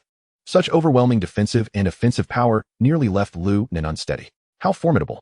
In truth, it was not that Alex's soul card was inferior to the decayed giant. Rather, Lu Nan's level was simply too low. He possessed merely a 1-star soul master's strength, while the 3 opposing soul masters were all grand soul masters at 3 stars. A staggering 12-level gap. Such a vast disparity in levels could easily compensate for the strength difference between soul cards. This had already been vividly demonstrated when confronting the Ice Blue Queen. To defeat the decayed giant, one must uncover its weaknesses. The enormous stone hurled by the decayed giant loomed over Alec, seemingly poised to crush him utterly. Suddenly, a colossal figure burst into the scene, delivering a punch that obliterated the giant stone before him. It was the panda drunken immortal. The earth elemental avatar charged towards the decayed giant, engaging in a brutal melee combat, though it seemed unlikely that a victor would emerge in the short term. Meanwhile, the other 2 soul masters beast spirits had already encroached within a few dozen meters of Lu Nan. The white wolf sword saint's eyes glinted with cold light as he deftly maneuvered his sword to position himself before them, while Alec continued to provide support from a distance. Together, they managed to restrain most of the opposing soul beasts. However, 2 soul beasts broke through the line and charged directly at Lu Nan. Just as the other 3 elemental avatars of the panda drunken immortal prepared to confront the threat, Lu Nan rose first, his fingertips coalescing into a brilliant spectrum of colors. The radiant light targeted the 2 escaping soul beasts. The leader, sensing impending doom, felt a foreboding chill, but as a grand soul master at 3 stars, he could not resist the temptation to taunt. What can a mere soul master's combat skill do against our purple-tier soul beasts? I advise you not to waste your efforts, you wretch. As the leader continued his mockery, his jaw fell agape. He had sensed something was amiss. But he believed Lu Nan could at most merely injure his soul beasts. To his utter disbelief, this seemingly unremarkable spectrum of light possessed destructive power akin to a high-grade explosive. Moreover, it was a homing skill, no matter how fast the 2 soul beasts tried to flee. The 2 beams of multicolored light followed them like shadows. Absurd. Boom, boom. Another 2 resounding explosions echoed, and when the smoke cleared, nothing remained on the ground but the 2 fallen soul beasts. Such a scene once again left the soul masters in disbelief. Those were purple-tier soul beasts summoned by a grand soul master. Yet in the blink of an eye, they had been obliterated by Lu Nan, failing to evade in time. It was truly a grave oversight. Chapter 66. A family. The most important thing is to be united. Mother of God, is this boy truly just a 1-star soul master? His combat skills rival those of the purple tier, yet I have never heard of any that can lock onto a target. The defeat of the 2 soul beasts brought a sigh of relief to their master soul master. For as long as it was not that mysterious force that struck them down, his beast spirit card would remain intact and usable after some time. However, His words incited the other two soul masters' eyes to blaze with fury. A skill that surpasses the capabilities of a purple-tier soul card in both performance and power. What does that imply? This soul card is indeed a gold-grade soul card. What merit or ability does this insufferable brat possess to warrant such an abundance of gold-grade soul cards? The three of them have toiled in the dark spiral for many years, meticulously engaging in thievery and violence, and have only managed to procure 2 or 3 purple-grade soul cards. In stark contrast, Lu Nan, a mere recent graduate, yet to complete 10 days since his graduation, already wields 3 gold-grade beast soul cards, 1 gold-grade weapon soul card, and 1 gold-grade dual soul card. Moreover, the very fact that he can sustain such a multitude of gold-grade soul cards indicates that Lu Nan possesses an additional gold-grade martial soul card. 6 cards. A total of 6. How much virtue must his ancestors have accumulated? The intelligence must be flawed. His gold-grade soul cards exceed our expectations by a factor of 2. The situation today has devolved into a matter of life and death. Either he perishes, or I do. I shall strip him of everything. As the adversaries commenced their desperate assault, Lu Nan too was contemplating his strategies. The other gold-grade soul cards have been thoroughly revealed, and now only his trump cards, Blink and the Nagasi, which remain. To secure victory, he must utilize these 2 soul cards to catch his opponent off guard. He realized that merely possessing these few gold-grade soul cards was woefully insufficient. When confronted with a higher-level spirit master, all his advantages would evaporate. However, he could no longer afford to let his soul beasts engage in battle while he focused on evolving. That would render him an easy target. He would have to wait for another opportunity. Yet, despite the ongoing conflict, Lu Nan still could not discern the identities of his assailants. Adopting a tone of inquiry, he boldly demanded, "Which spirit masters are you? I am a student of the Supreme Academy. Do you not fear retaliation for this ambush?" Retaliation? The leader of the spirit masters scoffed, chuckling derisively. "Do not think that your insignificant Supreme Academy, let alone the entire Star Alliance, can disrupt the strategic maneuvers of the Dark Spiral. Do I fear your retaliation?" With a groan, Lu Nan shook his head, lamenting his extraordinary luck, merely venturing out alone for the first time and already drawing the attention of the Dark Spiral. Resigned, he noted that the Nagasi, which had stealthily materialized behind the Panda Wine Immortal, beginning to chant a powerful spell in the enormous shadow cast upon them. Given that they were indeed members of the Dark Spiral, their objective could only be one: to eliminate him. Thus, Lu Nan resolved to unleash his full power. As the incantation concluded, the alluring and enigmatic figure of the Nagasi, which materialized before the spirit masters of the Dark Spiral. "OC, purify our enemies." Before her words had fully resonated, the opposing spirit master widened his eyes in disbelief, shouting, "Another gold-grade soul card. Such a calamity. He must die today, no matter what. You are the calamity. Your entire family is a calamity." Lu Nan's furious emotions resonated within the heart of the Nagasi witch, prompting her already completed incantation to surge with even greater potency. As the soul power surged, the area around the Nagasi witch shimmered, while her staff radiated a purity akin to the moonlight. A tumultuous wave surged forth, towering dozens of meters high, as if a colossal beast from the abyss had arisen, crashing violently towards the purple-grade soul beasts of the opposing spirit masters, leaving destruction in its wake. The 2 soul beasts facing the tidal wave were swept away, and judging by the pallor of the opposing spirit masters, it was evident that their soul beasts had perished before they could utter another word. The Panda Wine Immortals' elemental avatars surged forward. Realizing the gravity of the situation, the leading spirit master of the Dark Spiral hastily gathered his companions for defense. Shadow Arrow, Shadow Bind, Withering Formation. This formidable spirit master, having fought through countless battles for the Dark Spiral, unleashed 3 skills in rapid succession, bypassing the Panda Wine Immortal to target Lu Nan directly. Capture the leader first. These 3 skills were all long-range, instantaneous targeting abilities, leaving Lu Nan no time to react as he was struck by each one. Had it not been for the blood demon armor he wore, he would have surely been grievously injured by now. Even so, he sustained some damage. This was a flaw of the blood demon armor. As long as the injury was not fatal, its passive ability would not activate. The dark aura enveloping Lu Nan relentlessly devoured his vitality, and as he experienced the searing pain coursing through him, he snapped back to reality. Fortunately, his dark elemental avatar, sensing something amiss, quickly nullified the shadow damage due to their shared elemental affinity, preventing the wounds from worsening. Yet, despite this, Lu Nan's soul beasts were ignited with fury. Roar! The elemental avatar of wind and fire surged forth with even greater speed, compelling the Dark Spiral Spirit Master to forego any admiration for Lu Nan's resilience and instead prepare to unleash more skills. However, in the next instant, Lu Nan vanished from his sight, prompting a reflexive rub of his eyes. What just happened? Did my skills corrupt him? No, that couldn't be. While shadow skills approached true damage, there was still time before corruption could take effect. As he pondered, he suddenly felt a viscous liquid streak across the back of his neck. The next moment, he beheld a headless corpse, behind which stood a regal figure draped in a blood-red robe. greedily reveling in the swirling blood mist. That body looked eerily familiar. With that thought, the spirit master bid farewell to this world. Such an eerie and sanguine scene struck fear into the hearts of the remaining two spirit masters. What skill is this? How could he appear behind someone so suddenly? And what of that blood-sucking demon? I've never seen such a bloody high-level soul beast.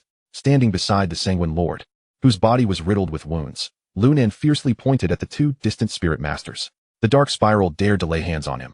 They must perish. Not one shall escape. Chapter 67. The spiraling lord departed with dignity. Lu Nan's indomitable spirit invigorated all his soul beasts, who collectively unleashed a battle cry, instilling terror in the hearts of the remaining two spirit masters. Though Blink had a cooldown of 5 minutes, this did not hinder Lu Nan's performance. With the dark elemental avatar no longer needing to shield him, it leaped alone into the fray, launching a pitch-black elemental sphere at one of the spirit masters. This marked the dark elemental avatar's first true offensive action. The targeted spirit master, not underestimating the attack, summoned a mountain giant, whose size surpassed that of the previous corrupted giant by more than double. The mountain giant positioned itself between the spirit master and the elemental sphere, bracing itself to absorb the impact.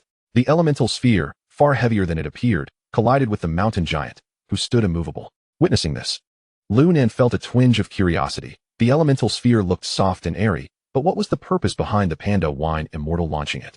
Only the spirit master knew the struggle involved. As the mountain giant absorbed the energy sphere, the violent impact and its weight reverberated back through the mountain giant. Merely a single elemental sphere had drained 1/10 of his soul power. Though his soul power quickly replenished, a strike like that could prove fatal at a critical moment. Indeed, the panda wine immortal was renowned for a reason. Boom, boom, boom. Before the spirit master could catch his breath, the mountain giant endured 3 more devastating strikes. The instantaneous evaporation of soul power and the impact that followed nearly caused him to spit blood. Peering through the crevices of the towering giant, he observed the shadow elemental doppelganger launching 3 elemental spheres in quick succession. Was it possible to unleash 3 elemental spheres in an instant? Surely, skills must have a cooldown period. Could this be classified as a mere normal attack? The spirit master, noting the 4 elemental spheres adhering to the giant's form, contemplated that if this constituted an ordinary attack, then the pandemonium brewmaster was far more formidable than the text suggested. Boom, boom, boom. 3 thunderous explosions reverberated, instantly draining the soul power he had just replenished.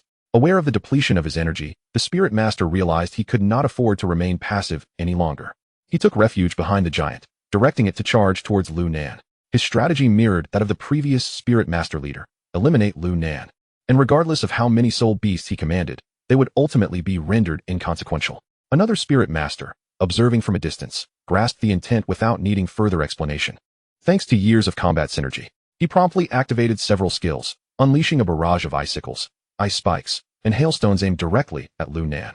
Having witnessed Lu Nan sustain injuries, he discerned that besides a suit of armor, the latter possessed no protection on his limbs or head. Fortunately, Lu Nan was accompanied by the Crimson Lord's Guardian, who intercepted most of the incoming ice attacks before they could reach him, while Lu Nan managed to evade the occasional breakthrough. Meanwhile, the spirit master controlling the mountain giant, shielded by his companion, rapidly approached Lu Nan. As a grandmaster, should he engage Lu Nan in close combat, the latter would undoubtedly face dire consequences. However, disregarding whether Lu Nan would permit him to close the distance, the shadow elemental doppelganger had already voiced its dissent. Dark command. The declaration erupted like thunder, seizing the mountain giant mid-charge, sending it hurtling backward towards the doppelganger. Lu Nan observed in astonishment as the elemental spheres clinging to the giant transformed into a colossal shadowy claw, violently yanking it back. This sudden turn of events caught the spirit master trailing the giant off guard. In that fleeting moment, he collided with the giant, akin to a meteor striking the earth. With a sickening thud, he was slammed as if by a speeding locomotive. Had he not promptly recalled his soul beast, his body would likely have been shattered. Thanks to his healing-type soul and the armor he wore, he managed to remain upright, displaying an indomitable spirit as he shouted defiantly towards Lu Nan, "Darkness shall not prevail. The spiral shall not perish." What an impressive display of resolve. Lu Nan noted this with a newfound respect. Although this adversary was slightly weaker than the one previously slain by the Crimson Lord, such unwavering tenacity was equally commendable. Had it been him, he would have likely succumbed to bloodshed from such an impact. In tribute to this valiant spirit master, Lu Nan's demeanor turned grave as he commanded all his soul beasts. Grant him dignity. With Lu Nan's order, the shadow elemental doppelganger unleashed a flurry of elemental spheres, while Alec fired a multitude of arrows to seal off the spirit master's escape. The White Wolf Sword Saint regarded his opponent with respect, enveloping him in a powerful attack, while even the Nagasi, which took a moment to unleash a forked lightning strike to amplify the damage.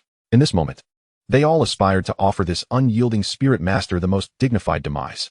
To perish amidst the chaos of battle would be the greatest honor. This spectacle brought tears to the eyes of the spirit master at the center of the onslaught. There truly was no respite. His body, battered by the mountain giant, rendered him immobile. Before he could recover, a relentless barrage of attacks struck him down. With no chance to retaliate, he succumbed peacefully amidst the chaos, leaving not a trace of his bones behind. Truly a worthy opponent, moved by their respect. Even this iron-willed man shed tears. A poignant sight indeed. Lu Nan wiped the tears from his face, casting a chilling gaze towards the last remaining spirit master. To kill while weeping, was he a monster or a devil? The trio of Grand Master-level spirit masters, having ambushed a mere one-star spirit master, found themselves repeatedly outmaneuvered. Who truly was the hunter, and who the prey? Upon learning of Lu Nan's possession of 3 golden cards, they had prepared thoroughly. Even with their combined strength, it should have been a simple task to subdue him, even if he possessed 5 or 6 golden cards. Yet, to their astonishment, Lu Nan revealed not merely 3, nor 5 or 6, but a staggering 7 golden cards, including the legendary golden weapon soul card he had kept hidden. That made it 8. 8 golden cards. Such a hoard was absurd. Was there no law, no justice? Was this not sheer bullying? The final spirit master let out a heart-wrenching wail. Chapter 68. The Enforcer of Death. It was no wonder he cried out in despair. Lu Nan was utterly unreasonable. Despite wielding 8 legendary golden soul cards, he remained merely a 1-star spirit master, while they were 3 seasoned grand masters. Yet in less than 5 minutes, 2 of them had perished at his hands. How could this be? The disparity between a grand master and a spirit master was not merely in soul power quantity, but in its potency. A grand master's soul power was inherently superior, a consensus held by the majority. However, Lu Nan was not the majority. His golden legendary weapon soul card had already fortified his soul C, elevating his soul power beyond that of most in the same tier. Under the deliberate suppression of Li Ying's level advancement, Lu Nan's foundational soul power strength had approached perfection, rendering the activation of several golden soul cards insufficient to meet the conditions for a level breakthrough. His soul power's intensity was simply overwhelming. A mere few golden cards had little effect on him.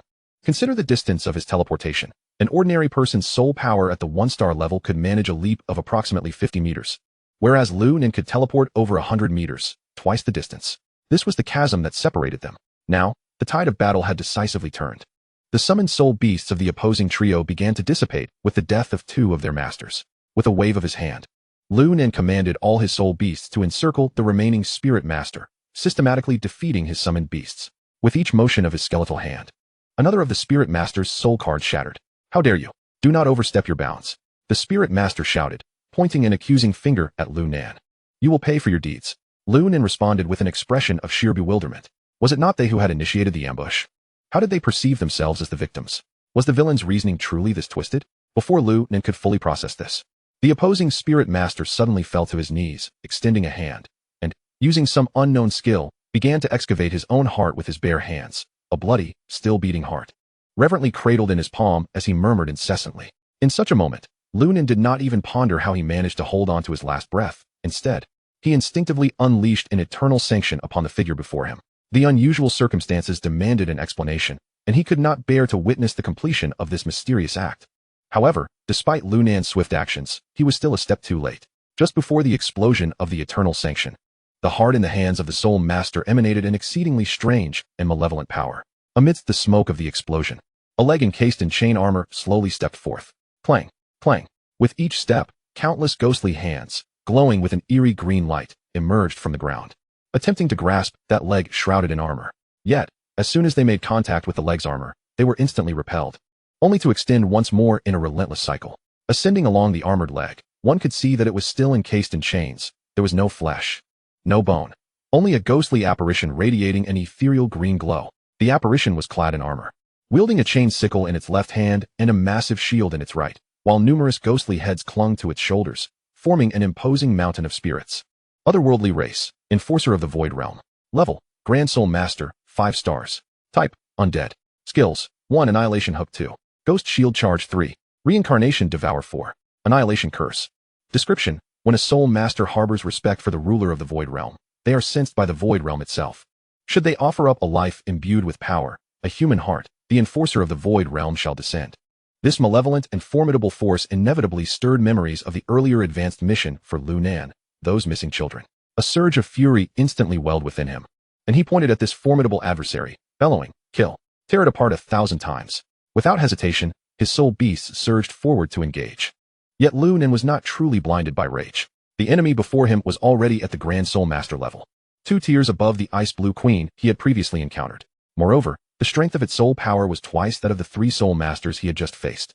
With such combat prowess, had the adversary not been alone, Lu Nan might have been compelled to cry out for help, urging Li Ying to intervene. However, now there was only a solitary entity before him, devoid of any minions. This allowed Lu Nan, equipped with his numerous Golden Grade Soul cards, to consider attempting to defeat it. With this thought, Lu Nan steeled himself, focusing intently on the battle. In mere seconds after its emergence, the Enforcer of the Void Realm began surveying its surroundings. Upon noticing the encircling soul beasts, it opened its void-like, eerie mouth and emitted a raspy, deep voice, "Little ghost. It is you who has driven the pious servant of the Void Realm to despair, summoning this Enforcer?" Lu Nan narrowed his eyes, retorting with scorn, "Not just your lackey, but you too shall be driven to despair by my hand." Upon hearing Lu Nan's taunt, the Enforcer of the Void Realm erupted in fury, swinging its chains toward Lu Nan. Should this sickle catch him, he would be left either dead or grievously wounded. Naturally, Lu Nan would not confront this soul-harvesting weapon directly. His shadow elemental avatar swiftly grasped the incoming chains. After seizing the chains, the avatar intended to pull them towards itself. But the Enforcer of the Void Realm mirrored the action. Under the immense force from both sides, the chain, ignited by ghostly flames, produced a sharp, resounding clang, reverberating with a strange magical energy that caused Lu Nan to momentarily lose focus. At that very moment, a colossal shadow loomed over Lu Nan.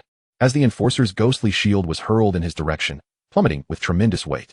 Observing the scene, Alec reacted instantly, unleashing a flurry of arrows. Hundreds of arrows struck simultaneously, targeting the same point on the ghostly shield. The interference from the arrows altered the shield's trajectory, causing it to crash down just 10 centimeters before Lu Nan's feet. Amidst the wailing of spirits, countless ghostly hands reached out from the shield, eager to seize Lu Nan, while the stench of death spread, blackening the surrounding flora. Chapter 69. The Vengeful Scarlet Queen. The aura of death continued to expand. It was certain that the area struck by the ghostly shield would ultimately transform into a lifeless domain of spirits. Yet this was not a skill of the Enforcer of the Void Realm. It was merely an effect inherent to the ghostly shield. Lu Nan regained his composure, realizing that he could not afford to be touched by the Enforcer of the Void Realm. At that moment, a thunderous crash resonated from the direction of the Enforcer. The Scarlet Lord was sent flying back into Lu Nan's line of sight, its robe torn to shreds, revealing a hollow chest where a single punch had penetrated, with ghostly flames creeping from the wound. Although the Enforcer still held on to its chains with its left hand, its right was now free, and to Lu Nan's astonishment, the Scarlet Lord was defeated after just a brief encounter.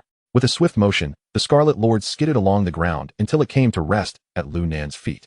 Witnessing the intensifying ghostly flames at the wound, Lu Nan frowned slightly, sensing a familiar aura akin to that of his own hand of death.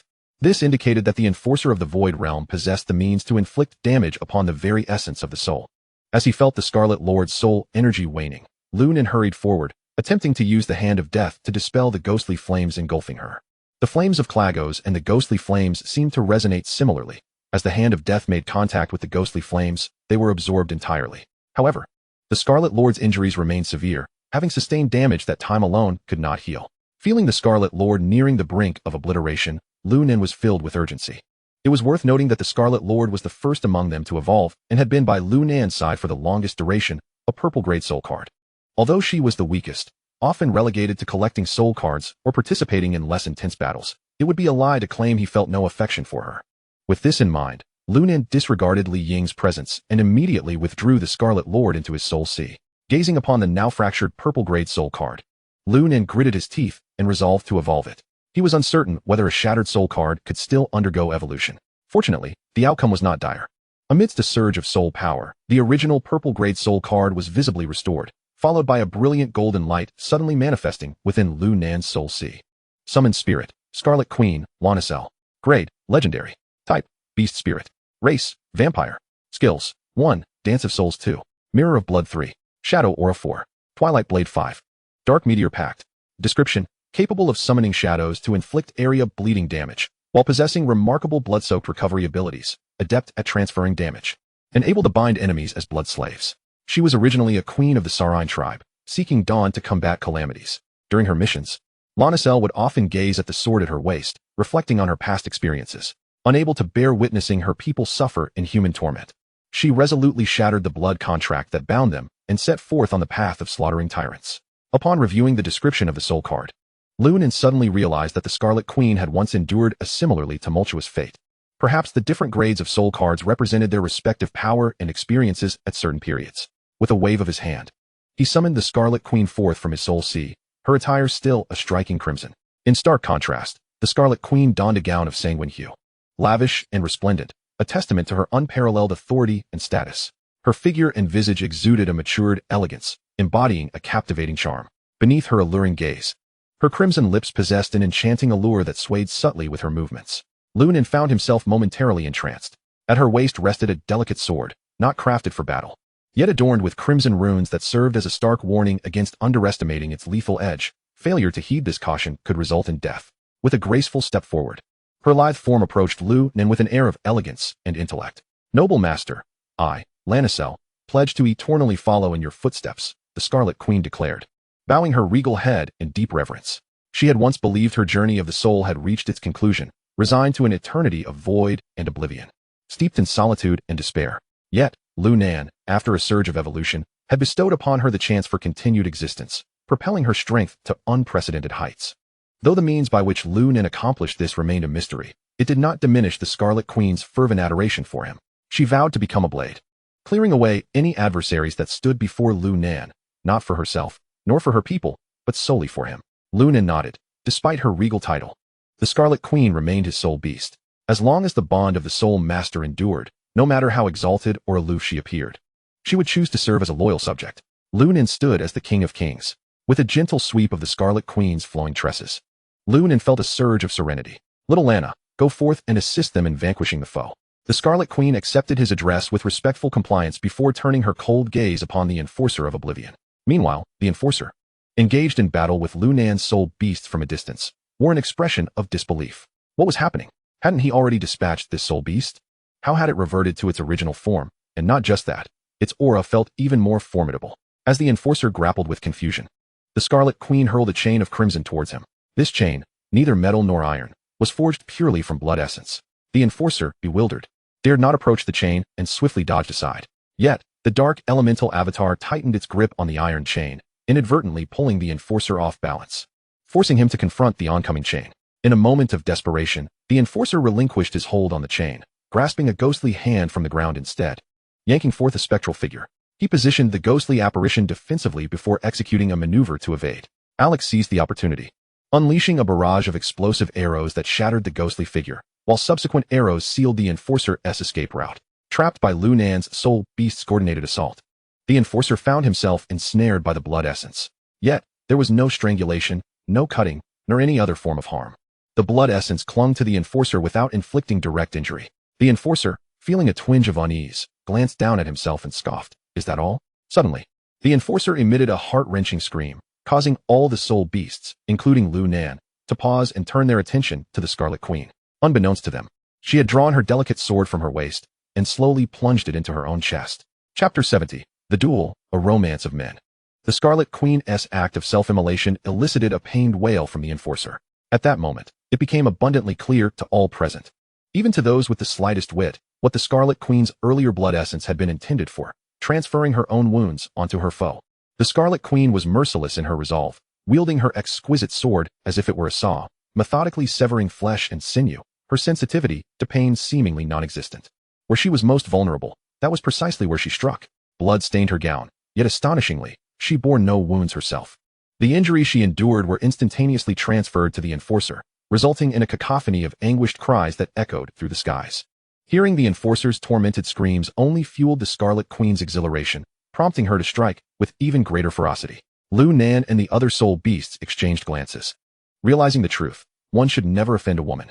However, the other soul beasts were not merely spectators. After the Scarlet Queen inflicted her first true damage, the ghostly flames surrounding the Enforcer diminished significantly, revealing vulnerabilities in what had once been flawless defenses. The dark elemental avatar unleashed a volley of elemental spheres, and the Enforcer, in excruciating pain, could scarcely react, absorbing all the damage. Before he could muster a counter, the dark elemental avatar flicked its wrist, propelling the Enforcer, ensnared by the elemental spheres, high into the sky. Above, the heavens darkened, cloaked by ominous clouds, within which forked lightning crackled with intensity. As the Enforcer neared the tempest, the lightning surged forth, as if seeking release, flooding into his body with reckless abandon. Yet, The Enforcer, a formidable 5-star soul master, struggled to summon his ghostly shield amidst the barrage of pain, desperately attempting to seize a glimmer of hope. The ghostly shield, summoned from the ground, materialized in a haze and solidified in the Enforcer's grasp. Observers could see the shield intricately carved with tormented souls, each depicting unspeakable horrors, their mournful cries echoing faintly. Lu Nan understood the true nature of these souls. They were the tormented spirits imprisoned within the shield by the Enforcer. Thanks to Alex's weakness marking ability, Lu Nan had discerned the shield's vulnerabilities. With the weak points laid bare, a torrent of fiery arrows coalesced into a magnificent fire dragon, soaring through the air before crashing into the ghostly shield. With a thunderous roar, the impact shattered the shield, exacerbating the Enforcer's plight. Gritting his teeth against the searing pain, the Enforcer shouted defiantly, attempting to use the ghostly shield to withstand the overwhelming force. The collision of these titanic energies resulted in the shield fracturing instantly, sending the Enforcer hurtling away, just as he escaped the encirclement of the soul beasts. This seemed to align with the Enforcer's calculations. After witnessing the Scarlet Queen transfer damage, he had already been plotting his escape, and now that he had found an opportunity, there was no way he would take any risks. He fled with remarkable decisiveness. Yet, this peculiar being could not escape without Lu Nan's consent. With all cards laid on the table, Lu Nan realized that allowing the Enforcer to flee could spell disaster should he return with renewed vigor, as the goddess of victory might not favor him. Eradicate the root of the problem, leave no one alive. At this moment, the Enforcer was over 100 meters from the Scarlet Queen. And since her self-inflicted damage could no longer affect him, Lu Nan raised his hand. Pursue. Leaping onto the shoulder of the dark elemental avatar, Lu Nan led a frenzied charge of soul beasts in hot pursuit. The Enforcer of the Void did not dare to look back, fearing that even the slightest delay would allow Lu Nan to catch up. The speed at which the 5-star Great Soul Master ran, especially when avoiding combat, was indeed impressive. Even with the wind elemental doppelganger bestowing a layer of gale buff upon all soul beasts, it merely helped to ensure that they did not fall behind. If this continued, would they not eventually return to the city? In that case, Lu Nan would have no secrets left. Without further hesitation, Lu Nan extended his finger, the tips shimmering with 5-colored light, and the punitive formation locked onto the Enforcer of the Void, resulting in a thunderous explosion. Although the damage was insufficient, it served to decelerate him, which was still significant. Under Lu Nan's leadership, the other soul beasts followed suit, taking their positions on the shoulders of the panda wine immortal and unleashing their ranged attacks. Explosive arrows, dual heavenly flow, forked lightning, and twilight blades all fell upon the Enforcer's path.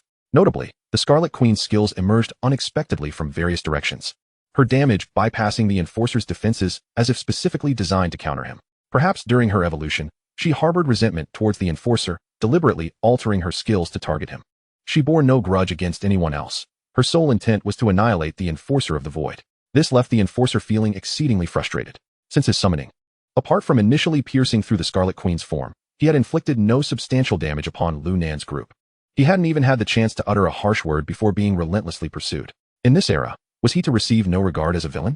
He somewhat regretted answering the call to this world. If he could survive and return to the secret realm, he would surely inform others that the soul masters of this world were particularly ferocious and devoid of martial ethics. Upon first glance, it was nothing less than a brawl.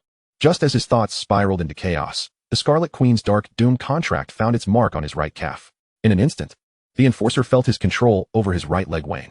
Though it lasted but a moment, the sensation was unmistakable. Before he could fully comprehend the horror of his predicament, the Scarlet Queen unleashed several more dark doom contracts. With each strike, the Enforcer lost another piece of his bodily autonomy, causing his escape to become increasingly sluggish while the Scarlet Queen drew ever closer, amplifying his sense of being controlled. Ultimately, the Enforcer despaired as he realized he could not evade Lu Nan's pursuit, reduced to a cornered beast. Recognizing the futility of escape, the Enforcer unleashed his full 5-star Great Soul Master power, breaking free from the Scarlet Queen's grasp, and pointed at Lu Nan, declaring, "As a man, withdraw your soul beasts, and let us engage in a fair duel." Lu Nan was taken aback, and without a second thought, he unleashed a punitive formation that detonated with a resounding crash. Dismissively retorting, "I am still a minor." Chapter 71, The Blackwater Cross Inn. A duel? Facing a 5-star Great Soul Master while he was merely a 1-star Soul Master himself was an absurdity. Only a fool would consider such a challenge. How naive to think that all the beings from the Void would be as formidable as him. Lu Nan scoffed at the foolishness of the Enforcer, who, in desperation, had resorted to such empty bravado. Upon reflection, the Enforcer acknowledged the folly of his aspirations. He could have easily outpaced the Scarlet Queen if it were a one-on-one confrontation. However, Lu Nan's multitude of soul beasts, each formidable in its own right, and working in seamless coordination, rendered combat impossible. In a state of deep frustration and indignation, The Scarlet Queen once again hurled a blood chain towards the enforcer. As the chain ensnared him, the Scarlet Queen seized the moment. A peculiar smile gracing her lips as she swiftly severed her delicate, fair neck with her sword. With a thud, a headless body collapsed to the ground, the severed head rolling a few circles before coming to a stop. Ah, I shall dub you the master of decapitation. The Scarlet Queen had executed 2 strikes, each resulting in decapitation, leaving Lu Nan astounded. This creature, could it be that she revered the aesthetic of violence? Yet, she was not finished. Approaching the kneeling headless corpse, the Scarlet Queen delivered a series of brutal kicks, greedily absorbing the enforcer's blood amidst the carnage. Ultimately, only a desiccated husk remained, which, upon a gentle breeze, was reduced to dust. With the battle concluded, Lu Nan commanded his soul beasts to scavenge the bodies of the soul masters. A 3-star great soul master must surely possess some treasures. Meanwhile, Lu Nan took the opportunity to survey the battlefield of Ur. Fortunately, there were no significant changes. The once forested terrain had merely transformed into a lake, scorched earth, glacial expanse, and haunted domain. Surely no one would discern the alterations. As he reassured himself, Lu Nan's soul beasts returned after completing their grim task. Satisfied, he nodded and stated, "It is unwise to linger here. We must depart swiftly." Such a commotion would undoubtedly have attracted attention, and it was likely that others were already en route. With that thought, Lu Nan summoned all his soul beasts back, leaving only the panda wine immortal to swiftly carry him away. After about 10 minutes of rapid flight, Lu Nan instructed the panda wine immortal to find a secluded spot where he could assess his spoils. Before he even began, a surge of soul power coursed through him, propelling him to the strength of a 3-star soul master. Following the previous intense battle, ascending 2 levels felt entirely justified. After relishing his achievement for a moment, Lu Nan turned his attention to the spoils before him. First, he counted the soul cards scattered on the ground, filled with anticipation. Yet, within mere seconds, his expression fell. A meager collection of white cards, 3 blue cards, and not a single purple card. Lu Nan couldn't help but lament, is the dark spiral so impoverished? In truth, this outcome was hardly surprising. Typically, once a soul master acquired a purple card, it would be stored within the soul sea for practical use rather than carried as mere decoration. Only Lu Nan, who spoke without experiencing the burden, would carry a handful of purple cards without even glancing at them. After a brief moment of vexation, Lu Nan shifted his gaze to the other items. However, they were an assortment of peculiar trinkets, mostly of little use to him. Just as boredom threatened to overwhelm him, he spotted a letter among the oddities. Suspecting its contents, he swiftly tore it open and began to read. Mission: Assassination. Information: the target possesses 3 or more gold-grade soul cards and a soul power level of 1-star soul master. Accept the intermediate mission at the Lark Guild. The mission location is the Dark Forest, alone after leaving the city. Reward: 3 purple-grade soul cards. Reporting location: Blackwater Cross Inn. Indeed, after reading the letter, Lu Nan's eyes darted around, and he erupted in a furious tirade. Damn the dark spiral. Is my worth only 3 purple soul cards? Your focus is misplaced. Li Ying suddenly appeared behind Lu Nan, taking the letter from his hands and pondering aloud. They seem to know your every move. It appears the dark spiral has infiltrated the city, making it the most perilous place. Moreover, has even the Blackwater Cross Inn been compromised? A note of regret tinged Li Ying's voice. Lu Nan, sensing a hint of intrigue, inquired curiously, Professor Li, are you familiar with this place? Li Ying nodded and proceeded to explain to Lu Nan. The Blackwater Cross Inn was originally established as a stronghold by outlaws fleeing from the southern regions, only to be gradually transformed into an inn after being subdued by a certain senior from the Supreme Academy. This senior naturally assumed the role of the inn's overseer, meticulously scrutinizing the comings and goings of individuals from all walks of life. As for the personnel from the Supreme Academy, well, that raises questions. Li Ying waved his hand, interrupting Lu Nan's forthcoming words, stating, it remains uncertain. It is possible that the dark spiral merely convened there by coincidence, and that senior may not be aware of it. Lu Nan nodded, then proposed, shall we venture to the Dark Cross Inn to ascertain the truth? In response to Lu Nan's audacious suggestion, Li Ying offered a rather prudent counter. The Blackwater Cross Inn is teeming with hidden talents. My solitary strength would be insufficient to contend with them. It would be wiser to relay the information back and consult with brothers Ding and Wu. Lu Nan nodded, only to suddenly realize something. What do you mean by just your strength? Am I not capable as well? Even a mosquito's leg is still meat. After all, do I not have my pride? Before Lu Nan could further lament, Li Ying gestured subtly towards the city, whereupon a crimson aura coalesced into the form of an eagle, flapping its wings before soaring away. Vanishing from sight, I have informed the city. I expect that several prominent figures will learn of this news within the day. Lu Nan found Li Ying's method somewhat perplexing, and he retrieved his phone from his pocket, saying, Professor Li, wouldn't it be more convenient to use a phone? However, upon seeing Lu Nan's phone, Li Ying executed a swift motion to split the device in two. Staring in astonishment, Lu Nan listened as Li Ying earnestly explained, your movements are compromised. and this phone bears much of the blame. Use such devices sparingly in the future. Realization dawned on Lu Nan. If there were individuals from the Dark Spiral within the city, it was likely that there were also numerous traitors among the personnel of the Star Alliance's Ministry of Industry and Information Technology. Indeed, having a personal tutor for one-on-one guidance makes all the difference. Chapter 72, The Morning Light Inheritor, Sif. Following Li Ying's advice, Lu Nan resolved to continue pursuing that intermediate task. After all, the first wave of ambush had only just passed, and even if the Dark Spiral's members were to react, it would take them at least a day or two. Should they deploy individuals for another ambush, it would likely require another day or two as well. Thus, even if Lu Nan camped within the murky forest during these days, he need not fear any immediate danger. However, when the Dark Spiral next attempted to ambush Lu Nan, they would likely send forth higher-ranking soul masters, or even formidable spiritual beings. Of course, under Li Ying's protection, even a soul king would only be able to endure a beating. Nonetheless, Lu Nan could not rely on Li Ying's protection indefinitely. He needed to grow stronger. Hence, hunting soul cards in the murky forest became one of the ways he could enhance his power while also preparing for his future endeavors. However, Lu Nan was not foolish enough to hunt near the task's objective.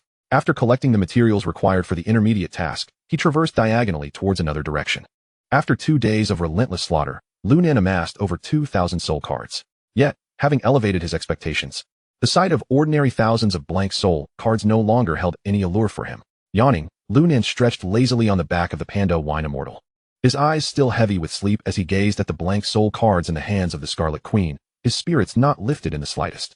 It had been 2 whole days, and he had only hunted a little over 2,000 exotic beasts.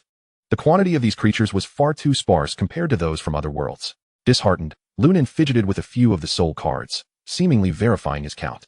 This display did not escape Li Ying's notice from the shadows, leaving him momentarily speechless. This was clearly a case of having one's appetite spoiled.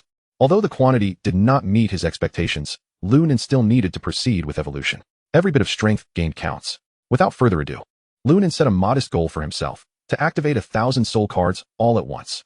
However, the final result nearly caused him to black out from disappointment. Such misfortune. It felt as though a door had been opened, only for the worst luck to greet him. 1 purple grade, 71 blue grade, 528 white grade, and 400 gray grade cards. Neatly arranged, yet not a single gold grade card in sight.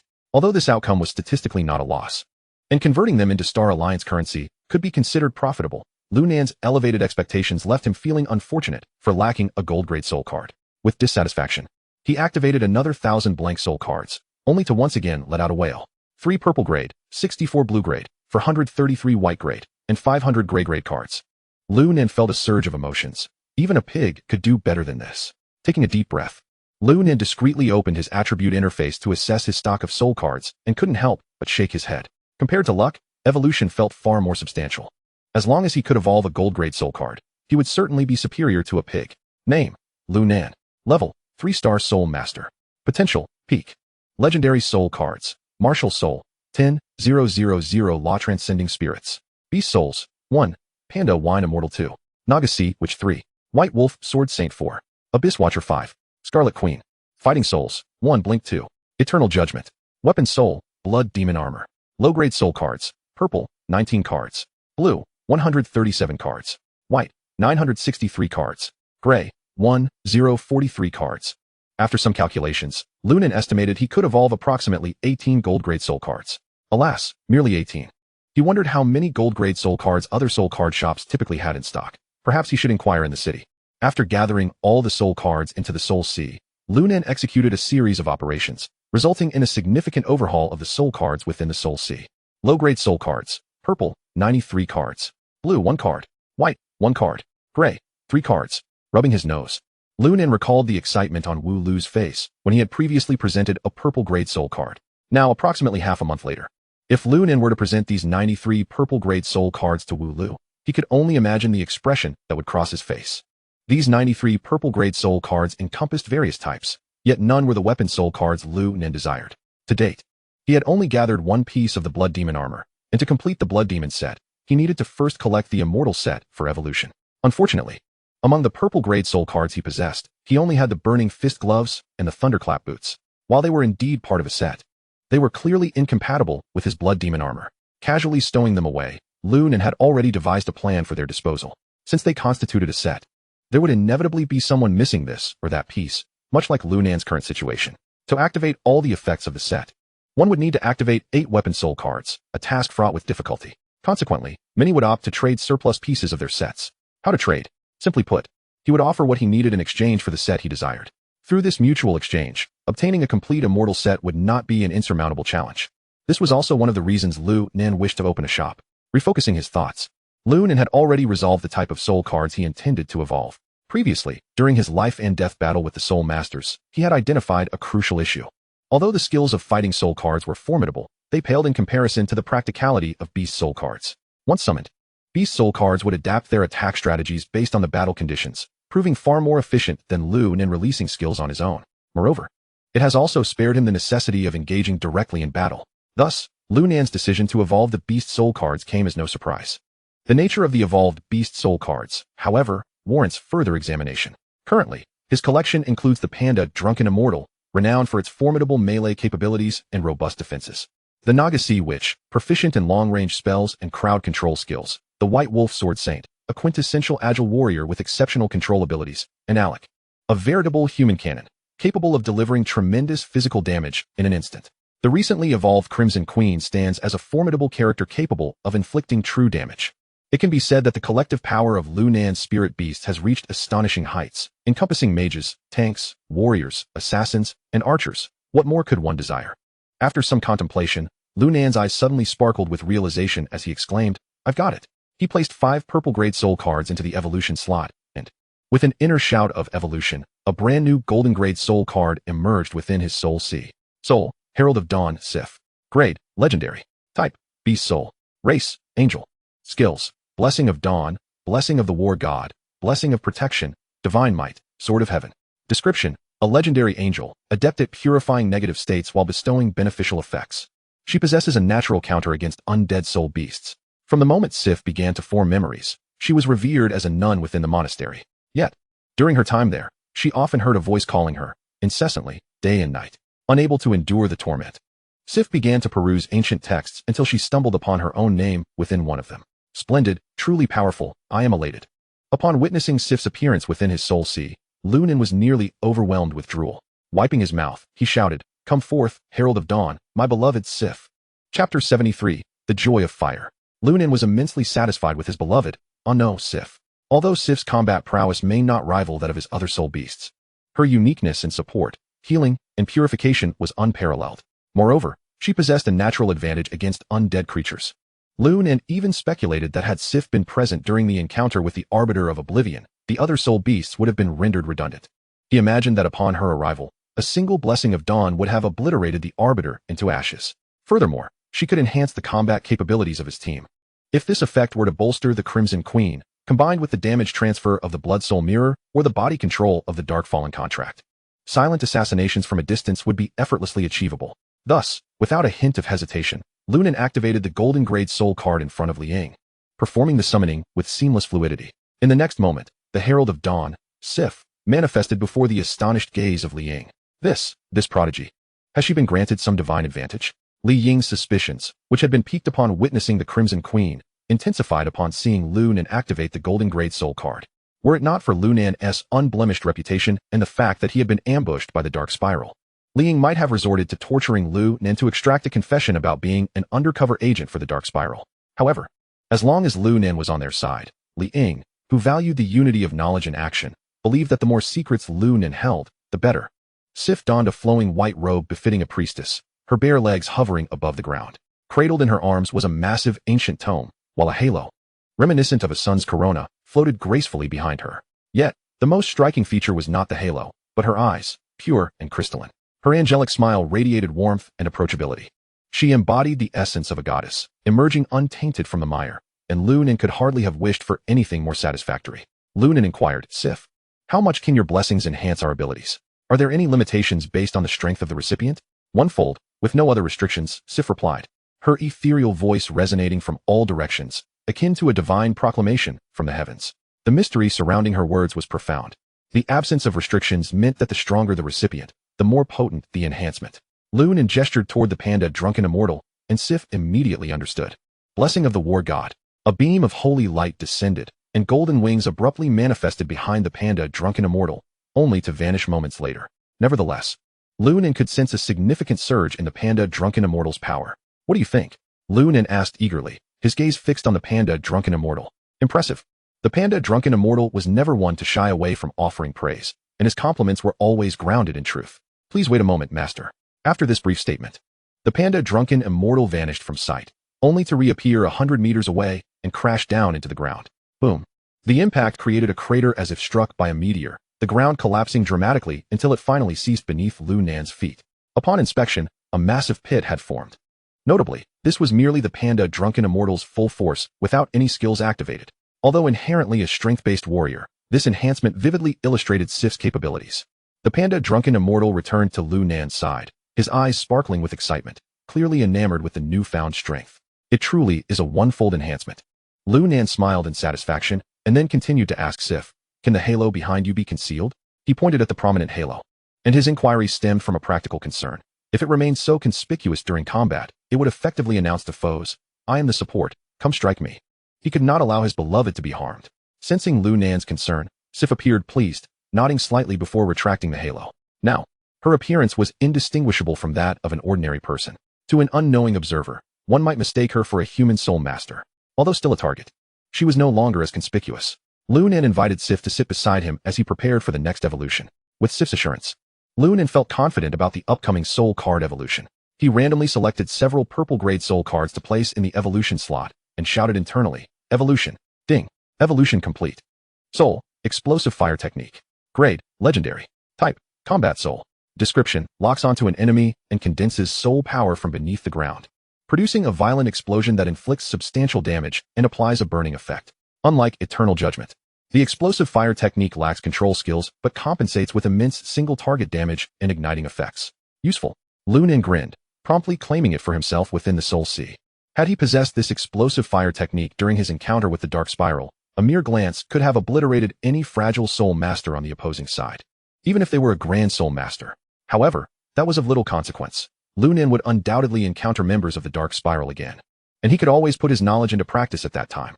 No, why am I beginning to hope to encounter them? Lu Nan shook his head, swiftly dispelling his desire for combat.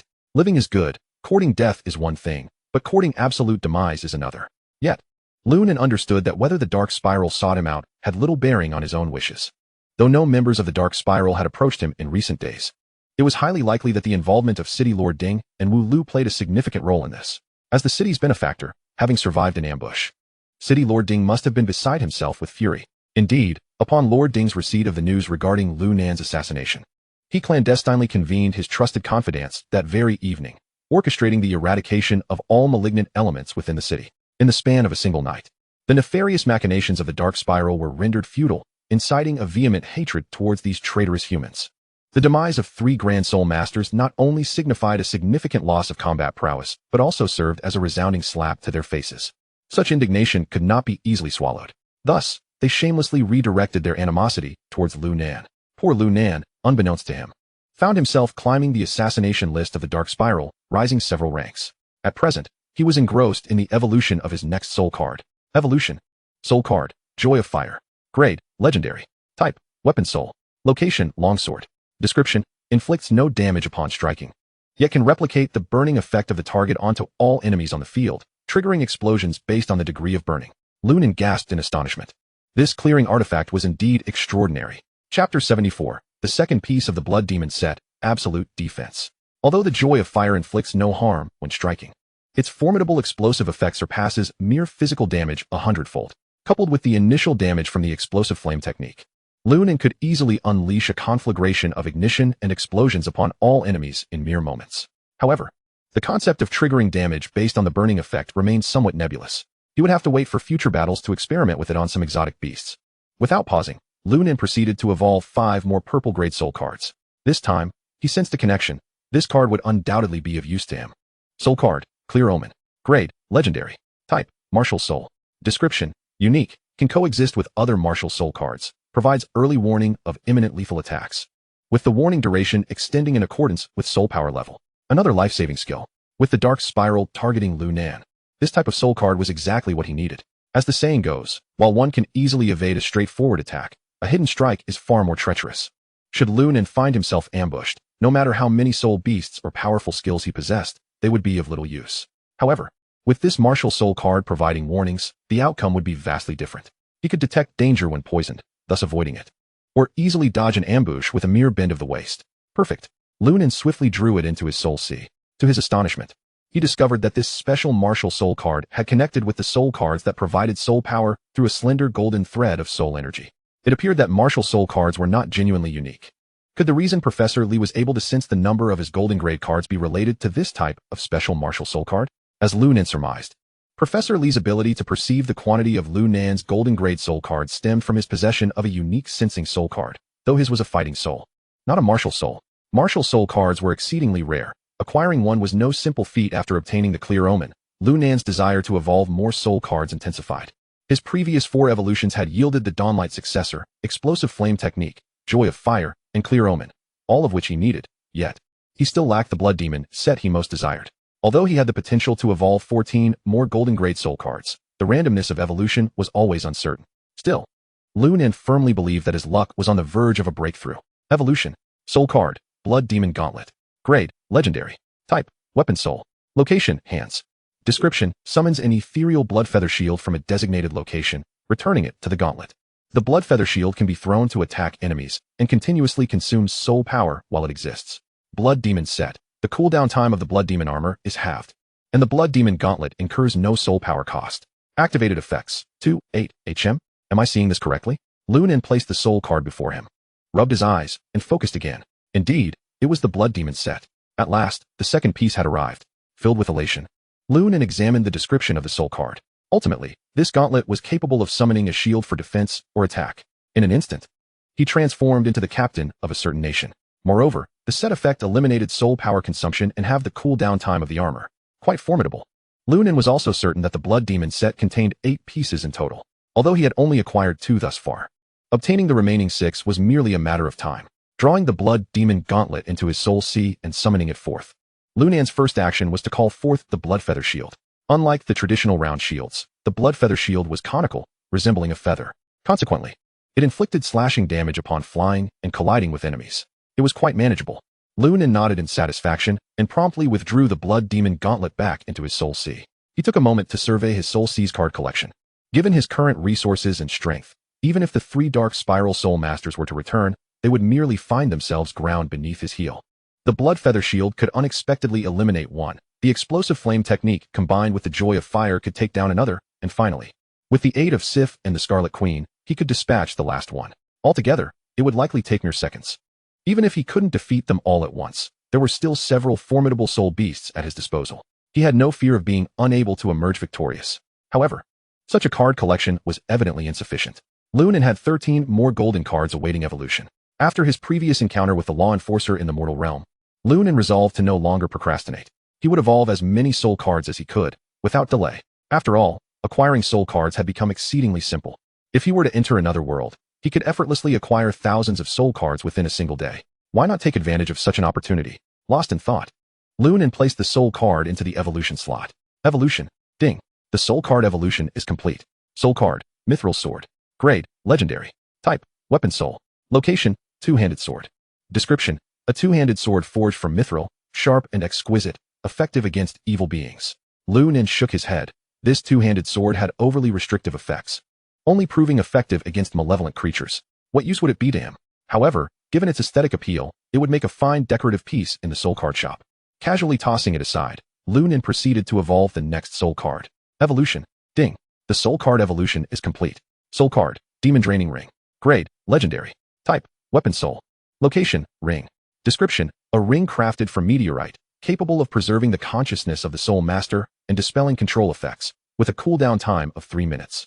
A special type of weapon soul card. It remains in a constant state once summoned and cannot be retracted into the soul sea. A special weapon soul card? It remains in a constant state. However, given that it is merely a small ring, whether it can be retracted into the soul sea is inconsequential. Summoning the demon draining ring and adorning it upon his finger, Lu Nan blinked at the exquisitely crafted black ring. The ability of the demon draining ring to dispel control effects indeed marked it as a valuable piece of equipment, complementing the blood demon armor and clear omen. The blood demon armor offered protection against a single fatal blow, while clear omen provided foresight regarding imminent dangers. However, if the enemy merely controls Lu Nan and opts to slowly eliminate him, then these two soul cards would perfectly exploit a glitch. It cannot be said that they are ineffective, rather, they are utterly futile. At this juncture, the demon drinking ring plays a pivotal role, achieving a truly comprehensive defense without any blind spots. This piece of equipment must be retained. Who knows if the next member of the Dark Spiral possesses expertise in casting control skills. Chapter 75, A Bounty of Gold Cards. After securing the demon drinking ring, Lu Nan resumed the evolution of the subsequent soul cards. Ding. Soul card evolution successful. Soul card, Reign of Heavenly Fire. Grade, Legendary. Type, Battle Soul. Description, randomly summons 3 to 5 Heavenly Fire arrows for precise rapid fire, with penetrating effects that cause explosive damage upon striking the enemy. In every aspect, the Reign of Heavenly Fire is indeed a quintessential Battle Soul card. The damage caused by its penetration and explosion effects will undoubtedly leave the enemy in dire straits. However, this skill seems somewhat superfluous in the presence of Alec. Were it to produce a burning effect alongside explosive damage, Lu Nan might have considered retaining it in conjunction with the Joy of Fire, but it was merely a fleeting thought. Consequently, Lu Nan treated it similarly to the Mithril Sword, casually discarding it on the ground to continue with the next soul card evolution. Ding. Soul card evolution successful. Soul card, Interlocking Armor. Grade, Legendary. Type, Armament Soul. Location, Torso. Description, a defensive armor forged by the legendary Master Dolan, consisting of thousands of interlinked plates that reduce blunt and slashing damage by 50. Yet another superfluous soul card. Not to mention, most soul masters in this world wield elemental skills. The likelihood of encountering blunt and slashing damage is minimal. Even if such a situation were to arise, would Lu Nan not prefer his own Blood Demon armor? That offers a full 50 damage reduction. Can the two even be compared? They are not on the same tier. Thus, it too was cast aside into a shadowy corner to gather dust. After all, they are still gold cards. There will always be someone willing to take them off his hands. Continuing with the evolution of soul cards. Ding. Soul card evolution successful. Soul card, Immortal Slash. Grade, Legendary. Type, Battle Soul. Description, wielding a weapon, unleash an immortal fire sword aura that inflicts massive slashing damage on enemies, along with a burning effect, while simultaneously granting immunity to all fire damage for 30 seconds. Wow, Lu Nan marveled at this Battle Soul card. Is the system suggesting he become a fire mage? With this Battle Soul card, the Joy of Fire can also be joyfully wielded to slash, and it can inflict a burning effect while triggering explosions. It's a rhythm of slashing and exploding, with damage soaring. More importantly, it grants immunity to all fire damage for 30 seconds. Goodness. While others unleash a flurry of fire skills, believing victory is within their grasp, Lu Nan stands firm, enjoying a barbecue. The legendary principle of smoke without harm likely refers to this very scenario. Lu Nan promptly drew it into the Sea of Souls. As for the specific effects, there will be ample opportunity for experimentation. 8 soul cards remain for evolution. Let us proceed. Ding. Soul card evolution successful. Soul card, Mysterious Blade. Grade, Legendary. Type, Armament Soul. Location, Special. Description, a special type armament soul that can permanently attach to a battle soul card. Unique, upon slaying an enemy, it enhances the level of the Mysterious Blade, with the enhancement effect returning to the weapon. Each kill raises the level by 0.01, with a maximum level of 10. Each level grants an increase of 3 in true damage. Upon reaching the maximum level, the Mysterious Blade will relay its abilities back to the Soul Master. Changing weapons will reset the Mysterious Blade's level. Another special type soul card. Today's fortune is truly off the charts. The benefits this soul card can provide are undeniably immense. It enhances the true damage of the weapon, which indirectly boosts the explosive damage of both Immortal Slash and the Joy of Fire. Moreover, once the level cap is reached, this ability will be returned to the Soul Master. If the already true damage-infused Hand of Death were to receive a 30 damage boost, it could potentially clear the field with just a flick of the wrist. An utter annihilation. This cannot merely be termed legendary. To call it a half-step to divine is not an exaggeration. However, the Mysterious Blade comes with 2 limitations. First, Lu Nan must slay 100,000 enemies to fully upgrade its level. Second, once the Mysterious Blade is attached to a weapon, its skills will reset upon changing weapons. With these 2 conditions, once Lu Nan binds it to the Joy of Fire, it would effectively be a permanent bond. A headache indeed. Nevertheless, given that the Joy of Fire is quite suitable for binding with the Mysterious Blade, it seems prudent to utilize it. He drew the Mysterious Blade in the Sea of Souls next to the Joy of Fire. At Lu Nan's behest, a golden soul power chain suddenly appeared between the 2 soul cards. Experienced as he was, Lu Nan understood that this indicated a connection had formed between the 2 soul cards. Realizing he had stumbled upon a treasure, Lu Nan couldn't help but chuckle foolishly. Seeing this, Sif cast a blessing of dawn upon him. The sudden burst of golden light nearly made Lu Nan think he had fallen into an ambush, prompting him to swiftly rise and assume a defensive stance. However, aside from the pandemonium drunken immortal and Sif, there was no one else around.